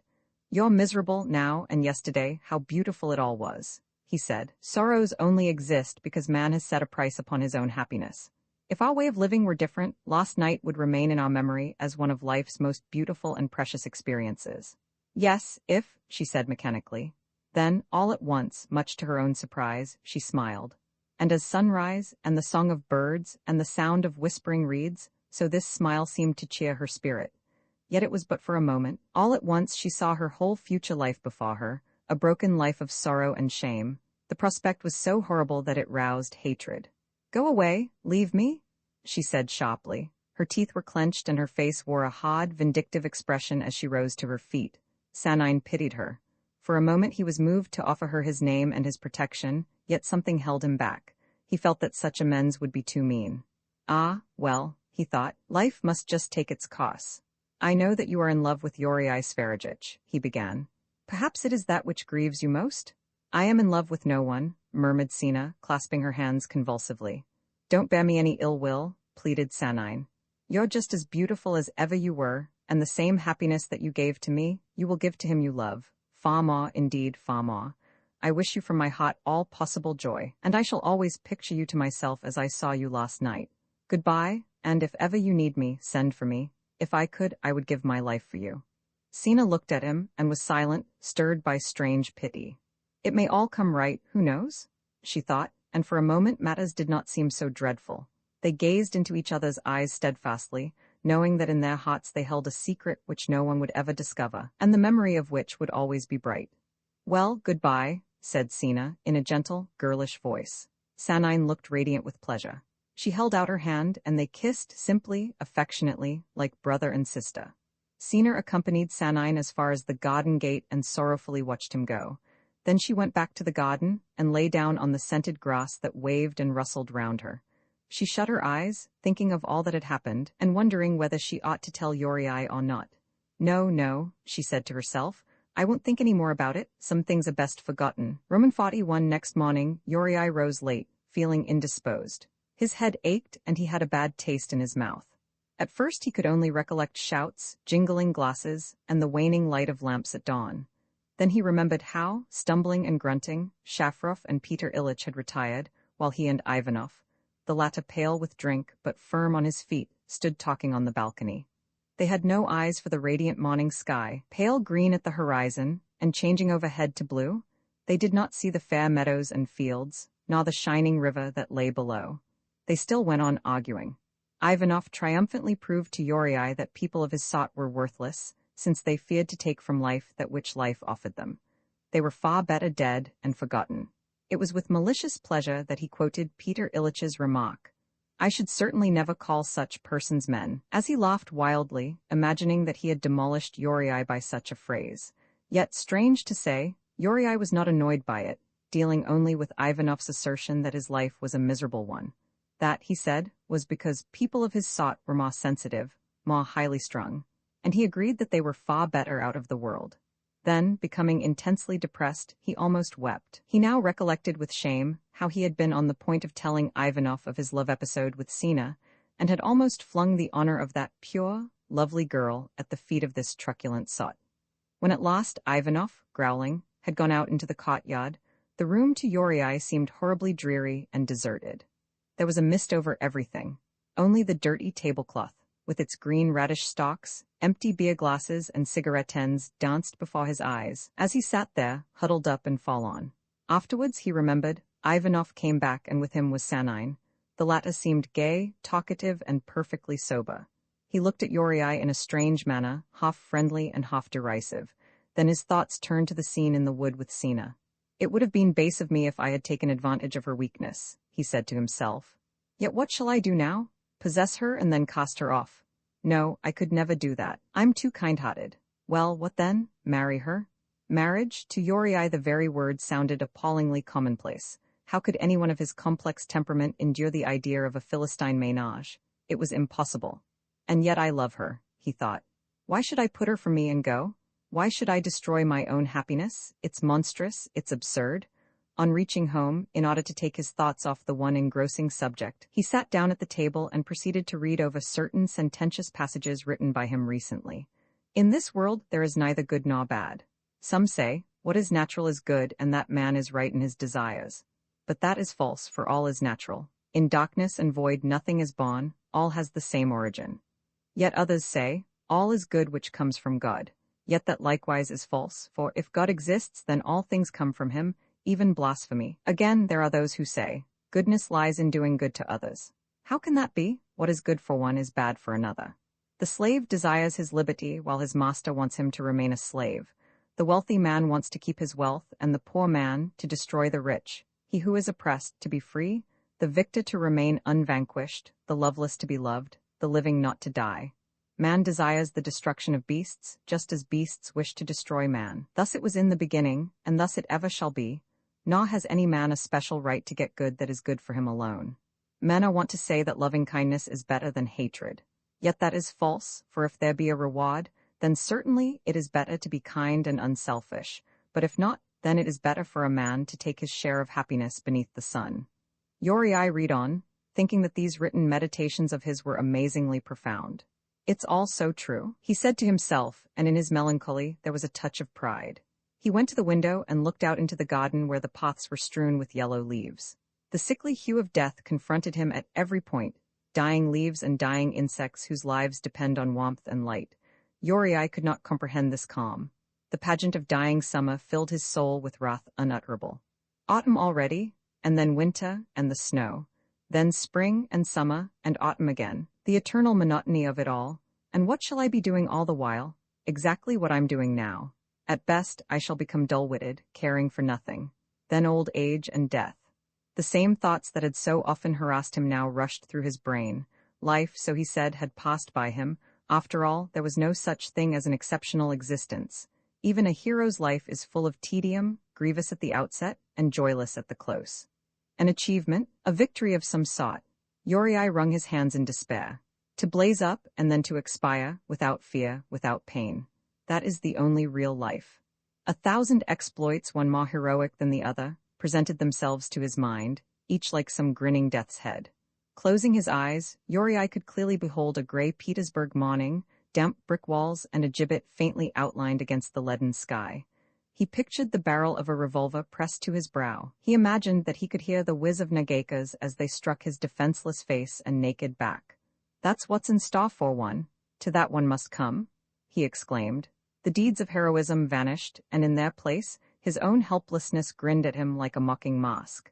He felt that all his dreams of victory and valor were only childish fancies. Why should I sacrifice my own life or submit to insult and death in order that the working classes in the 32nd century may not suffer through want of food or of sexual satisfaction.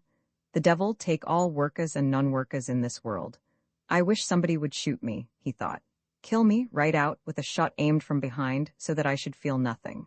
What nonsense, isn't it? Why must somebody else do it, and not I myself? Am I really such a coward that I cannot pluck up courage to end this life, which I know to be nothing but misery? Sooner or later, one must die, so that— He approached the drawer in which he kept his revolver, and furtively took it out. Suppose I were to try? Not really, because just for fun. He slipped the weapon into his pocket and went out onto the veranda leading to the garden. On the steps lay yellow, withered leaves. He kicked them in all directions as he whistled a melancholy tune. "What's that you're whistling?" asked Lilia gaily as she came across the garden. "It's like a dirge for your departed youth." "Don't talk nonsense," replied Uriai irritably, and from that moment he felt the approach of something that it was beyond his power to prevent. Like an animal that knows death is near, he wandered restlessly hither and thither to look for some quiet spot. The courtyard only irritated him, so he walked down to the river where yellow leaves were floating, and threw a dry twig into the stream. For a long time he watched the eddying circles on the water as the floating leaves danced.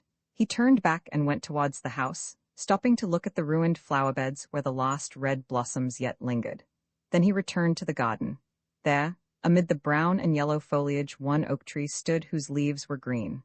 On the bench beneath it, a yellow cat lay sunning itself. Uriai gently stroked its soft furry back as tears rose to his eyes. "This is the end, this is the end," he kept repeating to himself. Senseless though the words seemed to him, they struck him like an arrow in the heart. No, no, what nonsense, my whole life lies before me. I'm only 24 years old. It's not that. Then, what is it?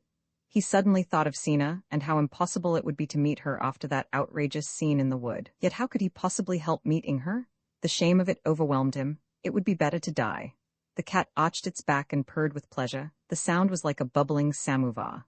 Uriai watched it attentively, and then began to walk up and down. My life's so wearisome, so horribly dreary. Besides, I can't say if— no, I'd rather die than see her again. Sina had gone out of his life forever. The future, cold, gray, void, lay before him, a long chain of loveless, hopeless days. No, I'd rather die. Just then, with heavy tread, the coachman passed, carrying a pail of water, and in it there floated leaves, dead, yellow leaves. The maidservant appeared in the doorway and called out to Uriai. For a long while he could not understand what she said. Yes, all right," he replied when at last he realized that she was telling him lunch was ready. "Lunch?" he said to himself in horror. To go into lunch, everything just as before, to go on living and worrying as to what I ought to do about Sina, about my own life, and my own acts. So I'd better be quick, or else, if I go to lunch, there won't be time afterwards. A strange desire to make haste dominated him, and he trembled violently in every limb. He felt conscious that nothing was going to happen, and yet he had a clear presentiment of approaching death. There was a buzzing in his ears from sheer terror. With hands tucked under her white apron, the maidservant still stood motionless on the veranda, enjoying the soft autumnal air. Like a thief, Uriai crept behind the oak tree, so that no one should see him from the veranda, and with startling suddenness shot himself in the chest. Missed fire? He thought with delight, longing to live and dreading death.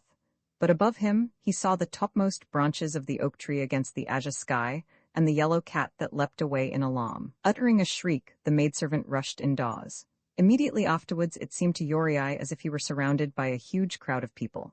Someone poured cold water on his head, and a yellow leaf stuck to his brow, much to his discomfort. He heard excited voices on all sides and someone sobbing and crying out, Yora, oh, why? That's Lilia, thought Uriai. Opening his eyes wide, he began to struggle violently. As in a frenzy, he screamed, "Send for the doctor, quick!" But to his horror, he felt that all was over, that now nothing could save him. The dead leaves sticking to his brow felt heavier and heavier, crushing his brain. He stretched out his neck in a vain effort to see more clearly, but the leaves grew and grew till they had covered everything. And what then happened to him, Uriai never knew. Roman 42, those who knew Uriai Sparajich, and those who did not, those who liked as those who despised him, even those who had never thought about him were sorry, now that he was dead. Nobody could understand why he had done it, though they all imagined that they knew, and that in their inmost souls they held of his thoughts a share. There seemed something so beautiful about suicide, of which tears, flowers, and noble words were the sequel. Of his own relatives, not one attended the funeral. His father had had a paralytic stroke, and Lialia could not leave him for a moment. Artsybashev alone represented the family, and had charge of all the burial arrangements. It was this solitariness that to spectators appeared particularly sad, and gave a certain mournful grandeur to the personality of the deceased. Many flowers, beautiful, scentless, autumn flowers, were brought and placed on the bier. In the midst of their red and white magnificence, the face of Yuri lay calm and peaceful, showing no trace of conflict or of suffering.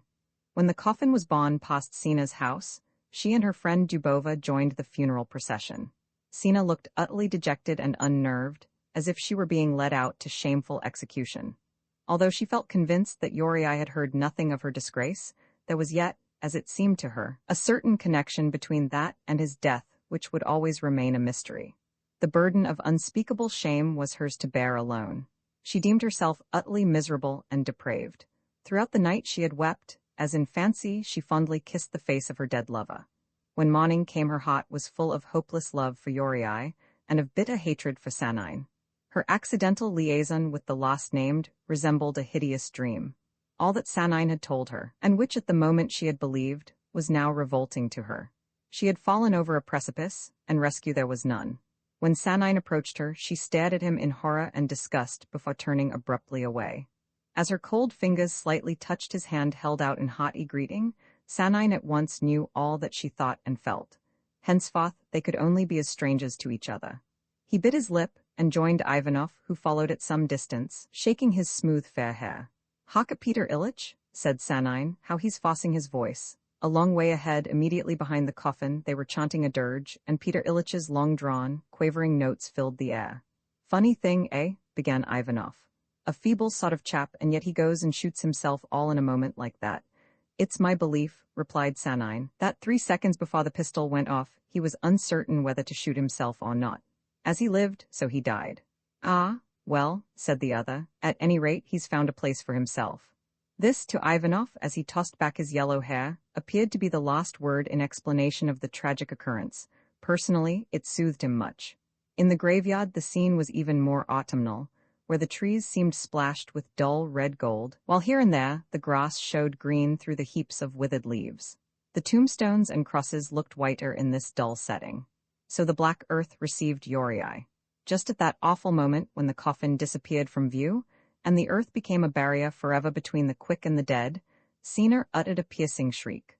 Her sobs echoed through the quiet burial ground, painfully affecting the little group of silent mourners. She no longer cared to hide her secret from the others who now all guessed it, horrified that death should have separated this handsome young woman from her lover, to whom she had longed to give all her youth and beauty, and who now lay dead in the grave. They led her away, and the sound of her weeping gradually subsided. The grave was hastily filled in, a mound of earth being raised above it on which little green fir trees were planted. Shafrov grew restless. "I say, somebody ought to make a speech. Gentlemen, this won't do. There ought to be a speech," he said, hurriedly accosting the bystanders in turn. "Ask Sanine," was Ivanov's malicious suggestion. Shafrov stared at the speaker in amazement, whose face wore an inscrutable expression. "Sanine, Sanine, where's Sanine?" he exclaimed. "Ah, Vladimir Petrovitch, will you say a few words? We can't go away without a speech." "Make one yourself, then," replied Sanine morosely. He was listening to Sina, sobbing in the distance. "If I could do so, I would. He really was a very able man, wasn't he? Do please say a word or two." Sanine looked hard at him and replied almost angrily. "What is there to say? One fool less in the world, that's all." The bitter words fell with startling clearness on the ears of those present. Such was their amazement that they were at a loss for a reply, but Dubova, in a shrill voice, cried, "How disgraceful!" "Why?" asked Sanine, shrugging his shoulders. Dubova sought to shout at him, threatening him with her fists, but was restrained by several girls who surrounded her. The company broke up in disorder. Vehement sounds of protest were heard on every side, and like a group of withered leaves scattered by the wind, the crowd dispersed. Shafrov at first ran on in front, but soon afterwards came back again. Artsybashev stood with others aside and gesticulated violently. Lost in his thoughts, Sanine gazed at the angry face of a person wearing spectacles, and then turned round to join Ivanov, who appeared perplexed. When referring Shafrov to Sanine, he had foreseen a contretemps of some sort, but not one of so serious a nature. While it amused him, he yet felt sorry that it had occurred. Not knowing what to say, he looked away, beyond the gravestones and crosses, to the distant fields. A young student stood near him, engaged in heated talk. Ivanov froze him with a glance. "I suppose you think yourself ornamental?" he said. The lad blushed. "That's not in the least funny," he replied. "Funny BD, you clear off." There was such a wicked look in Ivanov's eyes that the disconcerted youth soon went away. Sanine watched this little scene and smiled. "What fools they are!" he exclaimed. Instantly Ivanov felt ashamed that even for a moment he should have wavered. "Come on," he said. "Deuce take the lot of them." "All right, let's go." They walked past Artsybashev, who scowled at them as they went towards the gate. At some distance Sanine noticed another group of young men whom he did not know and who stood, like a flock of sheep, with their heads close together. In their midst stood Shafrov, talking and gesticulating, but he became silent on seeing Sanine. The others all turned to look at the last named.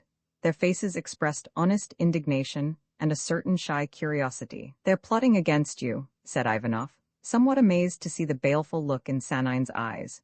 Red as a lobster, Shafrov came forward, blinking his eyelids, and approached Sanine, who turned round sharply on his heel, as though he were ready to knock the first man down.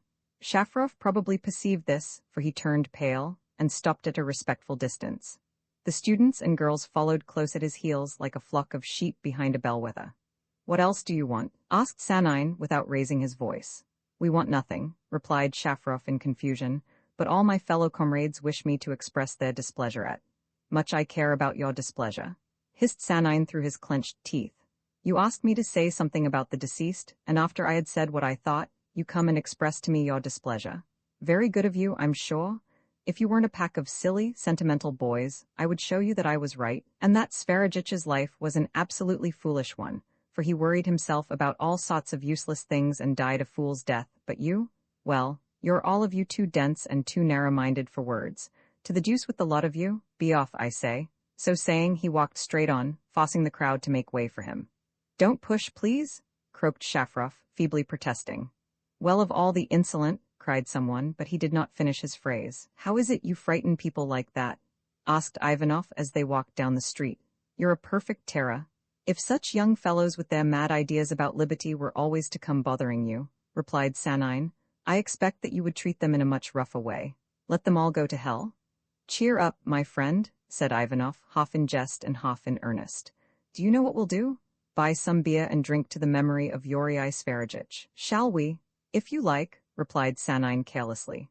"By the time we get back all the others will have gone," continued Ivanov, "and we'll drink at the side of the grave, giving honor to the dead and to ourselves enjoyment." Very well. When they returned, not a living soul was to be seen. The tombstones and crosses, erect and rigid, stood there as in mute expectation. From a heap of dry leaves a hideous black snake suddenly darted across the path. "Reptile?" cried Ivanov, shuddering. Then, on to the grass beside the newly made grave that smelt of humid mold and green fir trees, they flung their empty beer bottles. "Roman 43, look here," said Sanine as they walked down the street in the dusk. "Well, what is it?" "Come to the railway station with me, I'm going away." Ivanov stood still. "Why?" "Because this place bores me." "Something has scared you, eh?" "Scared me? I'm going because I wish to go." "Yes, but the reason?" "My good fellow, don't ask silly questions. I want to go, and that's enough. As long as one hasn't found people out, there is always a chance that they may prove interesting. Take some of the folk here, for instance Sina Kosovina, or Semenov, or Leader even, who might have avoided becoming commonplace. But oh, they bore me now. I'm tired of them. I've put up with it all as long as I could. I can't stand it any longer." Ivanov looked at him for a good while. Come, he said, "you'll surely say goodbye to your people." "Not I, it's just they who bore me most. But what about luggage?" "I haven't got much. If you'll stop in the garden, I'll go into my room and hand you my valise through the window. Otherwise they'll see me and overwhelm me with questions as to why and wherefore. Besides, what is there to say?" "Oh, I see," drawled Ivanov, as with a gesture he seemed to bid the other adieu. "I'm very sorry that you're going, my friend, but what can I do?" "Come with me." "Where?" "It doesn't matter where, we can see about that later." "But I've no money." Sanine laughed. "Neither have I." No, you'd better go by yourself. School begins in a fortnight, and I shall get back into the old groove." Each looked straight into the other's eyes, and Ivanov turned away in confusion, as if he had seen a distorted reflection of his own face in a mirror. Crossing the yard, Sanine went indoors while Ivanov waited in the dark garden, with its somber shadows and its odor of decay. The leaves rustled under his feet as he approached Sanine's bedroom window. When Sanine passed through the drawing room, he heard voices on the veranda, and he stopped to listen. "But what do you want of me?" he could hear Lida saying. Her peevish, languid tone surprised him. "I want nothing," replied Novikov irritably. "Only it seems strange that you should think you were sacrificing yourself for me, whereas—" "Yes, yes, I know," said Lida, struggling with her tears. "It is not I, but it is you that are sacrificing yourself." "Yes, it's you. What more would you have?" Novikov was annoyed. "How little you understand my meaning," he said. "I love you, and thus it's no sacrifice. But if you think that our union implies a sacrifice either on your part or on mine, how on earth are we going to live together? Do try and understand me. We can only live together on one condition, and that is, if neither of us imagines that there is any sacrifice about it. Either we love each other, and our union is a reasonable and natural one, or we don't love each other, and then—" Lida suddenly began to cry. "What's the matter?" exclaimed Novikov, surprised and irritated. "I can't make you out. I haven't said anything that could offend you. Don't cry like that. Really, one can't say a single word." "I don't know," sobbed Lida, but Sanine frowned and went into his room. So that's as far as Lida has got, he thought. Perhaps, if she had drowned herself, it would have been better after all. Underneath the window, Ivanov could hear Sanine hastily packing his things. There was a rustling of paper and the sound of something that had fallen on the floor. "Aren't you coming?" he asked impatiently. "In a minute," replied Sanine as his pale face appeared at the window. "Catch hold?" The valise was promptly handed out to Ivanov and Sanine leapt after it. "Come along." They went swiftly through the garden that lay dim and desolate in the dusk. The fires of sunset had paled beyond the glimmering stream. At the railway station, all the signal lamps had been lighted. A locomotive was snorting and puffing. Men were running about, banging doors and shouting at each other. A group of peasants who carried large bundles filled one part of the platform.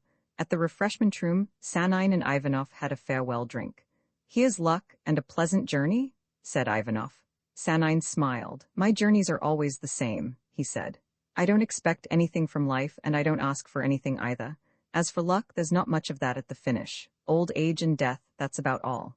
They went out onto the platform, seeking a quiet place for their leave-taking. "Well, goodbye." "Goodbye?" Hardly knowing why, they kissed each other. There was a long whistle, and the train began to move. "Ah, my boy, I had grown so fond of you," exclaimed Ivanov suddenly. "You're the only real man that I have ever met." "And you're the only one that ever cared for me," said Sanine as, laughing, he leapt onto the footboard of a carriage as it rolled past. "Off we go?" he cried. "Goodbye." The carriages hurried past Ivanov as if, like Sanine, they had suddenly resolved to get away. The red light appeared in the gloom, and then seemed to become stationary. Ivanov mournfully watched its disappearance, and then sauntered homewards through the ill-lighted streets. "Shall I drown my sorrow?" he thought, and as he entered the tavern, the image of his own grey, tedious life like a ghost went in with him also. Roman 44, the lamps burned dimly in the suffocating atmosphere of the crowded railway carriage, shedding their fitful light on grimy, ragged passengers wedged tightly together and wreathed in smoke. Sanine sat next to three peasants. As he got in, they were engaged in talk, and one, half hidden by the gloom, said, "Things are bad, you say?" "Couldn't be worse," replied Sanine's neighbor, an old gray-haired muzhik, in a high, feeble voice. "They only think of themselves. They don't trouble about us. You may say what you like, but when it comes to fighting for your skin, the stronger always gets the best of it." "Then why make a fuss?" asked Sanine, who had guessed what was the subject of their grumbling. The old man turned to him with a questioning wave of the hand. "What else can we do?" Sanine got up and changed his seat. He knew these peasants only too well, who lived like beasts, unable either to cope with their oppression or to destroy their oppressors. Vaguely hoping that some miracle might occur, in waiting for which millions and millions of their fellow slaves had perished, they continued to lead their brutish existence. Night had come. All were asleep except a little tradesman sitting opposite to Sanine, who was bullying his wife. She said nothing, but looked about her with fear in her eyes. "Wait a bit, you cow, I'll soon show you," he hissed. Sanine had fallen asleep when a cry from the woman awoke him. The fellow quickly removed his hand, but not before Sanine could see that he had been maltreating his wife. "What a brute you are!" exclaimed Sanine, angrily. The man started backwards in alarm, as he blinked his small, wicked eyes and grinned. Sanine in disgust went out onto the platform at the rear of the train. As he passed through the corridor carriages, he saw crowds of passengers lying prostrate across each other. It was daybreak, and their weary faces looked livid in the gray dawnlight, which gave them a helpless, pained expression. Standing on the platform, Sanine drank in draughts of the cool morning air.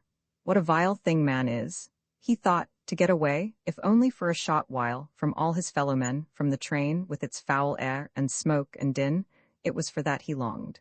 Eastward the dawn flamed red. Nights lost pale. Sickly shadows were merged and lost in the gray-blue horizon line beyond the steppe. Sanine did not waste time in reflection, but, leaving his valise behind him, jumped off the footboard. With a noise like thunder, the train rushed past him as he fell onto the soft, wet sand of the embankment. The red lamp on the lost carriage was a long way off when he rose, laughing. Sanine uttered a cry of joy. "That's good," he exclaimed. All around him was so free, so vast. Broad, level fields of grass lay on either side, stretching away to the misty horizon. Sanine drew a deep breath, as with bright eyes he surveyed the spacious landscape. Then he strode forward, facing the jocund, lustrous dawn, and as the plain, awaking, assumed magic tints of blue and green beneath the wide dome of heaven. As the first eastern beams broke on his dazzled sight, it seemed to Sanine that he was moving onward to meet the sun. When Leda Sanine received Lialia's invitation, she showed it to her brother. She thought that he would refuse, in fact, she hoped as much. She felt that on the moonlit river she would again be drawn to Sarudin, and would again experience that sensation at once delicious and disquieting. At the same time, she was ashamed that her brother should know that it was Sarudin, of all people, whom he cordially despised, but Sanine at once accepted with pleasure. The day was an ideal one, bright sunlight and a cloudless sky. "No doubt there will be some nice girls there, whose acquaintance you may care to make," said Leda, mechanically. "Ah, that's good," said Sanine. "The weather is lovely, too, so let's go." At the time appointed, Sarudin and Tanaroff drove up in the large Linica belonging to their squadron with 2 big regimental horses. "Lydia Petrovna, we are waiting for you," cried Sarudin, looking extremely smart in white and heavily scented. Later, in a light, gauzy dress with a collar and waistband of rose-colored velvet, ran down the steps and held out both her hands to Sarudin. For a moment he grasped them tightly, as he glanced admiringly at her person. Let us go," she exclaimed, in excitement and confusion, for she knew the meaning of that glance. Very soon the Linica was swiftly rolling along the little-used road across the steppes. The tall stems of the grass bent beneath the wheels. The fresh breeze, as it lightly touched the hair, made the grasses wave on either side. Outside the town, they overtook another carriage containing Lialia, Yorii, Ryazantsev, Novikov, Ivanov, and Semenov.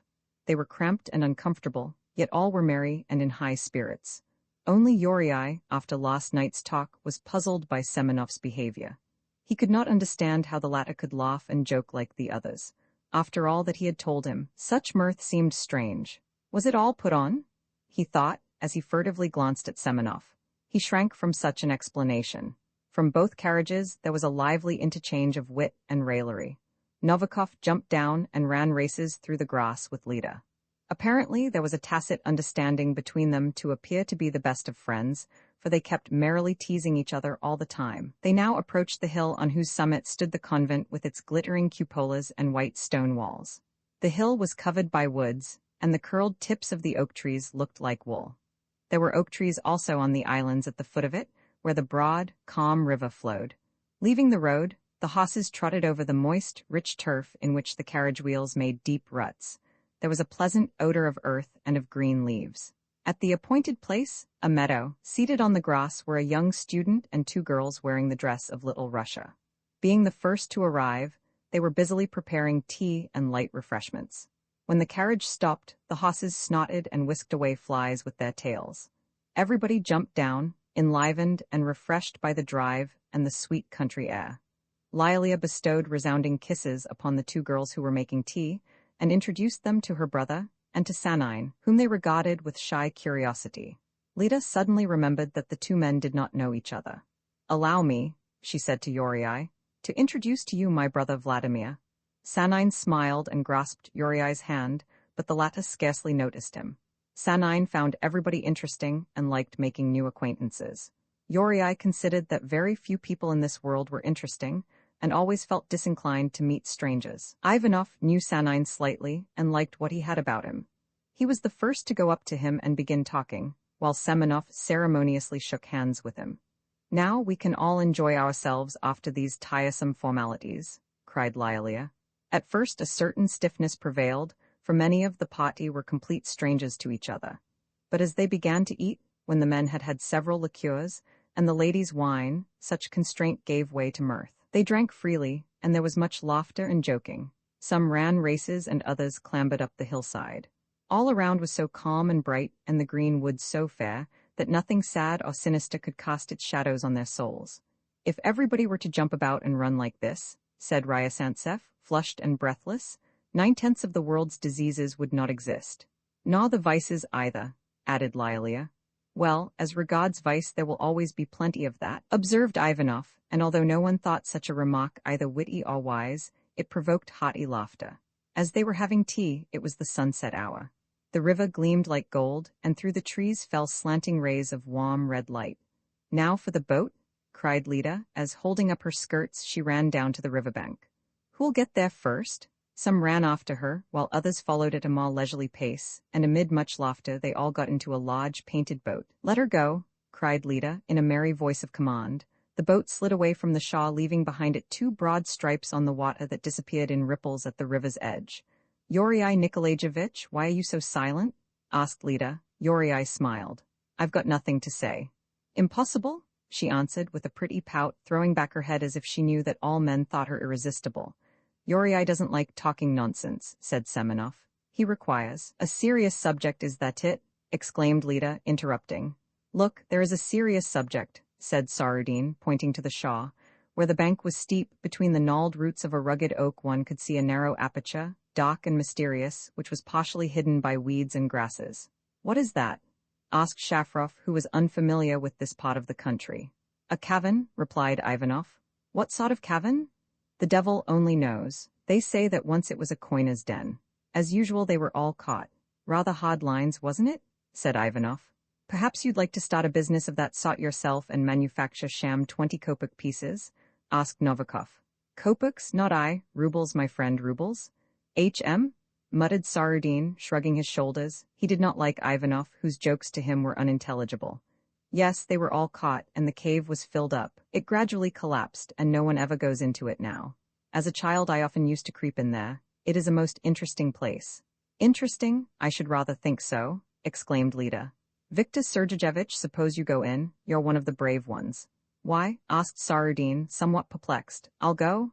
exclaimed Yuri, blushing to think that the others would accuse him of showing off. "It's a wonderful place," said Ivanov by way of encouragement. "Aren't you going too?" asked Novikov. "No, I'd rather stop here." At this they all laughed. The boat drew near the bank, and a wave of cold air from the cavern passed over their heads. "For heaven's sake, Yuri, don't do such a silly thing," said Lyalia, trying to dissuade her brother. "It really is silly of you." "Silly? Of course it is." Yuri, smiling, assented. "Semenov, just give me that candle, will you?" "Where shall I find it?" "There is one behind you in the hamper." Semenov coolly produced the candle. "Are you really going?" asked a tall girl, magnificently proportioned. Lyalia called her Sina, her surname being Kosovina. "Of course I am, why not?" replied Yuri, striving to show utter indifference. He recollected having done this when engaged in some of his political adventures. The thought, for some reason or other, was not an agreeable one. The entrance to the cavern was damp and dark. "Brrra!" exclaimed Sanine, as he looked in. To him, it seemed absurd that Yuri should explore a disagreeable, dangerous place simply because others watched him doing it. Yuri, as self-conscious as ever, lighted the candle, thinking inwardly, "I am making myself rather ridiculous, am I not?"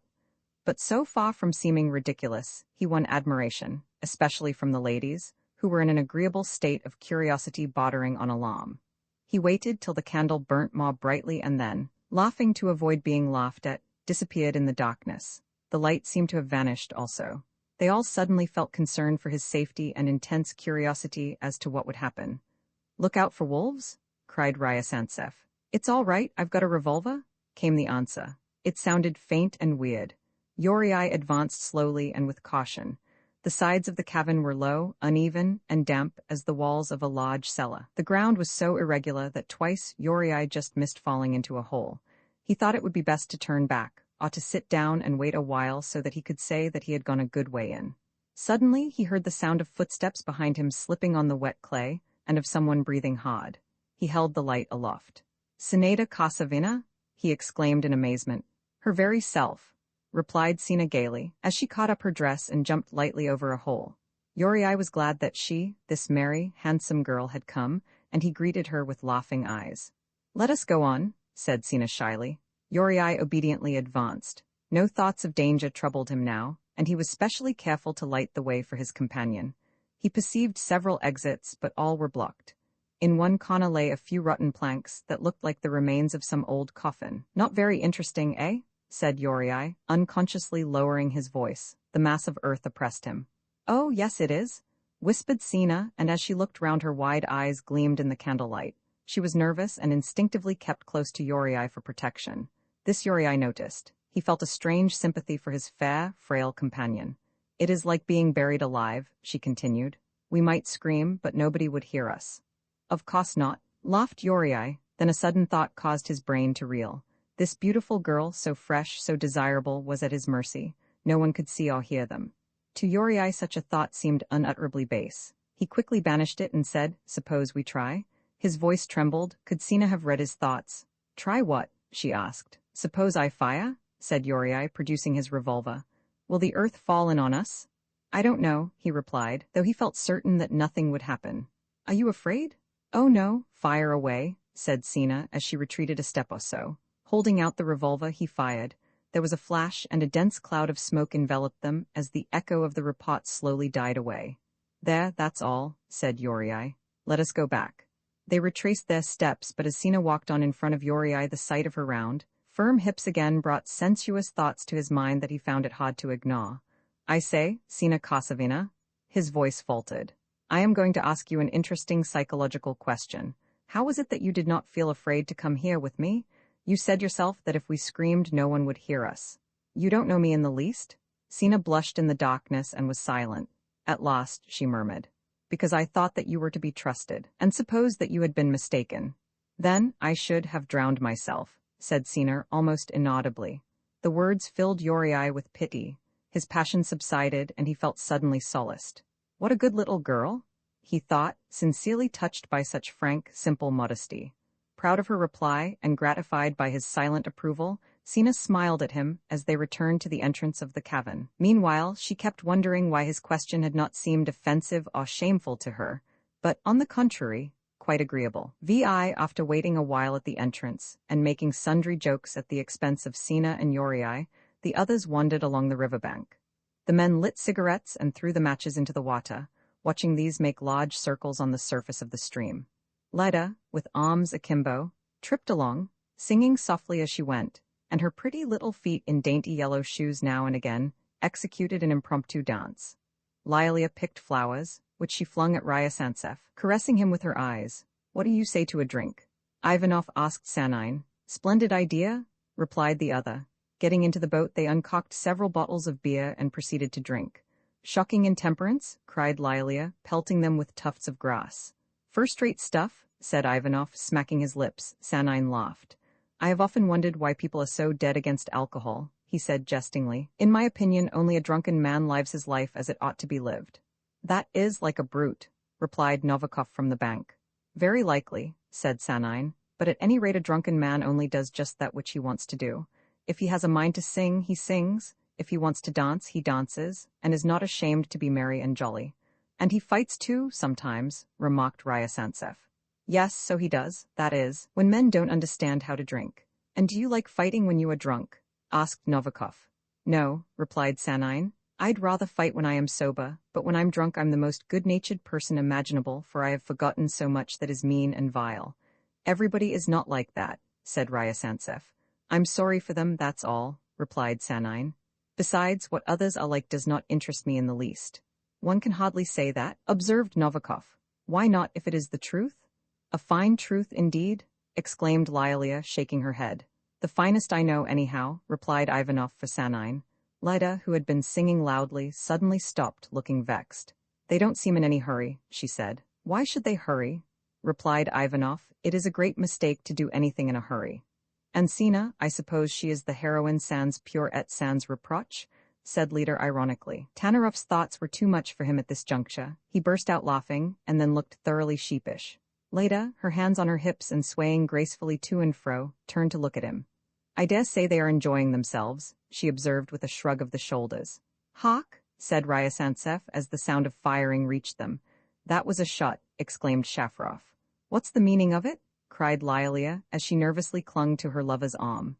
Don't be frightened. If it is a wolf, at this time of year they are tame, and would never attack two people. Thus Ryasantsev sought to reassure her, while secretly annoyed at Yuriai's childish freak. Tomfoolery, growled Shafrov, who was equally vexed. They are coming, don't worry, said Leda contemptuously. A sound of footsteps could now be heard, and soon Sina and Yuriai emerged from the darkness.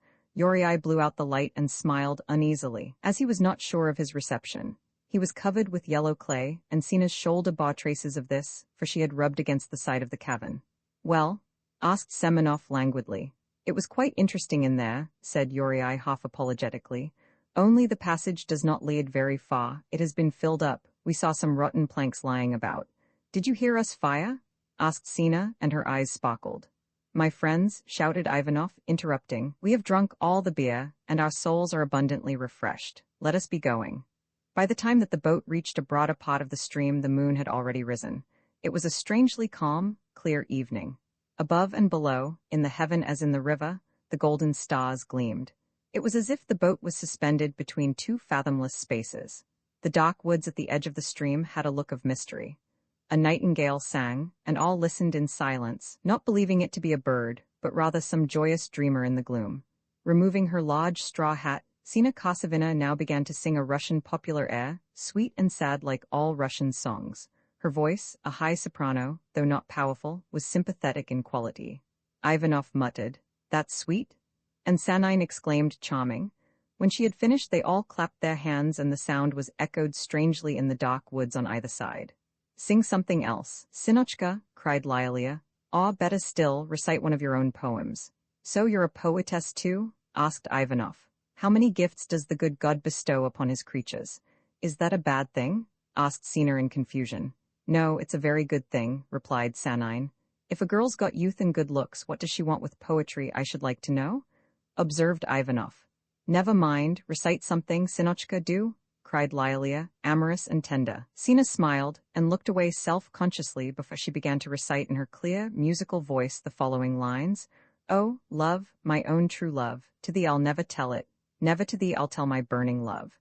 But I will close these amorous eyes, and they shall guard my secret well. Only by days of yearning is it known. The calm blue nights, the golden stars, the dreaming woods that whisper in the night, these, yes, they know it, but are dumb. They will not show the mystery of my great love. Once more there was great enthusiasm, and they all loudly applauded Sina, not because her little poem was a good one, but because it was expressive of their mood, and because they were all longing for love and love's delicious sorrow. O night, O day, O lustrous eyes of Sina, I pray you tell me that it is I, the happy man, cried Ivanov ecstatically in a deep bass voice which startled them all. Well, I can assure you that it is not you, replied Semenov. Ah, woe is me, wailed Ivanov, and everybody laughed. Are my verses bad? Sina asked Yuriai. He did not think that they had much originality, for they reminded him of hundreds of similar effusions. But Sina was so pretty and looked at him with those dark eyes of hers in such a pleading way that he gravely replied, I thought them quite charming and melodious. Sina smiled, surprised that such praise could please her so much. Ah, you don't know my Sinochka yet, said Lialia. She is all that is beautiful and melodious. You don't say so, exclaimed Ivanov. Yes, indeed I do, persisted Lialia. Her voice is beautiful and melodious, and so are her poems. She herself is a beauty, her name, even, is beautiful and melodious. Oh, my goodness, what more can you say than that? Cried Ivanov. But I am quite of your opinion. At all these compliments, Sina blushed with pleasure and confusion. It is time to go home, said Leda abruptly. She did not like to hear Sina praised, for she considered herself far prettier, cleverer, and more interesting. Are you going to sing something? Asked Sanine. No, she replied, I am not in voice. It really is time to be going, observed Ryasantsev, for he remembered that early next morning he must be in the dissecting room of the hospital. All the others wished that they could have stayed for a while. On their homeward way they were silent, feeling tired and contented. As before, though unseen, the tall stems of the grasses bent beneath the carriage wheels, and the dust soon settled on the white road again. The bare grey fields looked vast and limitless in the faint light of the moon. Roman 7 3 days afterwards, late in the evening, Lida came home sad, tired, and heavy-hearted. On reaching her room, she stood still, with hands clasped, and stared at the floor. She suddenly realized, to her horror, that in her relations with Sarudin she had gone too far. For the first time since that strange moment of irreparable weakness, she perceived what a humiliating hold this empty-headed officer had over her, inferior as he was to herself in every way. She must now come if he called. She could no longer trifle with him as she liked, submitting to his kisses or laughingly resisting them. Now, like a slave, she must endure and obey. How this had come about she could not comprehend. As always, she had ruled him, had borne with his amorous attentions. All had been as agreeable, amusing, and exciting as heretofore. Then came a moment when her whole frame seemed on fire and her brain clouded as by a mist, annihilating all except the one mad desire to plunge into the abyss. It was as if the earth gave way beneath her feet. She lost control of her limbs, conscious only of two magnetic eyes that gazed boldly into hers. Her whole being was thrilled and shaken with passion. She became the sacrifice of overwhelming lust, and yet she longed once more that such passionate experiences might be repeated. At the very thought of it all, Lida trembled. She raised her shoulders and hid her face in her hands. With faltering steps, she crossed the room and opened the window. For a long while, she gazed at the moon that hung just above the garden, and in distant foliage a nightingale sang. Grief oppressed her. She felt strangely agitated by a sense of remorse and of wounded pride to think that she had ruined her life for a silly, shallow man, and that her false step had been foolish, base, and, indeed, accidental. The future seemed threatening, but she sought to dissipate her fears by obstinate bravado. "Well, I did it, and there's an end of it," she said to herself, frowning, and striving to find some sort of grim satisfaction from this hackneyed phrase. What nonsense it all is. I wanted to do it and I did it, and I felt so happy. Oh, so happy. It would have been silly not to enjoy myself when the moment came. I must not think of it, it can't be helped now. She languidly withdrew from the window and began to undress, letting her clothes slip from her onto the floor. After all, one only lives once, she thought, shivering at the touch of the cool night air on her bare shoulders and arms. What should I have gained by waiting till I was lawfully married? And of what good would that have been to me? It's all the same thing. What is there to worry about? All at once it seemed to her that in this hazard she had got all that was best and most interesting, and that now, free as a bird, an eventful life of happiness and pleasure lay before her. "I'll love if I will, if I don't then I won't," sang Lida softly to herself, thinking meanwhile that her voice was a much better one than Sina Kosovina's. "Oh, it's all nonsense. If I like, I'll give myself to the devil." Thus she made sudden answer to her thoughts, holding her bare arms above her head so that her bosom shook. "Aren't you asleep yet, Lida?" said Sanine's voice outside the window. Lida started back in alarm and then, with a smile, flung a shawl round her shoulders as she approached the window. "What a fright you gave me," she said. Sanine came nearer and leant with both elbows on the windowsill. His eyes shone, and he smiled. "There was no need for that," he muttered playfully. Lida looked round. "Without a shawl you looked much nicer," he said in a low voice, impressively. Lida looked at him in amazement, and instinctively drew the shawl tighter round her. Sanine laughed. In confusion, she also leant upon the windowsill, and now she felt his breath on her cheek. "What a beauty you are," he said. Lida glanced swiftly at him, fearful of what she thought she could read in his face. With her whole body she felt that her brother's eyes were fixed upon her, and she turned away in horror. It was so terrible, so loathsome, that her heart seemed frozen. Every man looked at her just like that, and she liked it, but for her brother to do so was incredible, impossible. Recovering herself, she said, smiling, "Yes, I know." Sanine calmly watched her. The shawl and her chemise had slipped when she leant on the windowsill, and partly disclosed her tender bosom, white in the moonlight. "Men always build up a wall of China between themselves and happiness," he said in a low, trembling voice. Lida was terrified. "How do you mean?" she asked faintly, her eyes still fixed on the garden for fear of encountering his. To her, it seemed that something was going to happen of which one hardly dared to think, yet she had no doubt as to what it was. It was awful, hideous, and yet interesting. Her brain was on fire, she could scarcely see, as with horror, and yet with curiosity she felt hot breath against her cheek that stirred her hair and sent shivers through her frame. "Why like this?"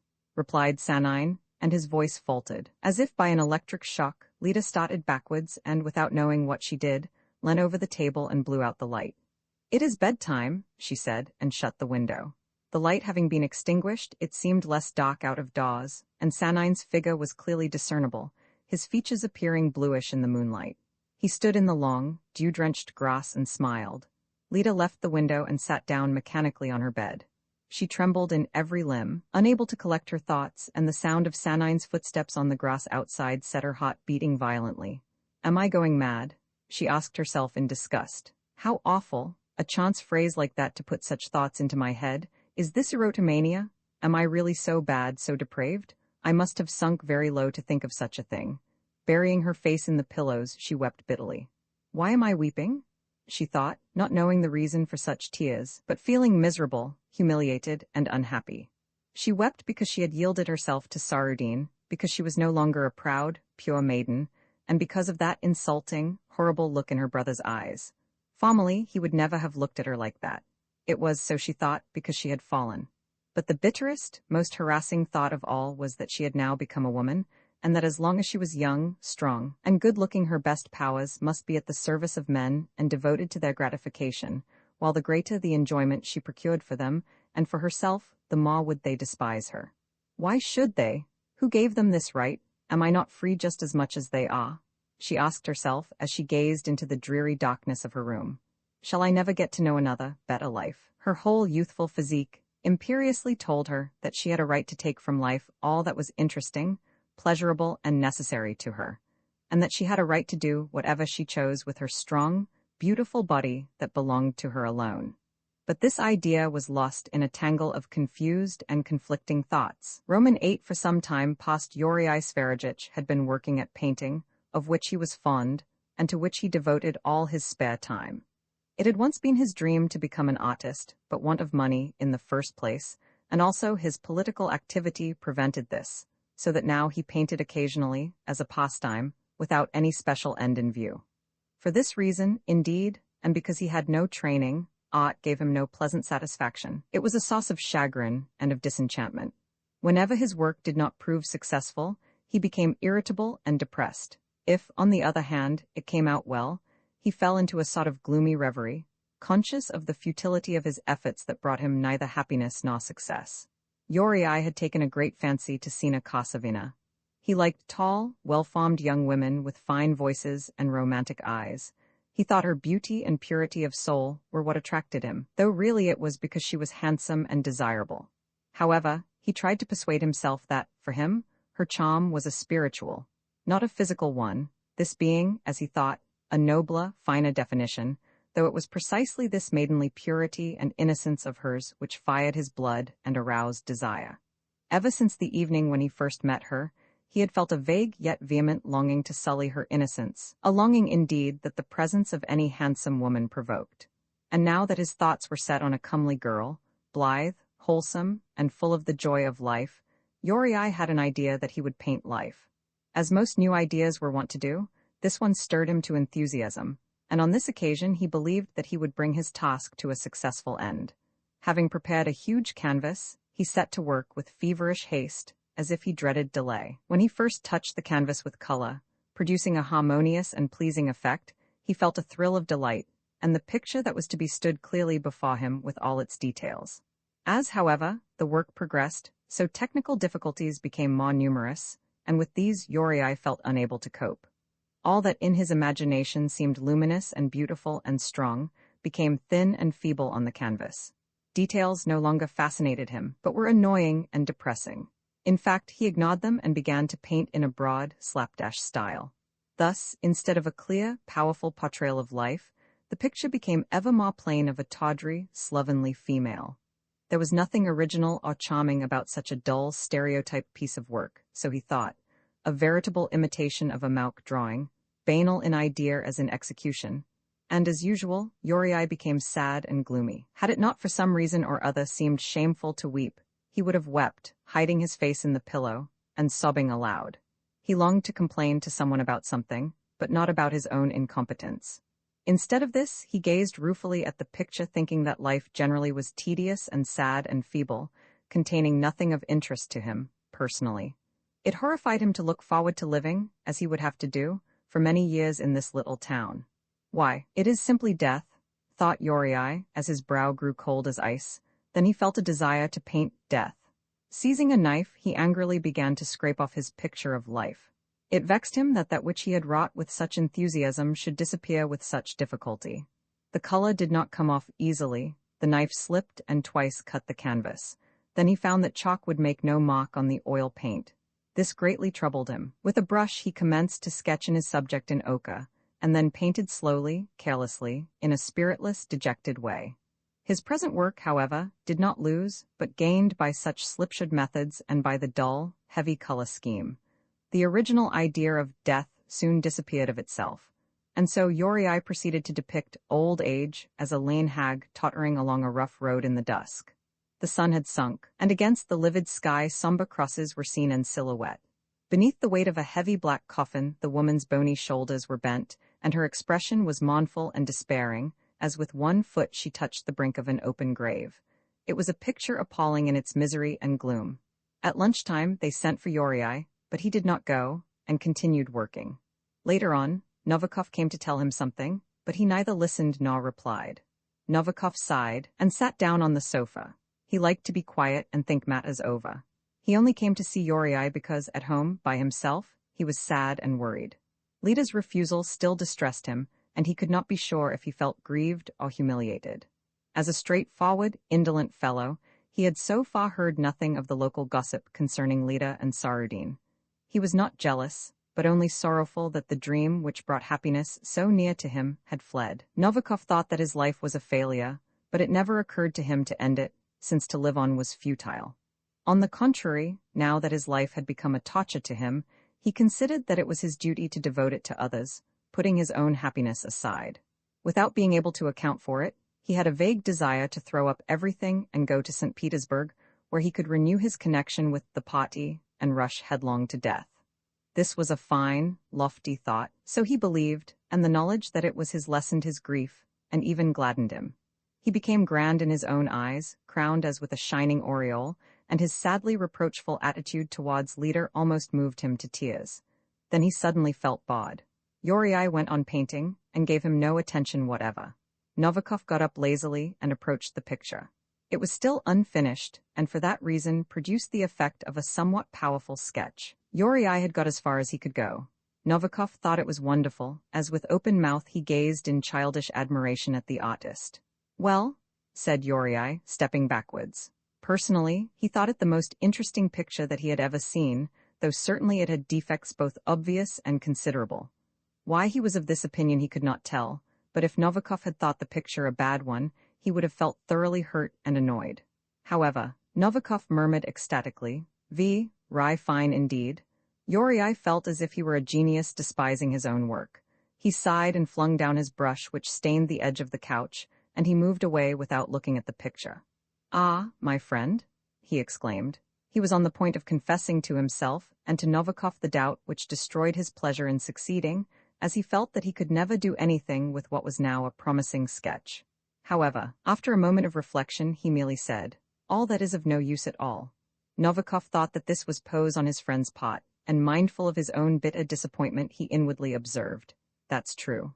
Then, after a while, he asked, "How do you mean that it is of no use?" To this question Yuri could give no exact answer, and he remained silent. Novikov examined the picture once more, and then lay down on the sofa. "I read your article in the Cry," he said. "It was pretty hot." "The deuce take it?" replied Yuri angrily, yet unable to account for his anger as he remembered Semenov's words. "What good will it do? It won't stop executions and robberies and violence, they will go on just as before. Articles won't help matters. For what purpose, pray? To be read by 2 or 3 idiots? Much good that is. After all, what business is it of mine? And why dash one's brains out against a wall?" Passing before his eyes, Yuri seemed to see the early years of his political activity, the secret meetings, propaganda, risks and reverses, his own enthusiasm, and the profound apathy of those whom he was so eager to save. He walked up and down the room, gesticulating. "Then it is not worth while doing anything," drawled Novikov, and thinking of Sanine, he added, "Egoists, that's all you are?" "No, it's not," replied Yuri vehemently, influenced by his memories of the past and by the dusk that gave a gray look to all things in the room. If one speaks of humanity, of what good are all our efforts in the cause of constitutions or of revolutions if one cannot even approximately estimate what humanity really requires? Perhaps in this liberty of which we dream lie the germs of future degeneracy, and man, having realized his ideal, will go back, walking once more on all fours. Thus, all would have to be recommenced, and if I care for nothing but myself, what then? What do I gain by it?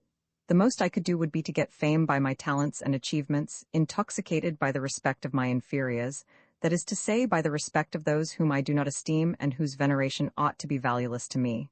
And then, to go on living, until the grave, nothing after that. And the crown of laurels would fit my skull so closely that I should soon find it irksome. Always about himself, muttered Novikov mockingly. Yuri did not hear him, being morbidly pleased with his own eloquence. There was a beautiful gloom about his utterances, so he thought. They seemed to ennoble him, to heighten his sense of self-respect. At the worst, I should become a genius misjudged, a ridiculous dreamer, a theme for humorous tales, a foolish individual, of no use to anybody? Aha! Cried Novikov, as he rose from the couch, of no use to anybody. You admit that yourself, then? How absurd you are! Exclaimed Yuri. Do you really think that I don't know for what to live and in what to believe? Possibly I should gladly submit to crucifixion if I believed that my death could save the world. But I don't believe this, and whatever I did would never alter the course of history. Moreover, my help would be so slight, so insignificant, that the world would not have suffered a jot if I had never existed. Yet, for the sake of such infinitesimal help, I am obliged to live and suffer and sorrowfully wait for death. Yuri did not perceive that he was now talking of something quite different, replying, not to Novikov, but to his own strange, depressing thoughts. Suddenly he remembered Semenov and stopped short. A cold shiver ran down his spine. The fact is, I dread the inevitable, he said in a low tone, as he looked stolidly at the darkening window. It is natural, I know, and that I can do nothing to avoid it, but yet it is awful, hideous. Novikov, though inwardly horrified at the truth of such a statement, replied, Death is a necessary physiological phenomenon. What a fool, thought Yuri, as he irritably exclaimed, Good gracious me, what does it matter if our death is necessary to anyone else or not? How about your crucifixion? That is a different thing, replied Yuri with some hesitation. You are contradicting yourself, observed Novikov in a slightly patronizing tone. This greatly annoyed Yuri. Thrusting his fingers through his unkempt black hair, he vehemently retorted, I never contradict myself. It stands to reason that if, of my own free will, I choose to die. It's all the same, continued Novikov obdurately, in the same tone. All of you want fireworks, applause, and the rest of it. It's nothing else but egoism. What if it is? That won't alter matters. The discussion became confused. Yuri felt that he had not meant to say that, but the thread escaped him, which a moment before had seemed so clear and tense. He paced up and down the room, endeavoring to overcome his vexation, as he said to himself. Sometimes one is not in the humor. At other times one can speak as clearly as if the words were set before one's eyes. Sometimes I seem to be tongue-tied, and I express myself clumsily. Yes, that often happens. They were both silent. Yuri at last stopped by the window and took up his cap. Let us go for a stroll, he said. All right. Novikov readily assented, secretly hoping, while joyful yet distressed, that he might meet Lida Sanine. Roman 9, they walked up and down the boulevard once or twice, meeting no one they knew, and they listened to the band, which was playing as usual in the garden. It was a very poor performance, the music being harsh and discordant, but at a distance, it sounded languorous and sad. They only met men and women joking and laughing, whose noisy merriment seemed at variance with the mournful music and the dreary evening. It irritated Yuri. At the end of the boulevard, Sanine joined them, greeting them effusively. Yuri did not like him, so conversation was scarcely brisk. Sanine kept on laughing at everybody he saw. Later on they met Ivanov, and Sanine went off with him. Where are you going? Asked Novikov. To treat my friend, replied Ivanov, producing a bottle of vodka which he showed to them in triumph. Sanine laughed. To Yuri this vodka and laughter seemed singularly coarse and vulgar. He turned away in disgust. Sanine observed this, but said nothing. God, I thank thee that I am not as other men, exclaimed Ivanov mockingly. Yuri reddened. A stale joke like that into the bargain, he thought, as shrugging his shoulders contemptuously, he walked away. "Novikov, guileless Pharisee, come along with us?" cried Ivanov. "What for?" "To have a drink." Novikov glanced round him ruefully, but Lida was not to be seen. "Later is at home, doing penance for her sins?" laughed Sanine. "What nonsense!" exclaimed Novikov testily. "I've got to see a patient who is quite able to die without your help," said Ivanov. "For that matter, we can polish off the vodka without your help either." "Suppose I get drunk?" thought Novikov. "All right, I'll come," he said. As they went away, Yuri could hear at a distance Ivanov's gruff bass voice and Sanine's careless, merry laugh. He walked once more along the boulevard. Girlish voices called to him through the dusk. Sina Kosovina and the schoolmistress Dubova were sitting on a bench. It was now getting dark, and their figures were hardly discernible. They wore dark dresses, were without hats, and carried books in their hands. Yuri hastened to join them. "Where have you been?" he asked. "At the library," replied Sina. Without speaking, her companion moved to make room for Yuri, who would have preferred to sit next to Sina, but being shy, he took a seat beside the ugly schoolteacher, Dubova. "Why do you look so utterly miserable?" asked Dubova, pursing up her thin, dry lips, as was her wont. "What makes you think that I am miserable? On the contrary, I am in excellent spirits, somewhat bored, perhaps." "Ah, that's because you've nothing to do," said Dubova. "Have you so much to do, then?" "At any rate, I have not the time to weep." "I am not weeping, am I?" "Well," said Dubova, teasing him, "you're in the sulks." "My life," replied Yuri, "has caused me to forget what laughing is." This was said in such a bitter tone that there was a sudden silence. "A friend of mine told me that my life is most instructive," said Yuri after a pause, though no one had ever made such a statement to him. "In what way?" asked Sina cautiously. "As an example of how not to live." "Oh, do tell us all about it, perhaps we might profit by the lesson," said Dubova. Yuri considered that his life was an absolute failure, and that he himself was the most luckless and wretched of men. In such a belief there lay a certain mournful solace, and it was pleasant to him to complain about his own life and mankind in general. To men he never spoke of such things, feeling instinctively that they would not believe him, but to women, especially if they were young and pretty, he was ever ready to talk at length about himself. He was good-looking and talked well, so women always felt for him affectionate pity. On this occasion also, if jocular at the outset, Yuri relapsed into his usual tone, discoursing at great length about his own life. From his own description, he appeared to be a man of extraordinary powers, cramped and crushed by the force of circumstances, misunderstood by his party, and one who by unlucky chance and human folly was doomed to be just a mere student in exile, instead of a ladder of the people. Like all extremely self-satisfied persons, Yuri entirely failed to perceive that all this in no way proved his extraordinary powers, and that men of genius were surrounded by just such associates, and hampered by just such misfortunes. It seemed to him that he alone was the victim of an inexorable destiny. As he talked well and with great vivacity and point, what he said sounded true enough, so that girls believed him, pitied him, and sympathized with him in his misfortunes. The band was still playing its sad, discordant tunes, the evening was gloomy and depressing, and they all three felt in a melancholy mood. When Yuri ceased talking, Dubova, meditating on her own dull, monotonous existence and vanishing youth without joy or love, asked him in a low voice, "Tell me, Yuri, has the thought of suicide never crossed your mind?" "Why do you ask me that?" "Oh, well, I don't know," they said no more. "You are on the committee, aren't you?" asked Sina eagerly. "Yes," replied Yuri curtly, as if unwilling to admit the fact but in reality pleased to do so, because he thought that to this charming girl he would appear weirdly interesting. He then walked back with them to their house, and on the way they laughed and talked much. All depression had vanished. "How nice he is," said Sina, when Yuri had gone. Dubova shook her finger threateningly. "Mind that you don't fall in love with him." "What an idea!" laughed Sina, though secretly afraid. Yuri reached home in a brighter, more hopeful mood. He went to look at the picture that he had begun. It produced no impression upon him, and he lay down contentedly to sleep. That night in dreams he had visions of fair women, radiant and alluring.